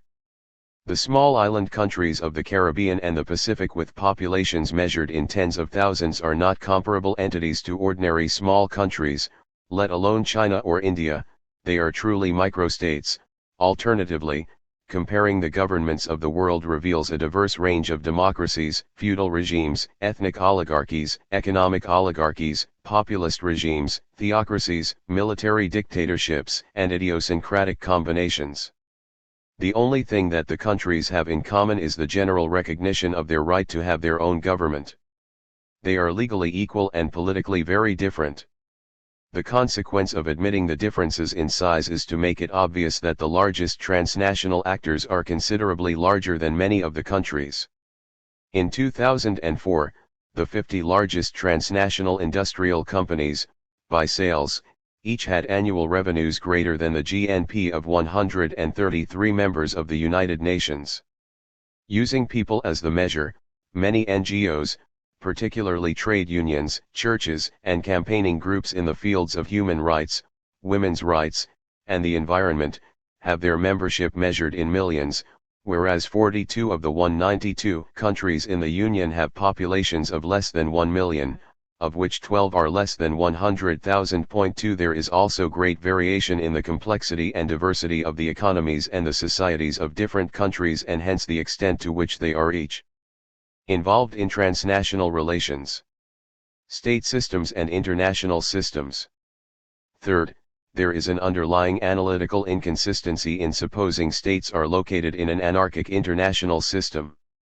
Whether it means a legal entity, a country, or a government, the state is seen as a coherent unit, acting with common purpose and existing as something more than the sum of its parts, the individual people.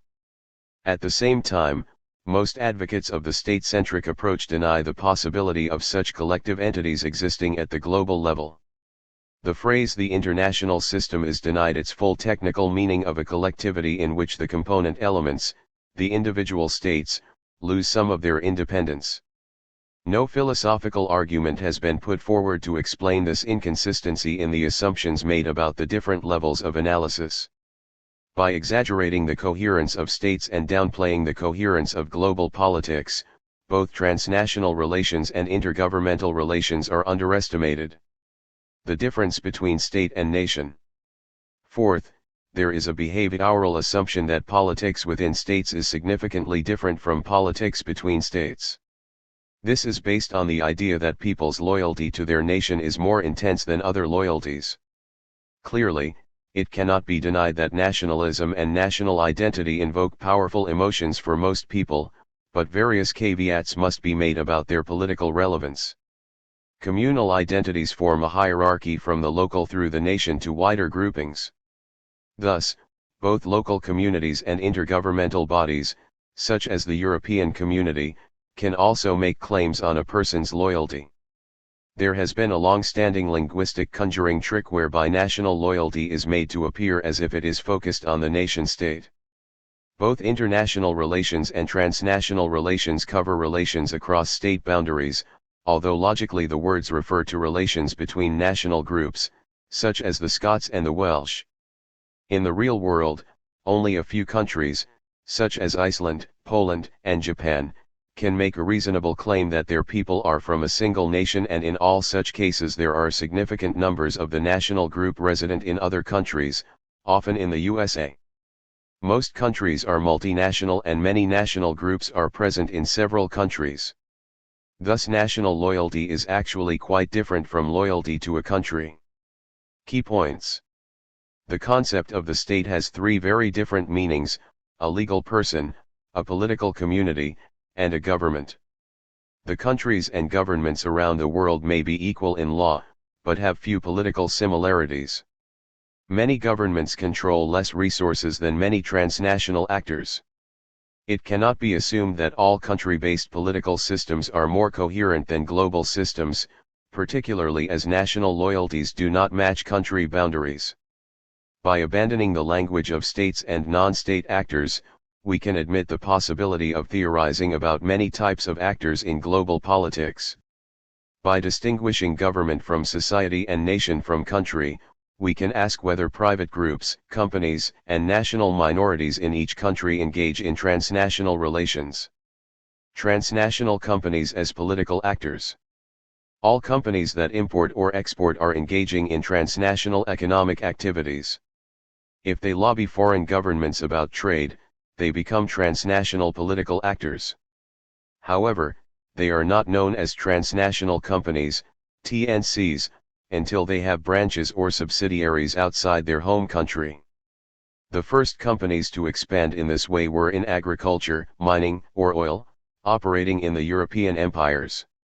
Now they occur in all economic sectors, while industrialized countries that never had empires and most developing countries have seen some of their companies expand transnationally.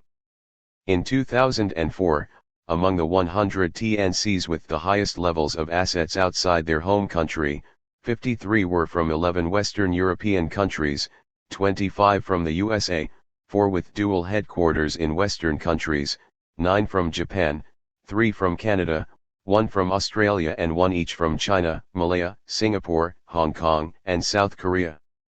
Only developed countries, East and Southeast Asia, a few Latin American countries, India, and South Africa host large TNCs. Nevertheless, there are now transnational companies based in as many as 138 countries, 35 from developed countries and 103 from transition and developing countries, including 31 African countries. 3. Box 19.1 Transnational corporations from developing countries. The classical image of a TNC is a large company from the USA that has expanded production and sales overseas, dominating a global market and exploiting cheap labor in developing countries.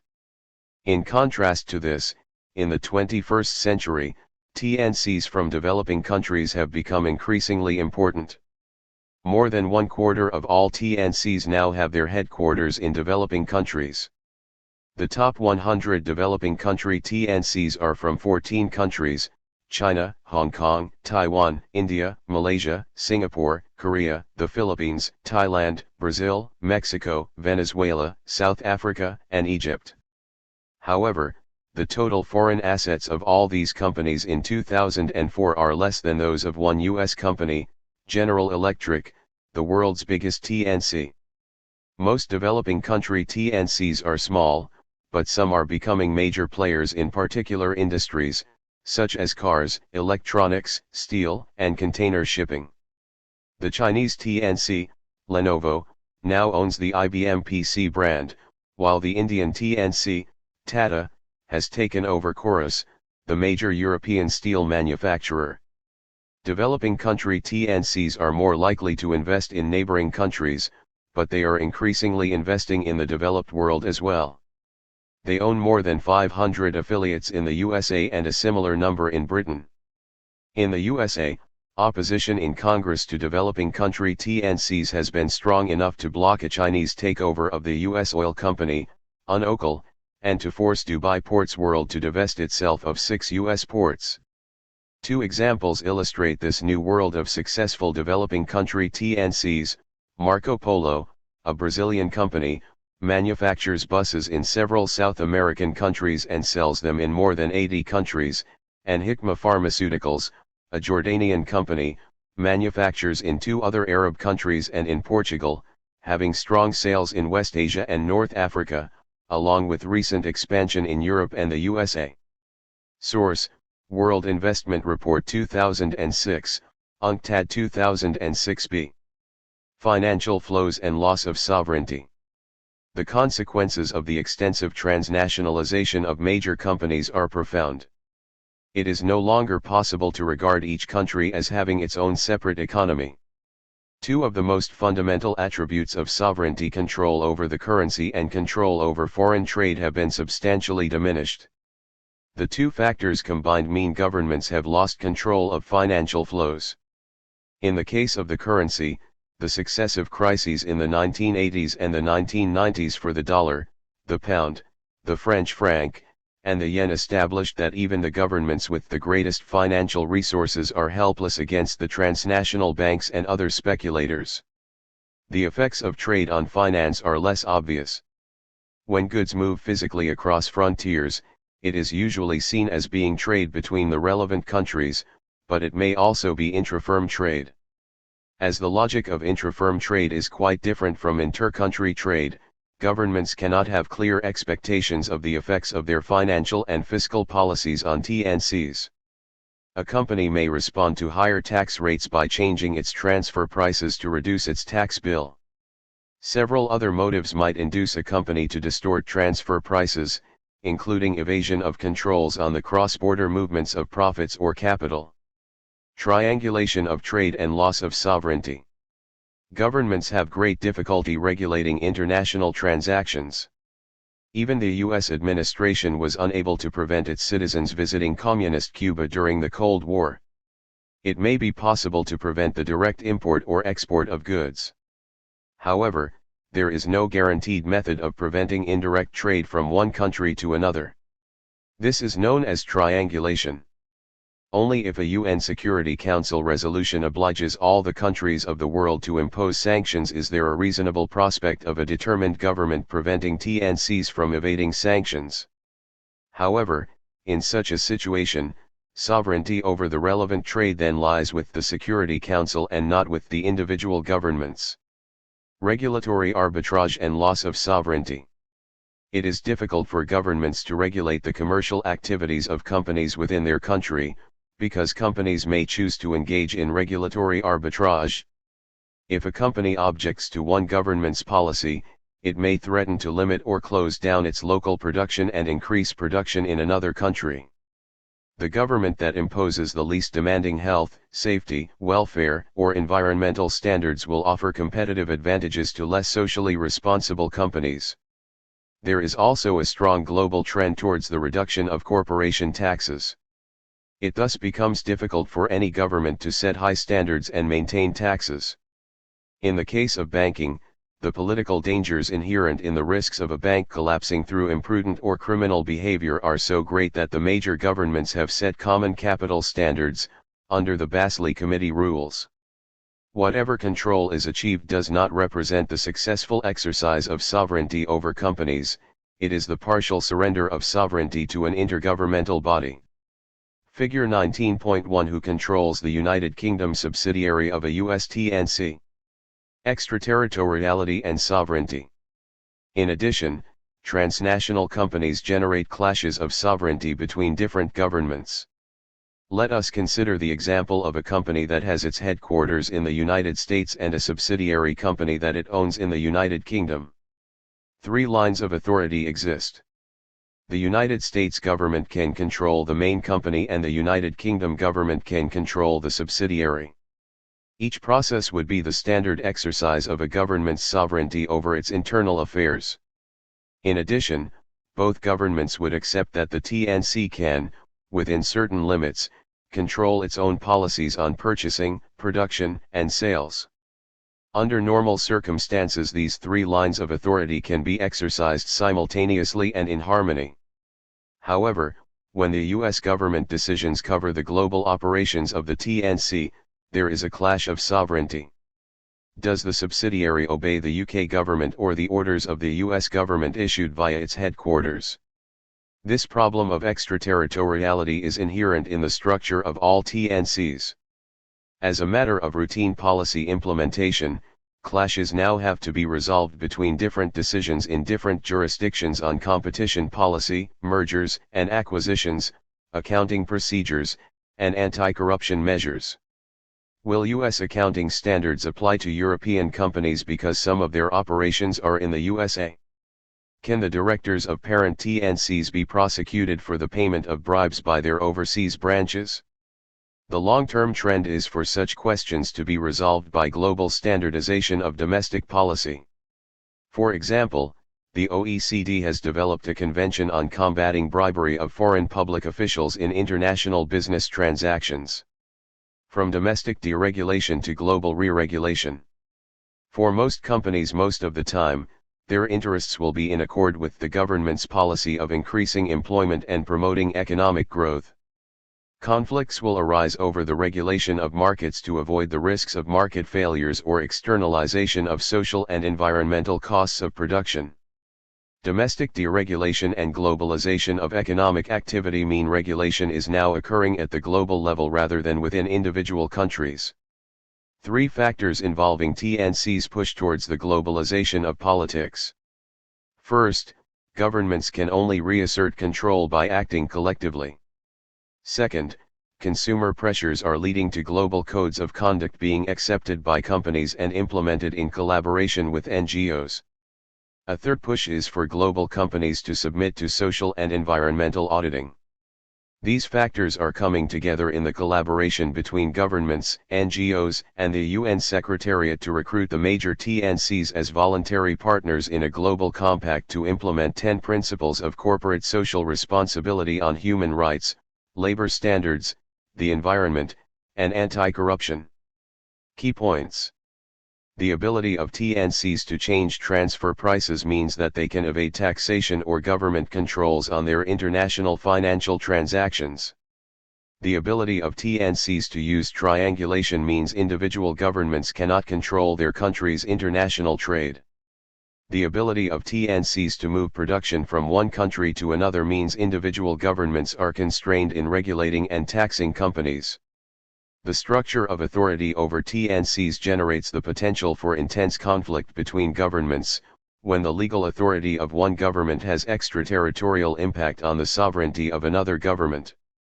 In some areas of economic policy, governments have lost sovereignty and regulation now has to be exercised at the global level rather than by governments acting independently. Non-legitimate groups and liberation movements as political actors. A variety of groups engage in violent and/or criminal behavior on a transnational basis. A distinction can be made between activity that is considered criminal around the world, such as theft, fraud, personal violence, piracy, or drug trafficking, and activity that is claimed by those undertaking it to have legitimate political motives. In reality, the distinction may sometimes be blurred. For example, when criminals claim political motives or political groups are responsible for acts such as terrorism, torture, or involving children in violence. For all governments, neither criminal activity nor political violence can be legitimate within their own jurisdiction and generally not in other countries. Transnational criminals and their political impact. Politically, the most important criminal industries are illicit trading in arms and in drugs. As travel has increased, trafficking in people has become easier and has increased significantly in recent years. There is a new slave trade, mainly for sexual exploitation of young women. TNCs are most concerned to prevent trade in counterfeit goods and theft of intellectual property, particularly of music, films, and computer software. The same four sovereignty problems arise with tackling criminals as with regulating TNCs.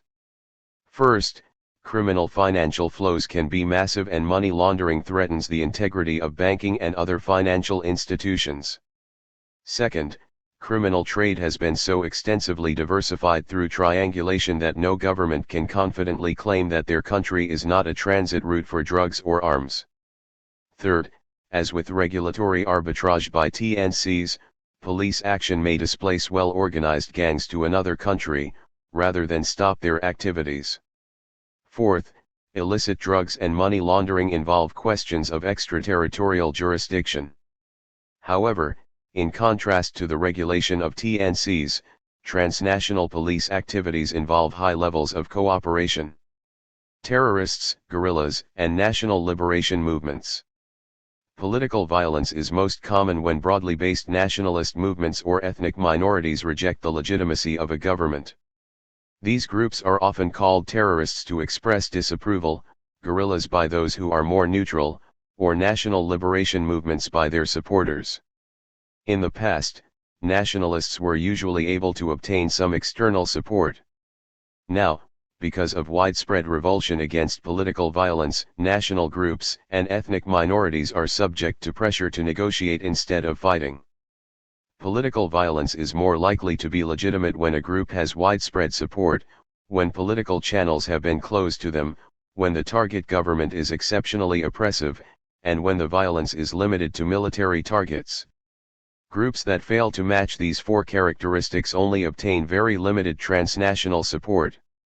When Palestinian groups first used terrorist methods, the Palestine Liberation Organization, PLO, gained attention, but not support. When terrorism stopped in the mid-1970s, they achieved membership of the Arab League, along with observer status at the UN. However, suicide bombing, targeted at civilians, by some Palestinians during the Second Intifada greatly reduced the Palestinian Authority's legitimacy. Since September 11, 2001, the political balance has changed substantially. The scale of the destruction wrought by Al-Qaeda organizing 19 hijackers simultaneously taking control of 4 passenger aircraft and using these as weapons against New York and Washington did much to delegitimize all groups who use violence for political purposes. Historically, terrorism has mainly been an instrument of internal conflict within a single society, but Al-Qaeda suddenly presented the world with a new threat of a transnational global network. Within a few years they staged attacks in Kenya, Tanzania, Yemen, Saudi Arabia, the USA, Tunisia, Indonesia, Turkey, and Spain. Despite this, contemporary terrorism is not a single phenomenon. The Basque, Palestinian, Kashmiri, Tamil, and Chechnya disputes clearly have roots that are totally independent of each other and have little or no connection to Al-Qaeda. There are different transnational processes for different conflicts generating terrorism. Even Al-Qaeda itself is a disparate coalition of anti-American fundamentalist groups rather than a coherent disciplined organization. Extensive political violence used by governments against their citizens was commonplace and immune from diplomatic criticism, as recently as the 1970s. Because of a widespread desire to end the impunity of individual government leaders, soldiers, and officials responsible for the horrors of large-scale political violence at the end of the 20th century, a revolution has occurred in international law. First, temporary tribunals were established to cover atrocities in Yugoslavia and Rwanda. Then a new permanent International Criminal Court, ICC, was created in July 2002 to prosecute those who commit genocide, war crimes, or crimes against humanity. The ICC is a modification of the interstate system because it was created by political campaigning of human rights NGOs, because bitter opposition from the sole superpower was defeated, and because the sovereign responsibility to prosecute criminals has been assumed by a global court.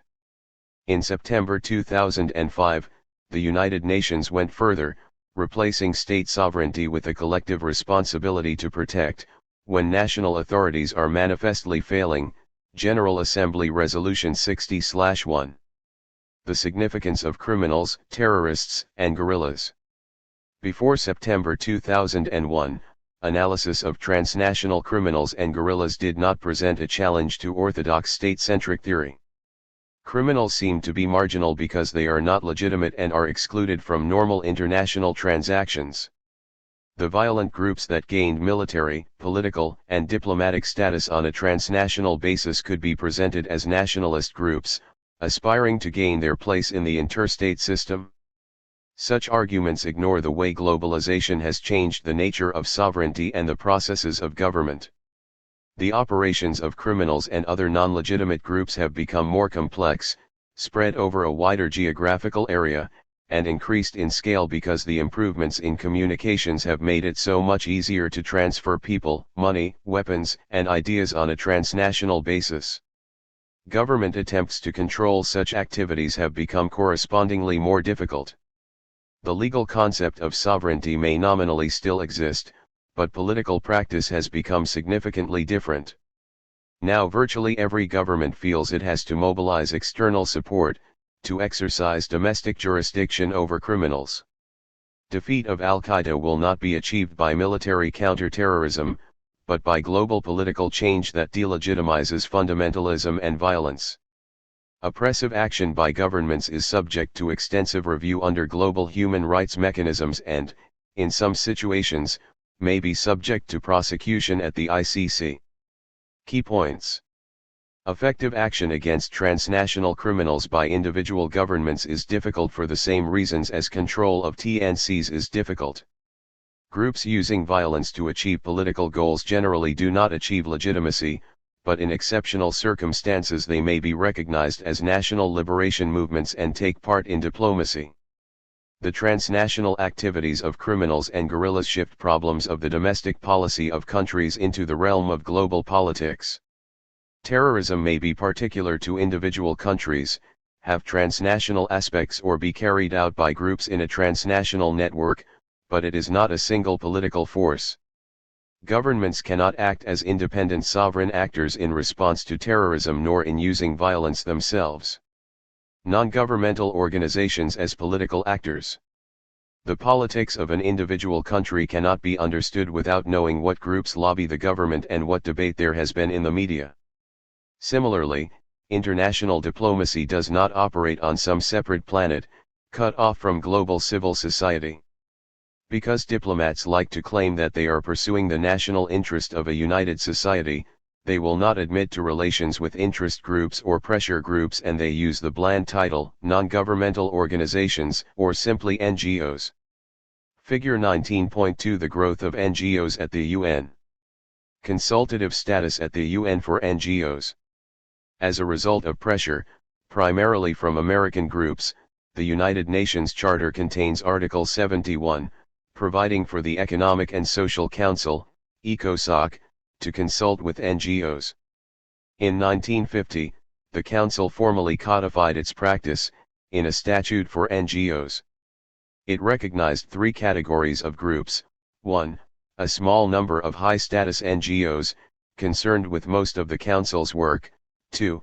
Specialist NGOs, concerned with a few fields of activity and having a high reputation in those fields; and 3. A roster of other NGOs that are expected to make occasional contributions to the Council. 4 Since then the term NGO has, for diplomats, been synonymous with a group that is eligible for ECOSOC consultative status. The UN definition of an acceptable NGO. The ECOSOC statute and the way it has been applied embodies 6 principles. 1. An NGO should support the aims and the work of the UN. However, it is very rare that objections are made to the political purposes of NGOs. 2. Officially, an NGO should be a representative body, with identifiable headquarters, and officers who are responsible to a democratic policy-making conference. In practice, many highly prestigious NGOs, particularly development and environment NGOs, are not membership organizations. 3. An NGO cannot be a profit-making body. Individual companies cannot gain consultative status, but trade federations of commercial interests are recognized as NGOs. 4. An NGO cannot use or advocate violence. 5. An NGO must respect the norm of non-interference in the internal affairs of states. This means an NGO cannot be a political party, but parties can, like companies, form international federations. Also, NGOs concerned with human rights should not restrict their activities to a particular group, nationality, or country. 6. An international NGO is one that is not established by intergovernmental agreement. Many NGO activists believe the UN should be more restrictive and only accept groups that are true NGOs, contributing to progressive social movements. Environmentalists are often upset that business federations are accepted and the whole NGO community at the UN agonized over the National Rifle Association being admitted to the roster in November 1996. Globalization and the expansion of NGOs. The creation of a complex global economy has had effects way beyond the international trade in goods and services. Most companies, in each distinct area of activity, have formed organizations to facilitate communication, to harmonize standards, and to manage adaptation to complex change. Equally, the employees have found they face common problems in different countries, and so trade unions and professional bodies have developed their own transnational links. Any form of international regime to formulate policy for an industry, whether it is non-governmental or intergovernmental, will encourage the strengthening of the global links among the NGOs concerned with its activities. For most of the 20th century, any individual could travel in person or communicate in writing to most parts of the world. The technical revolution in recent years lies in the increased density, the increased speed, and the reduced cost of communication. The political revolution lies in these changes bringing rapid global communication within the capabilities of most people.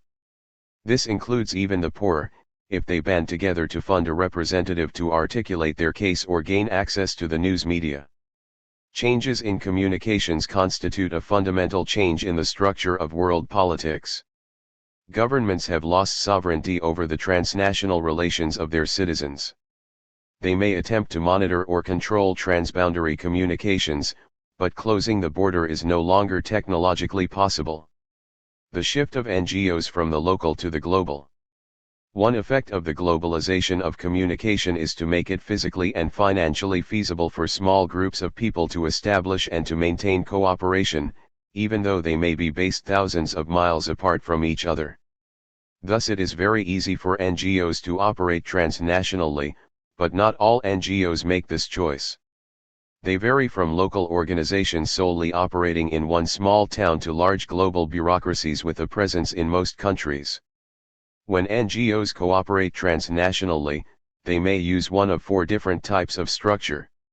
In the past, a formal joint organization, known as an INGO, an international NGO, was usually established, with a permanent headquarters, a secretariat, and a regular program of meetings. With the advent of the Internet, it is now just as likely that a looser network will be formed, often with a single NGO providing the technical support for email communications and a joint website. The most famous networks, such as Jubilee 2000, the Coalition for an International Criminal Court, and the International Campaign to Ban Landmines, have united around a single policy domain, brought together hundreds of NGOs from all around the world, and achieved major policy changes against the opposition of leading governments. These are known as advocacy networks. At the meetings of intergovernmental organizations, NGOs may combine in a caucus. This is a temporary network formed solely for the purpose of lobbying on the agenda items at the particular meeting. Finally, there are governance networks, formed by NGOs to maintain and enhance the participation rights of NGOs in intergovernmental meetings. They differ from advocacy networks and caucuses in not having common political goals, other than their common interest in being allowed access to the policy-making process. Key points. Most transnational actors can expect to gain recognition as NGOs by the UN, provided they are not individual companies, criminals, or violent groups, and they do not exist solely to oppose an individual government. The ECOSOC statute provides an authoritative statement that NGOs have a legitimate place in intergovernmental diplomacy. The creation of a global economy leads to the globalization of unions, commercial bodies, the professions, and scientists in international NGOs, which participate in the relevant international regimes. Governments can no longer control the flow of information across the borders of their country. Improved communications make it more likely that NGOs will operate transnationally and make it very simple and cheap for them to do so. NCOs from each country may combine in 4 ways: as international NGOs, as advocacy networks, as caucuses, and as governance networks. International organizations as structures of global politics. International organizations provide the focus for global politics. The new physical infrastructure of global communications makes it easier for them to operate. In addition, when the sessions of the organizations take place, they become distinct structures for political communication. Face-to-face meetings produce different outcomes from telephone or written communications. Multilateral discussion produces different outcomes from interactions in networks of bilateral communications. International organizations as systems. It was argued earlier that it is inconsistent to see states as coherent entities, while asserting that anarchy exists at the global level. We can be consistent by accepting the existence of systems at all levels of world politics. In the modern world, human groups are never so coherent that they are independent, closed systems, perhaps excepting monastic orders. Equally, once distinct organizational processes are established, they are never so open that the boundaries become insignificant. Thus international organizations of all types transcend country boundaries and have a major impact on the governmental actors and transnational actors composing them. For a system to exist, there must be a sufficient density of interactions, involving each of its elements, at a sufficient intensity to result both in the emergence of properties for the system as a whole and in some consistent effect on the behavior of the elements. Generally, international organizations will have founding documents defining their goals, rules of procedure constraining the modes of behavior, secretariats committed to the status and identity of the organization, or at least committed to their own careers, past decisions that provide norms for future policy, and interaction processes that socialize new participants. All these features at the systemic level will be part of the explanation of the behavior of the members, and thus the political outcomes will not be determined solely by the initial goals of the members.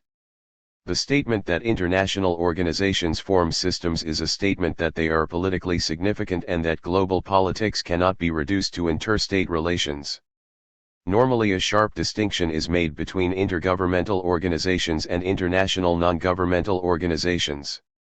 This conveys the impression that interstate diplomacy and transnational relations are separate from each other. In practice, governments do not rigidly maintain the separation.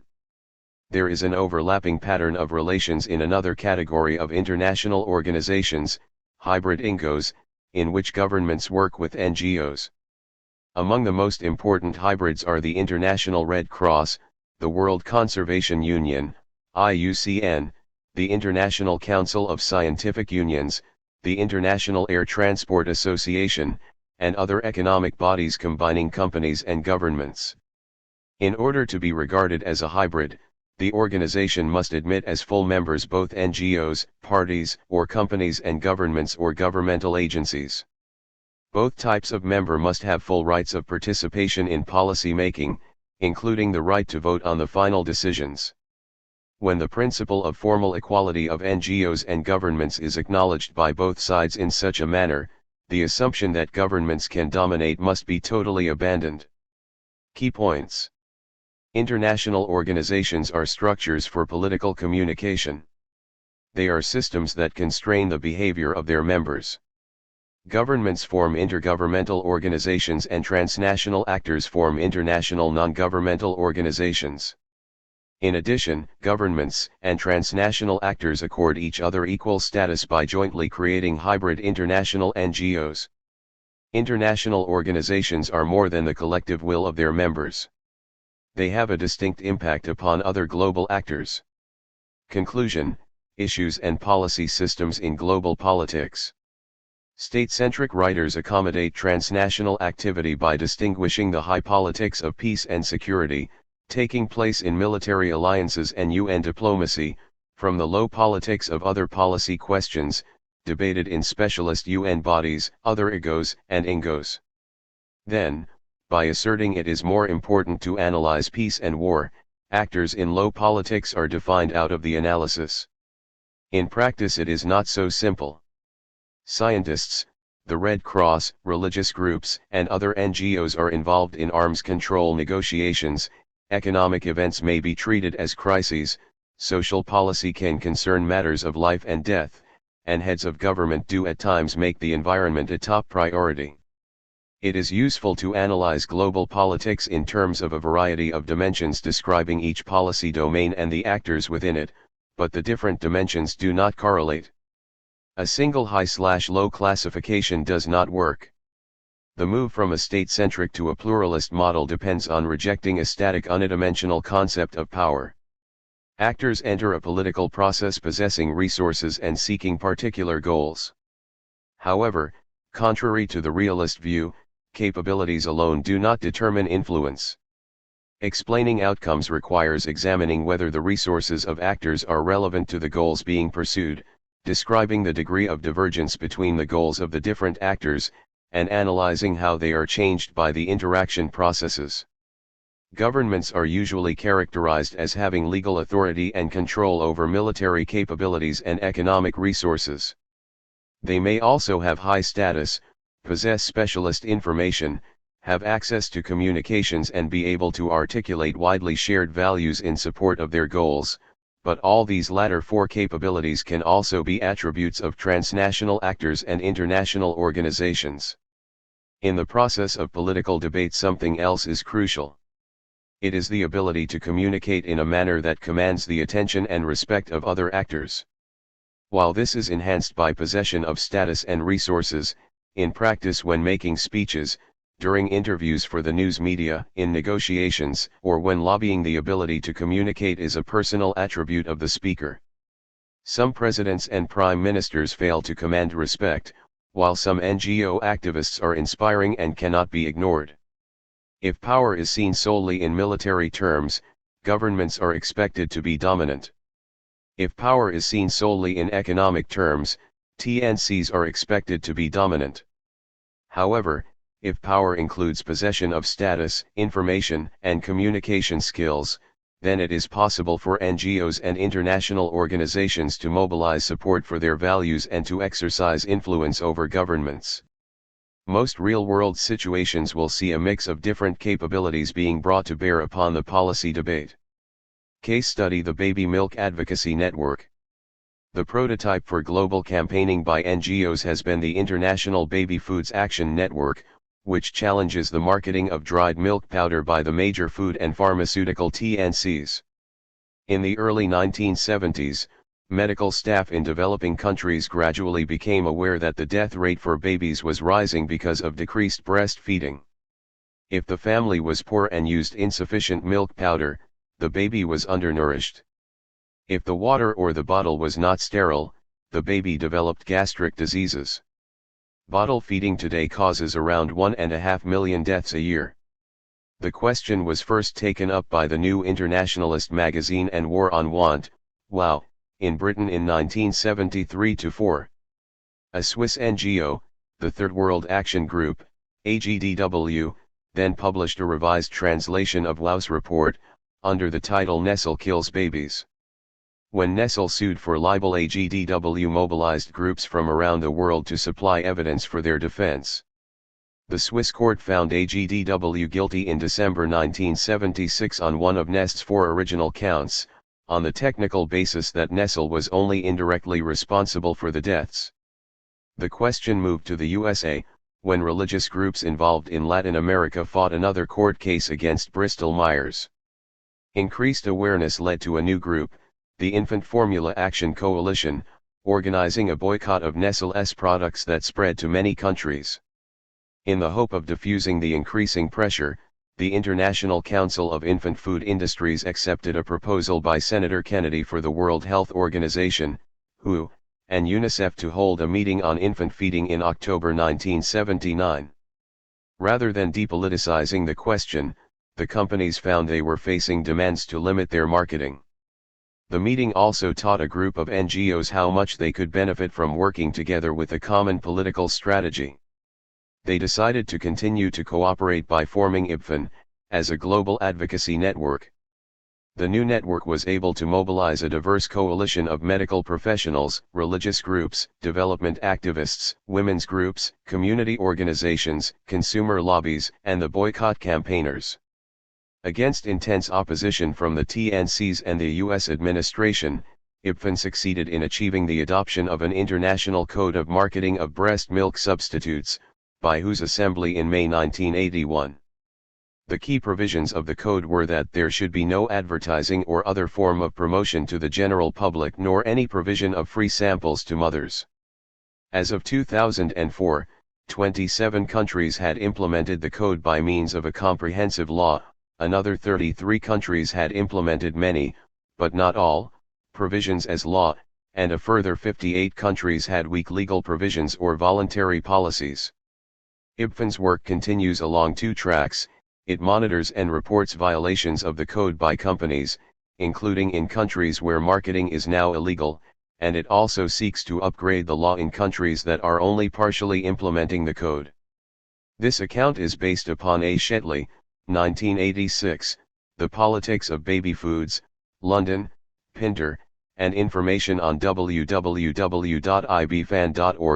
the IPFAN website.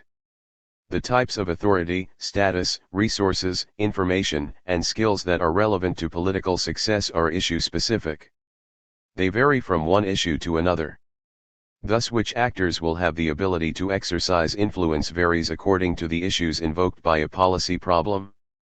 Table 19.1 illustrates the point that there is not a single international system of nearly 200 states, but a variety of policy domains, each involving their own distinct actors. Governments have a special role, linking the different domains, because membership of the UN obliges governments to form policy and vote on most issues. In practice, they are less centralized and cohesive than it appears in the UN, because different departments of government handle the different policy questions. The transnational actors and international organizations generally are more specialist and involved in a limited range of policy questions. Amnesty International rarely has significance in environmental politics and Greenpeace rarely is concerned with human rights, but each is central to its own domain. Being a specialist generates high status, provides command over information, and enhances communication skills. These capabilities enable a challenge to be made to the governments that control military and economic resources. Figure 19.3 The orthodox view of international relations. Within both domestic and global politics, civil society is the source of change. Companies usually initiate economic change and NGOs are usually the source of new ideas for political action. At any one point in time, economics and politics may seem to be relatively stable and under governmental control. Under the exceptional circumstances of war or under exceptional leadership, governments can generate change. However, NGOs generally provide the dynamics of politics. The European empires were dismembered by nationalist movements, with support from lawyers, journalists, unions, and the churches. Democracy and human rights have been extended by women's groups, ethnic minorities, and dissident groups. The environment has moved up the agenda in response to grassroots anger at the loss of natural beauty, protests against threats to health, and warnings from scientists about ecosystems being at risk of collapse. The right to have access to family planning has been established as a global norm. In some countries, notably the USA, this initially required women to go to jail to challenge repressive laws, but since 1953 the International Planned Parenthood Federation has grown to become the world's second largest NGO, even operating in virtually all Catholic and Islamic countries. The start of the Cold War was not simply the formation of military alliances, it was a political struggle of communism as a transnational movement against the transnational appeal of democracy, the Catholic Church, and nationalism. The arms race and the process of détente included conflict between arms manufacturers and peace movements, with scientists being crucial to both sides. The end of the Cold War was driven by economic failure within communist countries and the political failure in response to demands from unions, human rights dissidents, the churches, and environmentalists. The response to refugee crises has been dominated by the media, the UN, and NGOs. The shift from seeing development as increasing a country's GNP to meeting ordinary people's basic needs and using resources in a sustainable manner was driven by development NGOs and the environmental movement. The international relations of the 20th century have all occurred within complex, pluralist political systems. Figure 19.4 The full range of international connections. Table 19.1 The variety of political actors involved in different policy domains. Key points. The high politics/low politics distinction is used to marginalize transnational actors. It is invalid because politics does not reduce to these two categories. A simple concept of power will not explain outcomes. Military and economic resources are not the only capabilities. Communication facilities, information, authority, and status are also important political assets. In addition, skills in mobilizing support will contribute to influence over policy. Different policy domains contain different actors, depending upon the salience of the issues being debated. TNCs gain influence through the control of economic resources. NGOs gain influence through possessing information, gaining high status and communicating effectively. TNCs and NGOs have been the main source of economic and political change in global politics. Questions. 1. Outline 3 meanings of the concept of a state and explain the implications of each for the study of transnational actors. 2. What are the different types of transnational actor? Give examples of each type. 3. What is a nation? How does the concept differ from that of a state? 4. How do transnational companies affect the sovereignty of governments? 5. What measures could you use to compare the size of countries, TNCs, NGOs, and international organizations? Are countries always larger than transnational actors? 6. What types of NGO are, and what types are not, eligible to obtain consultative status with the Economic and Social Council of the United Nations? 7. Explain the expansion in the number of NGOs engaging in transnational activities. 8. What is a hybrid international NGO? 9. How is it possible for NGOs to exercise influence in global politics? Note, this question can be answered both in theoretical terms and in practical empirical terms. 10. Explain the difference between analyzing international relations as a single international system and as the global politics of many different policy domains. Guide to further reading. Case study materials. Edwards, M., and Gavin Tatt, J. 2001, Global Citizen Action, Lessons and Challenges, Boulder, Colonel, Lynn Renner. Focuses on broadly based campaigning networks, with 6 case studies on civil society interaction with the international financial institutions and 7 case studies on environment, human rights, and development campaigns. Keck, M.E., and Sick Inc., K. 1998, Activists Beyond Borders, Advocacy Networks in International Politics, Ithaca, New York, Cornell University Press. A major contribution to the literature on the nature of modern transnational advocacy networks, with case studies on Latin America, the environment, and violence against women. Riskapan, T. ed. 1995, Bringing Transnational Relations Back in, Cambridge, Cambridge University Press. Provides a set of 6 case studies around the theme that transnational influence depends upon the structures of governance for an issue area at both the domestic level and in international institutions. Weiss, T.G., and Gordenker, L. eds. 1996, NGOs. The UN and Global Governance, Boulder, Colonel, Lynn Renner. 6 studies of NGO activity and 3 chapters addressing cross-cutting themes, set within a pluralist approach. Willits, P. ed. 1982, Pressure Groups in the Global System, The Transnational Relations of Issue-Orientated Non-Governmental Organizations, London, Pinter. In Reaction Against the Omission of Non-Economic Groups by Keohane and Nye, examines how pressure groups move from single country to global activity. Ed. 1996, The Conscience of the World, The Influence of Non-Governmental Organizations in the UN System, London, Hurst & Co. Defines what is an NGO, gives the history of the League and the UN consultative arrangements and offers 7 case studies of the influence of NGOs in the UN system. Theoretical debate. Rosnaugh, J.N. 1980, The Study of Global Interdependence, Essays on the Transnationalization of World Affairs, London, Pinter. A fruitful source of theoretical ideas for a pluralist approach. Viotti, P.R., and Copy, M.V. 1998, International Relations Theory, Realism, Pluralism, Globalism, 3rd ed., New York, Macmillan. Gives excellent focus on the fundamentals of the theoretical debate. Willits, P. 1990, Transactions, Networks and Systems, in A. J. R. Groom and P. Taylor, eds, Frameworks for International Cooperation, London, Pinter, ch. 17. More detailed coverage of the development of international relations theory on transnational and intergovernmental relations. See also the editor's chapters in the case study books. UN Materials. Call, I, et al.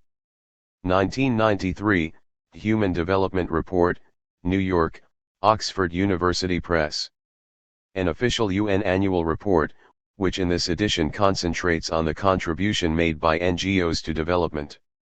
UNCTAD, Division on Transnational Corporations and Investments, 1991, World Investment Report, New York, UN.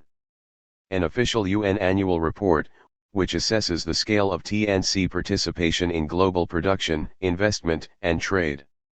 Online Resource Center. Visit the online resource center that accompanies this book to access more learning resources on this chapter topic at www.oxfordtextbooks.co.uk/uk/org/Baylis_Smith 4e. Notes. 1. Data on transnational corporations is given in annual reports from the United Nations.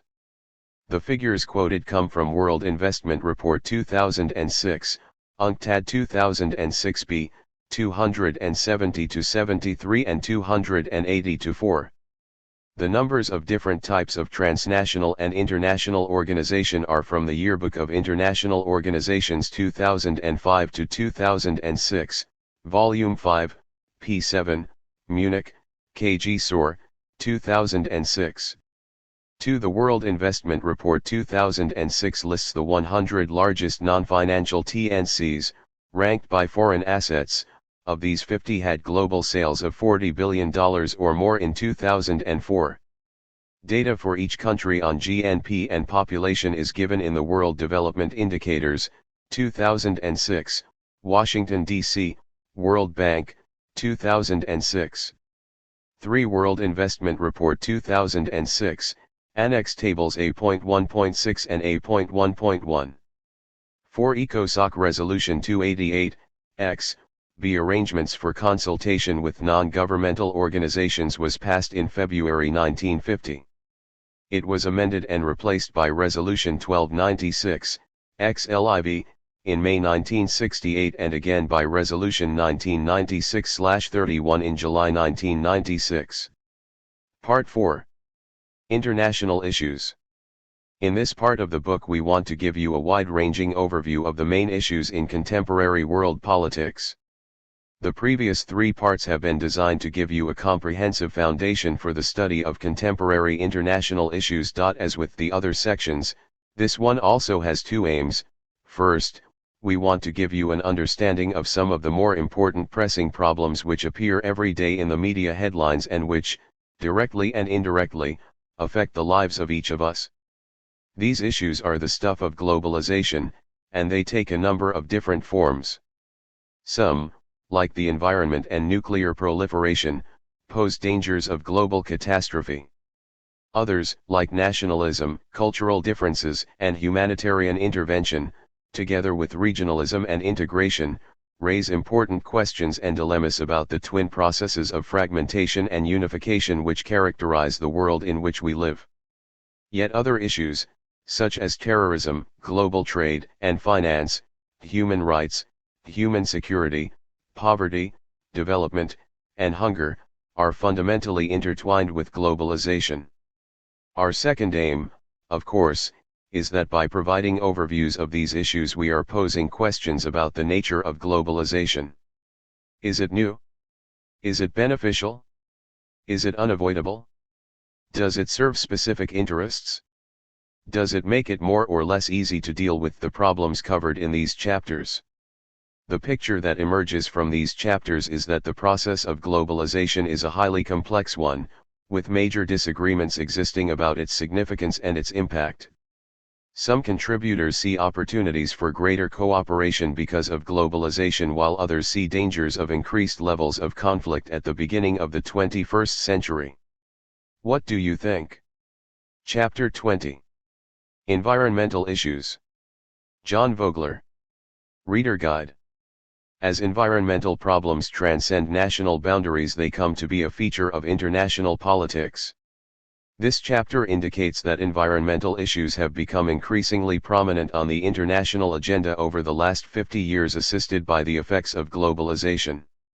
It shows how this has prompted attempts to arrange cooperation between states and surveys the form and function of such activity with reference to some of the main international environmental regimes. Because climate change has become a problem of such enormous significance, a separate section is devoted to the efforts to create an international climate regime. This is followed by a brief consideration of how some of the theoretical parts of this book relate to international environmental politics. Introduction. Although humankind as a whole now appears to be living well above Earth's carrying capacity, the ecological footprints of individual states vary to an extraordinary extent. See, for example, the unusual map of the world, Fig 20.1, where the size of countries is proportionate to their carbon emissions. Indeed, if everyone were to enjoy the current lifestyle of the developed countries, more than 3 additional planets would be required. This situation is rendered all the more unsustainable by the process of globalization, even though the precise relationship between environmental degradation and the overuse of resources, on the one hand, and globalization, on the other, is complex and sometimes contradictory. Globalization has stimulated the relocation of industry, population movement away from the land, and ever-rising levels of consumption, along with associated emissions of effluents and waste gases. While often generating greater income for poorer countries exporting basic goods to developed country markets, ever freer trade can also have adverse environmental consequences, by disrupting local ecologies and livelihoods. On the other hand, there is little evidence that globalization has stimulated a race to the bottom in environmental standards, and it has even been argued that increasing levels of affluence have brought about local environmental improvements, just as birth rates tend to fall as populations become wealthier. Economists claim that globalization's opening up of markets can increase efficiency and reduce pollution, provided that the environmental and social damage associated with production of a good is properly factored into its market price. Similarly, globalization has promoted the sharing of knowledge and the influential presence of non-governmental organizations, NGOs, in global environmental politics. Whatever the ecological balance sheet of globalization, the resources upon which human beings depend for survival, such as fresh water, a clean atmosphere, and a stable climate, are now under serious threat. Global problems may need global solutions and pose a fundamental requirement for global environmental governance, yet local or regional action remains a vital aspect of responses to many problems. One of the defining characteristics of environmental politics is the awareness of such interconnections and of the need to think globally, act locally. NGOs have been very active in this respect, as shown in Chapter 19 of this book. Figure 20.1 Map of World in Proportion to Carbon Emissions. Source, Copyright 2006 Sussy Group, University of Sheffield, and Mark Newman, University of Michigan. www.worldmapper.org. Despite the global dimensions of environmental change, an effective response still has to depend upon a fragmented international political system of over 190 sovereign states. Global environmental governance consequently involves bringing to bear interstate relations, international law, and international organizations in addressing shared environmental problems. Using the term governance as distinct from government implies that regulation and control have to be exercised in the absence of central government, delivering the kinds of service that a world government would provide if it were to exist. You should refer to Chapter 17 for the essential concepts employed in regime analysis, which is commonly applied in the study of international governance. Key points. The current use and degradation of the Earth's resources is unsustainable and closely connected in sometimes contradictory ways to the processes of globalization. There are vast inequalities between rich and poor in their use of the Earth's resources and the ecological shadow or footprint that they impose on it. The response at the international level is to attempt to provide global environmental governance. In a system of sovereign states, this involves international cooperation. Environmental issues on the international agenda, a brief history. Before the era of globalization, there were two traditional environmental concerns: conservation of natural resources and the damage caused by pollution. Pollution, like wildlife, does not respect international boundaries, and action to mitigate or conserve them sometimes had to involve more than one state. There were also numerous, mostly unsuccessful, attempts to regulate exploitation of maritime resources lying beyond national jurisdiction, including several multilateral fisheries commissions. The 1946 International Convention for the Regulation of Whaling and its International Whaling Commission, IWC, offer an interesting move away from the original goal of conserving the whaling industry by regulating catches, towards the preservation of the great whales per se through declaring an international moratorium on whaling. This shift still generates bitter confrontation between NGOs, most IWC members, and the small number of nations, Japan, Norway, and Iceland, that wish to resume commercial whaling. Post-Second World War global economic recovery brought with it evidence of damaging pollution of the atmosphere, of watercourses, and of the sea, notably the Mediterranean, leading to international agreements in the 1950s and 1960s covering such matters as discharges from oil tankers. This worthy activity was, though, hardly the stuff of great power politics. Such apolitical matters were the domain of new United Nations specialized agencies, like the Food and Agriculture Organization, but were hardly central to diplomacy at the UN General Assembly, UNGA, in New York. This neglect was reflected in academic writing at the time, as exemplified by Hans J. Morgenthau's famous text, Politics Among Nations, 1955, which mentions the natural environment only as a fixed contextual factor or a constituent of national power. However, the salience of environmental issues grew in the 1960s, and in 1968 the UNGA accepted a Swedish proposal for what became the 1972 UN Conference on the Human Environment, UNCH, to focus government's attention and public opinion on the importance and urgency of the question. This conference led to the creation of the United Nations Environment Programme, UNEP, and the establishment